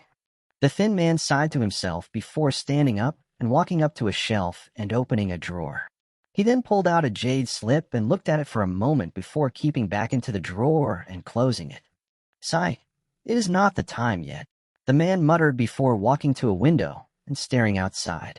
"What are you planning, father?" Linmu was practicing the 1,000 armament blade scripture in the sleepscape. He had nearly completed the basics of the weapons he already had and now was progressing to the more advanced parts. Though right now he felt as if he was being hindered. He understood that it was because of a lack of weapons and that he would have to get them soon, or this may become a flaw in his technique. The more he practiced, the more he understood how the techniques of different weapons fit together and complemented each other. He now grasped the flaws of different weapons and how to overcome them with the use of another weapon. "You are doing well. The improvement is significant," Shukong praised. Shukong had been seeing Linmu practicing diligently every day. He thought about how the boy was hardworking, even though his innate talent in cultivation was low. He had chosen not to tell this to Linmu, as he wanted to see if he could overcome this limitation by himself. Shukong had seen many experts over the millennia that he had lived. He had seen them rise, prosper, fall, and die. He had seen immensely talented and gifted people so much, so that they were even venerated as the heavens ordained. But he had also seen those very people lose themselves to cultivation and then perish in the annals of time. Countless people have tried to go against the heavens, yet few have survived it. Even the ones that survived it shortly disappeared, though people still had some evidence that showed that they were alive. Shukong then remembered a memory from his past. Countless white pillars could be seen floating in the endless void, along with some distortions spread around. At the depths of these pillars, a colossal being was currently resting. The being had a pale white body, 8 legs, and 10 golden yellow eyes that glowed with an imposing light. This was none other than Shukong himself. Streaks of silvery gray lights could be seen floating around his body and the white pillars. These streaks of light would touch the white pillars and then be absorbed by them. One could even see the streaks traveling through the pillars and moving towards Shukong's body. Fine threads arose from Shukong's body that connected to the giant white pillars. The light streaks would transfer from the white pillars to the fine threads, which would then carry it to Shukong's body. With every light streak that was absorbed, the distortions in the void slowly reduced. One could not tell how long it would take for each distortion to disappear, but time could not be measured in the void, thus making it more difficult. It could have been a second or a year, but the distortion finally disappeared. Shukong stayed in the same position, unmoving for a long time, until he sensed some disturbance in the distance. His perception spread in the surroundings and suppressed all the distortions. Even though the void was always silent, a different kind of eerie silence descended because of the pressure imposed by Shukong. This is quite unusual of you, old monster, Shukong spoke. In response to Shukong's words, the space in front of him started swirling and an ash-gray throne appeared. The throne was empty, yet a presence could still be felt from it. A voice could then be heard echoing. Are you so bothered by my presence that I can't even visit you, Shukong? The voice spoke. Oh, you know what you've done, old monster. You would never come here unless it was something important, and your other slaves were unable to help you with it. Shukong replied with an annoyed voice. They're not my slaves. They have their own free will. The voice replied. What kind of free will is that, where you only have two choices? Their karma is chained and will be until you choose so. Shukong spoke. But this is what they've chosen. I've never interfered in their affairs. The voice replied. I don't even want to argue with you. Just tell me what you are here for. Shukong asked. I'm just here to tell you that I will be gone for a while, so take care of my slaves for a while, will you? The voice answered. Is there even any place where your influence doesn't extend to? You should be able to observe everything on your own, unless... Shukong spoke and then trailed off before suddenly becoming agitated. No. What has happened? What did you do? Shukong roared. I wish I could tell you, but there are other machinations underway. The voice spoke before fading away. Stop. Shukong yelled, making countless threads appear. The threads moved at a blinding speed and tried to stop the ash-gray throne, but alas, the ash-gray throne turned ethereal and then disappeared in a swirl of light. Damn it, nothing good will ever come out of this. Shukong protested. Soon the silence returned to the void, and Shukong became immovable once again. Shukong broke his trail of memories after hearing Linmu call out to him. Senior, it's time for your lessons about Tao script. Linmu spoke. Yes, it is time, Shukong replied, before appearing in front of Linmu. Shukong then taught Linmu for a few hours before it was time for Linmu to sleep. I should be able to start reading the Lost Immortals memoirs soon. Linmu spoke. Well, you do have the basics down, so you should be ready in about a month, Shukong replied. Linmu nodded in appreciation of Senior Shukong's words before going towards the spirit apple tree and plucking today's ripened spirit apples. He then fell asleep and disappeared from the sleepscape. Linmu woke up in the morning and spent the rest of his day cultivating, as he wanted to be ready for tomorrow. It would be Linmu's turn to participate in the vigil tomorrow along with Xiaolu. He was expecting to find some more clues at nighttime. In these 2 days, he had not gone out and had just cultivated on his own. He already had enough beast meat to last him for a week, thus he was not worried about it that much. Linmu was currently sitting down on his bed and was refining his spirit sense. He was successful in increasing the range of his spirit sense by an additional half-meter, but still wanted to extend it for as long as he could. Though Senior Shukong reminded him that he would have to ensure that he had replenished his entire store of spirit chi before leaving for the vigil. This meant that he won't be able to refine his spirit sense tomorrow, as every time he did that he would end up depleting nearly 3/4 of his chi stores. Linmu had just finished replenishing his chi and had ended his cultivation session for the day when he heard someone knocking at the gate of the courtyard. He opened his eyes and stood up to open the gate. Linmu opened the gate only to find an unknown person standing at the gate. Come on, it's time for the vigil, the person said.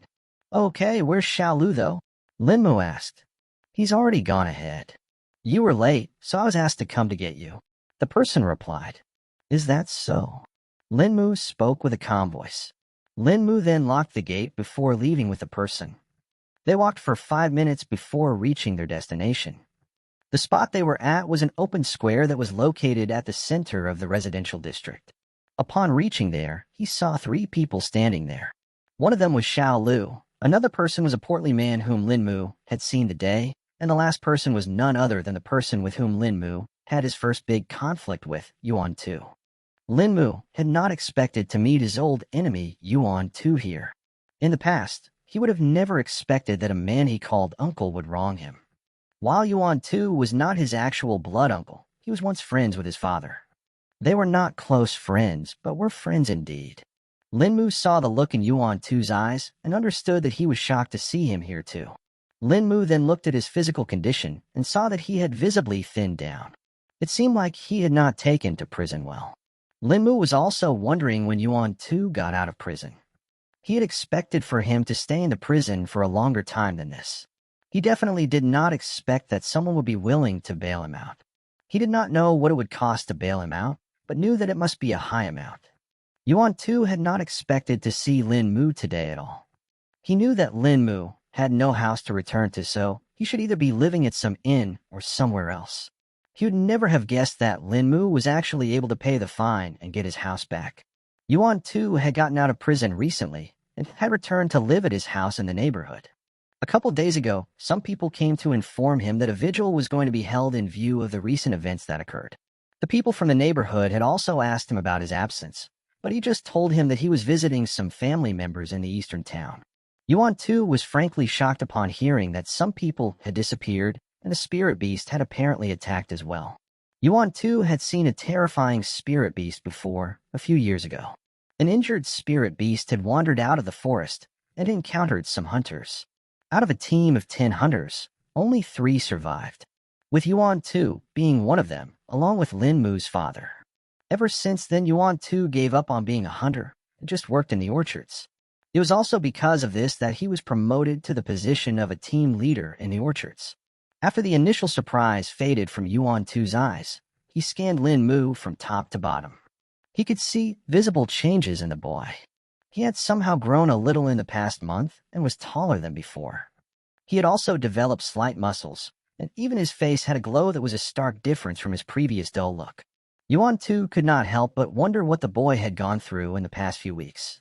He was angry that while he had to suffer all this time, the boy was actually doing much better than before.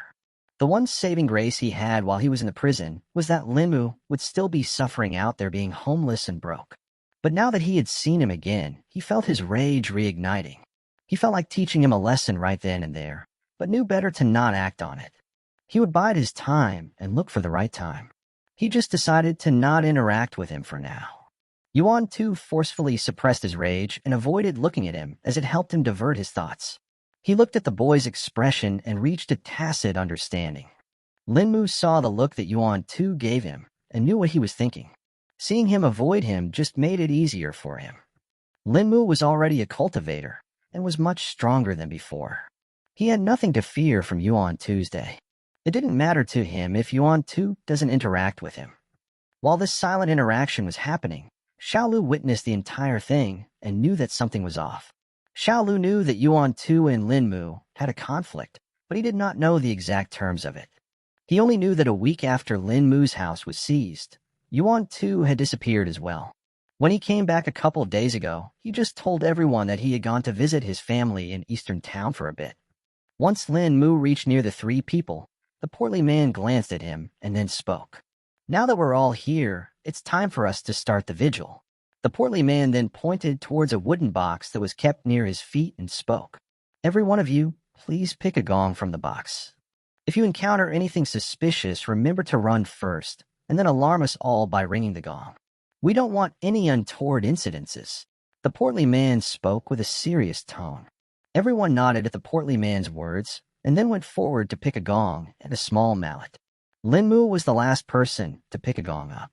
He looked at the gong and found it to be made of copper. He tapped on it and felt it tremble. After everyone picked up a gong, the portly man nodded while looking around. "Okay then, now that everyone has a gong, you can choose a direction and go towards it. Comb out your area and then gather at this square after every hour." The portly man spoke. Lin Mu chose to go to the northern direction where his house was located. He thought that if he was going to do this, he may as well guard the area around his house. Senior Shukong also agreed with Lin Mu's choice. There's a higher chance that the person who was following you before would appear near your house. If you're lucky, you can encounter him there and get the information out of him. Shukong spoke in Lin Mu's mind. While Lin Mu had chosen to go towards the north, the man who brought him went to the west. Xiaolu went to the east, and Yuan Tu chose to go towards the south, clearly not wanting to see him and staying as far from him as possible. The portly man did not go anywhere and chose to stay here and keep watch in the central area. This would also help him rally everyone and created a common communication point. Everyone soon split up and walked towards their chosen areas. Keep your spirit sense extended so you can sense anything that happens, Shukong spoke to Lin Mu. Yes, senior. Lin Mu replied. Lin Mu first went towards the leftmost street. He decided that he would go from the left to the right. He walked around and heard the silence of the night. The night was cold, but at least it was not snowing yet. While the snow would not bother him that much, he could not tell the same about the other people. Lin Mu had seen that everyone was wearing thicker and warmer clothes, and he had chosen to do the same. If he did not do that, he would only be rousing unnecessary attention from people. He had just put on the leather armors he had gotten from the killers before. Putting on the multiple leather armors under his robes made it look as if he was wearing winter clothing. It would also help provide him some extra defense, just in case. This was the first time that he was actually seeing his neighborhood like this. It was usually boisterous during the day with the people meeting each other and the ladies gossiping and arguing with each other. The children would run around playing with each other and laughing. The silence of the night made him think about a lot of things he usually would not think of. While he had stayed alone in the hunting shack for a while now, this kind of silence still made him feel strange.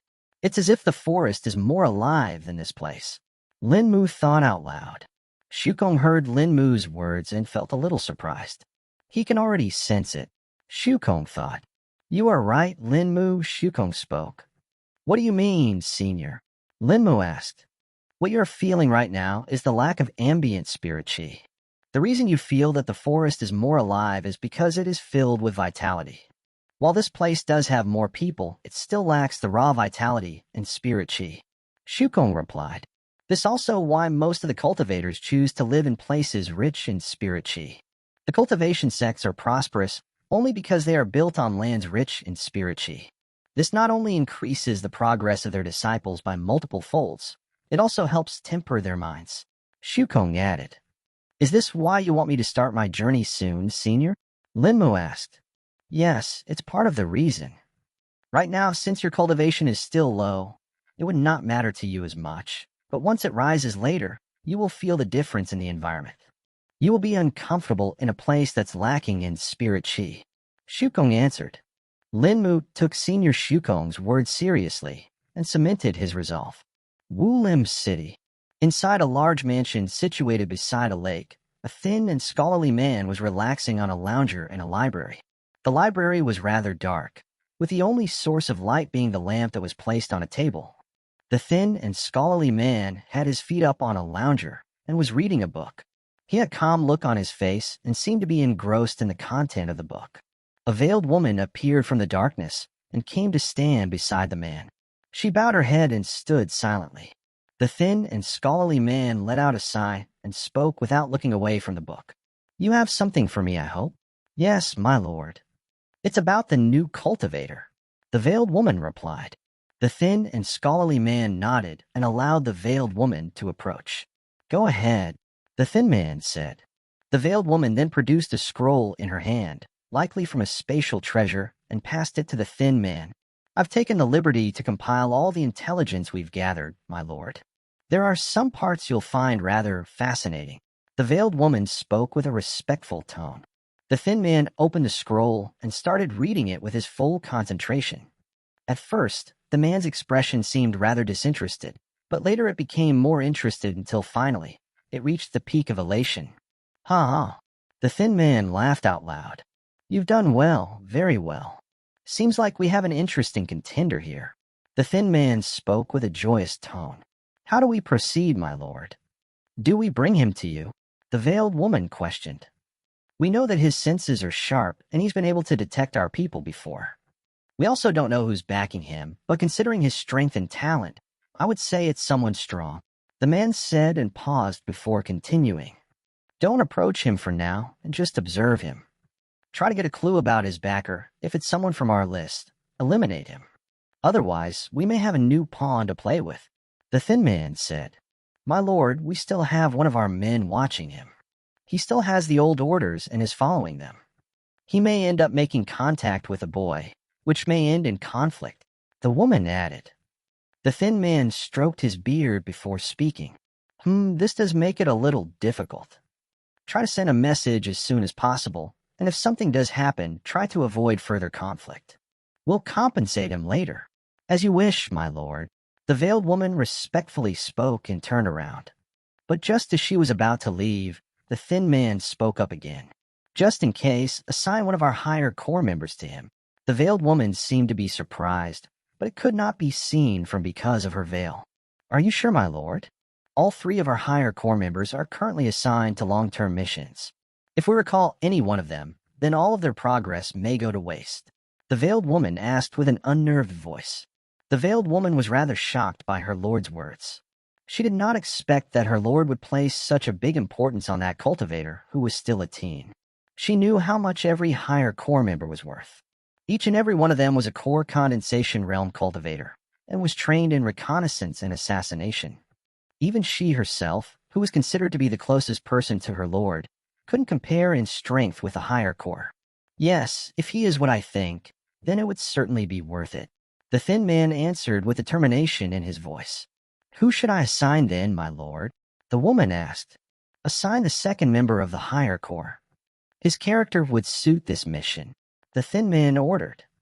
The second member of the higher core is currently in the Black Dawn Kingdom, my lord. I estimate it would take him 10 days to reach the designated location. The veiled woman replied. It may take a little longer than that, as the current mission is rather sensitive, and he will need to sever all ties before returning. The veiled woman added with a little hesitation. That's fine. Until he reaches there, you may personally oversee this assignment. The thin man spoke with a calm voice. It will be done as you say, my lord. The woman replied respectfully before leaving.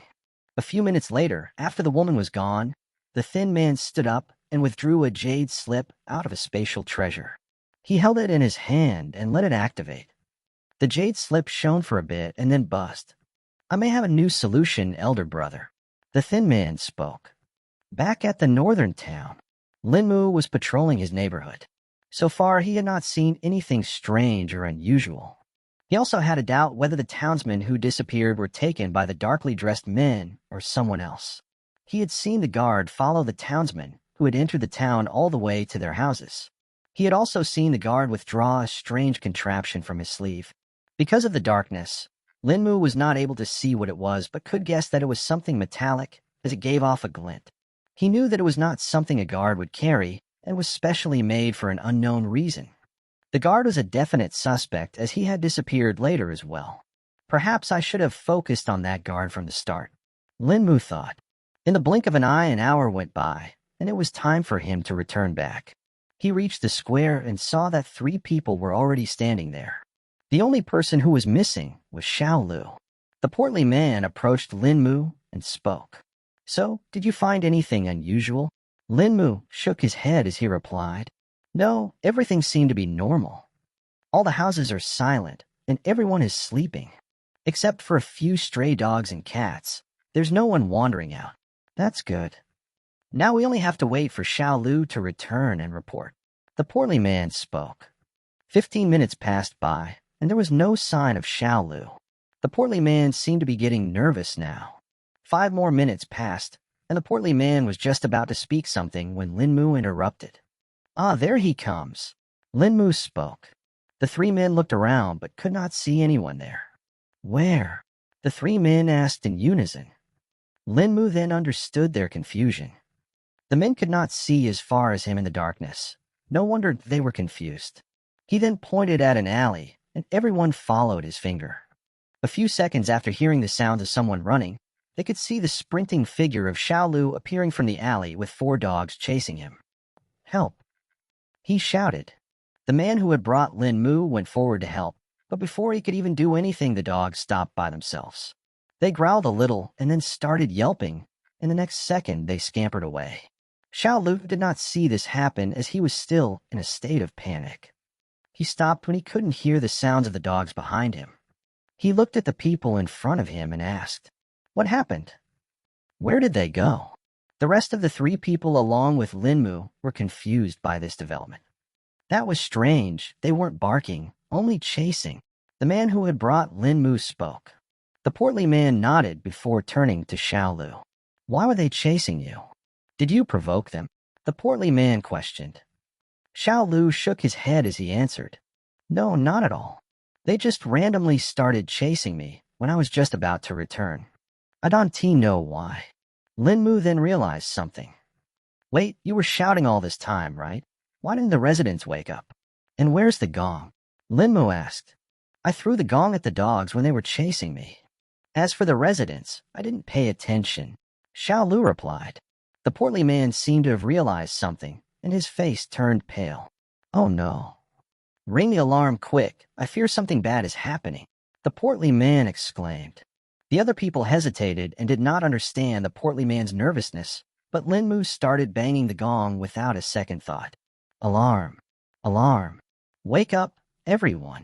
Linmu shouted. Seeing Linmu shouting, the others started to do that as well. Then, the thing that they were dreading all this while happened. Not a single resident woke up nor responded. The four men were starting to gauge the seriousness of the situation by now. It had been 5 minutes, yet there were no results. There's no use. They are probably under the effect of some kind of drug. Go and check out the houses yourself. Shukong spoke in Linmu's mind. Let's go and check the houses ourselves. Linmu spoke authoritatively. Strangely enough, no one questioned him right now and just went with the flow. Even Yuan too did not oppose him or show any aversion right now. Linmu ran to the closest house and started banging on the door while shouting. But even then, no one responded. The other men tried the same thing, but to no avail. We need to break down the door and look inside. The portly man spoke. Everyone tacitly nodded and agreed to the proposition. The men braced themselves to break the door and were just about to slam when Linmu ripped the door off of its hinges with ease. The four men were left with the jaws hanging upon seeing this feat. Linmu paid no attention to their shock and just rushed inside. He saw the pair of homeowners sleeping on their beds soundlessly. He went ahead and picked up the man that was sleeping and shook him hard. The four men entered the room and saw Linmu shaking the man hard. Why are they not waking up? Linmu had shaken the poor man to his core, yet there was no physical response from him. The other people had also tried on their own and tested the man as well, but got no response. It's no use. Let's go try the other houses. Linmu spoke. Linmu then went to the next house and broke down the door as well. He walked inside the house and found its sleeping residents. The others followed him inside and watched as he tried to wake them up. Linmu had checked that actually they were alive and not dead. They just seemed to be highly unconscious and unresponsive, while their breathing still continued. Why is this happening? Yuan too spoke out loud. Everyone heard his words and reciprocated with him, as they all were wondering about the reason for this phenomenon. We need to keep on checking the houses. There are bound to be more people that are not affected by this. Linmu spoke. Yes, this can't just happen to the entire district. We are still awake, so there should be more people. The portly man affirmed. The party of 5 went from house to house checking on people. At first, they would just break in through the front door, but later understood that this was ineffective, as the people who were unconscious would not respond either way. In the end, they just decided to make as much noise as possible to alert anyone that was unaffected. They had wanted to inform the guards outside the district about this occurrence, but then decided against it as they thought that staying together was the right decision at this time. Who knows what would happen if they were alone, thus they did not want to take the risk. It took them over 2 hours before they were even able to find a person that was unaffected by it. They were at a rather small house, which looked old. Its paint had faded away, and the wooden frames of the windows and doors seemed to be pretty weathered as well. As before, they knocked on the door hard and shortly got a response. Who the hell is disturbing my sleep at this time? A person shouted from inside the house. Wake up. We have a huge problem. We are the people who are doing the night vigil. The portly man spoke. Some incomprehensible grumbles could be heard coming from behind the door. The door soon opened, and an old man appeared from behind it. The old man seemed to be at least 80 years old and had a face full of wrinkles. What do you want? The old man groaned. We are the night vigil team. We found that people in the district are unconscious and unresponsive. The portly man spoke. Yes, we checked many houses and tried to wake people, but no one is responding. We even tried shaking them physically, but they still did not respond. You're the first person we found that responded. Linmu explained. By now the old man had become woken enough to understand the current predicament. He asked for them to show them the unconscious people, which they gladly did. After seeing the proof with his own eyes, the old man understood the graveness of the situation. What do we do now, then? The old man asked. Everyone turned to look at Lin Mu subconsciously. Due to him taking the approach head-on, everyone had unknowingly accepted him as the leader. Although his surprising strength may have played a part in it as well, there weren't many people in the town who could just rip off doors that easily. I recommend we go and inform the guards at this point. This is much bigger at this point, and we don't know the implications of this. We are definitely going to need a lot of people if we want to check every house. Lin Mu ordered. Everyone nodded without thinking much and started following Lin Mu. Half an hour later, they had left the residential district and were at its exit. The guards should have been patrolling around here, but they were nowhere to be found. Where are the guards? The men questioned together. There seems to be more to this than we thought. Shukong spoke. I'm going to go look for them, and you guys try to see if the residents here can wake up. Lin Mu ordered. All the men nodded in response and went ahead to do their tasks. Lin Mu decided to directly go towards the guard barracks. That way, if he encountered any guard on the way, he'll inform them as well. Lin Mu started running at his full speed after he was at a sufficient distance from the men. He didn't want to reveal more of his capabilities than he had already done today. The streets were eerily silent, and not even stray animals could be seen. Lin Mu was halfway to the barracks when he sensed some disturbance. Lin Mu's spirit sense was already extended, and he was completely alert. Thus, he was able to detect the presence that was hiding in the shadows hiding. Lin Mu probed the place with his spirit sense and found the person that was hiding there. Get ready, Shukong spoke. Lin Mu instinctively withdrew the throwing daggers from his ring and threw 2 of them at the location he had detected the person at. A muffled grunt and clinking of metal could be heard after that. Come out now, I know you are there. Lin Mu called out. Slowly, a person came out of the darkness and revealed himself to Lin Mu. The person was dressed in dark blue clothes and was wearing a featureless mask with only 2 holes for eyes. He had a thin sword hung on his waist and was 6 feet tall. Lin Mu used his spirit sense to gauge the man's strength and discovered that he was a cultivator too. The man was at the early stage of the chi refining realm and didn't seem to have refined his spirit sense yet. When Lin Mu's spirit sense probed the masked man cultivation, he seemed to have detected it as he flinched for a moment and became tense. He's dressed differently. Does he belong to the same group of people or not? Lin Mu wondered. You can find that out soon enough. For now, you just need to get the information out of him, either by hook or by crook. Shukong replied. Lin Mu then drew the short sword from its sheath and pointed it at the masked man before speaking. Who are you, and why have you been following me? The masked man didn't speak, but instead drew his own sword in response. So you're not going to take the easy route, said Lin Mu with a sharp tone. The man advanced first and slashed, which Lin Mu easily dodged by sidestepping and responded with an attack of his own. Shang. The masked man was able to block it, but felt the weight of the strike on his blade. He instantly understood the difference between their strengths. He was already shocked when he felt a spirit sense probe on him, but when he actually felt the force of Lin Mu's attack, his suspicions were confirmed. The masked man was not one to give up easily, though. He attacked again and missed. Lin Mu had an advantage in speed as well as strength. If he wanted to, he could have ended this fight instantly, but he instead wanted to get the information out of the man first. Both of them exchanged blows one after the other. While all of the masked man's attacks missed, it was not the same for Lin Mu. Most of his attacks were blocked, but some had nicked the masked man. He had multiple smaller cuts on his body, some on his hands, some on his torso, and some on his legs. After fighting for 5 minutes, Lin Mu decided that it was enough. That's it, surrender now, or I'll end you right now. You know that you have no chance against me. Lin Mu sternly spoke. The man did not heed Lin Mu's words and instead attacked again. Seeing that the man was uncooperative, Lin Mu decided to end it quickly. He channeled wisps of spirit chi into his short sword and slashed at the masked man.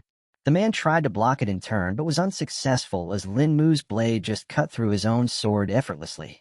The blade was just about to reach his neck when Lin Mu paused for a moment and punched with his other hand. The strengthened fist landed on the masked man's face and knocked him down to the ground. Lin Mu had not used his entire strength, as he did not want to kill the man right away. Even if he wanted to kill the man, he would avoid attacking the face, as it would just end up crushing the man's skull and disfiguring him. Lin Mu would not be able to identify the man then, and it would become difficult for him to further investigate. After being knocked on the ground, the man became disoriented and could not respond. Linmu then placed the point of his short sword at the masked man's neck. "Surrender," Linmu ordered. Finding himself unarmed and at the edge of death, the man finally gave up. "Okay, I surrender." 3 hours ago, in the residential district of the northern town, a man dressed in dark blue clothes and a featureless mask was hiding over the roof of a house and looking at a courtyard.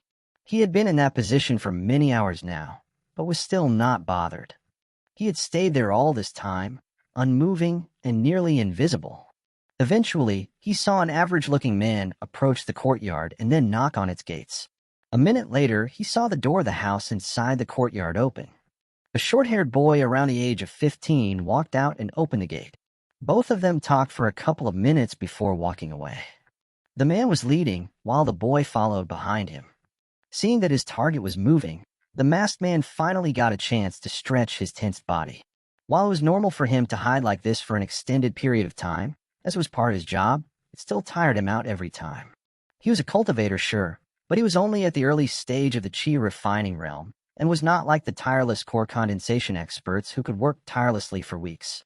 The masked man followed the pair until they reached the square that was located in the center of the residential district.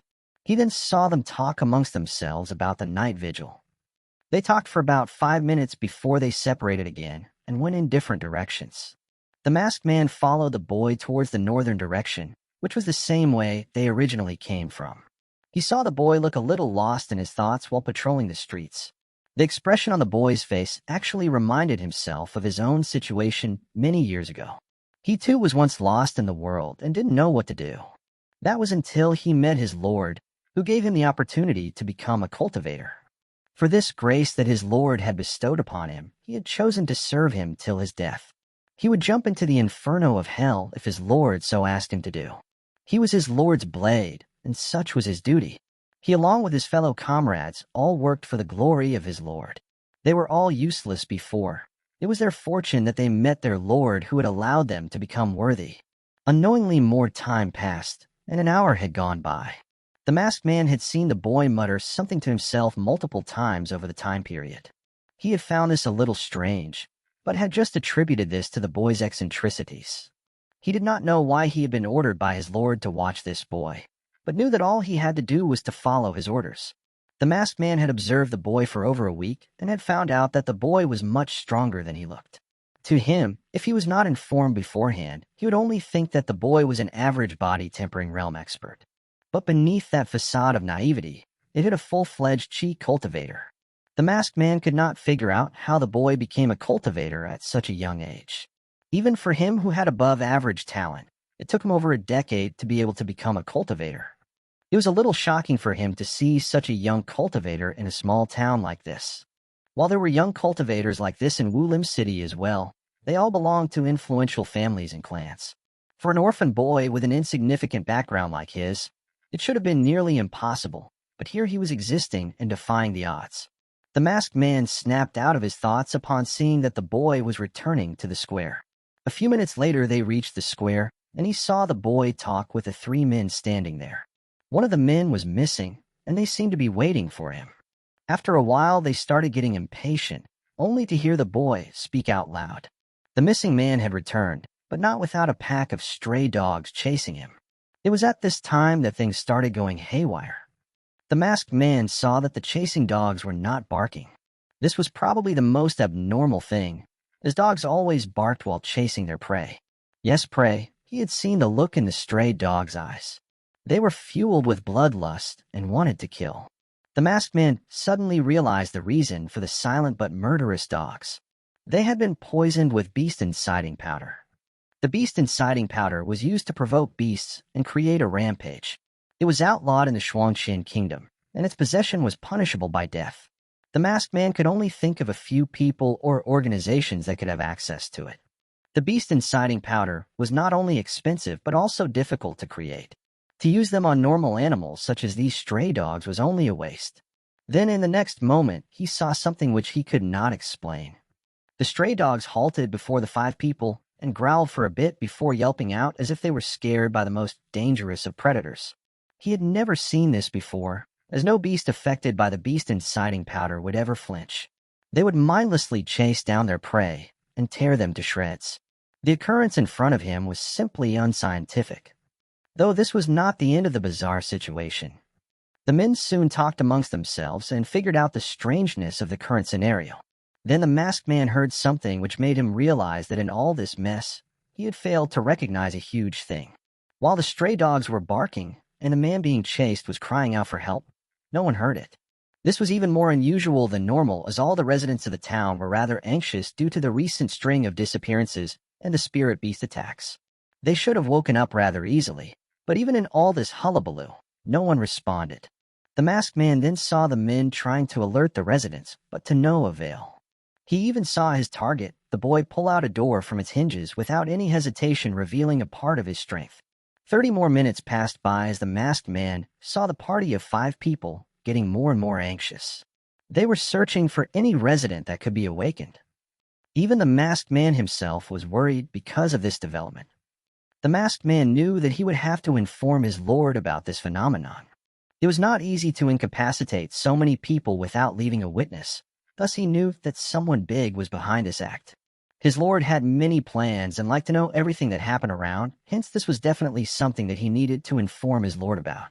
The masked man could not see what happened inside the house, but could guess, and after hearing the conversation of the men, he confirmed it.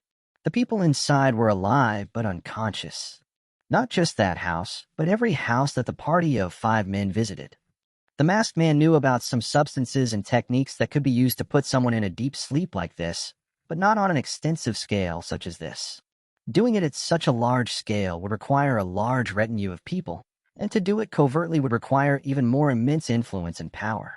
The masked man had thought that every person in the district was affected except for the 5 men, but he was soon proved wrong when they found another person. This person was an old man with a wrinkled face. The masked man was a little surprised by this, but soon discovered the reason. That old man was a warrior. While it may not be apparent to most people, he had grown up seeing warriors fight and had even joined an organization that vetted out people through combat. He was able to sense the faint aura of a warrior on the old man. As the man was very old, the aura had faded away, yet even now he had the disposition of a warrior. His gait was still there when he walked without any support. The masked man guessed that the old man was at the 10th stage of the body-tempering realm, at the very least. He judged that the old man must have fought in a war that happened a long time ago, and was now disabled and weak. Because there was no other reason why there would not be a record of a 10th stage body-tempering expert, as they were rather rare. Even the masked man himself was only at the 8th stage of the body-tempering realm. He knew how difficult it was to progress after that. But now that he knew that whatever that was affecting the residents did not affect people of that level, he could narrow down the suspects. He still didn't know why the 5 people of the night vigil were not affected, though. After informing the old man, the party decided to go and inform the guards, but even that seemed to be unsuccessful as all the guards were absent. The masked man narrowed his brows and started to get a little nervous himself. He then saw his target separating himself from the party and going in the other direction. The masked man shifted into shadows and continued stalking his target, completely unknown to the fact that he was soon about to be caught. Linmu did not move his short sword from the neck of the masked man, even after he declared his surrender. He did not want the man to surprise him after letting his guard down. Linmu instead scanned every inch of the man's body for any hidden weapons or dangerous items. He had seen the darkly dressed men use poisons, thus he wanted to be extremely sure of his safety.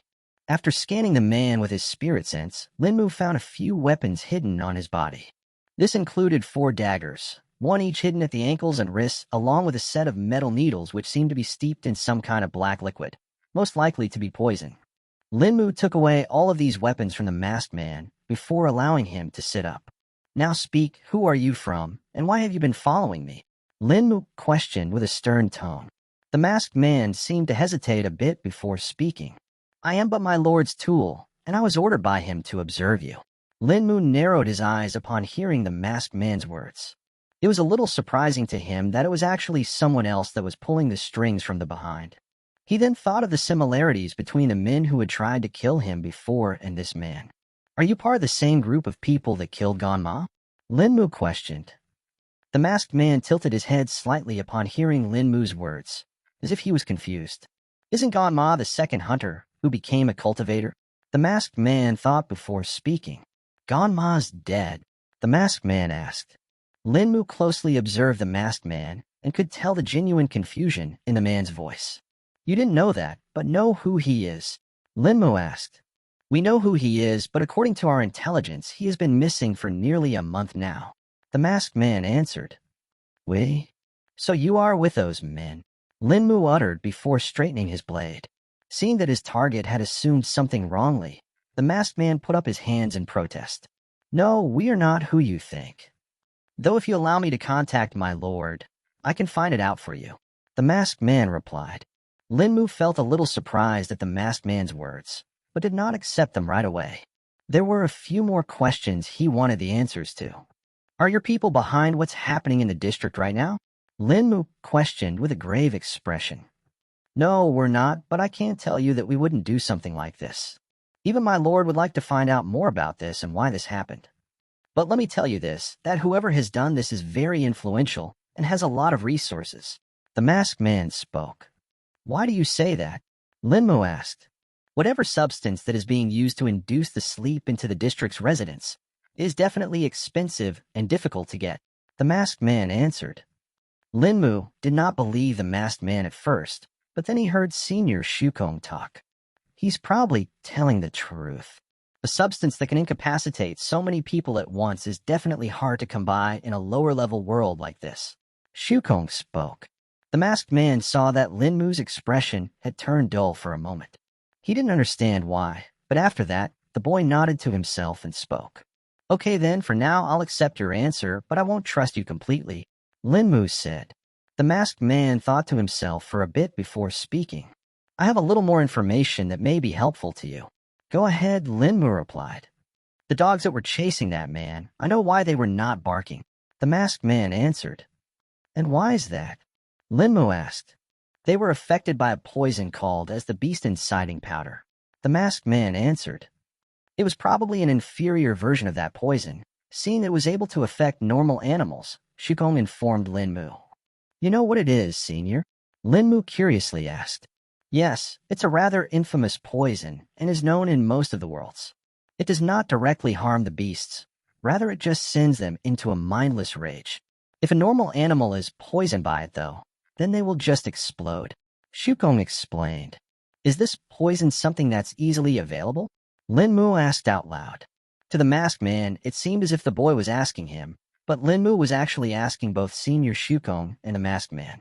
Any qualified alchemist should be able to make an inferior version, even for a lower-level world like this. Though I can't tell about the restrictions that would occur in its acquisition, Shukong answered. No, it is outlawed in the Xuanxin Kingdom, as it can cause the beast to rampage, which can result in a beast wave. It is also very expensive and few people can acquire it, especially in this region. The masked man answered. Why would someone use an expensive substance like it on mere stray dogs? Linmu muttered. Suddenly a thought clicked in Linmu's mind as he formed an idea. The masked man saw the change of expression on Linmu's face and grasped that something was wrong. Oh no. The place where Xiao Lu came from, there's probably something there. Linmu exclaimed. You can't leave the masked man here, though, Shukong spoke. Linmu understood Senior Shukong's words and knew that he would either have to make a choice between killing the masked man or to let him go. It was as if the masked man read Linmu's mind and instantly spoke. I'll come with you. Don't misunderstand me, but if something wrong is happening here, I have to report it to my lord.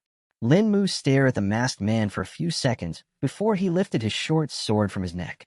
I'll trust you for now, but if you do anything suspicious, know that I'll kill you in the next moment. Linmu spoke with a grim tone.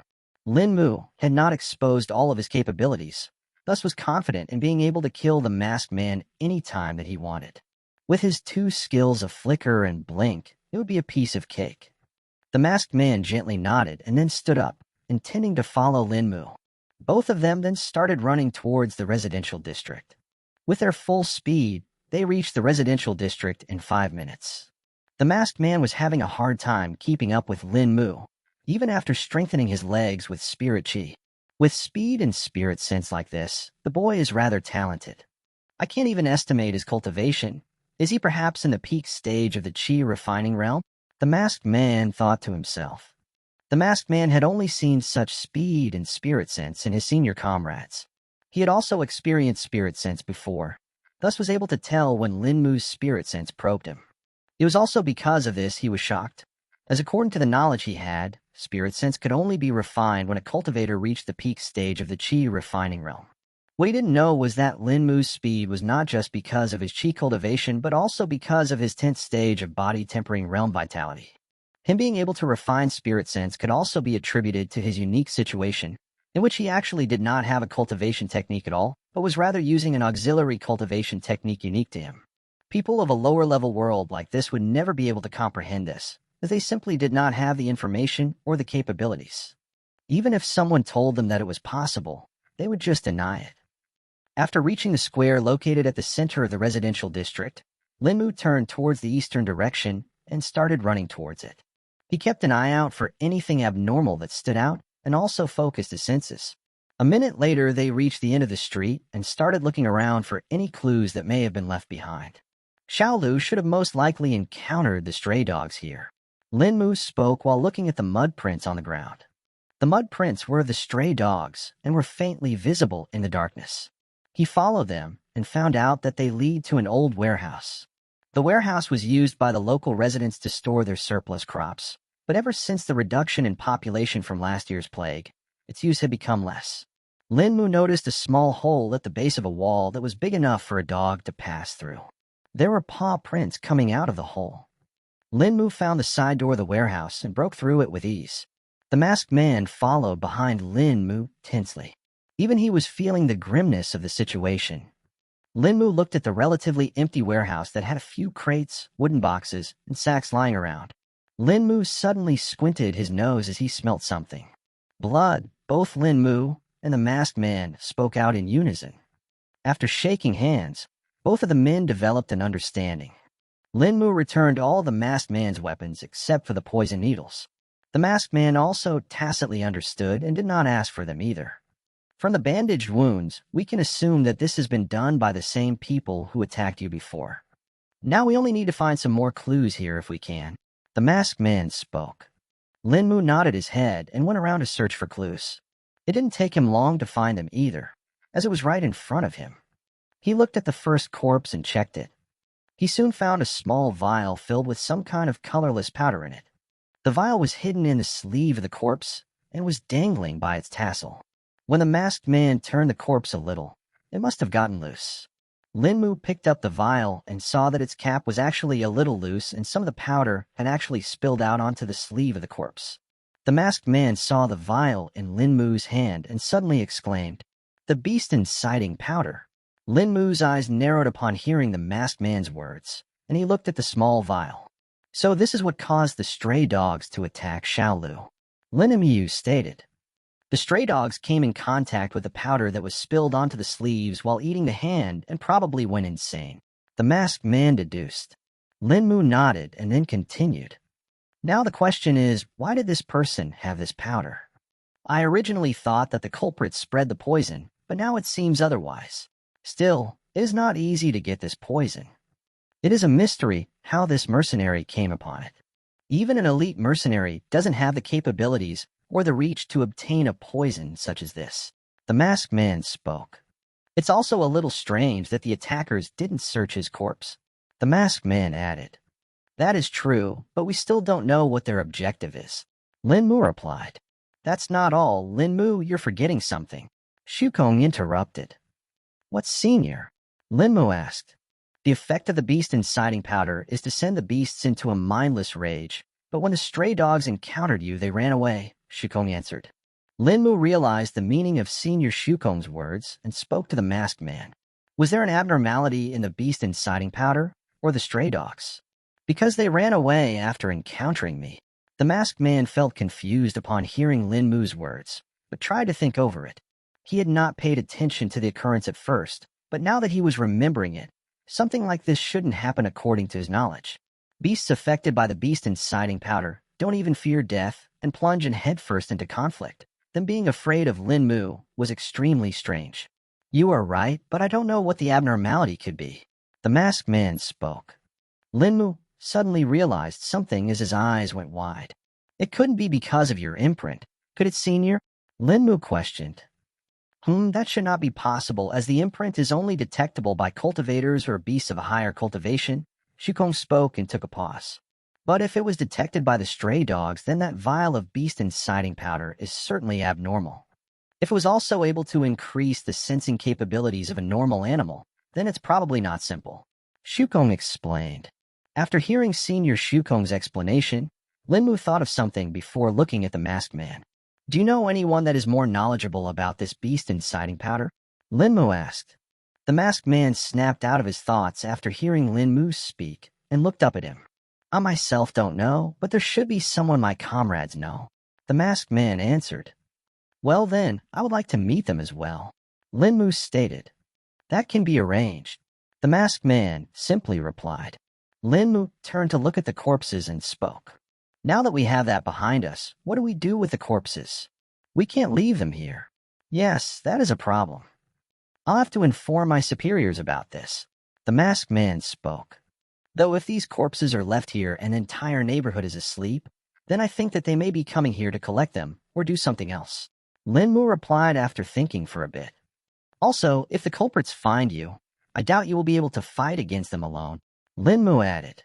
The masked man realized the severity of Linmu's words and understood that it will indeed be pretty difficult and may even result in his death. He then grasped a small necklace on his neck with his hand for a moment before releasing it. Not now, at least, the masked man thought. But suddenly, as if to prove Linmu's words, the main door of the warehouse suddenly opened.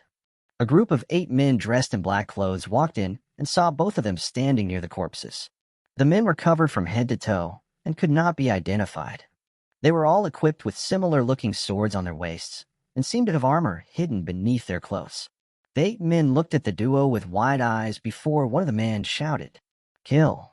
Don't let them escape. Heaven's tongue, it really happened. Linmu spoke with shock. Focus now. You have to defeat them first.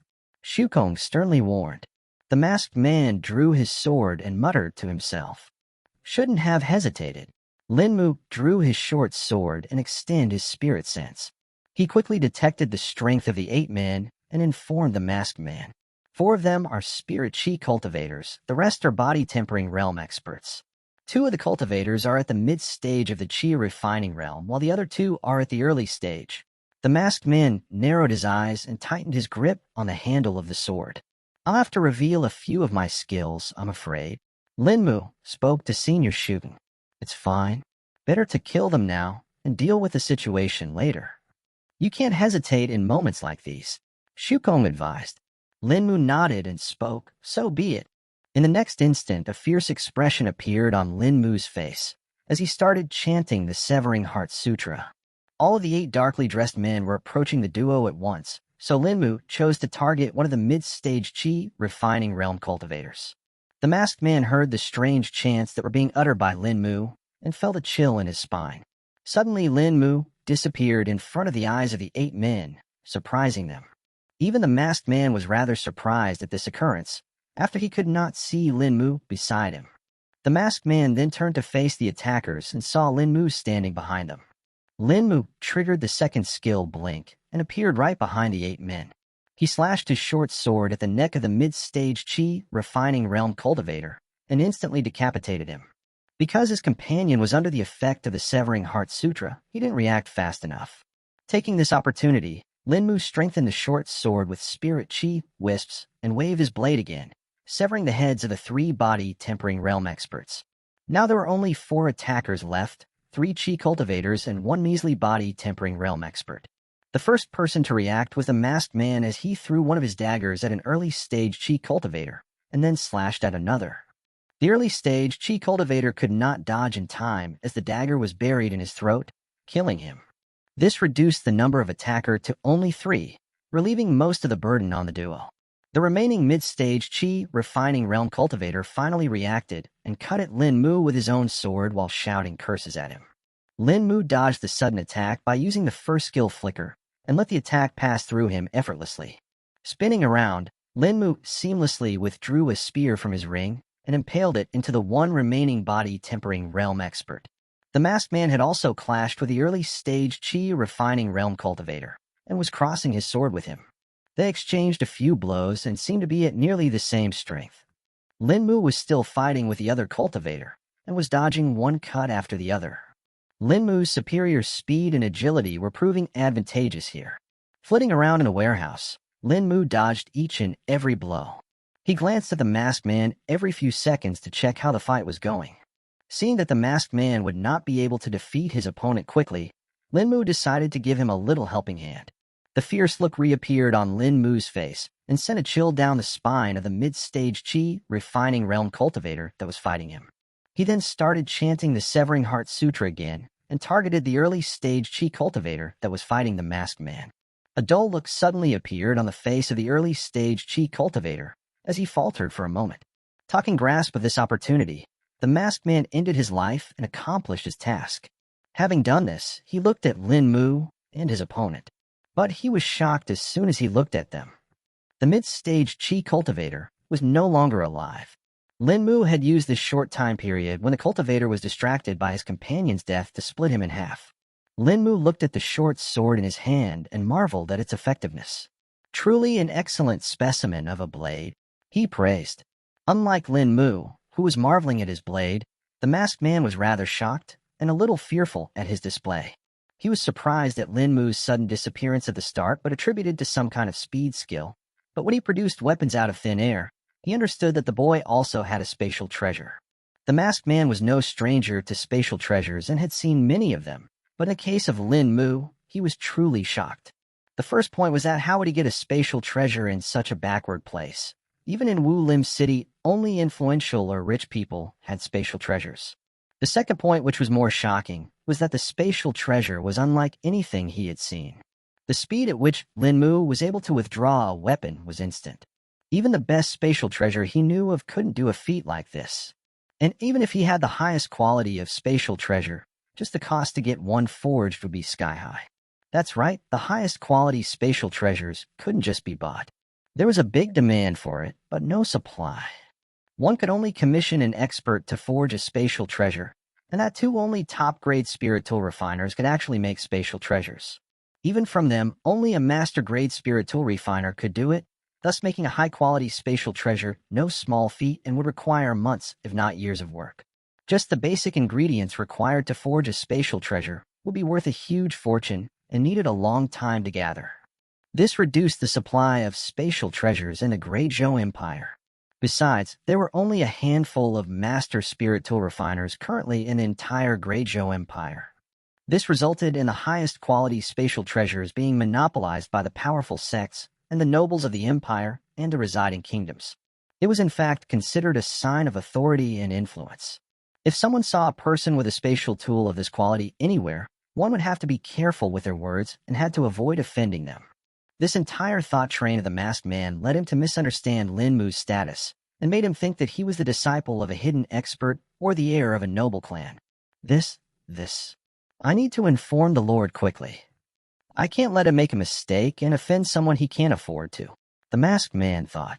The masked man actually had a method of contacting his superiors rather quickly, but it was only meant for the most extreme of the extreme emergencies.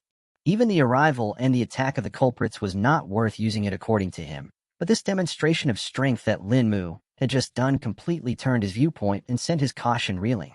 Lin Mu was thinking that revealing his skills had put him at a disadvantage, but unknown to him, it had actually given him a huge advantage. After all the attackers were dead, Lin Mu used his spirit sense to scan their bodies for any hidden weapons and other dangers. Senior Shukong had informed him beforehand of certain tactics that cultivators used in order to eliminate their enemies, even after their death. Lin Mu's caution turned out to be beneficial, as he did end up finding something dangerous. There were tiny packets of poison placed behind the face covers of the black-clothed men, which would burst and spread to the person trying to uncover them. A simple yet effective mechanism made it so that the packets of poison did not break from impact and only burst when the face covers were pulled apart. Even the masked man was shocked by this as he exclaimed, "These are no normal cultivators. They are death warriors." Lin Mu turned his head and looked at the masked man with a little confusion. "What are death warriors?" he asked. The masked man gulped before speaking. Death warriors are a special kind of warriors trained by certain clans and organizations for committing highly illegal acts. Just the mere existence of a death warrior is deemed forbidden in the Shuangqian kingdom, as they don't have true identities and only live to die for their owners. Is this true, Senior Shuko? Linmu asked in his mind. It is indeed true.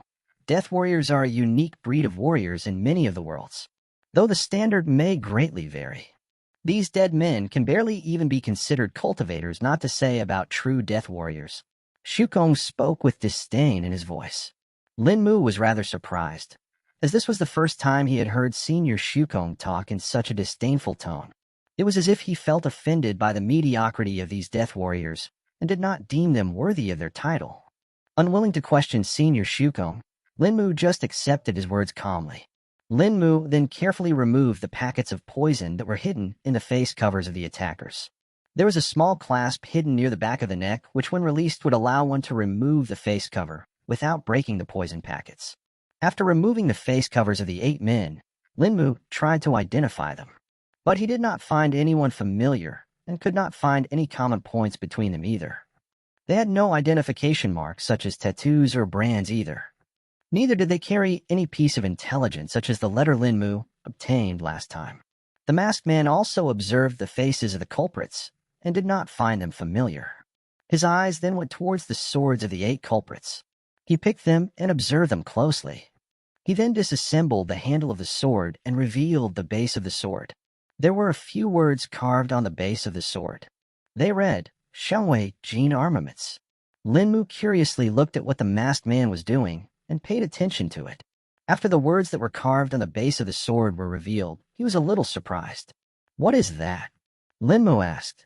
This should be the marking of the manufacturer. The marked man replied. Xiangwei Jin Armaments? Wait, are these from Xiangwei City? Linmu questioned. They are indeed. They are from one of the biggest armament producers of Xiangwei. The masked man answered. Then does this mean that the culprits are from Xiangwei City? Linmu wondered. Not exactly. The Xiangwei Jin Armaments produce so many weapons that they can be found all over the Shuangqian kingdom. This won't help us much, the masked man replied while shaking his head. The masked man then stood up and spoke. I need to immediately contact my superiors. So you'll leave now? Linmu asked. The masked man sighed before replying. No, I have another method. What? Linmu asked curiously. The masked man did not answer, but instead removed his necklace from his neck and held it in his hand. The necklace looked like a small and thin tube that was hollow. Its thickness was about the same as a chopstick. The man gently lifted the bask of his mask and revealed the bottom part of his face. He then brought the tube-shaped necklace up to his lips and blew on it. No sound was produced after the masked man blew on the tube, but a small disc-shaped hole opened on the tube and started spinning. The man kept on blowing on it for a few minutes without stopping. Only when he was completely out of breath did he stop. The masked man seemed completely out of breath, and it was as if this little task took him more effort than the entire battle that he had just gone through. The masked man could not bear it anymore and collapsed down onto the ground while breathing heavily. What happened to him? Linmu thought. Linmu then extended his spirit sense and checked the condition of the masked man. When he saw the spirit chi of the masked man, he got shocked as it was completely depleted. Not a single wisp of it was left remaining inside his dantian. He's in a severe state of chi exhaustion, Shukong spoke. How did he deplete it all, though? It didn't look like he used much of it during the battle either. Linmu wondered. It seems like that small tube he's holding is not simple, Shukong replied. Was that perhaps his method of contacting his superiors? Linmu questioned. Hey, are you all right? Linmu asked with concern. The masked man did not reply and only continued to pant. It seems that the chi exhaustion was much severe than he thought. Why is he so severely affected by this senior? When I had chi exhaustion before, I was tired, but not this bad. Linmu questioned. Of course, you would not be tired. With how vastly that ring is modifying your constitution, it would be a feat to become that exhausted. Shukong thought, but did not express it. You are at a higher stage of body tempering realm than him, and you practically also have a superior method of cultivating chi. Your standards are greatly different, so you can't really compare it. Shukong answered Linmu. Silently nodding to Senior Shukong, Linmu decided to wait for the man to rest a bit. You can give the masked man one of your spirit apples. It will help him recover faster, and you will also be able to observe its effects on him. Shukong suggested after waiting a minute. Linmu had eaten a couple of spirit apples that grew on the spirit apple tree that was inside the Garden of Karma. It tasted good to him and also helped him restore a small amount of spirit chi. The last time he ate a spirit apple, it restored about 25 wisps of spirit chi for him. Senior Shukong had told him that it would not be the same for another person as everyone's constitutions varied and even their metabolism was different. Linmu had wanted to try feeding a spirit apple to a normal beast, but Senior Shukong told him that it would not do much except for killing them, perhaps. Linmu would have to capture an 8-stage body tempering beast in order to be able to test it. But Senior Shukong then told him that for him to analyze a beast's constitution would be difficult, as their physiologies were vastly different than humans. He would have to have a higher cultivation level as well as better spirit sense to even attempt that. Now that Linmu had this chance to test it on a different person, he wanted to take it. As for whether the masked man would suspect where he got a spirit apple from, that would be rather useless as he had already revealed much more shocking secrets. Something as simple as this would not matter at all. Besides, there was an entire orchard of spirit apples in the northern town. He may as well have bought it normally. He did have the sufficient capital for it. Having made up his mind, Linmu withdrew a spirit apple from his ring and put it towards the masked man. The masked man turned to look up and saw the spirit apple in Linmu's hand. Go on, take it. It will help you restore your spirit chi. Linmu spoke. The man slightly nodded while panting and took the spirit apple from Linmu's hand. His mask was already lifted from his mouth, thus he did not have to make the effort again. He placed the spirit apple at his mouth and took a bite. The sweet and tangy juices from the spirit apple spread in his mouth and gave him a little taste of heaven. He chewed for a little bit before swallowing it. As soon as the morsel of the spirit apple reached his stomach, it instantly started releasing the spirit chi stored within it. The wisps of spirit chi started being absorbed from the masked man's stomach and were being pulled into his meridians. The spirit chi wisps traveled through the man's meridians while nourishing his body and relieving his fatigue bit by bit. Feeling the effects of the spirit apple taking place, the masked man no longer hesitated and started devouring the rest of the spirit apple. Bite by bite, the entire spirit apple disappeared into the masked man's stomach. He did not even leave behind the core and ate it all without wasting anything. Soon the spirit chi wisps that were circulating inside the masked man's meridians started settling inside his dantian. A few minutes later, the spirit chi had calmed down, and the man's dantian was replenished with spirit chi once again. While all this was happening, Linmu was closely observing the masked man's condition. Right from the moment when the masked man had taken the first bite of the spirit apple, Linmu had started studying it. His spirit sense was sensing every single wisp of spirit chi that spread inside the masked man's body. Linmu learned multiple things from this test. Firstly, he saw the difference between his own dantian and another person's dantian. The difference he found was extremely vast.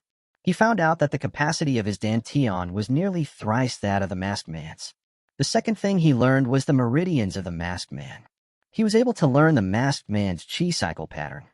Linmu knew that a cultivator's chi cycle pattern varied depending on the kind of the chi cultivation technique that cultivator was using. This meant that if Linmu was able to obtain the breathing technique of the masked man, he may be able to replicate his entire chi cultivation technique. The third thing he learned was the actual effect of the spirit apple itself. While a spirit apple was able to restore around 25 wisps of spirit chi for Linmu, it was much more different for the masked man. The spirit apple restored around 80 wisps of spirit chi for the masked man. This difference also surprised Linmu. Having learned all this, Linmu felt rather satisfied and did not think that he had wasted the spirit apple. The masked man also seemed to be a little surprised by the effect of the spirit apple. He sensed his dantian and found that his store of spirit chi had been replenished by 80 wisps. It had only been 10 minutes, and he had restored such a large amount. If he cultivated normally, it would take him nearly 2 hours to replenish the same amount on his own. The effectiveness of this spirit apple was surprising to the masked man. He had eaten a spirit apple before and had experienced its effect. This does not seem like a normal spirit apple. It has more than double the amount of spirit chi in it, the masked man thought. The masked man then looked up at Linmu with a strange expression that was hidden beneath his mask. Sigh. A person with such a distinguished identity as his was bound to be different. Even a normal spirit apple is so much more potent. The masked man spoke to himself. Thank you, the masked man said after taking a deep breath. It's fine, the quicker you recover, the better it will be. We don't know if more of those men would come, Lin Mu replied. The masked man remembered the severity of the current situation and nodded. You're right. Though we may not have to worry as much, my companions should be here soon. The masked man spoke while looking outside the warehouse. Lin Mu then looked at the strange tube-shaped necklace hanging in the masked man's neck and thought about it. Is that necklace a spirit tool that's used to contact your companions? Lin Mu curiously asked. The masked man turned around after hearing Lin Mu's question and sighed again. No, it's not a spirit tool. Well, not completely. But it does allow me to contact my companions, the masked man answered. Seeing that the masked man was unwilling to explain further, Lin Mu did not probe either. But he did ask Senior Shukong about it. It may be some kind of primitive spirit tool, seeing as it did consume his entire store of spirit chi, Shukong answered. Hearing about a new term, the curiosity within Lin Mu was ignited once again. Shukong instantly understood this and started explaining it before Lin Mu even had the chance to ask. Shukong was rather satisfied by the curiosity Lin Mu showed. It was good that he had a penchant for learning. A primitive spirit tool can simply be considered to be an incomplete spirit tool. While a primitive tool may have the structure of a spirit tool, it does not have the necessary formations and the chi circuits placed on it, Shukong explained. Lin Mu nodded after hearing Senior Shukong's words and walked ahead to stand with the masked man. He joined the masked man in looking out of the door of the old warehouse. The night sky was lit up with the moon and the stars, spreading their luminance all across the town. Lin Mu soon observed a group of masked figures running across the roofs of the buildings. 30 minutes ago, somewhere in a silent and decrepit alley located inside the northern town, an individual dressed in dark blue clothes and a featureless mask knocked on the door of a shop. The individual knocked in a certain pattern and on different places on the door. A minute later, the door silently opened, and the individual walked inside. The door immediately closed, revealing an old woman behind it. The old woman did not speak anything and just gestured for the masked individual to follow her. She brought him to another room inside the shop before closing down the door of that room as well. The old woman then looked at the masked individual and spoke. Show me the crest. The masked individual then pulled out a small metallic plate that was hexagonal in shape from their pocket. The masked individual handed the hexagonal metal plate to the old woman, who quickly snatched it from him. After taking it, the old woman glanced at it for a second before inserting it into a small opening that was hidden in the seam of the wall behind her. As soon as she inserted the hexagonal plate, a clicking sound was heard, and then the sound of gears moving could be heard. Soon a rectangular outline appeared on the wall. A wooden panel then shifted to reveal the passage behind it. The old woman then looked at the masked individual and spoke again. They're waiting for you. The masked individual silently nodded before walking through the new opening in the wall. After the masked individual was gone, the wooden panel automatically shifted and closed the entrance of the passage. The masked individual walked for a few meters straight before reaching a staircase that descended deeper into the ground. The staircase was dark, unlike the dimly lit passage. Thus, the masked individual picked up a lamp that was hanging on the wall and walked downstairs. The masked individual must have walked for 5 minutes before reaching the end of the staircase. One could only imagine how deep the stairs went into the ground. At the end of the staircase, there was another door. The masked individual held the handle of the door and pushed it open, revealing the brightly lit room behind it.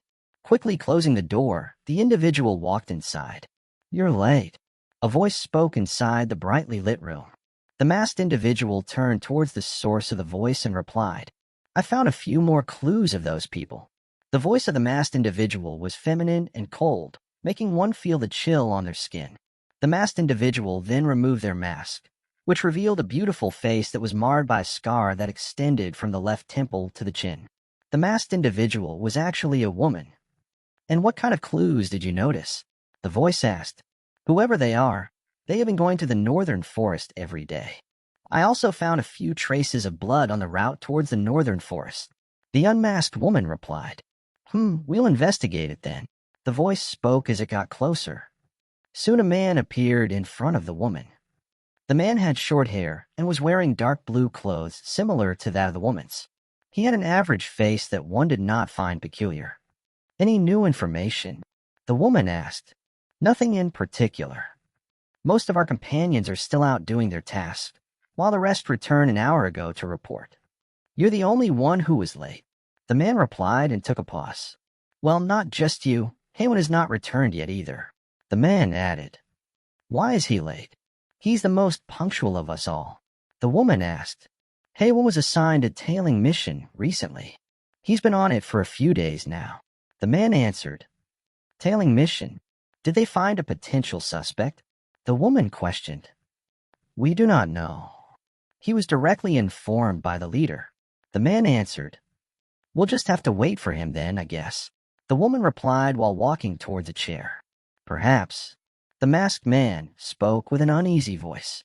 The woman noticed the man's unease but did not question it, rather choosing to rest on the chair for a bit.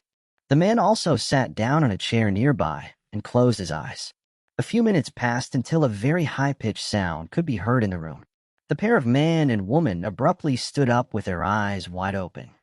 5 more people came out from a door that was to the left of the room. Someone has triggered the emergency signal. They all spoke in unison. Follow me, the short-haired man ordered. The man then led the 6 people to a room that was situated across the hall. He pulled out a key from his pocket and opened the door. Inside this room, multiple tables were placed, and on these tables, tins of rectangular plates were kept. Currently, one of these rectangular plates seemed to be making the high-pitched sound. A disc-shaped opening had appeared on the rectangular plate, and the circular plate that was cut out from it was spinning rapidly. The circular plate spun for about 2 minutes before stopping. Tense expressions could be seen on the faces of each and every person in the room. Whose plate is it? One of the persons asked. The woman walked forward to check the name that was written below the rectangular plate. It's Haywan, the woman exclaimed. His target. Haywan is on a tailing mission. He must have been compromised. The short-haired man spoke. Quick, we can still save him if we reach there now. The woman spoke. But we don't have everyone here. Haywan signaled the highest level of emergency. It rung for 2 whole minutes. He must have depleted all his spirit chi. One of the men spoke. No, if he's out of spirit chi, we need to be even more quick or he won't survive for long. The woman protested. That's it. We leave right this moment, the short-haired man declared. None of the people dared to question the short-haired man's words as they all got ready. A minute later, everyone was equipped with their featureless masks and had their swords at their backs. They started leaving the underground room one by one and reached the shop that was located at the top. The wooden panel on the wall opened, and all the masked individuals walked out. The old woman that was sitting in the shop noticed this and came out to see them. An emergency? Who? The old woman asked with a grim voice. Haywan. The short-haired man replied. I'll inform the leader. The old woman said before walking aside and bringing out a cage that had a gray pigeon perched within. We'll leave first. The short-haired man uttered before leaving the shop along with the others. The old woman quickly wrote something on a small piece of paper before rolling it up and inserting it into a small tube that was tied to the pigeon's leg. She then picked up the pigeon and released it outside. The pigeon swiftly flew away to the south. The 7 masked individuals were running across the roofs of the buildings silently. From their speed, one could tell that they were all chi cultivators. The 7 masked individuals ran for about 5 minutes before they reached the residential district. His target was located in the residential district, so he should be nearby. The short-haired man spoke before taking out a small compass. The compass did not have any markings and only had a pointer. The masked man looked at the compass for a second before turning towards the eastern direction. We are in the range, follow me, the short-haired man ordered. They ran for 2 more minutes before an old warehouse appeared in front of them in the distance. There he is, the masked woman exclaimed. But who's that person with him? One of the masked men questioned. We'll know soon. Get your weapons ready. The short-haired man spoke. Lin Mu was looking at the masked individuals that were running on the roofs of the buildings and coming towards him. The masked man beside him noticed this as well and looked at them. They're finally here.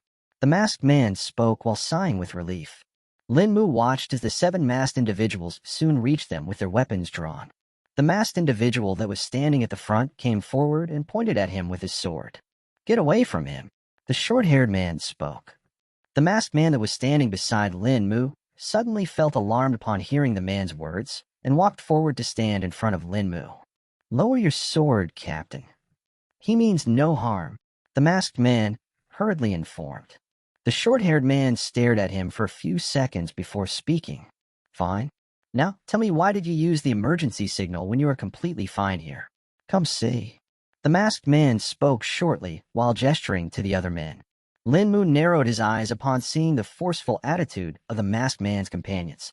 He felt a little annoyed having swords pointed at him, but did not mind it as he understood their caution. He then watched them as they walked inside the old warehouse. The masked man's companions seemed visibly shocked upon seeing the many corpses that were lying around in the warehouse. At least that's what Lin Mu was able to perceive from whatever he got from the masked individuals. A minute later, the masked men seemed to have grasped the situation. Are they the culprits? The captain of the masked individuals asked. Yes, they are. The masked man that was accompanying Lin Mu informed. One of the masked man's companion was about to check one of the corpses when Lin Mu suddenly shouted, Careful! There's poison on their bodies. The captain of the masked individuals turned towards the masked man in question. They are death warriors, the masked man informed. An audible gasp could be heard coming from one of the masked individuals. Lin Mu felt a little strange upon hearing the gasp and could swear that it was a woman's. The masked man who had been accompanying Lin Mu sensed everyone's shock and then spoke. Let me explain from the start. A few minutes passed as the masked man explained the entire series of events that happened. From Lin Mu detecting him and fighting him, to them finding the two mercenary corpses in the old warehouse, and then the assault of the death warriors. During the entire explanation, all of the men kept silent and listened intently. A few more minutes passed and the explanation finally ended. After ending the explanation, the masked man gestured the captain of the masked individuals to come close to him. He then whispered something in his ears that made the captain's breathing audibly disturbed. This boy is now considered as our ally, the captain of the masked individuals declared. None of the people protested as they all nodded in acceptance. They all had heard the strength and the skills of the boy in front of them, thus they certainly did not want to fight him. Besides, having an additional ally that was this strong was only beneficial to them. Now that we have this at our back, can you please tell me your names? I'm getting confused at this point. Lin Mu asked in a friendly tone. Yes, I believe introductions are in order. My name is One. The masked man who had been accompanying Lin Mu answered. My name is Bao. The captain of masked individuals who had short hair answered. My name is Shi. The masked woman replied. One by one, the rest of the masked men reported their names. Lin Mu was a little surprised upon hearing that all of their surnames were the same. Why do you all have the same surname? Lin Mu curiously asked. We all took up the surname when we joined our lord. One spoke. We are called as the Corps. Bao added. Is this all of you, or are there more? Lin Mu questioned. There are more of us, of course, but I can't tell you how many. Bao answered. That's fine. Now, what do we do about this situation? Lin Mu replied while gesturing towards the multiple corpses. We will take them away and have them looked at. The higher-ups should be able to find some clues from them, hopefully. Bao replied. A few of the masked men started gathering the corpses together. We still have a huge problem on our hands, though. The people from the neighborhood, they're not awakening. One spoke. I think I know what happened to them. Sure replied. You do. Lin Mu probed. I don't know the exact cause for this, but I know that they should wake up after a few hours. Sure answered. How do you know this? One and Lin Mu questioned together. I've seen it happen before in another town. Sure answered with a cold voice. One and Bao instantly understood Sure's tone and did not ask further. Lin Mu too saw the hint of anger in her voice, hence did not ask to clarify. Though, Captain, we have found a major piece of evidence. One spoke with a little enthusiasm in his voice. Bao nodded and gestured for One to stop. Not here. We'll talk after getting to the safe house. Bao spoke. We need to transport these bodies quickly before the guards come here. One of the other masked men spoke. Yes, we can't let them find out. The guards are involved in this too. Lin Mu suddenly spoke. Is this true? Bao asked. Unfortunately, it is. But it's better if we discuss it later. One answered. I would be willing to show you the proof as well. Lin Mu added. Very well, we shall be leaving now then. Everyone grab a body, or whatever parts there are. He Bao ordered after looking at the dismembered and decapitated corpses. Lin Mu could have very well just stored all the corpses in his ring and made the work easier, but Senior Shukong advised him to wait and not reveal this yet. While the Heikor knew that he had a spatial storage treasure, they did not know the capacity of it. Lin Mu took up Senior Shukong's advice and decided against storing the corpses in the ring. Besides, for cultivators such as them, bearing the weight of a corpse would be no trouble. It indeed proved to be true, as everyone picked up a corpse and started running without any restraint on them. He Bao guided them towards the safe house while keeping an eye out for guards or any other people. They did end up seeing some guards rushing towards the residential district. While it was Lin Mu who had chosen to go inform the guards before, he had met and fought Heiwen. Hence, he did not reach the barracks and did not have the chance to inform the guards. This is strange. I never informed the guards. Lin Mu spoke. It must have been your companions from the night vigil, probably. Heiwen guessed.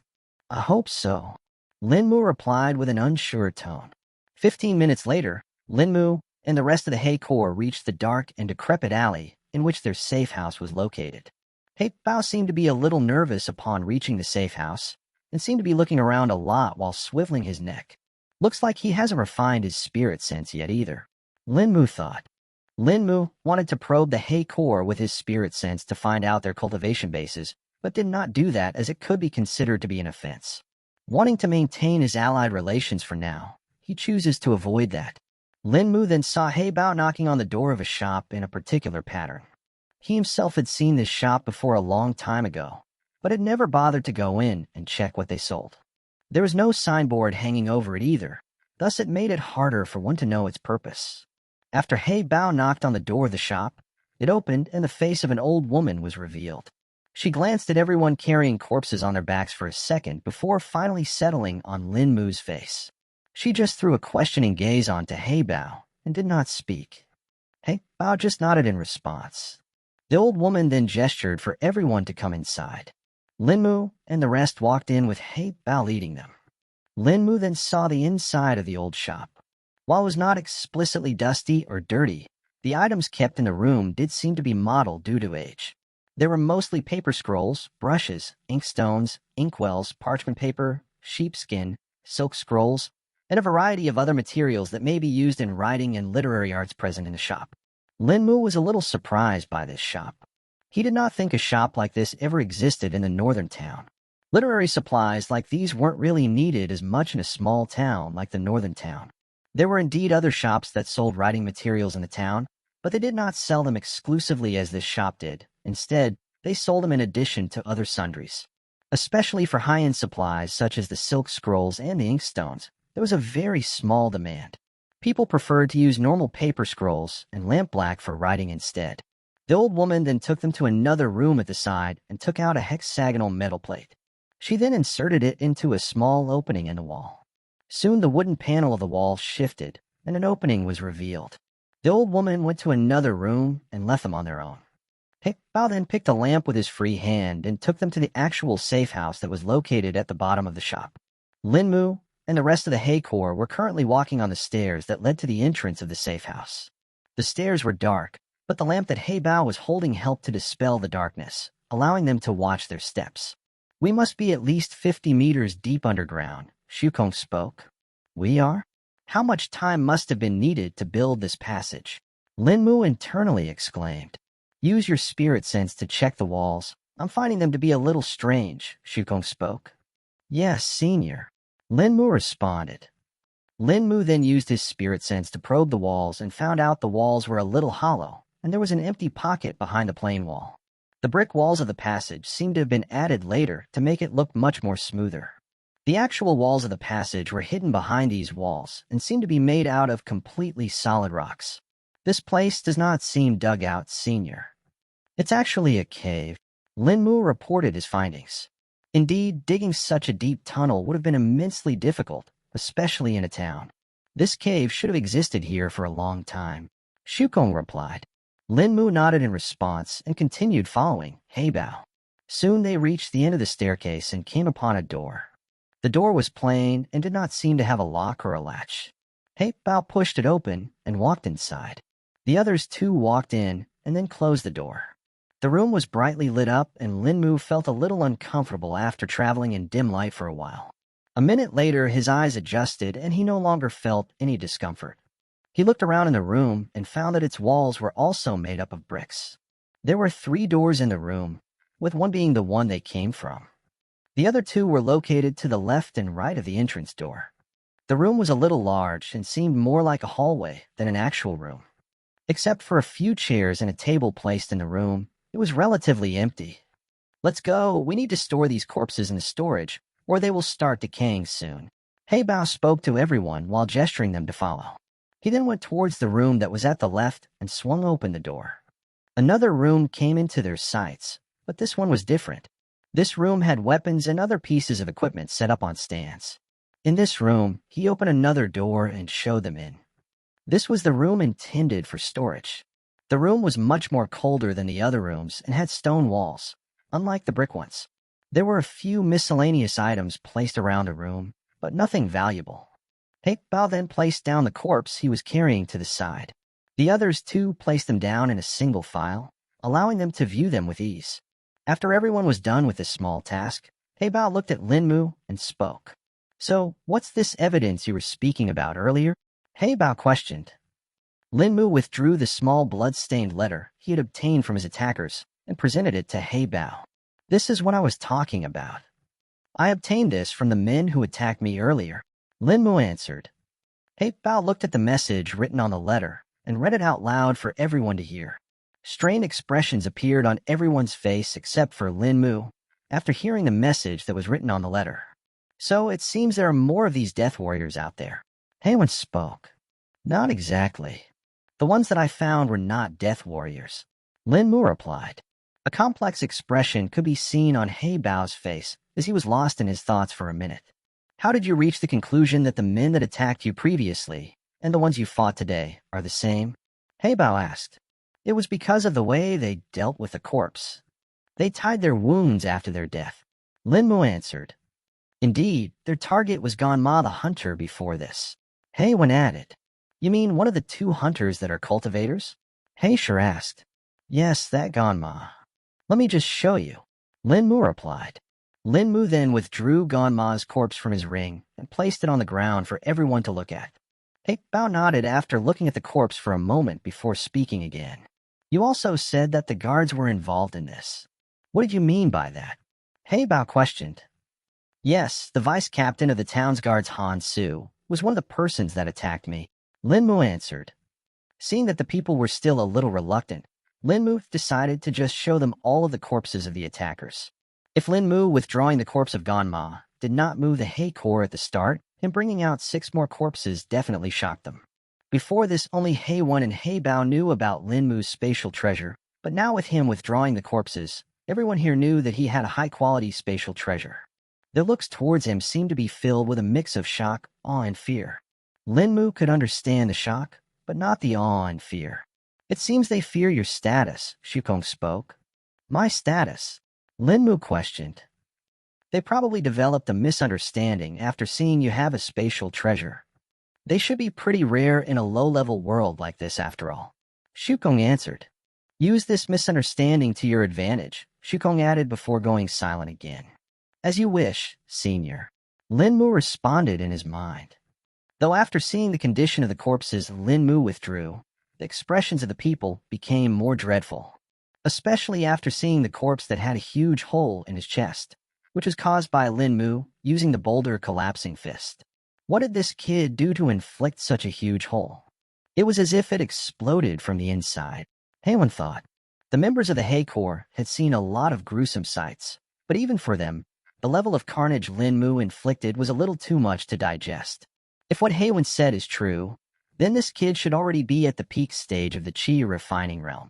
He Bao thought as he swallowed his saliva. Forcibly calming himself down, He Bao spoke again. "Okay, so what more do we know? Does anyone else have something to add?" He Bao asked. He Sure then reported the clues that she had found outside the town on the route towards the northern forest. "I think that was caused by me.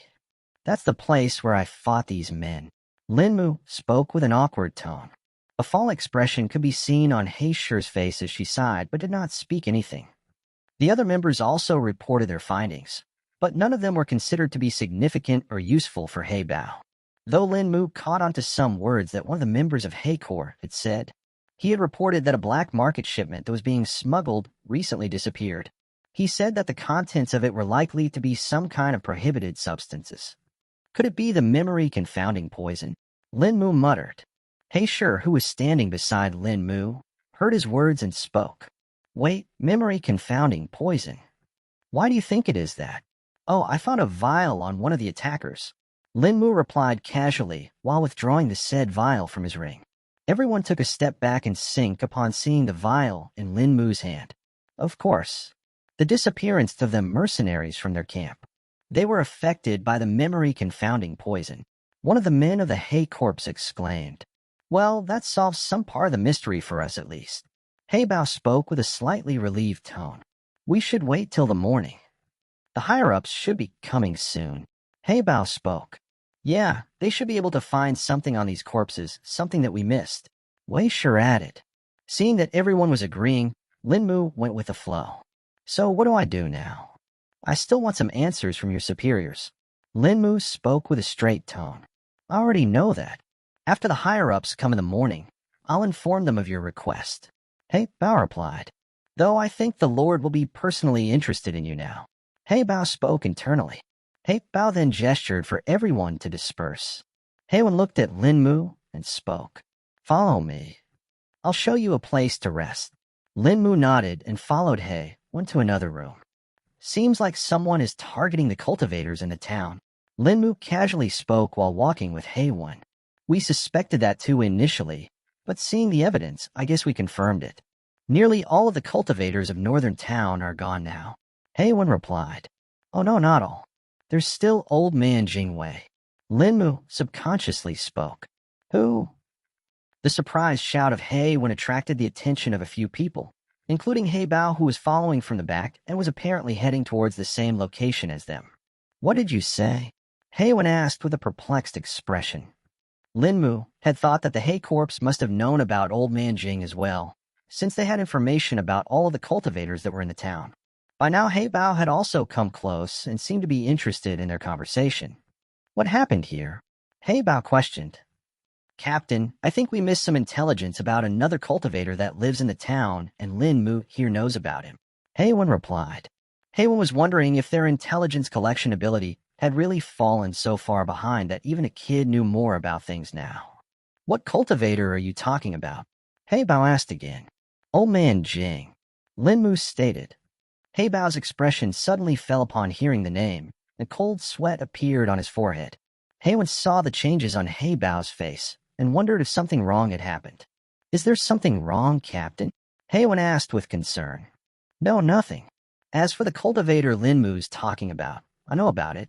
Heibao answered after taking a deep breath. You do? Heiwen questioned in surprise. Yes, I've known about it, and so does the Lord as well. Heibao answered. Why do we not know about this then? Heiwen asked curiously. Well, he's in the same category as Linmu. We were strictly warned not to be involved in. Heibao answered while wiping the sweat off his brow.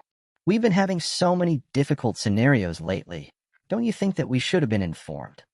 Who knows if this cultivator could have been involved in it? Heiwen protested. I can guarantee that he's not.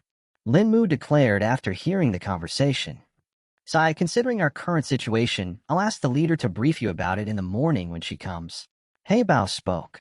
Heiwen still seemed dissatisfied, but then looked at the unwilling faces of Heibao and Linmu. Even if he could protest against his captain's orders a bit, he couldn't do the same for a person like Linmu. Heiwen took a deep breath and calmed down before thinking for himself. If this person called Old Man Jing is in the same category as Linmu, then his status must be nothing to scoff at. While we still don't know Linmu's exact background, it does not seem the same for Old Man Jing. Captain Heibao seemed rather alarmed, and he's unfazed by most things. Heiwen thought. Linmu saw that Heiwen had gone still for a few seconds, thus understood that he must be thinking. He let him be for a minute before interrupting him. Heiwen, Linmu called out. Haywin then snapped out from his thoughts and looked at Lin Mu. Yes, let's go," Haywin replied. Haywin then guided Lin Mu to the room used for resting. The room was very simple and only had a few beds along with some chairs and tables. Lin Mu looked around the room and assessed it. The room had the same brick walls as before, but when Lin Mu used his spirit sense to probe them, he found that the walls were freestanding and did not have anything behind them.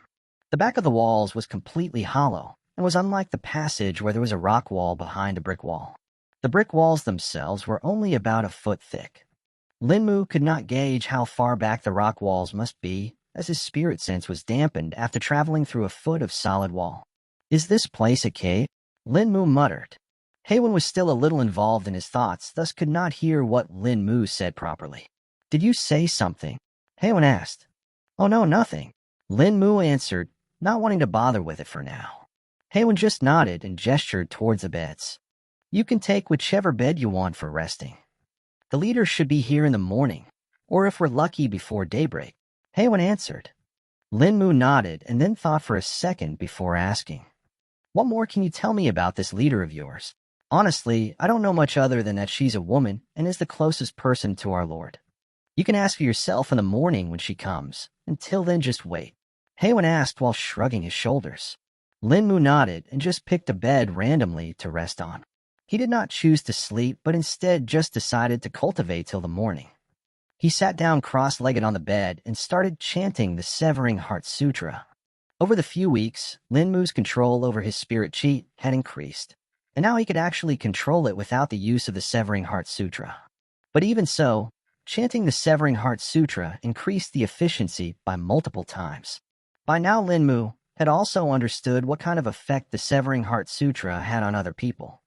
It would erase their emotions instantly, which caused them to enter a dazed state. People needed time to adapt to this emotionless state, thus they kind of shut down when they were targeted by the Severing Heart Sutra.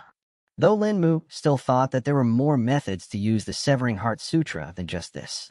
He just had to figure them out. Lin Mu also thought that he needed to increase his proficiency with the sutras more. He had also seen the effect of the Calming Heart Sutra on other people and knew that it was not as useful to use it on other people for now. It was just that he could not think of many situations that would warrant the use of the Calming Heart Sutra. He knew what had happened to the town when he entered the enlightened state, hence knew what the full potential of the Calming Heart Sutra could be like. While Lin Mu was chanting the Severing Heart Sutra and cultivating, Haywin was observing him.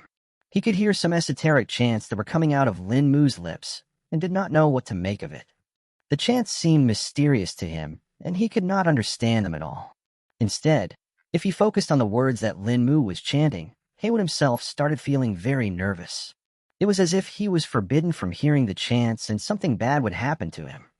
But Haywin was curious and wanted to know more about Lin Mu. He wanted to provide his lord with as much information as he could, thus decided to try anyway and started to listen to Lin Mu's chants with full focus while closing his eyes. At first, Haywin only felt uncomfortable, but soon the feelings started intensifying. 5 minutes later, he no longer just felt uncomfortable, but instead felt as if there were needles poking on his skin. He gritted his teeth and continued focusing on the chants while bearing the pain from the illusory needles. 15 minutes passed, and at this time, Haywin seemed to have lost himself in his mind. He was still feeling the needles on his skin, but could not open his eyes anymore. It was as if something had trapped him in his own mind. He tried to escape this state, but could not. 30 more minutes passed, and by now Haywin felt as if he was going insane. He wanted to end this state and was cursing himself for choosing to do this. The feeling of needles on his skin had long since disappeared, but now there was something much more worse. Haywin's vision suddenly returned, and he could see again. "What is this?" Haywin said as he looked around. Haywin could tell that his eyes were actually still physically closed, and he was just imagining this, though he was still hearing the esoteric chants in his ears as well. Haywin then saw a mystical fog appearing in front of him. The fog started moving in different ways and then congealed to form innumerable swords. The swords danced in the air and moved to form various images. Haywin could see some vague figures in these images, but could not tell who they were. He tried to get closer so that he could see it clearly, but this seemed to have annoyed the swords. The swords danced and formed an image of a man with unrecognizable features. This man formed by the sword images seemed to have noticed him and became angry. He then pointed at Wen and shouted, "Sever." The swords that were dancing suddenly stopped and pointed at Wen. Wen saw this and got terrified. "No, no, no. Stop this," he shouted, but to no avail. The swords rushed towards him at the speed of light and split him into millions of pieces. These million pieces then were again split by the swords into billions of pieces. This kept on going till not even a single trace of Wen was left behind. "Wake up! Wen, wake up!" Multiple voices shouted. Wen's eyes suddenly opened wide, and he sat up straight. He looked around and saw all of his companions surrounding him, while Bao had his hands on his shoulders and was shaking him. Wen's eyes were bloodshot, and his nose was bleeding. Mu was woken up by the commotion that was happening in the room a while back. He had been cultivating the entire night and had been sitting in the same position. When he woke up, he saw one of the members of the Corps trying to wake up Wen, who had apparently fallen asleep on the bed near him. Wen was not responding and was bleeding from his nose as well. Mu did not know what happened and guessed the worst. Was he perhaps affected by some kind of poison? Mu thought to himself, that's difficult to say. Heavens know that you two came in contact with multiple poisons last night. It could have been one of them. Shukong replied. By now, the frantic shouting of Wen's companion had attracted the attention of other people as well. Even Bao had reached there and had taken over the duty to try and wake Wen up. Seeing that Wen was still not responding to Bao's and other attempts, Mu decided to tell them. He may be affected by some kind of poison, perhaps the same one that affected the town's residents. Mu stated. Bao and the others listened to his words and turned around. Yes, of course, they did tell us that before. Sure spoke. It could indeed be the same poison that's affecting the residents, but still, why is he bleeding from his nose? Another member added. Whatever it may be, at least he's still breathing. Let's try a few other methods. Go and get some of the smelling salts. Bao ordered one of his companions. The man named instantly left the room and rushed to get the smelling salts. He returned a minute later with a small vial of smelling salts in his hand. Then handed the vial to Bao, who popped its cork open and held it under the nose of Wen, while the others shouted. Suddenly, Wen shot up and sat upright. The others looked at his bloodshot eyes, which had a hint of madness mixed in them. Sure gulped and looked at the distressed expression of Wen. What happened to you, Wen? Bao asked. Wen did not speak for a minute, as it took him a while to return to his senses and determine where he was. I'm back? I'm back. Wen exclaimed in relief. At this point, Bao was getting seriously worried about Wen's condition. He was really starting to think that Mu's suggestion that Wen got poisoned was true. Bao nudged Wen, prompting him to speak. I was in a different place. A nightmare, perhaps. Wen spoke between his breaths. Bao saw that Wen was not in the right condition to talk, thus let him rest. Come talk to me later when you're fine. For now, just rest. Bao ordered. Wen just nodded and did not speak anything. He laid down back on the bed and thought about what he had experienced. What was that? Was that just a dream? It certainly didn't feel like it. The pain, it was too real. Wen thought. It only happened because I kept on listening to the esoteric chants that Mu was uttering. I need to inform the captain and the leader about this. He is potentially much more dangerous than we think. Wen determined. The other members of the Corps, except for Sure, had left the room along with Bao. Sure was currently standing beside Mu and was talking to him. This thing about Wen, do you really think it was caused due to some kind of poison? Sure asked. It seemed like it at first, but I don't know anymore. I thought he was also affected by the same kind of condition that the townsmen are suffering. Mu replied. It is somewhat similar to it, but the bleeding that happened does not match, and neither does him awakening because of the smelling salts. Sure spoke. That's true. Oh yes, what's the time now? It should be nearly morning, I think. Mu asked. Mu actually could not tell the time, as he was rather lost in his cultivation. He had felt that he progressed a little in his comprehension of the Severing Heart Sutra somehow. He could feel that his sensitivity has been enhanced by a certain amount. It will be morning in an hour. The sun has not risen yet. Sure answered. Has your leader not arrived yet? Mu questioned. She should be arriving any time now. He Sure answered. While talking with He Sure, Linmu could not help but look at the scar on her face. When he originally came to the safe house, everyone was still wearing their masks, thus he had not seen anyone's faces then. Only when he was disturbed by the frantic shouting of the people and stopped his cultivation session did he see some of their faces. Though even now, except for Hey One, Hey Bao, and Hey Sure, he still hadn't seen the others' faces. Hey Sure saw that Linmu kept on looking at her face and knew that it was because of the scar. She didn't mind it as she had already come to terms with it and was used to it. Though wearing the mask still helped save her some time, she didn't have to explain it to people every time. I got it when I was around your age. Hey Sure spoke. Linmu snapped from his thought upon hearing Hey Sure speak. Got what? Linmu awkwardly spoke. The scar you've been looking at. Hey Sure spoke in a slightly mocking tone. Linmu felt a little embarrassed at being caught, but did not deny it. How did you get it then? If you don't mind me asking. Linmu probed. My village was attacked by some unknown people a long time ago. I was the only survivor. Hey Sure replied with an emotionless tone. Oh, I'm sorry. Linmu apologized in sympathy. It doesn't matter now. It all happened a long time ago. Hey Sure replied while shaking her head. At least I met the Lord because of it. Hey Sure added with respect in her eyes. Speaking of your Lord, what kind of person is he? Linmu asked curiously, while his eyes flickered with a strange gleam and his lips moved inaudibly. Hey Sure was looking away from Linmu's face currently, thus did not notice the look in his eyes.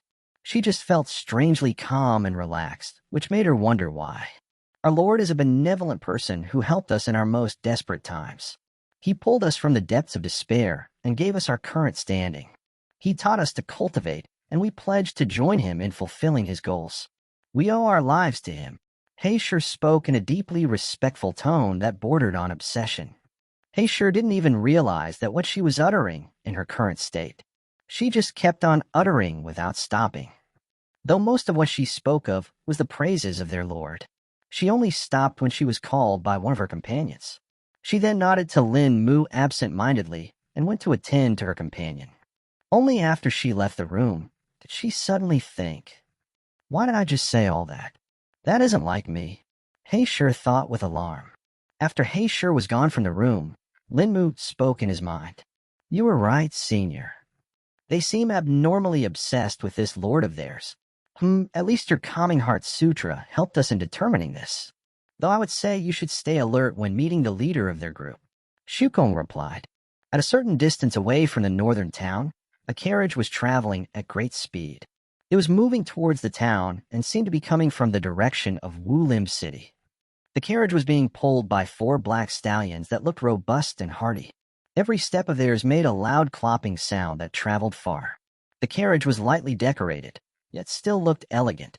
A man dressed in the clothes of an official was sitting at its helm and was driving it.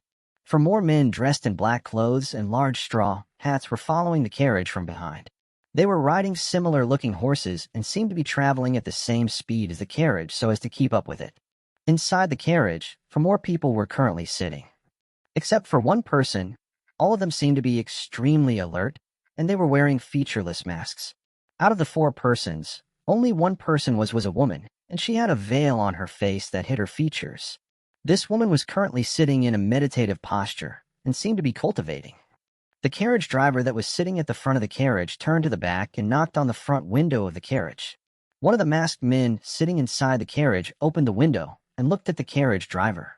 We're about to enter the town, the carriage driver said. Anything abnormal? The masked man asked. Fortunately, nothing. Except for the absence of the snow today, everything seems normal, the carriage driver answered. The masked man nodded and closed the front window. The closed eyes of the veiled woman trembled for a moment before returning to normal. The carriage soon reached the southern entrance of the northern town and was halted by the guards. The 4 men that were following behind it also stopped in tandem.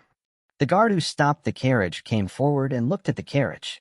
All the people that are inside the carriage, come out and show us your faces, the guard ordered. The man who was the carriage driver paid no heed to his words and simply withdrew a small bronze plate from his sleeves. He then held it out for the guards to see. The guard came close and used the lamp he was carrying to illuminate and observe the bronze plate. The instant the guard saw the bronze plate, he He tensed up and cupped his hands in salute. Greetings to the high officials. This lowly one could not recognize your magnificence, thus made a mistake. Please forgive this lowly guard. The guard spoke with the utmost respect while bowing his head.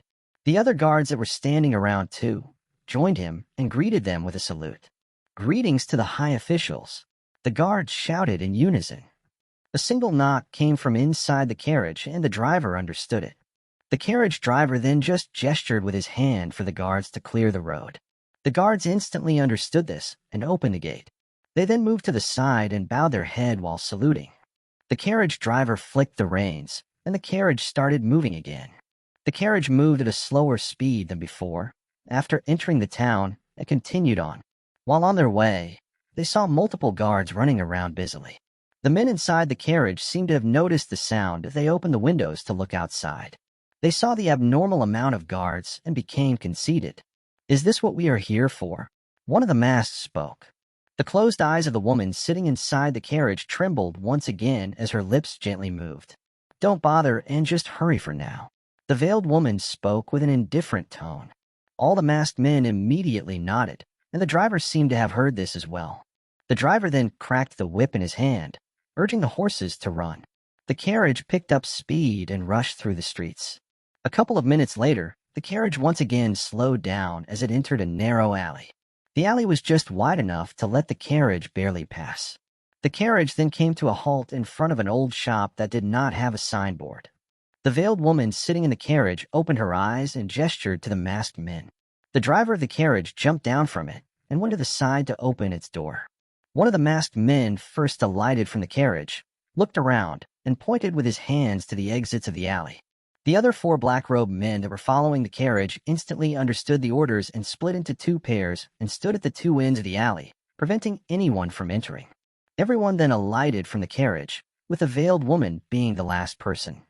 They then walked up to the door of the shop and knocked on it in a certain pattern.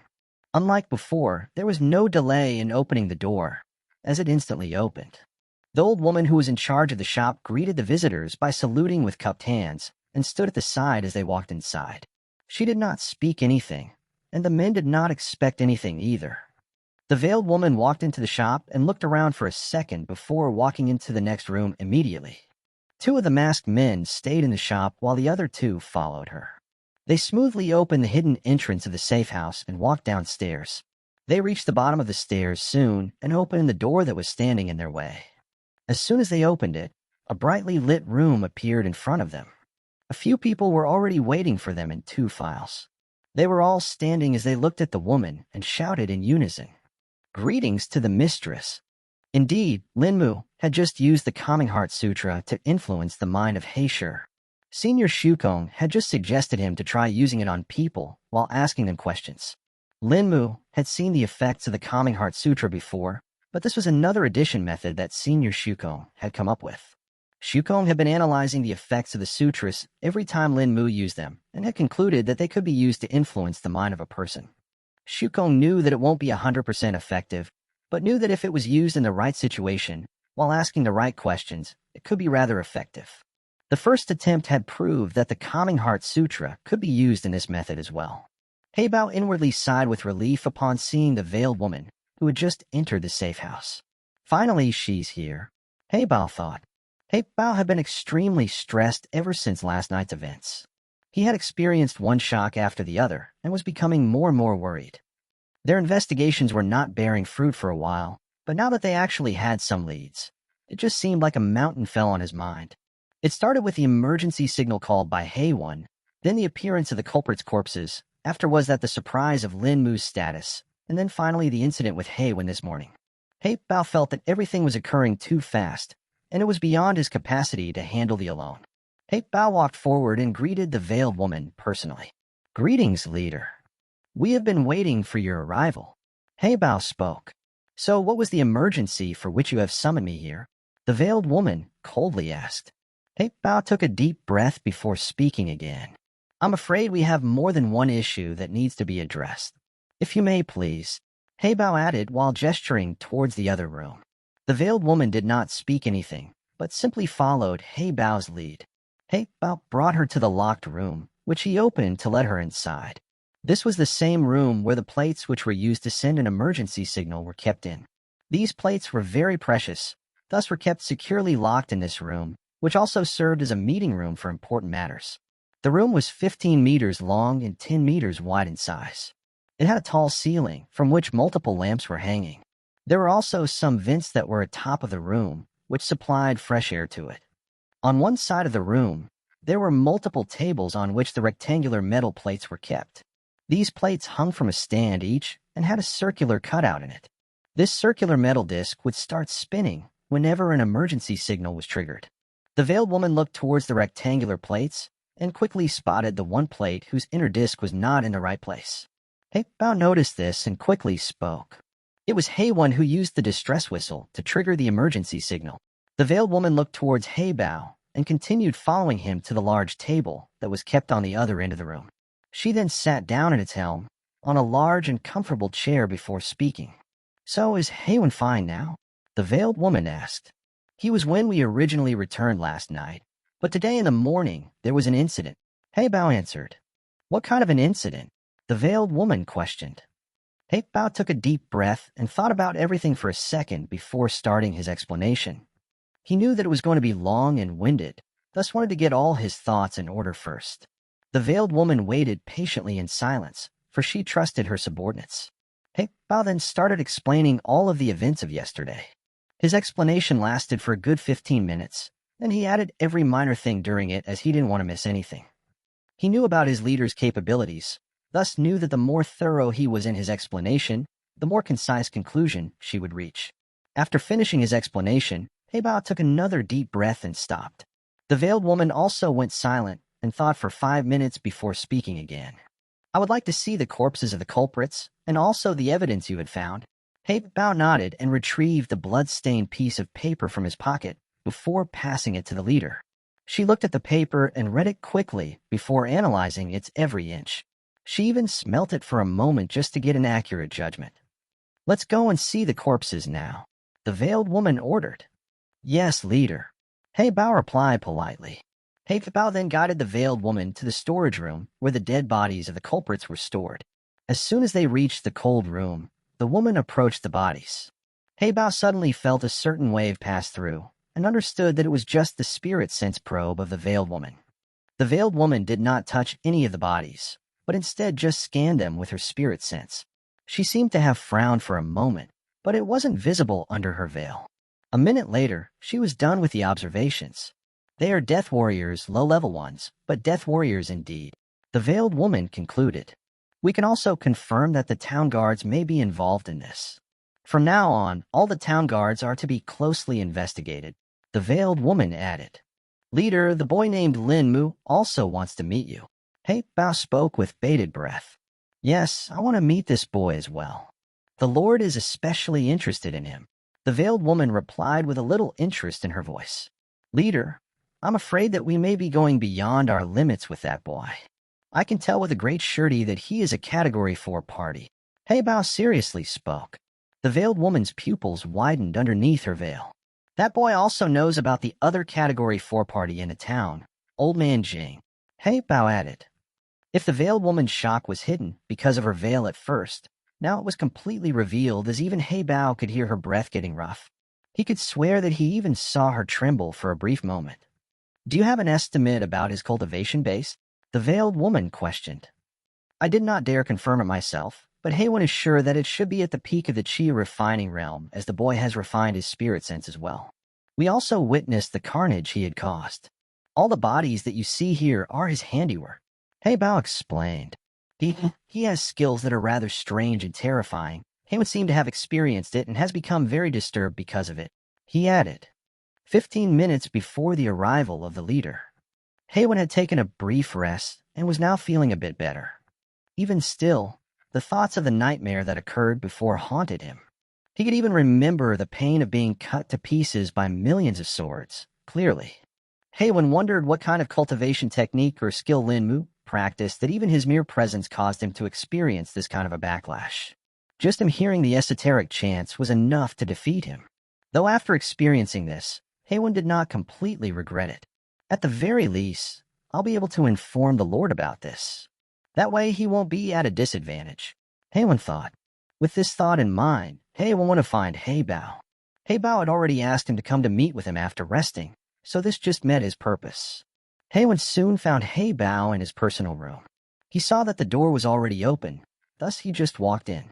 Heibao was currently sitting on his desk while reading a report from a scroll in his hand. Preparing for the arrival of the leader, I see, Haywin inwardly said. Heibao noticed Haywin's footsteps, thus looked up to see him enter. Are you feeling well now? Heibao questioned. Not completely, but better than before at least. Haywin replied. You should just rest more then. The leader won't mind your absence. I'll inform her of your condition. Heibao replied with concern. Yes, I'll do that. But I need to tell you about what happened to me before that. Haywin interrupted. Heibao nodded in response and spoke. Go on ahead then. Haywin then started to tell Heibao of what happened from the very start. How he saw Linmu speaking some esoteric chants, and how he got curious and listened to them. He then told him what he felt after that, and then how he was trapped in his mind and experienced the nightmare of being chopped into innumerable pieces by a million swords. Haywin also told Heibao how he had also heard Linmu speak similar chants during the battle with the culprits, and how those chants seemed to have immobilized the culprits until they were killed by Linmu. The more Heibao heard, the more shocked and concerned he got. Heibao knew that there were as many cultivation techniques in the world as there were drops of water in an ocean. There were common cultivation techniques that were similar to each other, and then there were cultivation techniques that were completely unique. Heibao had heard rumors or more like legends about forbidden cultivation techniques that only a chosen few could cultivate. These cultivation techniques were highly attuned to their user and would cause a backlash for others that tried using it. But even then, he had never heard of a cultivation technique that could harm another person if he was just in the presence of one. From the vivid descriptions and expressions of Haywin, Heibao could tell that this was no mere exaggeration and was truly what he said it was. If just his presence is this dangerous, then what would it be like when he actually attacks someone with his full strength? Heibao thought. Heibao could tell that Linmu did not use his full strength during the previous battle either. He now understood how lucky they were that Linmu chose to join their side and was not their foe. Well, at least not now. I can't let this happen, though. Who knows what kind of background that boy has? For all we know, his history could all have been faked, and he must have been trained by hidden experts. Heibao thought. After Haywin was done with his explanation, a slight expression of relief could be seen on his face, as if a burden was lifted off of his mind. Though what he didn't know was that this burden had not disappeared. Instead, it had just transferred over to Heibao and had even increased in size. Thank you for informing me of this. It was wise of you to do so. You should go and rest now. I'll take care of the rest. Heibao spoke. Haywin simply nodded and left the room to go and rest again. The leader should be arriving soon. I better gather the others and wait at the entrance. Heibao muttered. Heibao stored the scroll that he was reading back into a drawer and then left the room as well. Gather at the main hall, Heikor. The leader should be arriving any minute. Heibao shouted out. Present time at the storage room inside the safe house. Heibao had just finished telling the veiled woman, who was the leader of the Heikor, about Linmu. After hearing his entire explanation, the veiled woman was fully shocked and could not help but praise their luck, though she still could not tell whether it would turn to misfortune in the future or not. We better take this one step at a time. The most basic thing would be to avoid conflict with this boy Linmu and to prevent any enmity, the veiled woman concluded. Perhaps the Lord should personally meet this boy, the veiled woman thought. As you say, leader. Heibao responded. The veiled woman then nodded and spoke again. The others will go and try to gather more clues about the culprits. In the meantime, we should go and meet up with this Linmu. Heibao gestured for the veiled woman to follow, and then led her to the room where Linmu was currently residing in.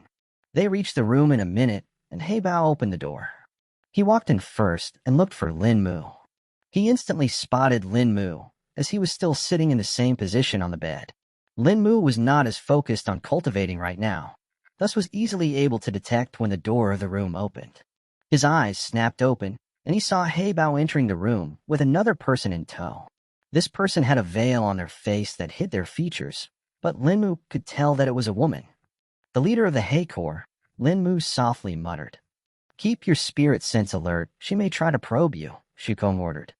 Yes, Senior. Linmu replied in his mind. Following Senior Shukong's words, Linmu extended his spirit sense and kept it alert. In the next moment, Senior Shukong's words came true as he sensed the collision of another spirit sense with his own. This was his first time experiencing the spirit sense of another person except for Senior Shukong, Duanku, and Old Man Jing. Linmu saw the distance between them and estimated that the range of the spirit sense of the veiled woman should be a little less than 10 meters, most probably at 9 meters. Linmu could also observe the difference between the veiled woman's spirit sense and the other spirit senses he had experienced. It was much weaker than any of the other ones he had observed. Of the spirit senses he had experienced before, Senior Shukong's was the strongest, while Duan Ku's was the weakest. But even still, the veiled woman's spirit sense was at least 10 times as weaker than that of Duan Ku's. Linmu even had the confidence that he would overtake the veiled woman in a few weeks' time. Similar to Linmu, the veiled woman had also thought of trying to estimate Linmu's cultivation base. But when she felt her spirit sense probe being blocked by Linmu's own, she instantly retracted it. She could feel the density of Linmu's spirit sense and did not want to probe further, as it could end up offending him. His spirit sense is already denser than mine, and his range should be wider than mine as well. He must just be restraining it, the veiled woman thought. He should be at the very peak of the qi refining realm, the same as me. But his cultivation technique should be much stronger and superior, the veiled woman pondered. Linmu could not have imagined that in the brief moment their spirit senses collided, the veiled woman would have thought of so many things, and even had overestimated his cultivation by a long shot. He didn't mind the spirit probe the veiled woman used, and was fine with it as she instantly withdrew it after meeting his. The veiled woman came close and stood in front of him. "Greetings, I'm Linmu." Linmu greeted the veiled woman with cupped hands, as was the proper etiquette. In a surprise to him, the veiled woman actually reciprocated his greeting. "Greetings, fellow cultivator. My name is Heiwan." The veiled woman replied respectfully. Heibao was also surprised by this, not because of how the veiled woman greeted Linmu respectfully, as it was already expected, but because of the tone of her voice.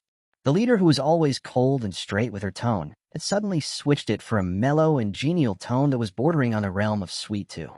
The veiled woman named Heiwan gestured Linmu to take a seat. "Please be at ease, we'll just talk casually." Heiwan spoke. Linmu nodded and pulled a chair from the side to sit on. Heibao too slid a chair forward for Heiwan to sit on, while he himself stood at the side. Linmu saw this and looked at Heibao, but he just shook his head. Understanding his intention, Linmu didn't question it. Heiwan had many questions that she wanted to ask, but knew that she had to show some restraint and keep to herself, lest she ends up offending the cultivator in front of her. In her first nonverbal interaction with Linmu, she had already grasped a part of Linmu's personality and understood that he was rather mild and reserved. Compared to the other young and talented cultivators who were often arrogant and upturned, he was much more reasonable. Heiwan could not help but think of the upbringing he must have received for him to be this humble. She had investigated and learned about the situation with Linmu's parents and knew that he was an orphan. She could only attribute Linmu's current standing to a hidden master. At this point, Heiwan could only hope that whatever background Linmu had was either amicable or at the very least neutral with theirs. Heiwan was already extremely wary when she heard that the boy in front of her knew about Old Man Jing. She could still remember when she and her lord had their first run-in with Old Man Jing a few years ago. A few years ago in Wu Lim City, a thin man who had a scholarly aura was sitting on a luxurious-looking chair and was listening to a person speak. He was sitting in a room that looked like a study and was illuminated by softly glowing lights. There were 5 more people in the room, and all of them were dressed in dark blue robes. Of the 5 people, only one person was not wearing a mask and was instead wearing a veil. This person was none other than the leader of the Heikor, Heiwan, and the scholarly man sitting on the luxurious chair was the lord that the Heikor followed. If one could sense it, then they would find out that the 4 men who were wearing masks were all core condensation realm cultivators. Such a lineup wasn't something that could be seen every day. Currently, one of the masked core condensation realm experts was speaking. "We have completed our initial reconnaissance of the Black Dawn Kingdom and the Eastern Ming Dynasty. Most of what we discovered was the same as before, but there were still some abnormalities that we detected," said the man who was standing in front of the Lord. "We think that someone has been manipulating and hiding their involvement. The recent conflict between the royal family of the Black Dawn Kingdom also seems to be their doing. Another masked man that was standing to the right spoke. The Lord stroked his beard a couple of times before replying. That's fine. It is indeed as I expected. We will just need to continue monitoring it further then. For now, just assign a few of the lower members to keep an eye on the situation, and if it gets more complicated, only then will we interfere. The Lord then looked at the masked men and scanned them before speaking again. Anything else of importance? One of the masked men seemed to be hesitating, and this was hidden behind the mask, yet the Lord detected it. Do you have something to say? The Lord asked in a calm voice. I do, but I don't want to waste my Lord's time. The masked man answered respectfully. The Lord then waved his hand and spoke. Go on ahead, we still have some time left. The masked man then cupped his hands in respect before speaking. While returning from the northern frontier, this servant passed through the northern town and took a halt for a brief amount of time. There I sensed something different. I felt as if the flow of spirit chi in the air was abnormal and seemed to be gathering towards a certain area. Thus, to investigate this, I went forward towards the area, which was an unassuming and abandoned alley. The first strange thing I found out was that there was no one in the alley. All the shops in the alley seemed to be old and run down. The masked man took a breath before continuing. I then sensed the second strange thing. My spirit sense was blocked when I tried to probe the alley. It was as if there was a barrier set up there that was surrounding it. No matter what direction I tried, my spirit sense was always blocked. This servant then decided to enter the alley himself to see what was the cause for this. As soon as I entered the alley, I could sense the concentrated spirit chi in the air. I looked around and concluded that there was an illusory formation placed on the area. Then suddenly, I felt as if I saw someone in the sky, but they then disappeared in the next second. And along with this, the formation that was covering the area also disappeared. A few seconds later, the concentration of spirit chi in the air also returned to normal. The expression on the Lord's face was getting sharper by the second. How did you leave the alley? The Lord asked with a cold tone. The other people in the room were currently a little shocked by the masked man's words, thus did not detect the faint aura that was rising from the Lord's body. The masked man, who was speaking, suddenly had a confused expression on his face after hearing his Lord's question. He was lost in his thoughts for a few seconds before speaking. I don't know how. I can't remember when I left it either. The masked man uttered while stuttering. An enraged aura suddenly burst out of the scholarly man, an aura that was stronger than the auras of all of the people here combined together. You fool. You've been under the effect of a confounding formation all this while, and you did not realize it. The Lord shouted with fury bursting out of his eyes. The veiled woman, who was standing to the side, suddenly widened her eyes in realization. The area had a confounding formation placed on it. What if you've been followed all this while? Heiwan spoke out loud. It was at this time that the other members of the Hei Corps realized the seriousness of their situation. Suddenly, as if to justify their fears, an imposing aura that was even stronger than the Lord's descended upon the room. Ooh! The Lord shouted as he struggled to bear the weight of the aura. The other people in the room were already unable to bear it as they all instantly collapsed onto their knees. Then, in the next moment, the roof of the room was split apart as two people descended from the sky. The two people that descended into the room were an old man that looked ancient and had a long beard, along with a young woman that was wearing a green-colored Taoist robe and had a wooden hairpin in her hair that was in the shape of a poplar leaf. These two were none other than a pair of grandfather and granddaughter, Jingwei and Duan Ku. The pair looked at the people in the room and finally settled their gazes onto the Lord. Humph! A group of measly core condensation realm cultivators. Duan Ku scoffed. Seems like you were right, Ke. I was overthinking this. They're not worth our time. Jingwei spoke. Should I finish them off? Duan Ku asked without moving her petrifying gaze from the Lord.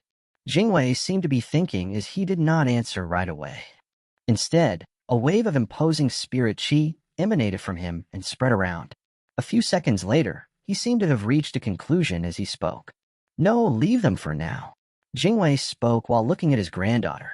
He then turned back to the Lord and spoke in a grandiose tone. This is your first and last warning. Do not interfere in our matters and don't intrude our territory either. Each and every person could feel these words being carved into their minds. They all then nodded their heads in acceptance, albeit with difficulty. Let's go, grandfather. Duanku spoke and then withdrew a spirit sword from her spatial treasure. The pair of grandfather and granddaughter were just about to jump on the spirit sword and leave, when the Lord gritted his teeth and spoke out. "May I have the names of your excellencies?" the Lord asked while bowing his head. An annoyed look appeared on Duanku's face after being interrupted. She was just about to speak when Jingwei gestured to her, and she settled down while letting out a harumph. "You can call me Old Man Jing," Jingwei answered in his hoarse voice. "This junior will forever remember the grace that the senior has shown me." The Lord spoke with a tone that was overflowing with awe and respect. The members of the Hay Corps simply kowtowed on the ground, without being prompted to do so. They could not speak anything due to the imposing pressure anyway. Jingwei faintly nodded before mounting the spirit sword and flying away. But a moment after they left, Duanka's voice echoed again. "You better keep this to yourself." She spoke in a cold and menacing tone. A few minutes after Jingwei and Duanka left, the people in the room were finally able to relax and take control of themselves. The Hay Corps could barely lift themselves up from the floor right now. They sat up from a kowtowing posture with the support of their arms and looked at the aftermath. They saw the rubble that was strewn around due to the collapse of the roof, and the bookshelves that were fallen as well. But in the end, their gazes settled on one of their comrades. It was the same person who had reported about the abnormality, and the same one who was also scolded by the Lord. The person in question was currently stuck in a kowtowing posture. Unlike others who had lifted themselves, he was still stuck there. One of the masked men dragged himself to the man who was still cowing and spoke. "Hey, are you fine?" he spoke.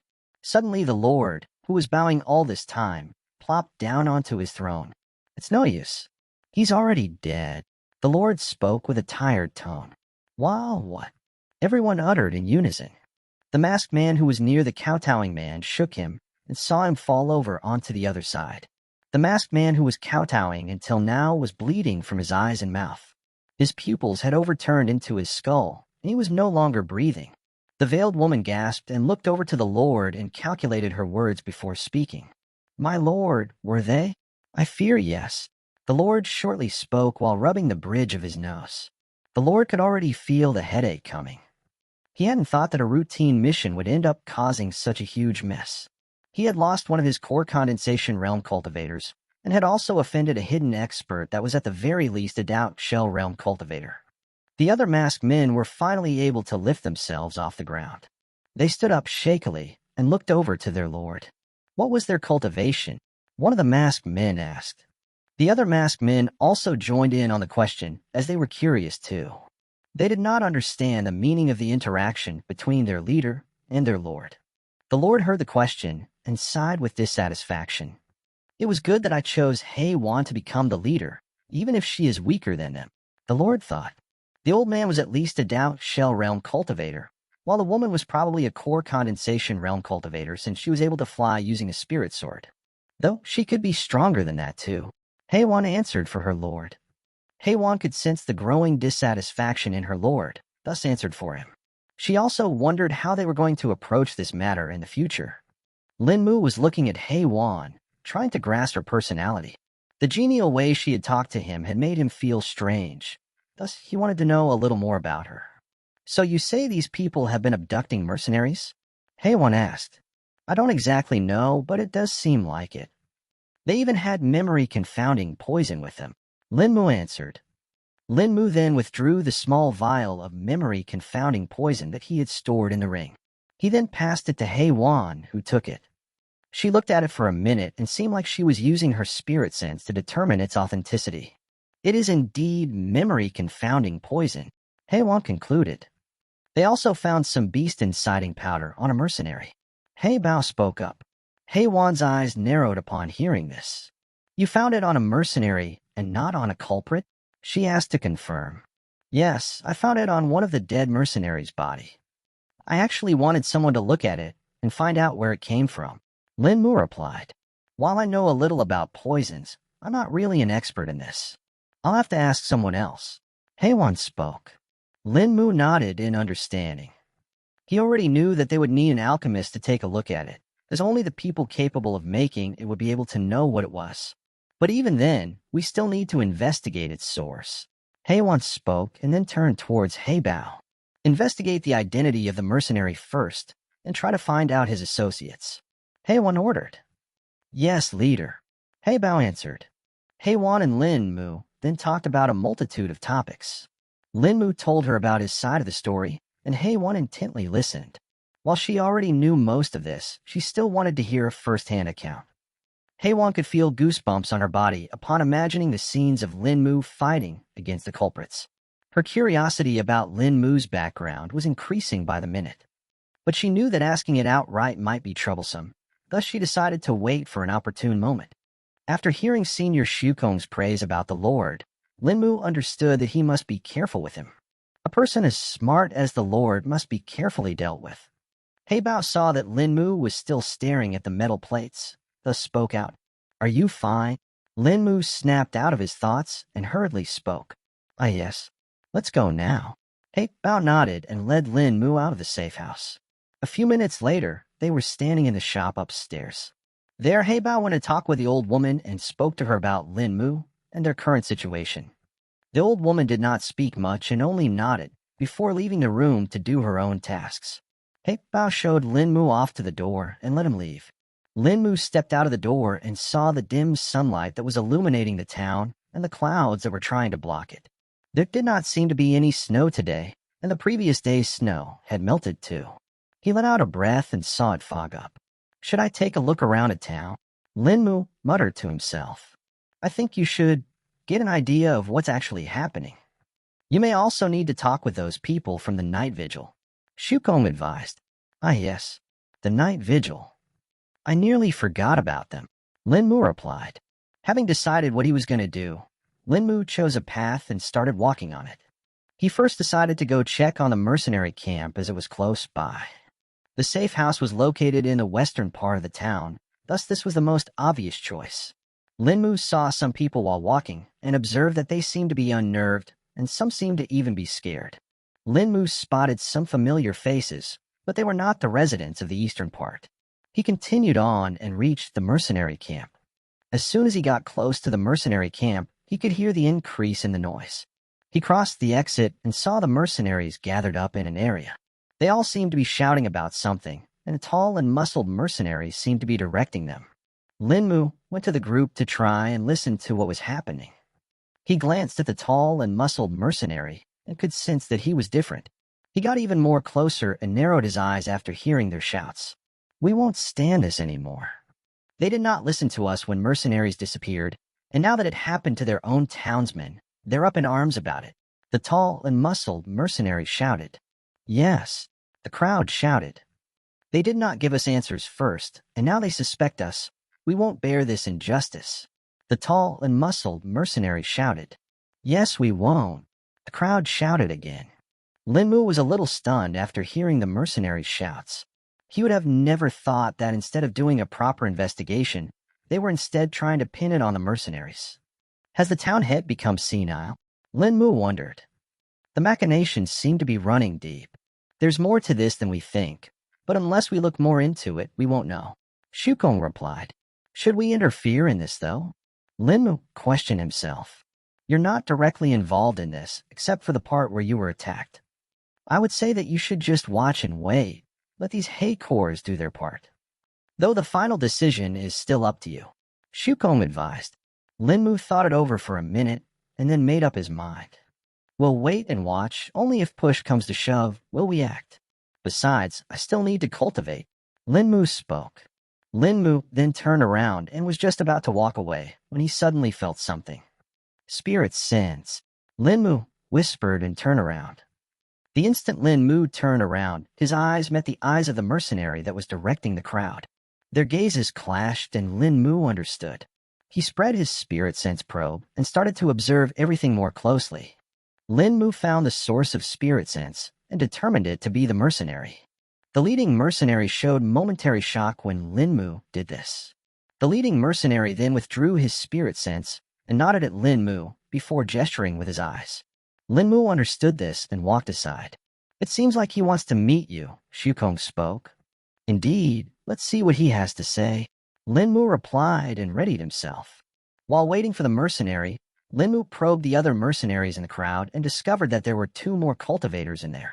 These cultivators were standing near the leading mercenary and did not detect anything when Lin Mu used his spirit sense to observe them.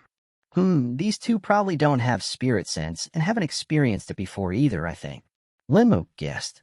Or they're good at hiding their expression, Shukong spoke. It doesn't seem like it. Their cultivation was at the early stage of the Qi refining realm, unlike the other mercenary who is at the peak stage of the Qi refining realm. Lin Mu replied. You will have to be careful. He may already know your cultivation base as well, Shukong advised. Yes, senior. Though I feel confident that I can deal with it if things go sideways. Lin Mu spoke with determination. At least his confidence is increasing well. Shukong thought with mirth.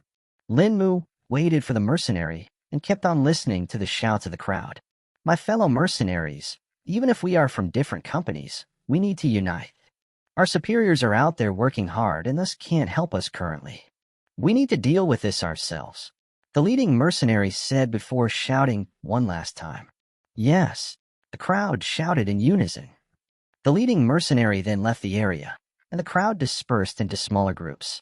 The shouting had stopped, yet the mercenaries were still discussing amongst themselves in the groups. The leading mercenary spoke to the two other cultivators, and then started walking towards Lin Mu's location. Lin Mu was standing a little distance from the crowd and was leaning against a tree. He watched as the three cultivator mercenaries approached him. Their expressions seemed to be neutral, and they were walking with an unhurried gait. The trio reached Lin Mu and stood in front of him. Greetings, fellow cultivator. The trio greeted with cupped hands. I should have guessed this beforehand, Lin Mu thought with a chuckle. Greetings, Lin Mu responded. The three men then lowered their hands, and a neutral yet amicable expression appeared on their faces. I am Hong Luo from the Crimson Fong Mercenary Company. May I have the opportunity to know fellow cultivator's name? The leading mercenary spoke. I am Lin Mu.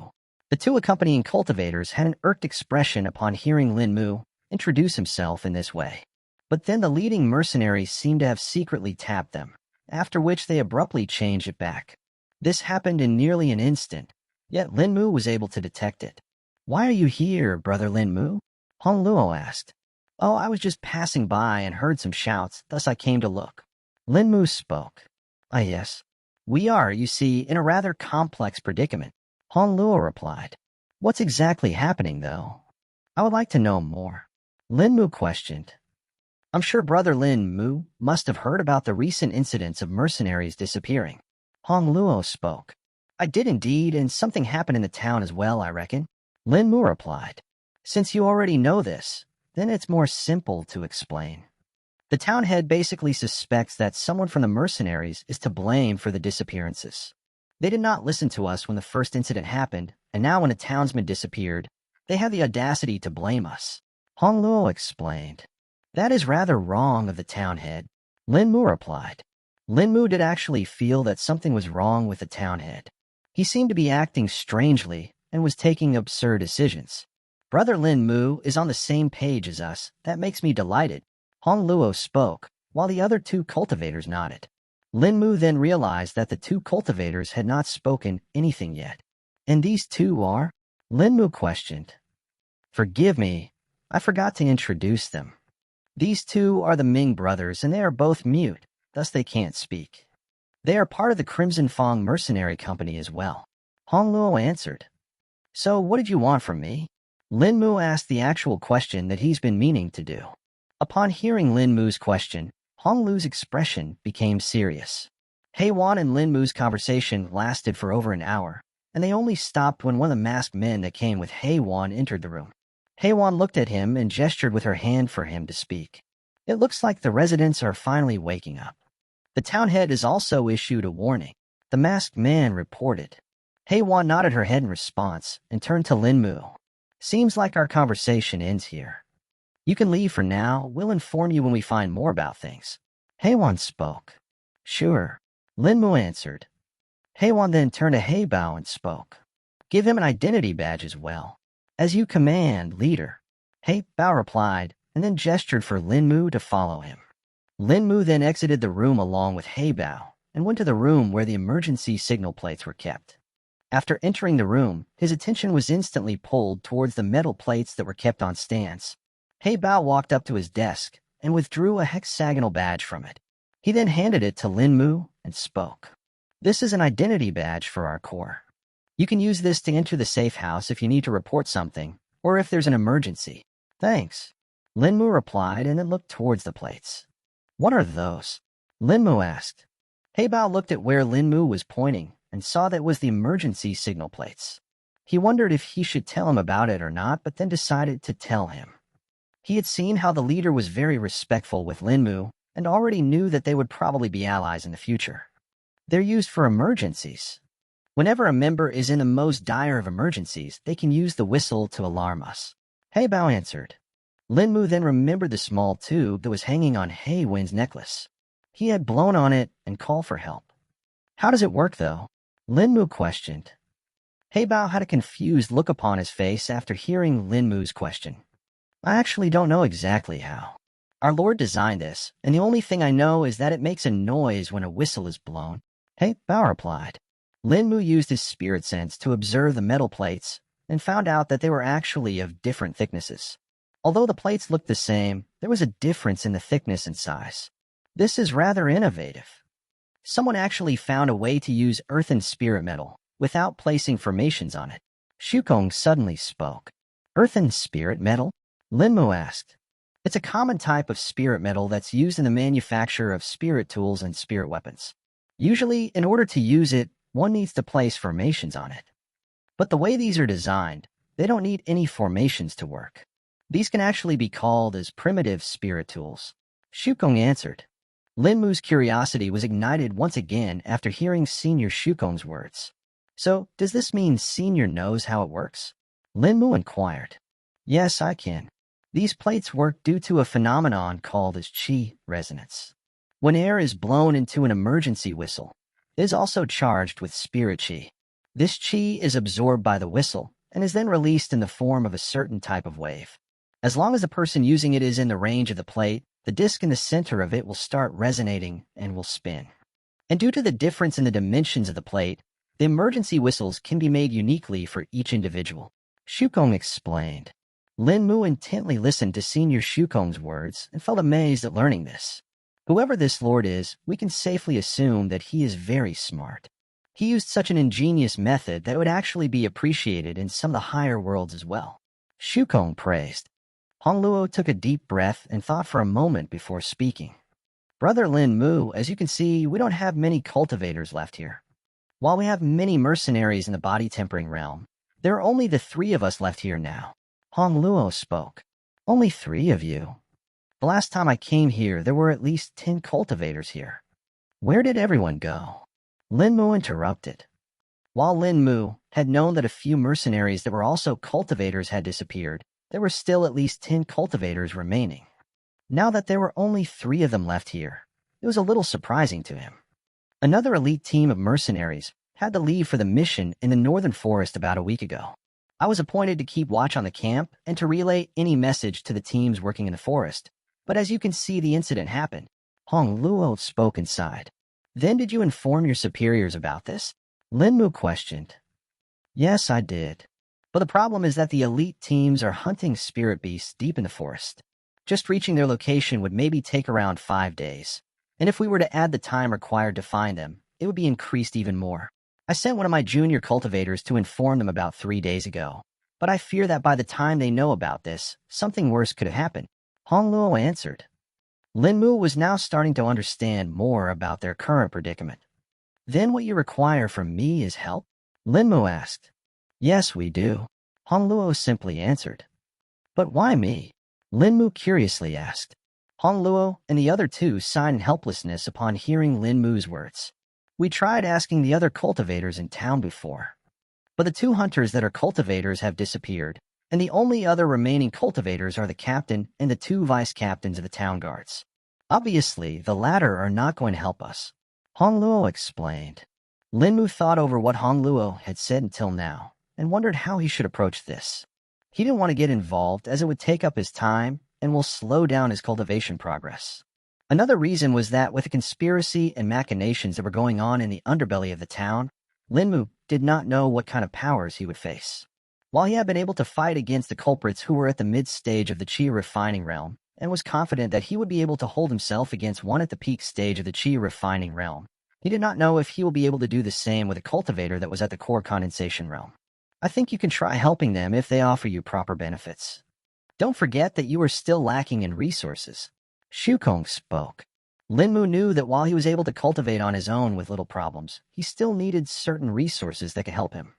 Even if he were to ignore resources that could directly help him in increasing his cultivation speed, such as spirit pills and spirit stones, he would still require certain life-saving items like restoration and healing pills. Linmu had learned from Senior Shukong that such healing and restoration pills were a big advantage that could turn the tide of a battle in the blink of an eye. While he did have the 4 vessels restoration pills, they were rather precious, and it would be a huge waste to use them for anything other than life-threatening injuries. Finally, after thinking for 5 minutes, Linmu had made up his mind. While Linmu was thinking about his decision, Hongluo and the others waited patiently for him and did not disturb him. They knew that it was a big decision, and one would not just straight away accept their request. I can help you, but I have a few conditions, Linmu said with a nutria tone. Of course, brother Linmu, you can speak your mind, Hongluo responded amicably. First, I want to know in what way I would be helping, and second, I want some resources in exchange. Linmu stated. There are 3 things we want your help in, brother Linmu. We want you to keep an eye on the mercenaries in the camp during the night, and also watch out for any news you may hear about the incidents. While we can get some information on our end, it's still a tad difficult to get it from the town officials and guards, as they have been told to ignore us, it seems. Hongluo spoke and took a pause. As for the last thing, I don't know if this would be completely possible, but I need you to investigate this incident if you can. We have to manage the mercenaries here, thus we can't do it ourselves, and anyway we are not welcome in the town, Hongluo added. And what about the resources? Linmu asked with raised brows. That would depend on what kind of resources brother Linmu requires. Though the thing is, you will only be able to get them after my superiors return, since we ourselves don't have them, Hongluo replied. Linmu heard Honglu's words and started to think that perhaps he should reject his request. He didn't know when Honglu's companions would be returning, and if something happens to him before they returned, it would just defeat the main purpose in the first place. Still, Linmu thought he should at least put forward his demand, and perhaps they could come to some kind of compromise or decision. I would prefer it if you can give me healing and restorative pills. Linmu spoke. Hongluo took a breath of relief after hearing what Linmu spoke. If it's just healing and restorative pill, then I can accept this. We do have some of those pills that I can give you, but if you want more, you will have to wait, as I said, Hongluo replied with a calm tone. You can accept this, I think. Remember, you can actually take the help of the Heikor and make it easier for yourself. Shukong spoke. Linmu thought about it and found it to be reasonable. It would align with his goals, and using the Heikor would be shooting 2 birds with 1 arrow. I accept, Linmu answered after deliberating. Then I look forward to our cooperation, Hongluo said as he extended his right hand forward. Linmu shook hands with Hongluo and confirmed their cooperation. Now then, let's go to my tent so that I can give you the pills that you require, Hongluo said. Hongluo then turned around and started walking towards the camp. The Ming brothers also walked along with him, while Linmu followed at the back. He's rather trusting, isn't he? Linmu inwardly spoke. No, it's more like he has no other option rather than to trust you. He seems to be at the end of his line, Shukong replied. Perhaps, Linmu muttered. They soon reached Honglu's tent. The tent was rather large and tall enough that anyone could stand and walk in without any obstruction. There were 2 mercenaries that were standing guard outside of the tent and kept an eye out for any person that passed by. Linmu used his spirit sense to probe their strength and discovered that they were actually at the 10th stage of the body tempering realm. This was the second time Linmu was seeing a warrior that was at the 10th stage of the body tempering realm other than him. All the other people he had seen, even the ones who were Qi cultivators, were only at the 8th stage of the body tempering realm. Linmu tried observing closer and found out that while their 2 were at the 10th stage of the body tempering realm, they were barely at the border of it. Linmu probed even deeper and could sense that there seemed to be some abnormalities in the vital energy that permeated their body. This is rather strange. Why is there vital energy like this? Linmu inwardly spoke. It seems they have forcibly raised their strength to the 10th stage of the body tempering realm by certain means, Shukong guessed. They can do that. Doesn't a person need to train and consolidate vital energy properly in order to raise their strength? Linmu curiously asked. That is indeed true normally, but there are still certain methods by which they can raise it further. In the case of these two mercenaries, it's likely that their innate talent was not enough, and they stalled at the 9th stage of the body tempering realm. They probably used some unorthodox technique or a resource to raise it in this way. Shukong answered. What method do you think is the most likely, Senior Shukong? Linmu questioned. In their case, seeing how unstable their vital energy is, I can conclude that it's a pill. This was new information to Linmu. He didn't think that a pill that could do something like this existed. But now that he knew this, he wondered how much it cost and what the side effects of such a pill could be. He had already seen the unstable vital energy of the mercenaries, thus knew that was one of the side effects, but wanted to know if there were more. What kind of pill do you think it is, Senior Shuko? Linmu asked. I can't exactly tell. There are far too many pills that would fit the description, and different worlds may have different names for the same kind of pill. Unless you see it with your own eyes, it will be impossible for me to tell for sure. Shukong explained. Linmu nodded upon hearing Senior Shukong's words. It was reasonable that he couldn't know everything. He would just have to see it himself to know about it. Perhaps I can ask Hong Luo? Linmu thought. The four people then came to a halt in front of the tent. The two guards greeted Hong Luo before moving aside to let him enter the tent. Hong Luo lifted the curtain of the tent and entered inside while gesturing for the others to do the same. One by one, everyone lifted the curtain and entered the tent. Upon entering the tent, Linmu could see that while it looked big from the outside, the insides of it were rather cramped. There were far too many items kept in the tent to allow a person to move freely inside it without bumping into something. Linmu looked around and saw a multitude of items kept in the tent. He saw a bed that was kept on the other end of the tent, a little to the right side, and a set of table and chairs right next to it. Other than this, most of the tent was occupied by trunks, chests, and sacks, some of which were haphazardly strewn about. Hong Luo turned around with an embarrassed expression on his face. Forgive me, Brother Linmu. The tent is a bit untidy. After all the elite mercenaries went on the mission and the disappearances happened, I had to move all the precious items in the camp to here. Hong Luo explained. It's fine, I understand. Linmu spoke while nodding. Linmu had seen his fair share of messy places, thus he was not bothered by this much. Let me find the pills for you then. Hong Luo spoke. He then turned around and went up to a chest that was placed upon another trunk. The chest had a small lock placed on it and looked sturdy as it was made out of some kind of metal, probably steel. Hong Luo then took out a small key from his pocket and inserted it into the lock on the chest and turned it around. The lock on the chest opened with a snap, and Hong Luo lifted the lid of the chest. Inside the crate, 3 glass bottles were kept. One of them was opaque and could not be seen through, while the other 2 were transparent. Hong Luo picked up the 2 transparent bottles and showed them to Linmu, who was standing behind him. He placed them on the table to let Linmu check them out. Linmu looked closer and saw that while the pills in both of the bottles seemed to be of a white color, the pills in one bottle were smaller than the other. The bigger pills were 3 in number, while the smaller ones were 5 in number. Hong Luo pointed to the smaller pills and spoke. These are the lesser wound restoration pills, and can be used to heal minor wounds such as cuts and flesh wounds. Hong Luo then pointed to the bigger pills and spoke. These are the internal replenishment pills. They can be used to heal minor internal injuries such as hemorrhage and shocks. Linmu then picked up the bottle with lesser wound restoration pills and opened its cap to smell them. There was no particular smell to the pills, and it seemed like they would only release their scent upon consuming them. He then picked up the bottle with the internal replenishment pills and opened its cap as well to smell them. This time he could smell a scent that was floral in nature, while also having some hints of pungency. He placed the cap back onto the bottles and pretended to store them in his pouch, while actually storing them into the ring. Linmu now started to wonder about the origin of these pills. He knew that pills such as these could only be made by an alchemist, who were usually part of sects and were seldom independent or with other organizations. The reason for this was that in order to raise an alchemist, a great amount of resources were needed, and if they wanted to progress their craft further, an even greater amount of precious materials and herbs would be needed. It also took a long time for a cultivator to become an alchemist, as they needed to learn a lot of knowledge, knowledge which was often monopolized by the cultivation sections. Linmu wondered if these pills were from the Tricauldron Peony sect as well. Where are these pills from? Linmu questioned. I do not know that, brother. These pills are often given to us by the mercenary company for our use.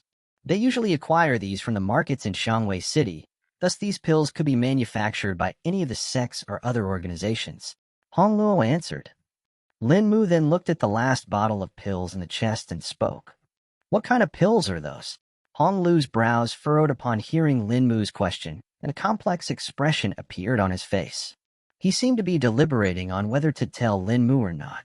But in the end, he decided to go ahead and speak. There is a special kind of pills that can forcibly increase the strength of a person that is still in the body-tempering realm. Hongluo spoke. As soon as Linmu heard Honglu's words, he knew he had hit the jackpot. What's their name? Linmu asked further. They are called as vital spring pills. Hongluo answered. Is that how the two guards outside reached the 10th stage of the body-tempering realm? Linmu probed. So Brother Linmu noticed. It seems that your attainments in spirit sense are higher than mine. Even I can't tell the difference between them and normal 10th stage body-tempering realm warriors. But of course, it was expected from a person of a standing such as yours, Brother Linmu. Hongluo replied. Linmu noticed the probing tone of Hongluo, but did not mind it and just let it pass. He did not want to put too much focus on it and just let the other party make assumptions of themselves. So far, it had only helped him from what he could learn from his experience of meeting the Heikor. Seeing that Linmu did not speak further and did not react to his words in any way, Hongluo confirmed his thoughts. Well then, Brother Linmu, I guess we'll see each other in the night. And if you're in the town, you now know what to do, Hongluo said. That I do indeed, Linmu politely replied. Linmu then turned around and left the tent. A few mercenaries saw Linmu exit the tent and seemed to be shocked by this. They then walked away while speaking to each other in hushed voices. Well, now that I have this, I'll have more advantages in a battle. Linmu spoke in his mind. That you do indeed, but still it's better if you never get any injuries in the first place, Shukong replied. Linmu just nodded inwardly and re-entered the town. His next destination was the southern side of the town. He wanted to see what was happening with the guards and also wanted to meet up with the members of the night vigil. Linmu reached the southern part of the town after 5 minutes and walked towards the barracks of the town guards. Upon reaching there, he saw a huge crowd of people gathered around the barracks. Linmu went closer and saw that these people were all the residents of the eastern part of the town. They were all the people who had been affected by the strange phenomena last night. Linmu saw that they seemed to have absolutely enraged expressions on their faces and were very close to exploding. They were gathered and were currently talking in whispers, seemingly waiting for someone. Linmu stood at the very back and waited with them. He did not want to disturb them right now, and first wanted to see how the situation would progress. A minute later, he saw the doors of the guard barracks open, and out walked 3 people. Linmu craned his neck to look, and saw that it was actually the captain and vice-captain of the town guards themselves. Linmu had seen the captain of the town guards a few times before, thus knew what he looked like. But when looked at the vice-captain, he was surprised. This vice-captain was not the one that he knew. Of the 2 vice-captains, Linmu had killed one, and the other was alive, but this person was not the same one. Who's this person? Linmu muttered. The captain and vice-captain seemed to be discussing amongst themselves when they were walking outside. When they finally came in front of the crowd, only did they stop. They scanned the crowd with their eyes and gauge it.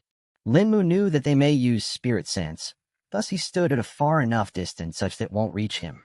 Though he himself wanted to use his spirit sense to observe the cultivation base of the 2 people. Residents of Northern Town, the captain spoke in a loud voice, which silenced the muttering crowd. We have heard your complaints and concerns. We have also done a preliminary investigation of last night's incident.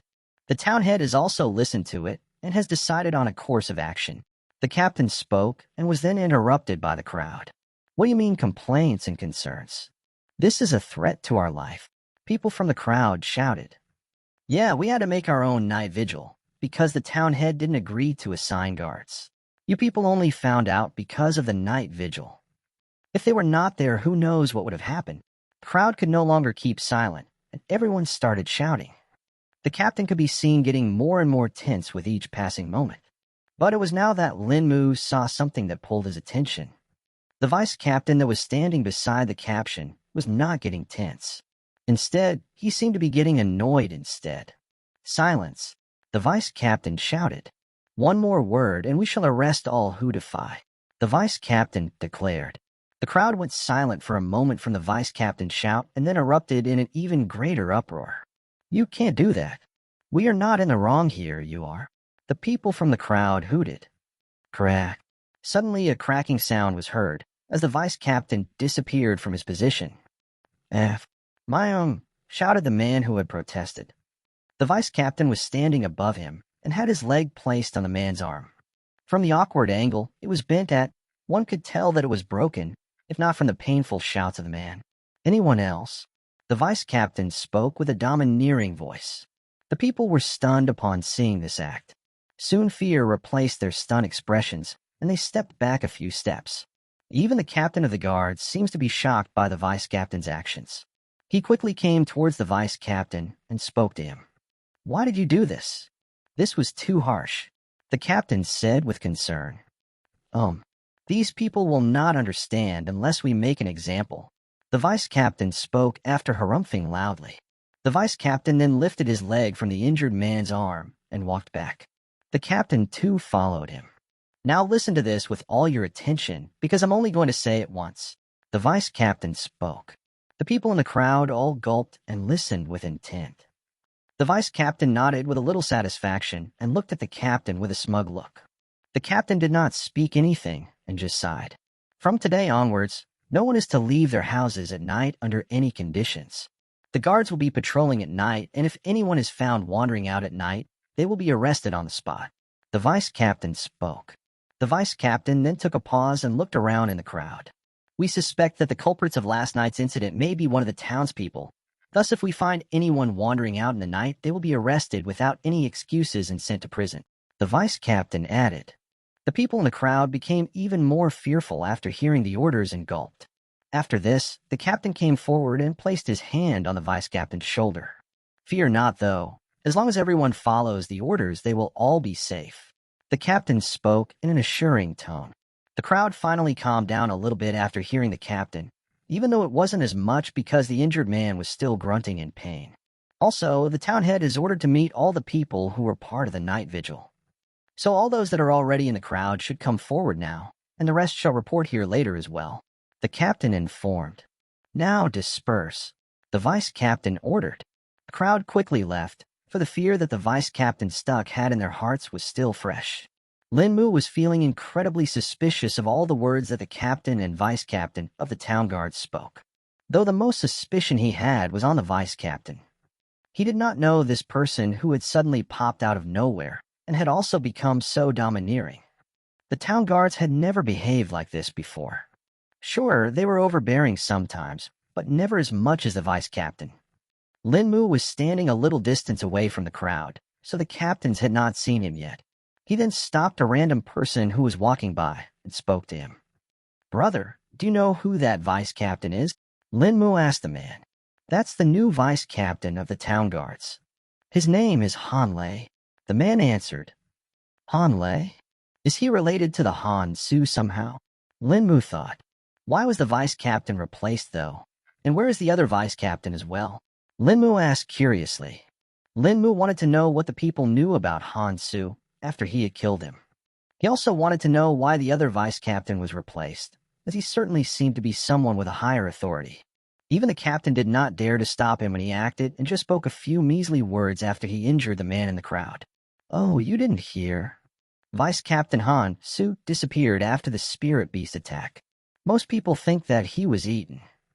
Because of this, the other vice captain went to investigate the matter and got injured in the process as well. He was then promptly sent to Wu Lim City for treatment. The man answered. Then where is this Han Lei from? Lin Mu asked. Oh, he is former Vice Captain Han Su's elder brother, who came here from Wu Lim City as his replacement. The man spoke. Wait, doesn't this mean there should be an additional vice captain then? Lin Mu questioned. There is, but I don't know who it is. We haven't seen him yet. The man answered. Lin Mu nodded to the man's reply and thanked him before leaving. This is extremely strange. Lin Mu spoke in his mind. Seems like the people behind the incident are making their move. The town head declaring a curfew like this is probably due to their intentions. Shukong speculated. That seems like it's senior. If they are able to order the town head, then this means that he is involved in it too. Han Lei, being Han Su's brother, leaves little doubts as well. Lin Mu replied, "How should we approach this now? I'm supposed to help Hong Luo at night, and they have told all the members of Night Vigil to report as well. This seems extremely suspicious." Lin Mu asked, "Perhaps you should consult your new allies. The rest, I'll leave it up to you. You need to learn how to judge situations like these yourself and make your own decisions." Shukong spoke in a calm tone. Lin Mu did not mind Senior Shukong's words and took them in a good stride. He knew that he was only doing to help him learn and grow. Seems like I can't meet the Night Vigil members for now. It would only complicate things further, Lin Mu thought. Lin Mu decided to walk back to the safe house of the Hay Corps instead of his own, as there was a chance that some people may spot him in the residential district. He reached the safe house after 30 minutes and saw that the carriage was no longer there in the alley. Lin Mu knocked on the door and waited for it to open. It had been a little more than 2 hours since Lin Mu had left the safe house, thus the people in the safe house were not expecting him to return this fast. The door of the safe house was opened by the old woman, who saw him and let him inside. Upon walking inside, Lin Mu saw that there was someone else sitting in the shop. The man was dressed in the clothes of a high official, and he had seen him before. It was one of the men that had come with the leader of the Hay Corps, Wan. Lin Mu nodded to him in greeting and saw him reciprocate as well. He then walked inside the other room under the guidance of the old woman. The old woman came to a stop in front of the wall and held out her hand. "The badge." The old woman spoke. Lin Mu withdrew the badge from the ring while putting his hand inside the pouch and handed the badge to the old woman. She looked at it for a moment before inserting it into a small slot that was hidden in the seam of the wall. The wooden panel of the wall shifted and Lin Mu walked inside it. After stepping in, the panel closed back and he started walking down the passageway into the stairwell. He reached the entrance of the safe house a couple minutes later and opened the door. As soon as the door was open, he saw 2 people standing in front of the door. They seemed to be alert and ready to attack. But after seeing Lin Mu, they relaxed and sat back down on their chairs. "I need to report something." "Where's He Bao?" Lin Mu questioned. The man who was sitting in front of Lin Mu was one of the members of the Hay Corps that Lin Mu had not met yet. He's probably someone that came with Wan, Lin Mu thought. "You can head on inside. The captain is having a meeting with the rest of the Hay Corps." The man spoke. Lin Mu simply nodded and went to the room that was to the right. He opened the door and saw the 10 members of Hay Corps standing around He Bao and Wan. They turned around to look and saw Lin Mu entering. "You're here already?" He Bao said. "I have a couple of things to report, and I also would be needing your help with something." Lin Mu replied. "Go ahead." Wan spoke in affirmation. "The town head has declared a strict curfew at night. The captain and new vice captain of the town's guards declared to the residents." Lin Mu spoke. "We already know about the curfew." He Bao spoke. "That's not all. I learned a few more things. Apparently, this new vice captain is named Han Lei. He's Han Su's brother. He's meant to be his replacement." Lin Mu spoke with a serious tone. "Then that means..." He sure spoke before she was interrupted. "The culprits are making their move. They are probably controlling the town head as well." He Bao postulated. "This Han Lei is rather overbearing too. He broke the arm of a resident just to make an example out of it. The captain did not seem to stop him either, and there's another new vice captain that we don't know of." Lin Mu added. Wan turned towards He Bao after hearing Lin Mu's report and spoke. "Forget my previous order. From now on, focus on the vice captains and the town head as well. It's no doubt that they are part of the culprits. This curfew only helps them in their acts. Now they can just abduct people and say that they were arrested for wandering outside." "Yes, leader." He Bao responded. Wan then turned back to Lin Mu and spoke again. "Now, what kind of help did you need from us? I went to the mercenary camp an hour ago and met their current leader. He's named Hong Luo and is also a peak stage chi refining realm cultivator. He has asked me for help." Lin Mu answered. "And what does he need help in particular?" Wan questioned. It's with regard to the disappearance of the mercenaries. He wants me to help investigate the matter and also to help him keep a watch during the night. But now that the town head has declared a curfew, it would be difficult for me to go out, although that's not my main concern. The town head also wants to meet all the people who were part of the night vigil. Thus, one way or the other, I'm going to have to meet him. Lin Mu explained. Heiwan went silent for a minute and seemed to be thinking about it.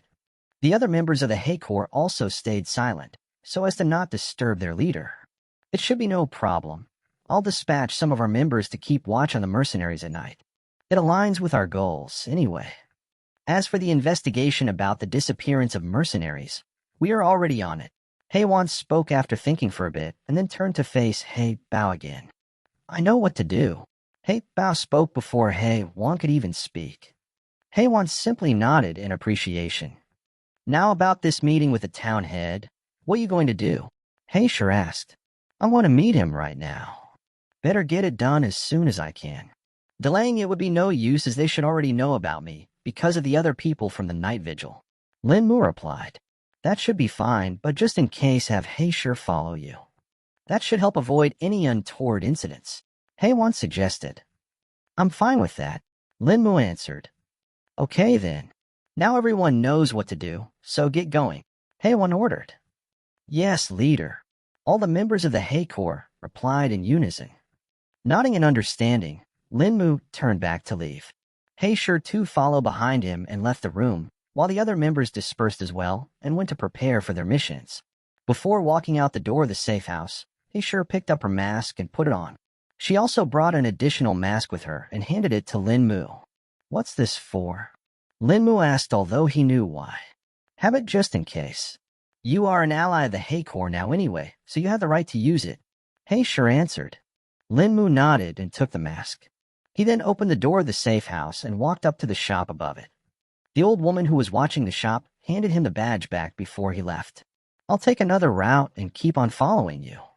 If you find anything suspicious, just signal me by putting your hand up with 3 fingers. Heisher informed. Lin Mu nodded in response, but chuckled when he heard Senior Shukong speaking in his mind. If you're the one who has trouble, I doubt she will be able to do much. You're already much stronger than her. Shukong spoke. That is true. Lin Mu simply spoke before leaving the alley. Now then, it's time to go to the guard barracks. Lin Mu muttered to himself. Lin Mu went to the southern district and reached there after 30 minutes. Along the way, he saw many people discussing and gossiping about the town head's order. They were also talking about the vice captain and how he had injured the innocent man. Seems like the people won't mind it if this vice captain disappears as well, Lin Mu thought. Lin Mu was just about to enter the guard barracks when someone called out to him. Lin Mu, a voice called. Lin Mu turned back to see and saw that it was Lu Xiao who had called him. Where did you go last night? Lu Xiao asked. Lin Mu was dreading this moment for a while now, but now that it had finally come, he had prepared his answer. I couldn't find the guards and thought it was dangerous to head on alone, so I headed back. But when I came back, I couldn't find any of you, so I went back to my house. Lin Mu spoke. While his excuse had multiple flaws that could be picked out, Lin Mu didn't think that it would be as troublesome. No one had seen him after he left, so no one could verify his claims either. Oh, okay then, Lu Xiao simply replied. What happened with you guys last night? Lin Mu asked. We searched the houses as we had decided to, and actually found a few more people that were awake. We informed them of the incident, but some of them disagreed with us and refused to leave their homes as they were scared. Lu Xiao replied. That understandable. Most people would not think of leaving their homes after an unexplained incident like this. Lin Mu thought. What happened after that? I mean, someone informed the guards, right? Did you guys find a guard? Lin Mu questioned. Oh, we didn't just meet any guard. We met the new vice captain himself. Apparently, he was out on his patrol and was heading towards the residential district himself. Lu Xiao answered. Lin Mu was a little surprised upon hearing that it was Han Lei that the people from the night vigil met, but did not show it upon his face. Patrolling? As if. We were right. He's most likely a part of the culprits. Lin Mu spoke inwardly. The circumstances do point towards it. But still, you need more information, Shukong replied. But if he already met the people of the night vigil, why didn't he take them then and there? Lin Mu thought over for a moment.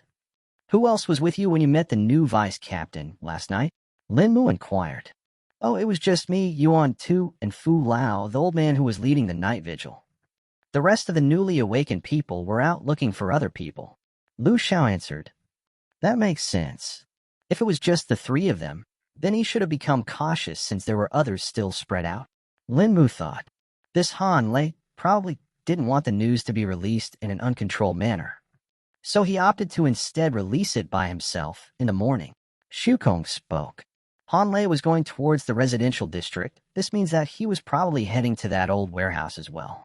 But we still don't know what's their purpose behind the dead mercenaries. Lin Mu spoke in his mind. Lu Xiao looked at Lin Mu, who was thinking and seemed to be lost in thought. He did not mind it for a minute, but then started to feel strange when Lin Mu just stood still for over a minute. Lin Mu, are you fine? Lu Xiao asked. Yes, I am. Lin Mu hurriedly answered. You need to stop doing that as often. Make sure that you have a normal expression when taking with me with other people around. Xu Kong chided. Yes, senior. I'll take care not to. Lin Mu replied in an embarrassed tone. I think we should head inside now. Lu Xiao suggested. Lin Mu simply nodded in affirmation and walked ahead towards the guard barracks. They were then stopped at the entrance of the barracks by two guards. What are you two here for? One of the guards questioned. We're here to report to the vice captain. We are the members of the night vigil. Lin Mu answered. You can go on inside. The vice captain has been waiting for you people. The guard replied. The guard then moved aside and allowed the two to enter the barracks.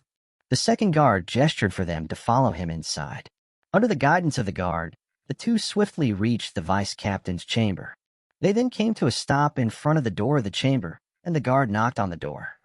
Who is it? A voice called from inside the chamber. I brought the people from the night vigil. The guard answered. Come in, the voice said with an annoyed tone. The guard then opened the door and let the two inside. The guard then closed the door and returned back to his post. Lin Mu and Lu Xiao entered the room and looked around. The first thing they saw was the desk that was located right across the room and a man sitting behind it in a guard's armor. I've been waiting for you. Han Lei spoke. Lin Mu went closer and gazed at the face of Han Lei. His facial features do match those of Han Su. Lin Mu thought, what did you want to talk to us about, Vice Captain? You didn't explain to us last night. Lu Xiao spoke. The expression that Han Lei had on his face became even more annoyed after hearing Lu Xiao's question. The town head will speak to you about that. You don't need to speak unless you are asked to. Han Lei spoke curtly. Lin Mu's brows furrowed upon listening to Han Lei's words, and he too started to feel annoyed. Now then, what are you two's names? Han Lei questioned. I'm Lu Xiao. My name is Lin Mu. The two of them responded. Han Lei seemed fine upon hearing Lu Xiao's name, but he seemed to become a little troubled after hearing Lin Mu speak his name. So you are the one who disappeared last night. Care to tell me where you went? Han Lei questioned. Lin Mu then gave Han Lei the same explanation he had given to Lu Xiao. So you just got scared and ran away? Han Lei said with a demeaning tone. Yes, I did. Lin Mu replied, not minding the tone of Han Lei. Fine. Let's go. The others should already be done reporting at the town center. You two are the only ones that are late. Han Lei ordered. Lu Xiao felt a little strange upon hearing that the others were already done reporting at the town center before them, even though he had hurried here as soon as he heard about the orders. How did the others reach the town center before us? Lu Xiao asked with a meek tone. Some of them were already here when we informed the residents, while the others were brought to the town centers by the guards. You two were the only ones that were at your homes. Han Lei spoke and glanced at Lin Mu for a second before looking away. He suspects something. Xu Kong spoke. I know. I also want to gauge his cultivation base, but it will be problematic if I do it right now. Lin Mu spoke in his mind. Wait till you are in a crowded area and then use your spirit sense. Though it does not seem to me that this Han Lei has refined his spirit sense yet, Xu Kong replied. Lin Mu silently nodded and continued walking along with Han Lei and Lu Xiao. They left the barracks and headed towards the town square. While on the way, they passed many other people, but the crowd wasn't large enough for Lin Mu to use his spirit sense with little risk. They went past multiple people, but Lin Mu still could not find the right opportunity.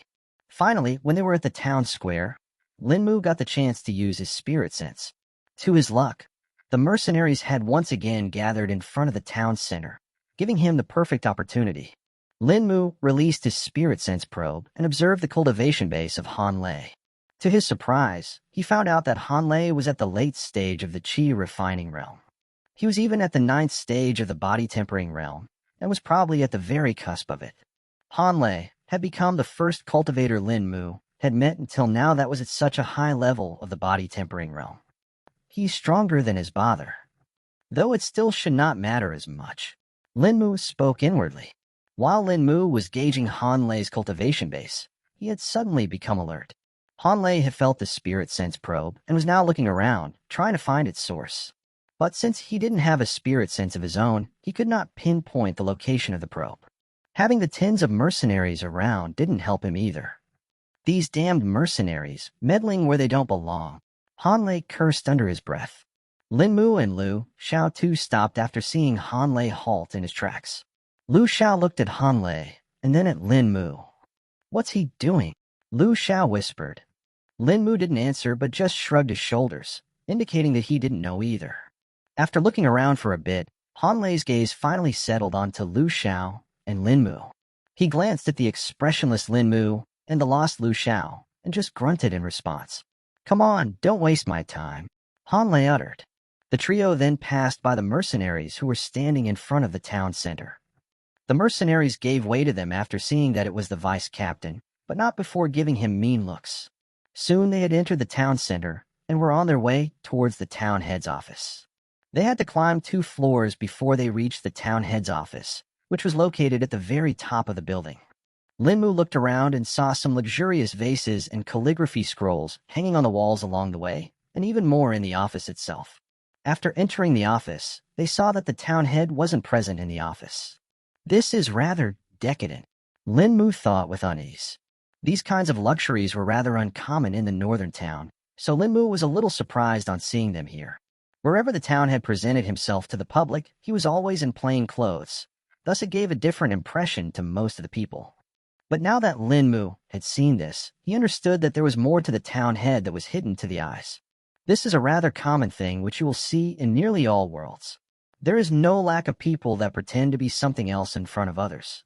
They obtain more benefits by appearing weak and meek than being opulent. They will take advantage of the weak and suppress them while fulfilling their desires. Shukong spoke in a sagely tone. But isn't this too much? Most of the town's residents can barely get by through the winter, and whenever they ask for aid from the town head, he just says he does not have the resources.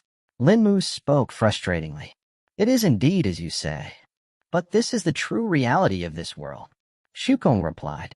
This is wrong," Lin Mu muttered under his breath.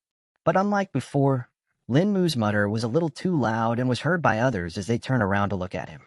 Unknown to Lin Mu, something snapped in his mind, and the mysterious ring started humming. Shukong sensed the abnormality that was happening instantly. He could feel that a change had happened within Lin Mu's mind, which he was not clear about. He could sense the mysterious ring responding to Lin Mu in some way. "What?" Shukong suddenly exclaimed as he felt the environment within the mysterious ring change.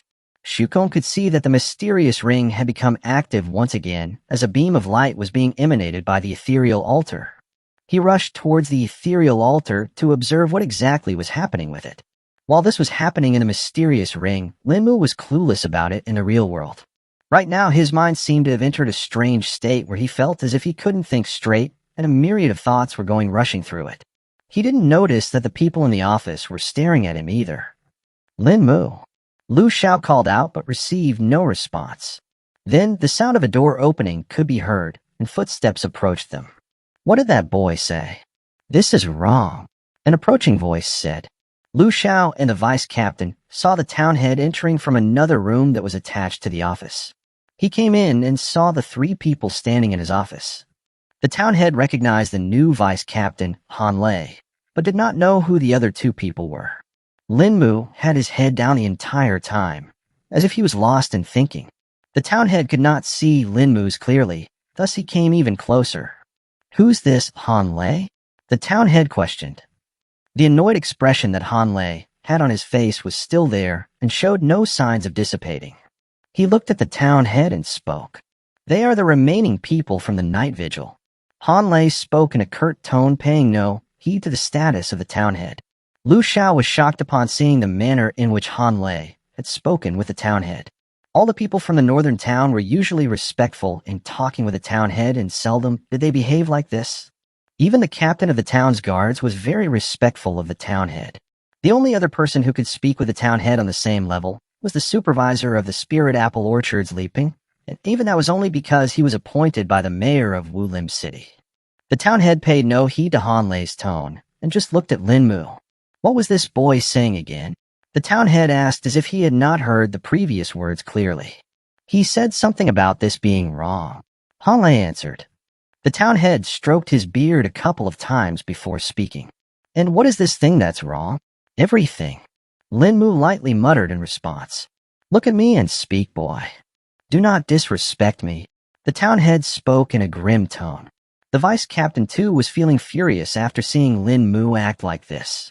He was already annoyed after being ordered to do such a measly task, and now even a kid like Lin Mu was ignoring his presence and was behaving insolently. Thwack. Look up, boy.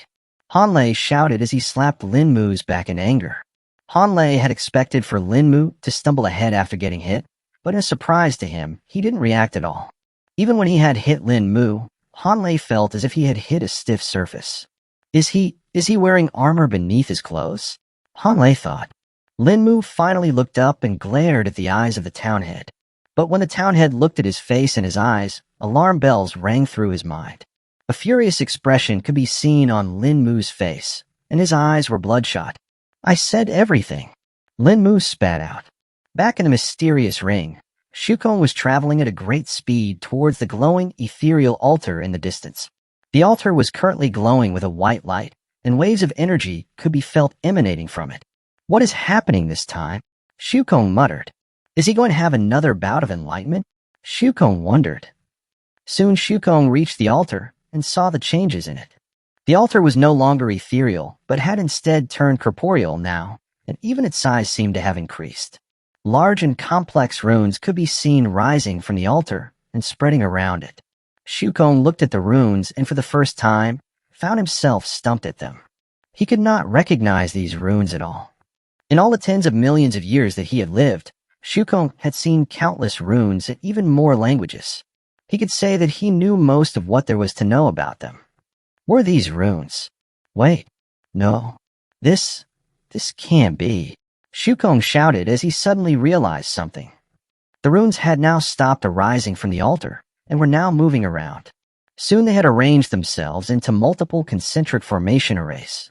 The formation array was vast, and the complexity of it could be seldom seen, even in the myriad of worlds. A true grand formation array? Shukong uttered in shock. Shukong could not determine the function of this formation array, as he could not read the runes at all. The characters which were used to write the runes were not from the Tao script, and seemed to be completely different. Unable to determine the use of the formation array, Shukong focused his attention on Lin Mu. He forced his own spirit sense to leave the mysterious ring and observe the outside world. In another surprise to Shukong, his spirit sense was easily able to leave the mysterious ring. He had expected a backlash from the world's restrictions, but somehow it did not arrive. Suppressing his surprise for now, Shukong scanned Lin Mu's surroundings and got a grasp of the situation. While Shukong would roughly know what was in Lin Mu's environment, this was because of Lin Mu thinking about it in his mind and not because of his own spirit sense. Shukong refrained from using his spirit sense as he knew that it would cause a backlash. This was the first time that Shukong was looking around in the world after arriving here. Shukong saw the changes in Lin Mu's expression, but could no longer see what was happening in his mind.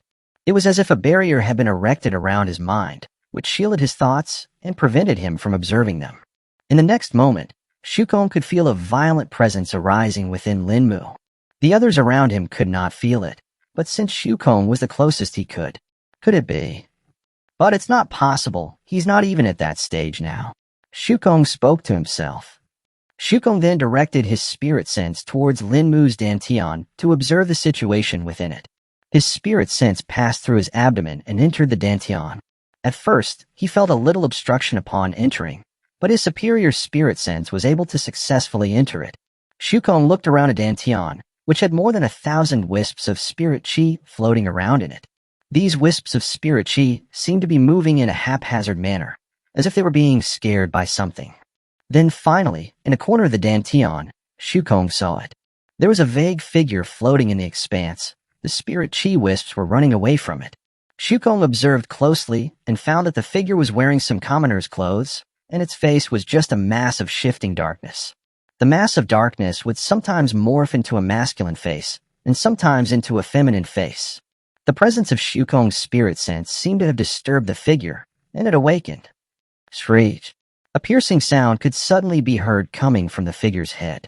The sound was more close to a screech rather than a cry as it resounded in the Dantian and affected the spirit chi wisps. The spirit chi wisps that were once running away from the figure were now going towards it with blinding speed. The figure then started absorbing the spirit chi at an immense pace, and the spirit chi in the Dantian started reducing at a visible rate. Oh no. It is what I thought it was, Shukong thought. The more the figure absorbed the spirit chi, the more its features became clear. The mass of darkness that faintly resembled masculine and feminine features was now changing to get more apparent. Soon the mass of darkness turned to become actual faces. One of the faces belonged to a rough and brawny-looking man, while the other belonged to a gentle and motherly-looking woman. Both the faces had certain features that resembled Lin Mu himself. The figure kept on absorbing the spirit chi, and the faces alternated between the man and woman. Are these Lin Mu's parents? Shukong was a little shocked upon seeing the faces of Lin Mu's parents appearing on the dark figure's face. Why did Lin Mu never speak to me about this? Shukong questioned himself. Has he been suppressing this in his mind all along, such that it has now turned into his heart demon? Shukong thought to himself. Indeed, the figure that was alternating between the two faces was none other than a heart demon. A heart demon is the product of the cultivator's emotions, memories, and guilt. They combine together and give birth to an entity that eventually becomes a heart demon. A heart demon can gravely harm a cultivator if they don't deal with it or suppress it. Every cultivator that exists will one day develop a heart demon. The only difference is when. Even the most staunch, just, righteous, and willful of cultivators develop heart demons when they undergo their tribulations, not to say about the other common or unorthodox cultivators. Though the reason why Shukong was so shocked was because Lin Mu was simply not at the cultivation stage where he could develop a heart demon. A heart demon also required a large quantity of spirit chi to be born. Thus, the earliest a cultivator could develop a heart demon was at the core condensation realm. Lin Mu developing one at the mid-stage of the chi refining realm simply not makes sense. This was apparent since looking at the heart demon, Shukong could tell that it was not fully developed and was thus forcibly absorbing the spirit chi in Lin Mu's Dantian. Even if it absorbs the entirety of Lin Mu's spirit chi stores, it still won't be able to live. Nevertheless, I have to do something. Shukong spoke inwardly. Shukong was just about to act when suddenly his spirit sense was pushed back because of an immense pressure. What? Shukong spoke after recoiling. He looked around and saw that the true Grand Formation Array had activated. The runes on it started shifting and showed a myriad of changes. It was as if the workings of the heavens were hidden within the formation and gave one a slight glance into it. Shukong could not help but be lost within the mysteries of the true Grand Formation Array. A moment later, he forcibly snapped out of his daze as a chill went down his body. This is truly fearsome. It can even pull someone like me into it. Shukong spoke with a little fear in his voice. Screech. Shukong then heard a loud echoing screech and saw an oval mass appear over the formation array. The oval mass was making shrieking and crying noises which made one's ears hurt and hair stand on the end. The oval mass dissipated and revealed the heart demon that was hidden within. The heart demon was floating above the formation array and seemed to be greatly distressed. It seemed to have stabilized its form temporarily after absorbing the spirit chi from Lin Mu's Dantian, but probably could not maintain it for much longer. Why is the heart demon here? Shukong questioned. The heart demon's movements were being restricted by something invisible, which even Shukong could not determine. Suddenly, the altar that was glowing with white light started to thrum with power. Even more intense waves of energy started being released from it. Shukong was just about to brace for its impact when he discovered that the energy waves never reached him. Shukong gazed at the altar and saw that the waves of energy were only targeting the heart demon. The energy waves would be released by the altar and then surround the heart demon into a certain kind of a shell. The altar is sealing the heart demon? No, this is something else, Shukong uttered. After the heart demon was completely encased within the energy shell, it started floating towards the altar. It came to a halt right above the beam of white light and was veiled within it. And then it happened. The entire environment within the ring changed.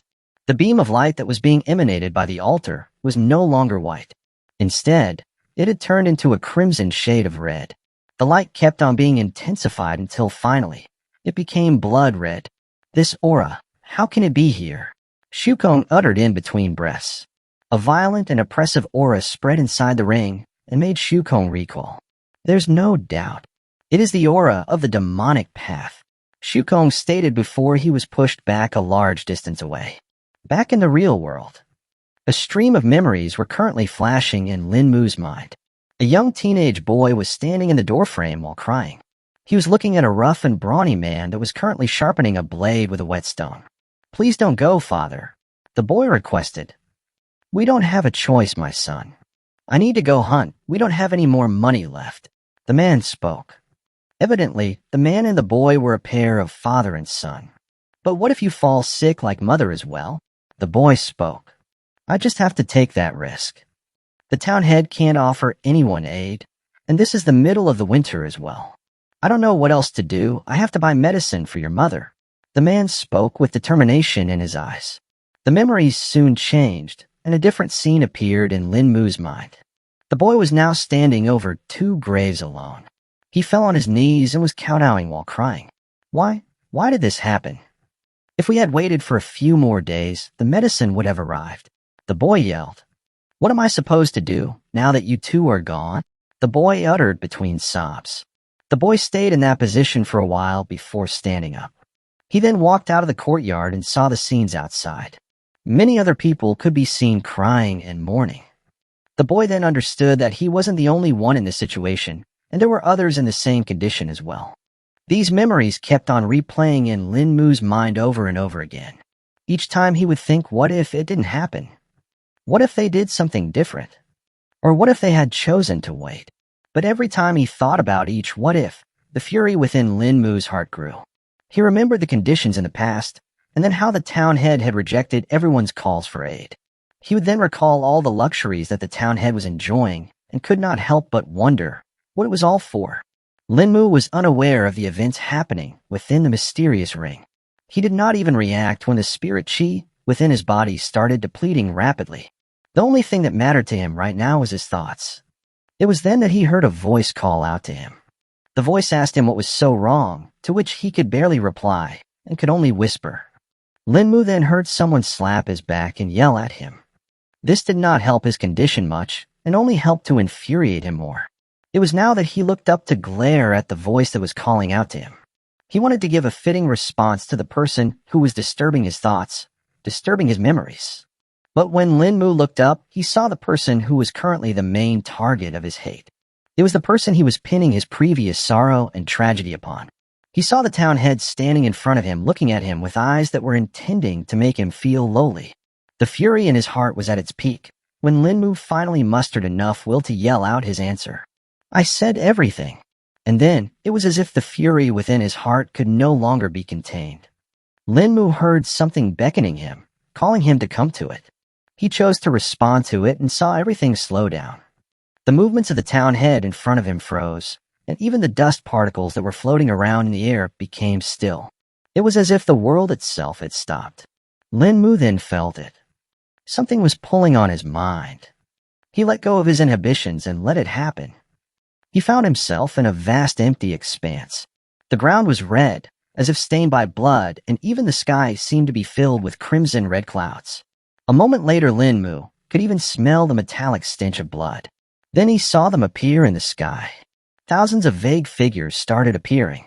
They kept on increasing in number until finally they became uncountable, and the sky was blotted out by them.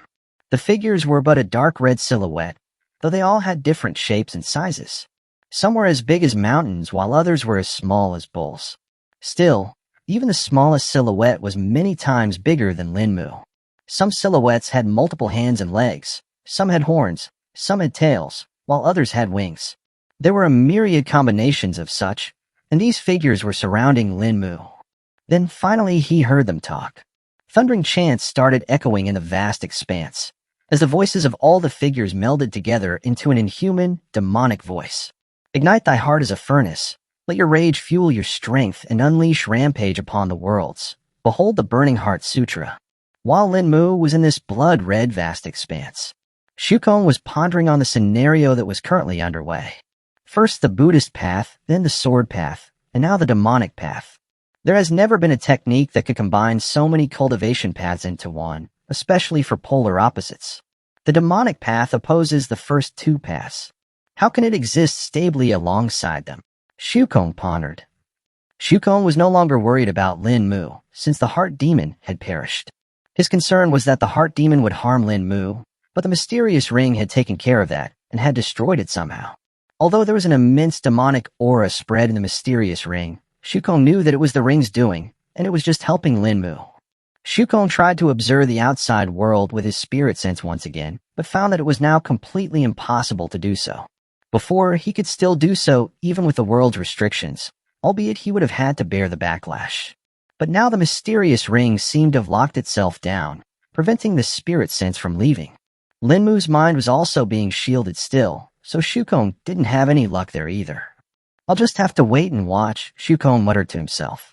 The real world still seemed to be frozen, and Linmu was standing in the vast expanse in the blood-red lands, listening to the demonic amalgamation of voices talking. At first, he had felt strange upon hearing the voices. Linmu had thought that he should have felt scared or fearful upon hearing such voices, but strangely, he did not.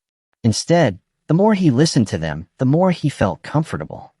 The voices were first speaking in a language that he could somehow understand even though he had never heard it. But later it changed into violent chants. The chants were esoteric and Linmu could not comprehend them, yet still somehow at the same time he understood them. It was as if the chants resonated with his inner heart and made him understand them on a more intrinsic level. The chants were trying to invoke something within Linmu. He felt the rage that was at a breaking point, suddenly growing even more. It was as if a full container of water that was about to break suddenly increased in volume. Linmu subconsciously started repeating after the chants. The more he chanted, the more his rage grew, but at the same time made him feel comfortable. It was providing him a strange kind of solace. It was telling him that it was his right to be furious, and the target of his rage was wrong, and anyone that opposed him was to be exterminated. Linmu kept on repeating the chants and felt them getting carved in his memories. They were getting clearer and clearer, until eventually the chants stopped and Linmu disappeared from the blood-red expanse. Linmu saw the town head standing in front of him, still frozen with a grim expression, and suddenly felt the time start flowing again. The specks of dust that were suspended in the air started swirling, and the fine breathing movements of the people in the room could be felt again. Even the faint heartbeats could be heard loud and clear in his ears. An enraged smile filled with malice appeared on Linmu's face as he now started chanting the Burning Heart Sutra. Veins popped up all over his body, as his face turned red with rage. Then, without even hesitating, Linmu extended his hand and grasped the face of the town head in front of him. The town head and the vice captain were too shocked to even respond when Linmu's fingers dug into the face of the town head. But before he could even scream with pain, Spirit Chi strengthened Linmu's hand, and he exerted force. Crack, swelt. A sickening crack and squelching sound could be heard as the town head's head turned to mush in Linmu's hand. The force of the grip was so strong that it splattered blood and brains all over the place. Even on Linmu's face, one could see the splatter of blood along with a few pieces of white brain matter on his forehead. Still, even in a condition like this, a malefic smile was blooming on his face. Lu Xiao, who was watching the entire incident with dread, had now collapsed on the floor, his pants wet with his urine. He had evidently been frightened enough to pee himself. Han Lei was barely able to take control of his wits as he recoiled in horror. What have you done? Han Lei spoke with difficulty. Even though he himself was a cultivator, Han Lei had never experienced a scene like this before. The raw strength that Linmu showed was extremely horrifying to him. Even for a peak stage Qi refining realm cultivator, Crushing a person's head in this manner was impossible. They would have to use a martial technique or a weapon to get the same effort. Though what shocked Han Lei even more was how easily the town head was killed.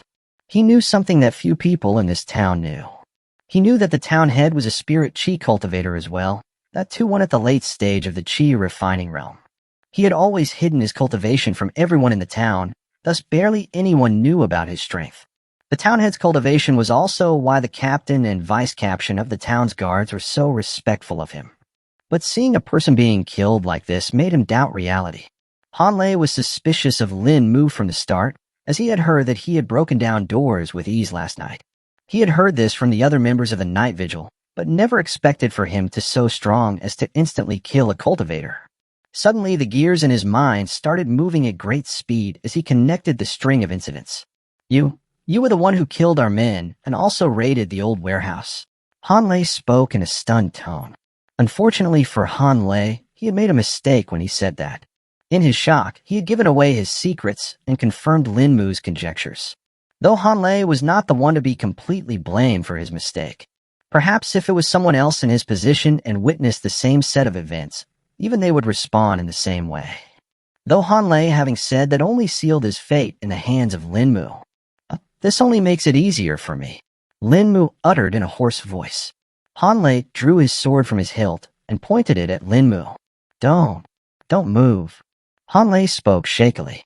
Lin Mu paid no heed to his words and simply withdrew his own sword from his hilt in response.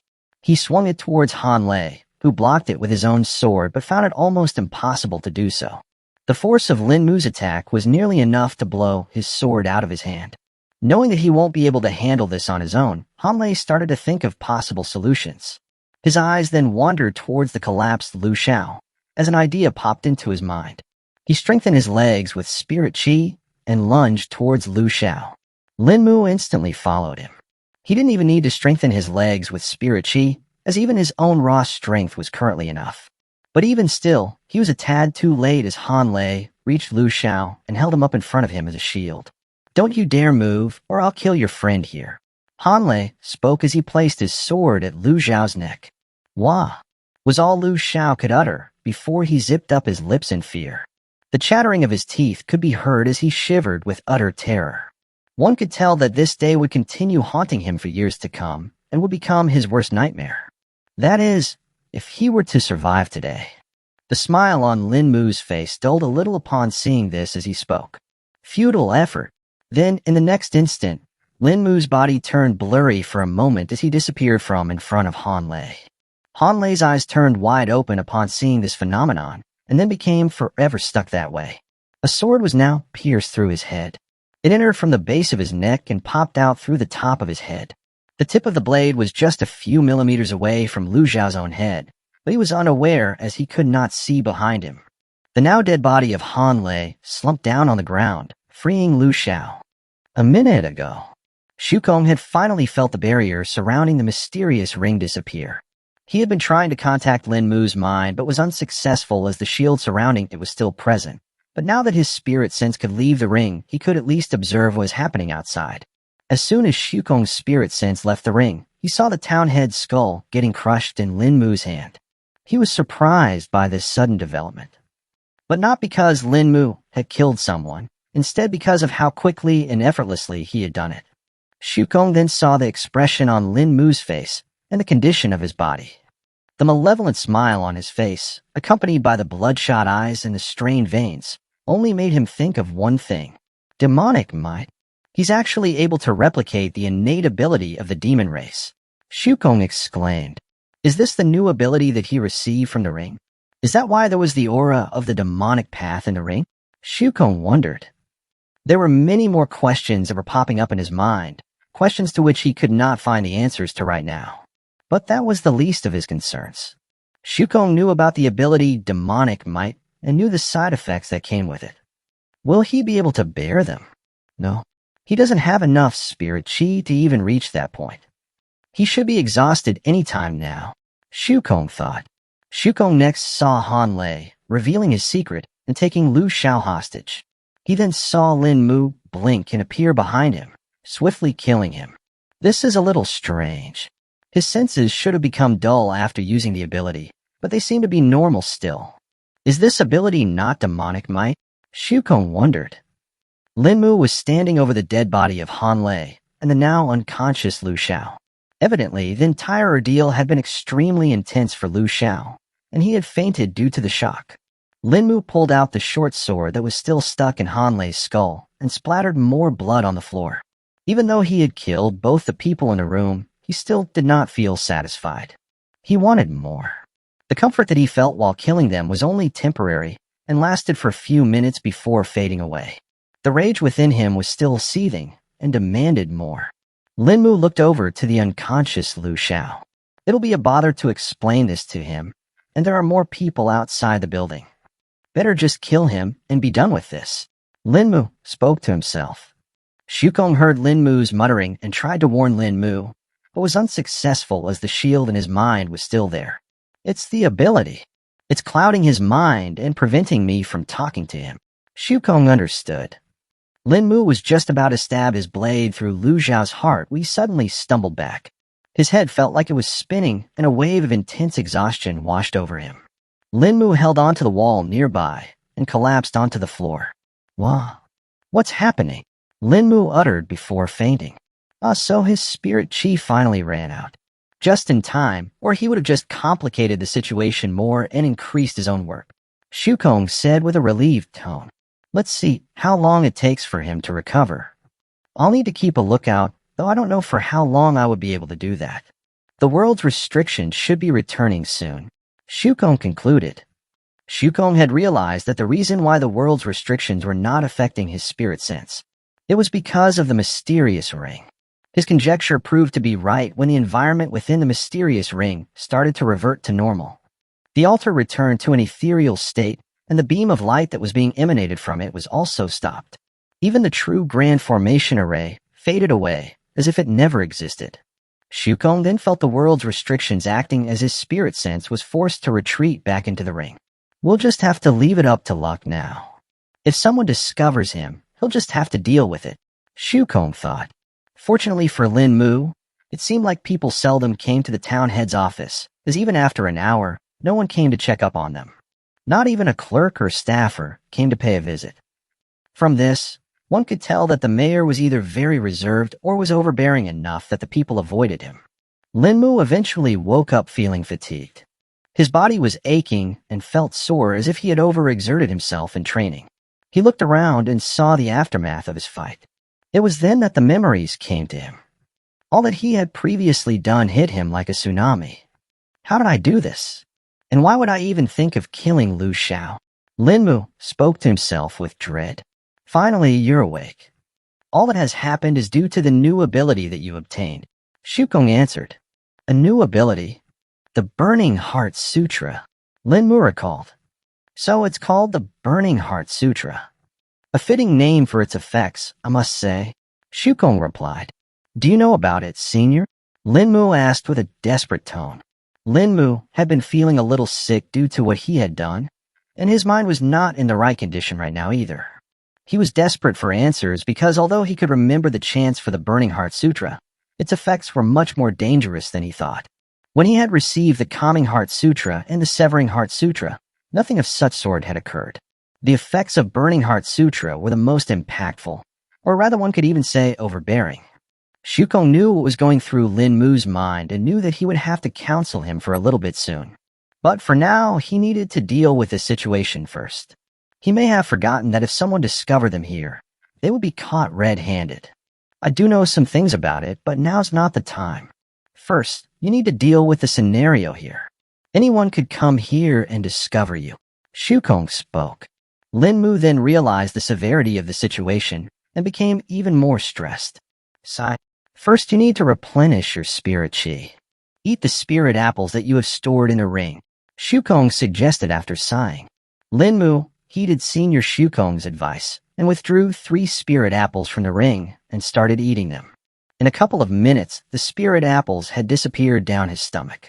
He then started chanting the Severing Heart Sutra and assimilated the spirit chi that was being released into his stomach. 2 minutes later, he had replenished a part of his spirit chi store and had obtained around 100 wisps.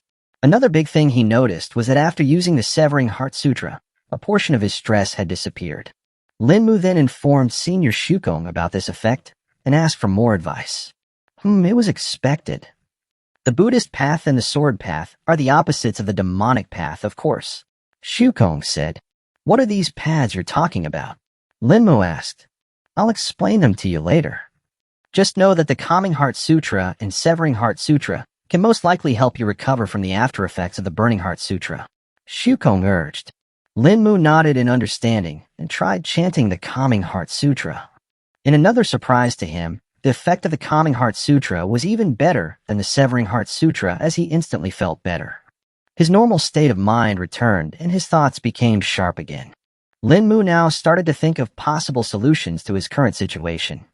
He had killed the town head in the Hanlei, and there was no chance that this wouldn't become huge news for the town. Even if he hid their bodies and cleaned up the scene, there would still be people who would have seen him enter the town center. The staffers and the mercenaries had all seen them enter the building, so it would be incredibly suspicious if he left in front of them. There was another problem in front of him, though, Lu Xiao. He was innocent and had witnessed him kill the two people. Thus, if he reported to others, it would become difficult for him. Is that why the previous me wanted to kill Lu Xiao? Just so that I wouldn't have to deal with the extra load. Well, it may work, but I don't want to kill him just because of this. Linmu thought. You do have something that can help you not only deal with the situation, but also potentially turn it around in your favor, Shukong spoke. A glint of joy appeared in Linmu's eyes upon hearing Senior Shukong's words. What is it, Senior Shukong? Linmu asked with a bated breath. You remember how the mercenaries disappeared? Shukong replied. Linmu suddenly realized what Senior Shukong was meaning and hurriedly replied. Of course. The memory confounding powder. Linmu exclaimed. Indeed, if you use it correctly, you will not only be able to erase people's memories, but also alter their perception by changing the scene, Shukong explained. Yes, Senior. This way I can also spare Lu Xiao by erasing his memories. But will this be effective, though, as an hour has already passed? Linmu said with concern. It should be no problem in using it on Lu Xiao, as he's been unconscious the entire time. His memories will still be at that point. But in the case of the mercenaries and the staffers, the main function of the memory confounding powder would be to confuse them, Shukong explained. So the crucial point would be to somehow change their perspectives. This will be a little difficult if I want to plot a good scheme, Linmu muttered. Guess, for now, I'll just use it on Lu Xiao first, Linmu thought. Linmu then thought about how to use the memory confounding poison and realized that he didn't know the specifics of it. Thus he turned to Senior Shukong again. How should I use the memory confounding powder, then, Senior? I mean, wouldn't it affect me as well? Linmu questioned. You just need to cover your mouth and nose to prevent it from being inhaled. As for how to use it, you just sprinkle a very minute amount, as it is very potent. The amount you have in that vial is enough for more than 500 people, Shukong answered. Now then, to use it on Lu Xiao, you just need to partially open the cap of the vial and bring it close to his nose for a second. After that, just open his eyelids and see if his pupils are dilated or not. If they are, then it means that it is working, Shukong instructed. Linmu thus listened to Senior Shukong's instructions and withdrew the vial of the memory confounding powder. He cleaned his face of the blood and then used a piece of cloth to cover his mouth and nose. An idea then struck him, and he withdrew the featureless mask he had received from Heisher. He then put it on his face as an extra precaution. That's good. If push comes to shove, you will at least be able to hide your identity. Also, I would suggest you change your clothes as well, Shukong advised. Linmu understood the value of the advice and chose to follow it. He then opened the vial of the memory confounding powder and used it on Lu Xiao for a second. He then quickly closed the cap and opened Lu Xiao's eyelids to check upon him. Sure enough, his pupils became dilated, and the effect had taken place. Linmu then decided to clean up the office. He first put the bodies of the town head and Han Lei in the ring. He now had a daunting task ahead of him. He had to clean the blood splatter and small pieces of flesh that had spread around. Linmu had already cleaned the blood from his face when he changed his clothes, thus he had one less thing to do. He then took out some cloths from the ring and started cleaning the office. But to his misfortune, the blood had already stained the wooden floor and the walls, thus making it impossible for him to clean it. This won't work. I need help. Lin Mu muttered. You can try asking that, hey sure girl. She is supposed to be tailing you, isn't she? Shukong spoke. Oh yeah, that's true. But the problem would be to leave this place. Lin Mu replied. You can try spreading the memory confounding powder from the window. It will affect more people, but it should be fine and would only add to the chaos. Shukong suggested. Lin Mu thought it over and decided to do it. He went to the large window that faced the street in front and opened it. He slightly peeked into it to make sure that no one saw him. He found out that there was an awning below the window that hid it from the people below. Thus he could easily spread the memory confounding powder from there. Lin Mu thus checked the flow of wind first, and then started to lightly sprinkle the memory confounding powder from the window. He couldn't tell if it was effective or not, but the sound of the people below had reduced at least. He then spread some powder in the hallway outside the office as well. That way, if someone went to the office, they would be affected too. Now to find Heisher. I don't know where she is, so it would be a little difficult, said Lin Mu. Lin Mu then walked over to the balcony that was located over to the side and slid the door open. He looked around and made sure that no one was watching. The balcony was diagonal to the entrance of the building and was near the roof of another building near it. Lin Mu extended his spirit sense and then braced himself. Taking a deep breath, he jumped off the balcony and blinked over to the other roof. By teleporting himself, he avoided making any noise and safely reached it. Lin Mu laid low and looked around for Heisher. Finding her was turning out to be a hassle. She had told him to hold up 3 fingers in case of an emergency, but that would only work if she could see him. It was currently useless in this situation. Don't tell me, do I need to go to the safe house to request assistance? Lin Mu thought. It was now that he observed a carriage approaching the town center from the other end of the street. He found the carriage familiar and then saw the man that was driving it. It was the same man he had greeted in the shop above the safe house. It was the same man who was dressed in the clothes of the high official. I think I can do something now, Lin Mu said to himself. Lin Mu waited for the carriage to pass by the building and then blinked onto its roof. The roof of the carriage had raised ends, thus people could not see him. He crawled to the front and called out in a low voice to the driver. The driver did not seem to listen to him when he spoke a couple of times, thus he then used his spirit sense to alert him. Lin Mu had already known that the driver was a cultivator too. As soon as his spirit sense touched the driver, he shivered and looked above him. There Lin Mu was showing his hand from above the carriage. It's me, Lin Mu. We met in the morning, Lin Mu said. The driver narrowed his eyes in response. Come down, once I turn into an alley, the carriage driver said. The driver then turned the carriage into the nearest alley, and Lin Mu jumped down to his side. The driver turned to look at Lin Mu and spoke. What are you doing out here? We were just about to come to get you. Lin Mu tilted his head in confusion upon hearing this. What do you mean, come to get me? Lin Mu questioned.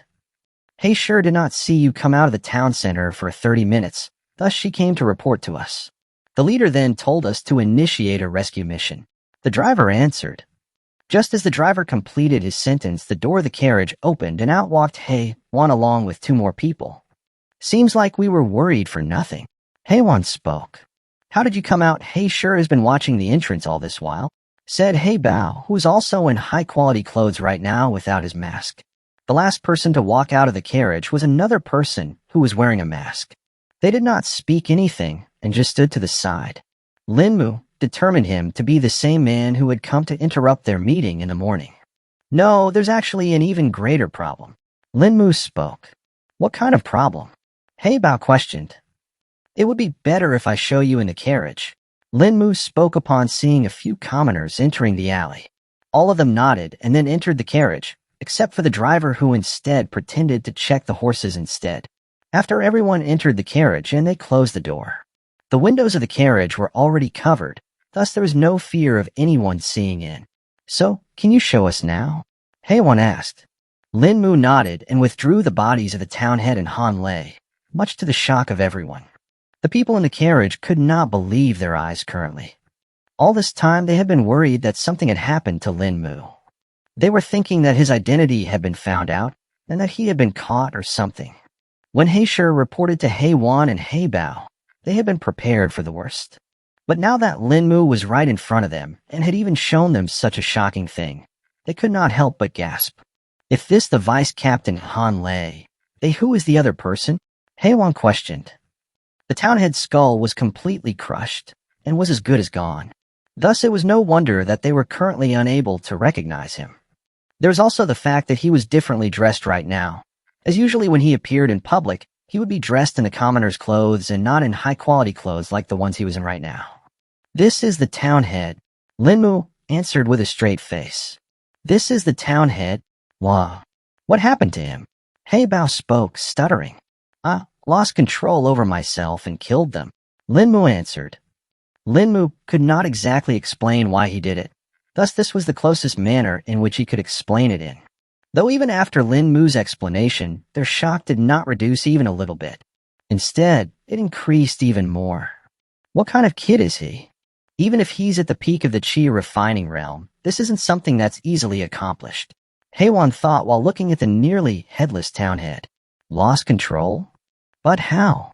Haebao was just about to ask further when suddenly Haewon tapped his arm. Haebao reeled his words back in and sealed his lips upon understanding Haewon's gesture. Haewon was even gesturing to Haebao with her eyes while thinking something. Linmu was still thinking of how to explain this further, thus did not notice their little interaction. So, what exactly is the situation right now? Haewon spoke after measuring her every word. Let me explain then, Linmu said, and then started to explain everything that happened while omitting certain parts and altering some. Linmu told them about how he found out about their involvement and confirmed that they are part of the culprits. He also then told them a little about how he lost his self-control. He told them how he saw all the luxuries in the town head's office and how he had denied any aid to the people last year when they were suffering from the plague. Both Haewon and Haebao patiently listened to his explanation and did not interrupt him even once. Linmu was expecting them to ask him more questions or to clarify his claims, but surprisingly they did not and just accepted everything straight away. Okay, so we just need a plan to help turn the situation around. Haewon spoke after Linmu finished speaking. Yes, Linmu responded. Silence descended in the carriage once again as everyone started to think of possible solutions and approaches to this scenario now. They thought for 5 minutes, and then the first person to respond was the masked man who was silent all this while until now. The memory confounding powder is already in effect, right? Then we only need to plant some kind of incriminating evidence in the townhead's office. The others will just think that it was the work of the same people that were behind the mercenaries' disappearance. The masked man spoke. That is indeed a valid method we could use, but we still need to figure out more. If they investigate it deeply, they will easily end up finding out that this was false. Hanwei spoke. We need to make them think that it was the same people who are the actual culprits. This way not only will we expose them to the public, but the actual culprits will also be confused and may even start to suspect their own people if we're lucky. Bao suggested. Yes, I can do that. I still have the clothes that the culprits wore. I can just show myself to the public disguised as the culprits and then appear to the others as myself. I'll also be able to plant Lu Xiao in there and make it seem as if he was attacked by the culprits while escaping. Linmu explained. Haewon's eyes lit up upon hearing this, and the gears in her mind started working. This could work, Haewon said while nodding. They then spent 5 more minutes discussing the more finer points of the plan before separating. After the addition of a few more suggestions from Haewon and Haebao, the plan was now completely formulated. According to the plan, Linmu was supposed to go first, thus he left the carriage and went away. The door of the carriage closed behind him, and a serious expression appeared on Haewon and Haebao's face. Haewon suddenly slumped on the seat, as if relieved by something. Hanbao saw this but did not ask about it. Instead, he spoke. Do you really think this plan will be successful? Haebao questioned. It has to. We don't really have a choice after what he did, Haewon replied. Haebao went silent for a moment before speaking again. Why did you interrupt me before? Haebao asked. At first, when I met him in the morning, I was expecting him to be like the other talented cultivators from the sects and the Nobel families. But talking with him made me think that he was humble and reserved. But now, seeing this, I can't say the same. You saw the townhead's corpse. That is not something that can be done by just any cultivator. Just the raw strength required would be massive. He even said that he only did this because he lost self-control. This only means that he's hiding much more than we thought. Heiwan explained. But he lost control due to a righteous cause. Heibao spoke. Do you really think that? Were you not able to feel the change in his aura when he was explaining to us? It was subtle, but I could still feel the killing intent that was hidden within it. That killing intent was strong, very strong. So strong that I've only felt something like that once before. Heiwan replied. So that's why she felt relieved upon Lin Mu's departure. Heibao thought to himself. You mean when old man Jing came to the Lord's mansion? Heibao asked. Yes. His killing intent, while not exactly the same intensity as old man Jing, was still very oppressive. It felt as if a poisoned dagger, hidden in the dark. Heiwan answered. Heibao fell silent after hearing Heiwan's answer and thought about it. Lin Mu was on his way back to the town head's office and was unaware of the conversation that had just happened between Heiwan and Heibao. Lin Mu was currently standing on the roof of a building and was waiting for the right moment to jump. The plan they had decided upon was that Heiwan was going to act as a high official from the Wu Lim city who had come to pay a visit. They would walk up to the office and discover Lu Xiao lying in the corridor. Then Lin Mu would show himself in the culprit's clothes and influence the mercenaries who, due to the influence of the memory confounding powder, would not be able to clearly remember it. And when the time would come for it to be revealed, the Hei Corps would manipulate the perception of the people and make it seem as if it was the actual culprits who had done this. Lin Mu would also be placing the corpses of the town head and Han Lei back in the office. Lin Mu waited on the roof until he saw the carriage approach the town center. He then jumped from the roof and blinked to the balcony of the office. Once inside the office, he changed into the clothes of the previous culprits and placed down the bodies as they were before. Lin Mu then placed the unconscious Lu Xiao outside the office in the corridor, making it seem as if he was running away. He even inflicted some slight cuts on his body, just to make it seem more convincing. While this would hurt Lu Xiao a little bit right now, it wouldn't matter in the long run. After this was done, Lin Mu just waited in the corridor. A minute later, the sound of footsteps appeared, as a staffer guided Heiwan and Heibao upstairs. They saw Lin Mu standing over Lu Xiao with a sword in his hand, just about to kill him. "Who are you?" shouted the staffer. "Stay behind, he's dangerous," Heibao ordered as he pretended to come forward. Lin Mu felt the dense spirit qi wafting out of the safe as soon as he removed the door. He looked inside and saw that the safe had two compartments. The upper compartment was the source of the spirit qi. He extended his hand and pulled out a small box that seemed to be leaking the spirit qi. Lin Mu opened the box and found 3 spirit stones kept inside it. These spirit stones seemed different from the ones that he already had. These spirit stones seemed to be filled with much more dense spirit qi than the other spirit stones. "Are these mid-quality spirit stones?" Lin Mu muttered. "Yes, they are indeed mid-quality spirit stones. But they don't seem to be stable." Shukong replied. "They're not stable." Lin Mu questioned. "You see, how there is the spirit qi that is being released out of the spirit stones, that should not happen. A proper mid-quality spirit stone should not release any spirit qi and should keep it completely contained within it. These ones are damaged." Shukong answered. "What do I do with them then, senior?" "I mean, won't they lose all of the spirit qi and become useless?" Lin Mu asked. "You don't have to worry about that. Just put them in the ring. They won't leak any spirit qi in there," Shukong replied. Lin Mu followed Senior Shukong's advice and stored them in the ring. Then it came the turn for the next item, which had pulled his eyes the moment he had opened. This thing was shining and was very prominent to one's eyes. They were solid gold bars. The gold bars occupied most of the upper compartment, and only a small part was taken up by the box that had the mid-quality spirit stones. Lin Mu counted them and found there to be 40 of these gold bars. Each of these gold bars was the thickness of a finger and was the size of a palm. There was a special pattern engraved on each of the gold bars. The engraving read Shuang Qian. But after reading them, Lin Mu once again felt anger rising within him. Where did the town head get all this gold? And these engravings, they are of the name of this kingdom. Was he hiding all this wealth from everyone? Lin Mu spoke with a grim tone. "Seems like it is indeed as you thought. But now is not the time for this. You can think about it later. For now, focus on your task," Shukong advised. Lin Mu chanted the Calming Heart Sutra and dissipated his anger. "You are right, senior," Lin Mu replied. Lin Mu then checked the bottom compartment of the safe and found that it was filled with documents, scrolls, letters, and some long books. Lin Mu decided to just store all of them into the ring for now and check them later, as he did not think he had much time left.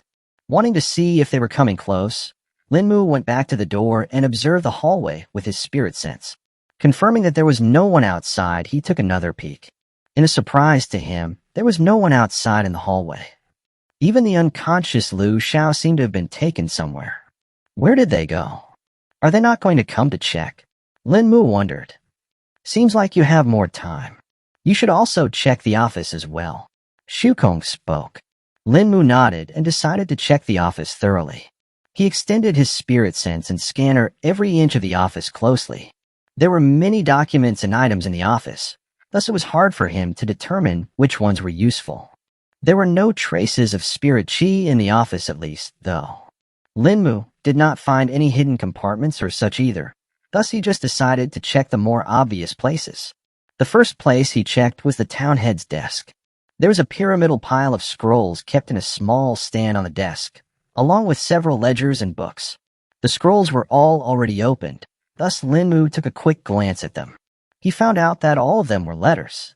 Most of them were just normal report letters between the guards, the merchants, and the other important people of the town. Though there was one letter that caught his eye. This letter was addressed to a certain Li Peng. Li Peng? Isn't that the supervisor of the Spirit Apple Orchards? Lin Mu muttered to himself. Storing all of the scrolls and documents into the ring, he decided to take a deeper look later. Perhaps the Hakor will be useful in this matter. Lin Mu thought. There were other ledgers which seemed to be used for keeping accounts. But Lin Mu was unable to understand these, as he had zero experience with things such as these. He just decided to keep them for now, and let the Hakor take a look. Lin Mu ransacked the entire office and found a few peculiar things. The first one was a long key, which he did not know the use for. The second was a decorative javelin that was placed on the wall behind the desk. The third and the final item was a pot of wine that seemed to be extremely fragrant. Lin Mu decided to keep these items in the ring as well. It was now that the sound of something falling came from behind him. He quickly turned around and saw a small stone lying on the floor. He picked it up and saw that it was actually wrapped with a cloth. Lin Mu opened the cloth and found that there was something written on it. This is Heisher. In a couple of minutes, an entire guard squadron will be entering the town center. There will be more guards than we thought, so be careful. Seems like something changed. Lin Mu spoke. You must be ready for there to be cultivators within them. If they find out about you being a cultivator as well, they may suspect you. Xu Kong replied. Yes, senior. Lin Mu responded. Lin Mu then restored the few things that were a little out of order in the office, and then returned to the bedroom.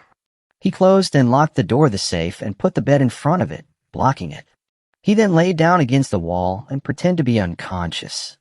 A minute later, the sound of a door slamming open came from the office.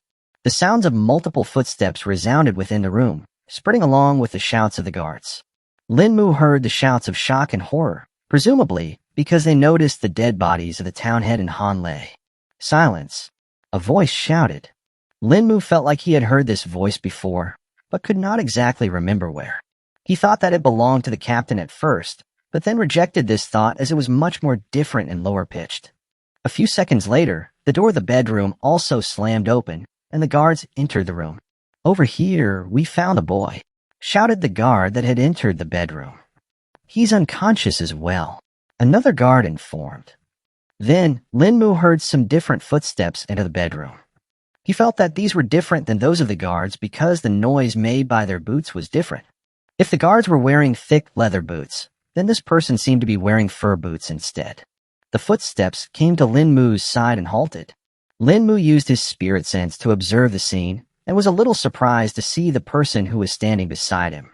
This person was not a guard instead, it was the supervisor Li Peng. What is he doing here? Lin Mu wondered. Li Peng scanned Lin Mu with his eyes and then turned to look at the guards. Carry him out and treat his injuries. Also call in High Official Heiwan. She will want to look at the scene, Li Peng ordered. Yes, sir. The guards responded respectfully.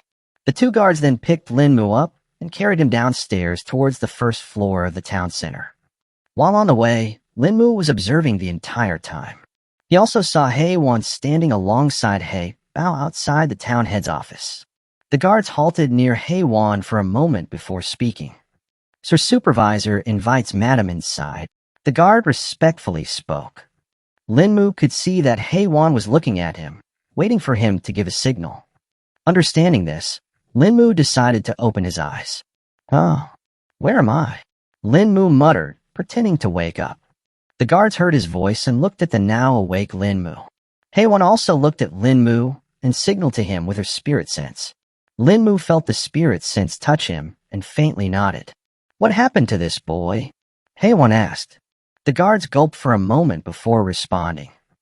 He was discovered hiding within the town head's bedroom, unconscious. The supervisor has ordered for us to take him to the healers so that he can be checked and treated for any injuries. One of the guards respectfully spoke. You won't be doing that. He doesn't have any injuries. Hay-Wan spoke. The guards felt stressed upon hearing Hay-Wan's words. They could not decide whose orders to listen to, the supervisors or high official Hay-Wan's. But madam, we have been ordered. The second guard spoke after gathering a little bit of courage. Hay-Wan's presence turned grim as she spoke again. You dare defy my orders? Just do as I say. I'll question this boy myself later. Hay-Wan ordered. Yes, madam. The guards responded with fear in their voice. The guards then put Linmu down on the side of a wall and guided Hay-Wan inside the office. Linmu let out a sigh as he propped himself against the wall in a more comfortable manner. Seems like it's going according to the plan. Now I just have to wait, Linmu thought. But what is Hay-Wan's actual identity, such that she's actually able to exert her influence and command the guards? Linmu muttered to himself. Inside the town head's office, Hay-Wan was looking at the corpses that were lying on the ground. Although she had already seen them before, seeing them again was nothing less than impactful. Linmu must have been really enraged to crush the town head's skull like that. We need to investigate this in depth, Hay-Wan thought. So this is the town head and the vice captain, Han Lei? Hay-Wan spoke. Yes, madam, the guard replied. Hay-Wan nodded and gestured for them to continue. The guard then brought her to the bedroom where the supervisor Li Peng and a few more guards were waiting for her. Li Peng looked at the face of Hay-Wan that was hidden behind a veil and showed a mild smile. Greetings, Madam Hay-Wan. Li Peng greeted respectfully while cupping his hands. Greetings. So what is this that I'm witnessing the first day I enter the northern town? Hay-Wan spoke in a cold tone. Sweat appeared on Li Peng's forehead upon hearing Hay-Wan's words, and he seemed to have become a little alarmed. He took a deep breath before speaking. This was very unfortunate, but we don't know why it happened. Li Peng spoke. Is that all you have to say? You don't have any potential suspects? Hay-Wan questioned. No, madam. We still have to investigate to get an idea. Li Peng answered nervously. Harumph. Have you become dull after coming to the northern town, Li Peng? Do you even know why I'm here? Hay-Wan questioned further with a harumph. No. I thought you were just passing by. Li Peng spoke hurriedly. A sharp expression appeared in Hay-Wan's face that was hidden by the veil, yet it could still be felt by Li Peng. If I was passing through, where would I be going to from here? To the forest. Hay-Wan chided. I'm here to investigate the reports of the disappearances and other incidents that have recently happened, you buffoon. Hay-Wan declared. Yes, madam. This servant's mind has become muddled with age and could not think properly. Li Peng hurriedly apologized while bowing. Peachim. Can't you tell, the person who did this is most likely the same person who is responsible for the disappearances? Hay-Wan spoke. They are. Li Peng asked, with a dumbfounded expression. Li Peng honestly had little idea of what had happened in the town these days. While he had known about the incidents and had asked the town head about it, the answer that he got from him was completely different. The town head had replied to him that the incident was a mere hoax and that the mercenaries were instead faking it, just so that they could get compensation. That they were just trying to scam out some benefits from the town while they were here. As for the disappearances of the previous vice captain, he just attributed it to a spirit beast attack. Li Peng himself was busy with tallying up the accounts and the ledgers of the spirit apple harvest. He had been spending the time after the harvest ended, cooped up in his office working on it. The mayor of Wulim City has been stressing on him more than usual this time, and it made him feel likely the mayor was perhaps desperate for money. Though he could not find a reason for that. You idiot, my subordinate Hei Bao chased after him and saw his appearance. Other people outside along with the guards saw it too. And by just asking a few questions to the mercenaries, I found out that some of them had seen a similar person in the camp before. Hei-wan answered. The last part of Hei-wan asking the mercenaries was a lie, but Hei-wan knew that Li Peng would not even dare to think about questioning her words. While Hei-wan did have the power to suppress the town head and the guards on her own, she could not do so without any valid reason. If the mayor decided to look into her actions, she may end up in trouble, which would further harm her lord's plans. But now that she had an excuse to act, she could do whatever she wanted with the excuse for investigation. So the reports about the mercenaries' disappearances are true? Li Peng asked with genuine concern. Seeing the change in Li Peng's tone, Hei-wan knew that she had managed to convince the man and that he was now up for it. Of course it was, I don't know what the captain, vice captain, and the town head have been doing these days, but it's certain that they have been slacking off. Hei-wan answered. Look around the office. You can clearly tell that the murderer was originally here to steal something. He probably had to kill the vice captain and town head because they probably discovered him, or that they had the item he wanted. Hei-wan explained. After hearing Hei-wan's words, realization dawned in Li Peng's mind. He took another look around the bedroom and the office, and indeed found that certain things seemed to be missing, while others seemed to have been moved around. Check the office and the bedroom. Find out what's missing and make a list. Li Peng ordered to the guards. Yes, sir. The guards responded in unison before scurrying to carry out Li Peng's orders. Hei-wan nodded in acknowledgement and allowed the guards to do their work. She then turned to Li Peng and looked at him. What do we know about the boy? Hei-wan questioned. We found him unconscious and hiding in a corner of the bedroom. He was part of a night vigil that was organized by the residents of the Eastern District. They were asked to come report to the town head. Li Peng answered. Anything else I should know? Hei-wan reiterated. Li Peng gulped and took a deep breath, showing his hesitation. Hei-wan noticed this and wondered what it was about. Go on, you can speak freely. Hei-wan spoke. Forgive this servant for his insolence.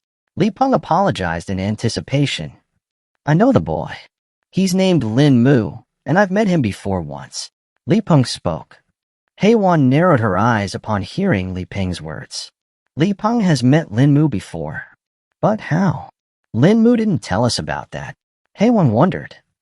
So where and how did you meet Lin Mu? Hei-wan asked. This servant met the boy, Lin Mu, a little over 2 months ago. He was punished for causing losses in the orchard, and his property was seized in compensation. Later on, he had a conflict with a man named Yuan Tu, and I resolved the conflict. Li Peng answered. This information was completely new to Hei-wan and made her wonder what other things about Lin Mu were hidden. Explain to me in detail. Hei-wan ordered. Following Hei-wan's orders, Li Peng began to explain the string of events from the very start. How Lin Mu worked in the orchards, the accident, the conflict, him being kicked out of the town, him returning and getting in conflict with Yuan Tu, and finally Yuan Tu being punished. While Hei-wan showed nothing on her face, currently she was feeling very shocked internally. She had not expected for Lin Mu to be a normal commoner just 2 months ago. How did he become such a strong cultivator in a short span of time? Hei-wan muttered. If this is true then, his background must be nothing to scoff at. Anyone that can allow a commoner like him to progress so fast must be an incredible master. Just the resources required must be immense. Hei-wan tough. Li Peng then gulped and spoke. Does Mistress also think that this boy, Lin Mu, is suspicious? Li Peng asked. At that moment after hearing Li Peng's question, Hei-wan was stunned, but she did not let him see that. To Li Peng, it only seemed like Hei-wan was thinking deeply. Hei-wan could not let Li Peng get suspicious of Lin Mu, as it would lead to many complications. Hei-wan thus thought for a minute before speaking. During this time, Li Peng patiently waited in silence without disturbing her. I don't really think that he's that suspicious. Why do you think that? Hei-wan spoke. Lin Mu was able to survive the attack when even the vice captain and the town head could not. Also, he was hiding in the bedroom, and somehow the culprit did not find him? I doubt that. Li Peng replied. Your doubts are valid up to a certain point, but all you have right now is circumstantial evidence. That other man, Lu Xiao, was able to survive as well by running out, though the culprit was very close to killing him and would have if we had not come upon him. Hei-wan spoke. Besides, didn't you say the boy is an orphan and was poor? Even if he was able to increase his strength, do you think it would be enough to defeat a cultivator like the Vice Captain Hanlei? Hei-Wan added. Li Peng thought for a few seconds before nodding. Madam is right, we still don't have all the facts. It will be hasty of me to jump to conclusions. Li Peng replied. I will be interrogating Lin Mu myself, so you don't need to worry. We'll get the facts. Oh. And also, Lin Mu is awake now. Hei-Wan spoke. Li Peng looked a little surprised upon hearing this. He is awake? That's good, we can ask him right away. Li Peng replied. Not so fast. I think there are some problems with him. He didn't seem mentally fine when he woke up. Let him rest for a bit, until then we'll check this place. Hei-Wan declared. As the madam wishes. Li Peng responded with cupped hands. Li Peng then turned to look at the guards that were standing near him and gestured to them. One of the guards approached him and stood in front of him respectfully. Reporting. We have an initial list of the items that currently seem to be missing. The guard reported. The guard then started to list all the things that they had found out. This included the letters that were on the town head's desk, the decorative javelin, the town head's personal seal, and the ledgers. Li Peng and Hei-Wan heard the report with their full attention as the gears within their minds started to turn, and they started formulating their theories. Soon the guard had finished reporting, and then took his leave to continue his task. It is indeed as you think, Madam Hei-Wan. The culprit stole a lot of documents and letters. His motives seem to be related to official matters, perhaps. Li Peng spoke. I think that's not all. If he just wanted the documents, he could have done this when there was no one in the office. But instead, he chose to steal when there were 4 people in here. Why would this be so? Hei-Wan spoke. Perhaps he was hiding here and was unwittingly discovered? Li Peng replied. Hei-Wan shook her head in response to Li Peng's words. No, he left 2 people alive after murdering the town head and the vice captain. This does not seem like a mistake or an unwilling thing on his part. Think about what's been happening in the town these few days, and also last night's incident of the sleeping residents. Hei-Wan replied. Li Peng thought for a minute with furrowed brows until when suddenly a shocked expression appeared on his face. The culprit, he was here to make a statement. Li Peng exclaimed. Now he's right where we want him. Hei-Wan thought inwardly with a chuckle. Exactly, the culprit was probably giving us a warning about not to interfere in their matters. It seems like it is an organization that is doing this and not just a few people. Hei-Wan explained. If it is indeed as you say, then we need to inform the mayor. Li Peng spoke in a nervous tone. That's exactly why I'm here. The culprit is clearly a cultivator and would have been too much for you people to handle. But now that I'm here, I'll look over this matter personally, so you don't have to worry. Hei-Wan replied. Li Peng still did not seem completely convinced, as it could be seen on his face. If you think that I don't have the strength of the manpower, don't worry. I brought 6 cultivators with me this time. We should be able to handle most that can come our way. Hei-Wan added. Li Peng nodded in response and accepted her words. Now then, let's go and check up on Lin Mu. This should be about time for him to gather his mental faculties. Hei-Wan ordered. Li Peng and Hei-Wan thus left the office and walked outside to where Lin Mu was sitting on the ground. As soon as Hei-Wan saw Lin Mu, she extended her spirit sense and touched him 2 times. Lin Mu felt that and gently nodded in response. This was a signal that they had decided upon if things went according to their plan. If they were good, then Hei-Wan would do it 2 times. If they were bad, she would do it 3 times. And just in case everything went south, she would tap in 4 times. The last signal meant that Lin Mu needed to run away as soon as he got it. But fortunately, everything seems to have gone according to plan, and they did not need to worry as much. Hei-Wan and Li Peng came to stand in front of Lin Mu, who also stood up in response. Hei-Wan was the first one to speak as she wanted to lead this conversation so that she could keep it within the limits that they wanted. How did you come here, Lin Mu? Hei-Wan questioned. Lin Mu looked at Li Peng, who nodded and gestured him to answer. Li Peng internally felt a little hint of approval for Lin Mu. At least the boy still knows how to respect. Li Peng thought. Lin Mu did not know this, but his little gesture of doing this had already swayed the mind of Li Peng in his favor. I was asked to report to the town head. We came here along with Vice Captain Hanlei. Lin Mu spoke. Lin Mu then took a pause, as if he was thinking something. A confused and perplexed expression soon appeared on his face. I can't seem to remember what happened after we entered the building. I'm sorry, but I don't know what happened. Lin Mu explained. A complex expression now dressed Li Peng's face after hearing Lin Mu's response. What do you mean you can't remember? Li Peng spoke. Just at this moment, as Li Peng spoke, the two guards that were standing at the doors suddenly stumbled onto the ground. Hey Wan and Li Peng instantly turned around to look. What are you two doing? Li Peng questioned. Dull and blank expressions could be seen on the two guards' faces, and soon more sounds came from inside the office. The loud noise of objects crashing came from inside the office along with the groans of the guards. Li Peng now felt extremely alarmed and was just about to check when someone stopped him. Wait, there could be danger inside. Let me go first. Hey Bao spoke in urgency. Hey Wan also nodded in response and spoke. Let Hey Bao go first, he's a cultivator. Li Peng nodded in understanding and let Hey Bao go ahead. Hey Bao opened the door of the office with his sword drawn. All four of them saw the scene inside the office and felt stunned. Nearly all of the guards seemed to be lying on the ground along with a few items that were scattered around.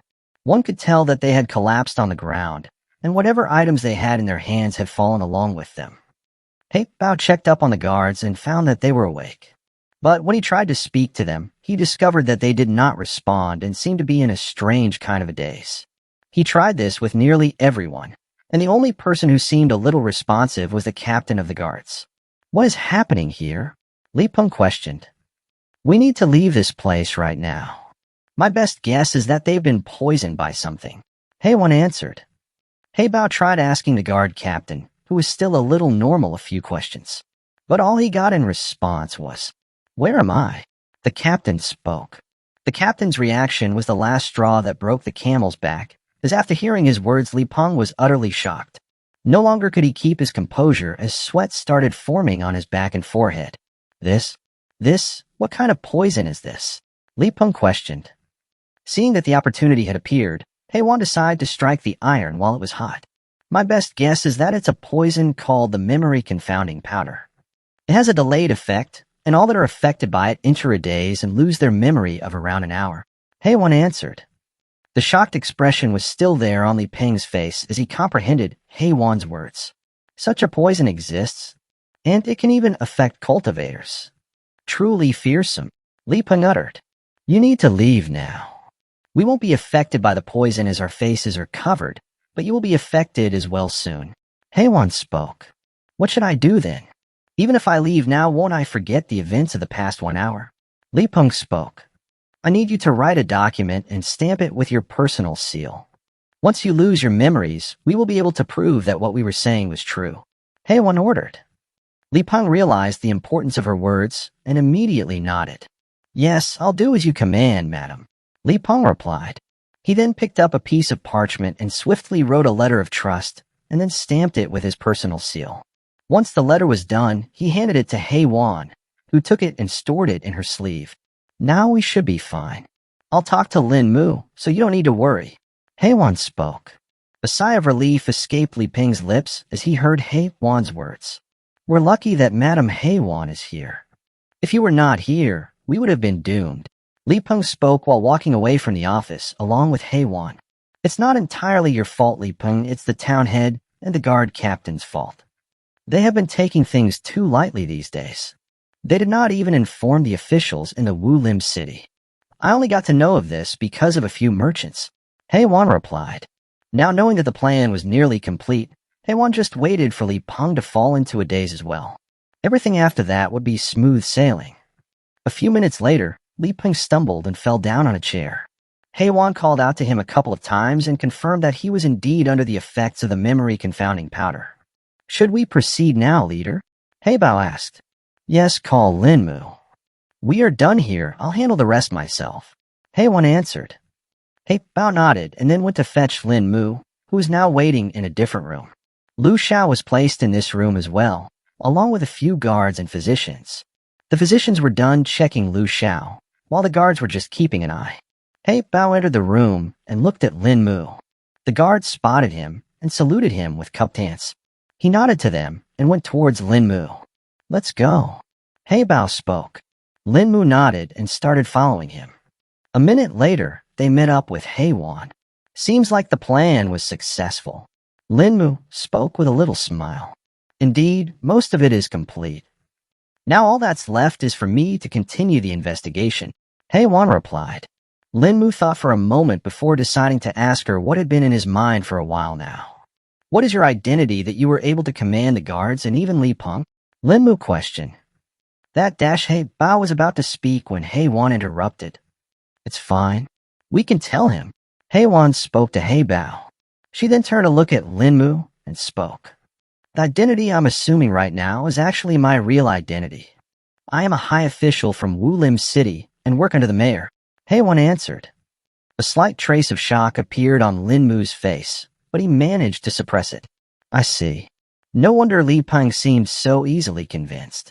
He had already met you before. Linmu spoke. Yes, I've met him twice before. He was appointed to his current position as a supervisor by the mayor himself because of a few merits that he obtained. Hei-wan explained. Linmu had not expected for Hei-wan to be a real official. He had originally thought that it was just a facade, and she had just set up a disguise that went deep. But the reality seemed to be rather different. How do we proceed now from here? Linmu questioned. We now have direct access to the investigation, so we will take care of it. You can go and keep a watch with the mercenaries if you want to. The curfew should be canceled today, now that the town head is dead. Hei-wan replied. Wait, how would the curfew be lifted? Won't they be even more alert now? Linmu asked. No, all orders issued by an official are canceled upon their death, unless they are issued by a high official. Hei-wan answered. Ah, I see. That makes it much more easy for us now. Okay, then I'll head off for now. Linmu replied and then turned around. A couple of minutes later, Linmu left the town center feeling happy. His day had started off on a bad note, and now it was finally on track to something good.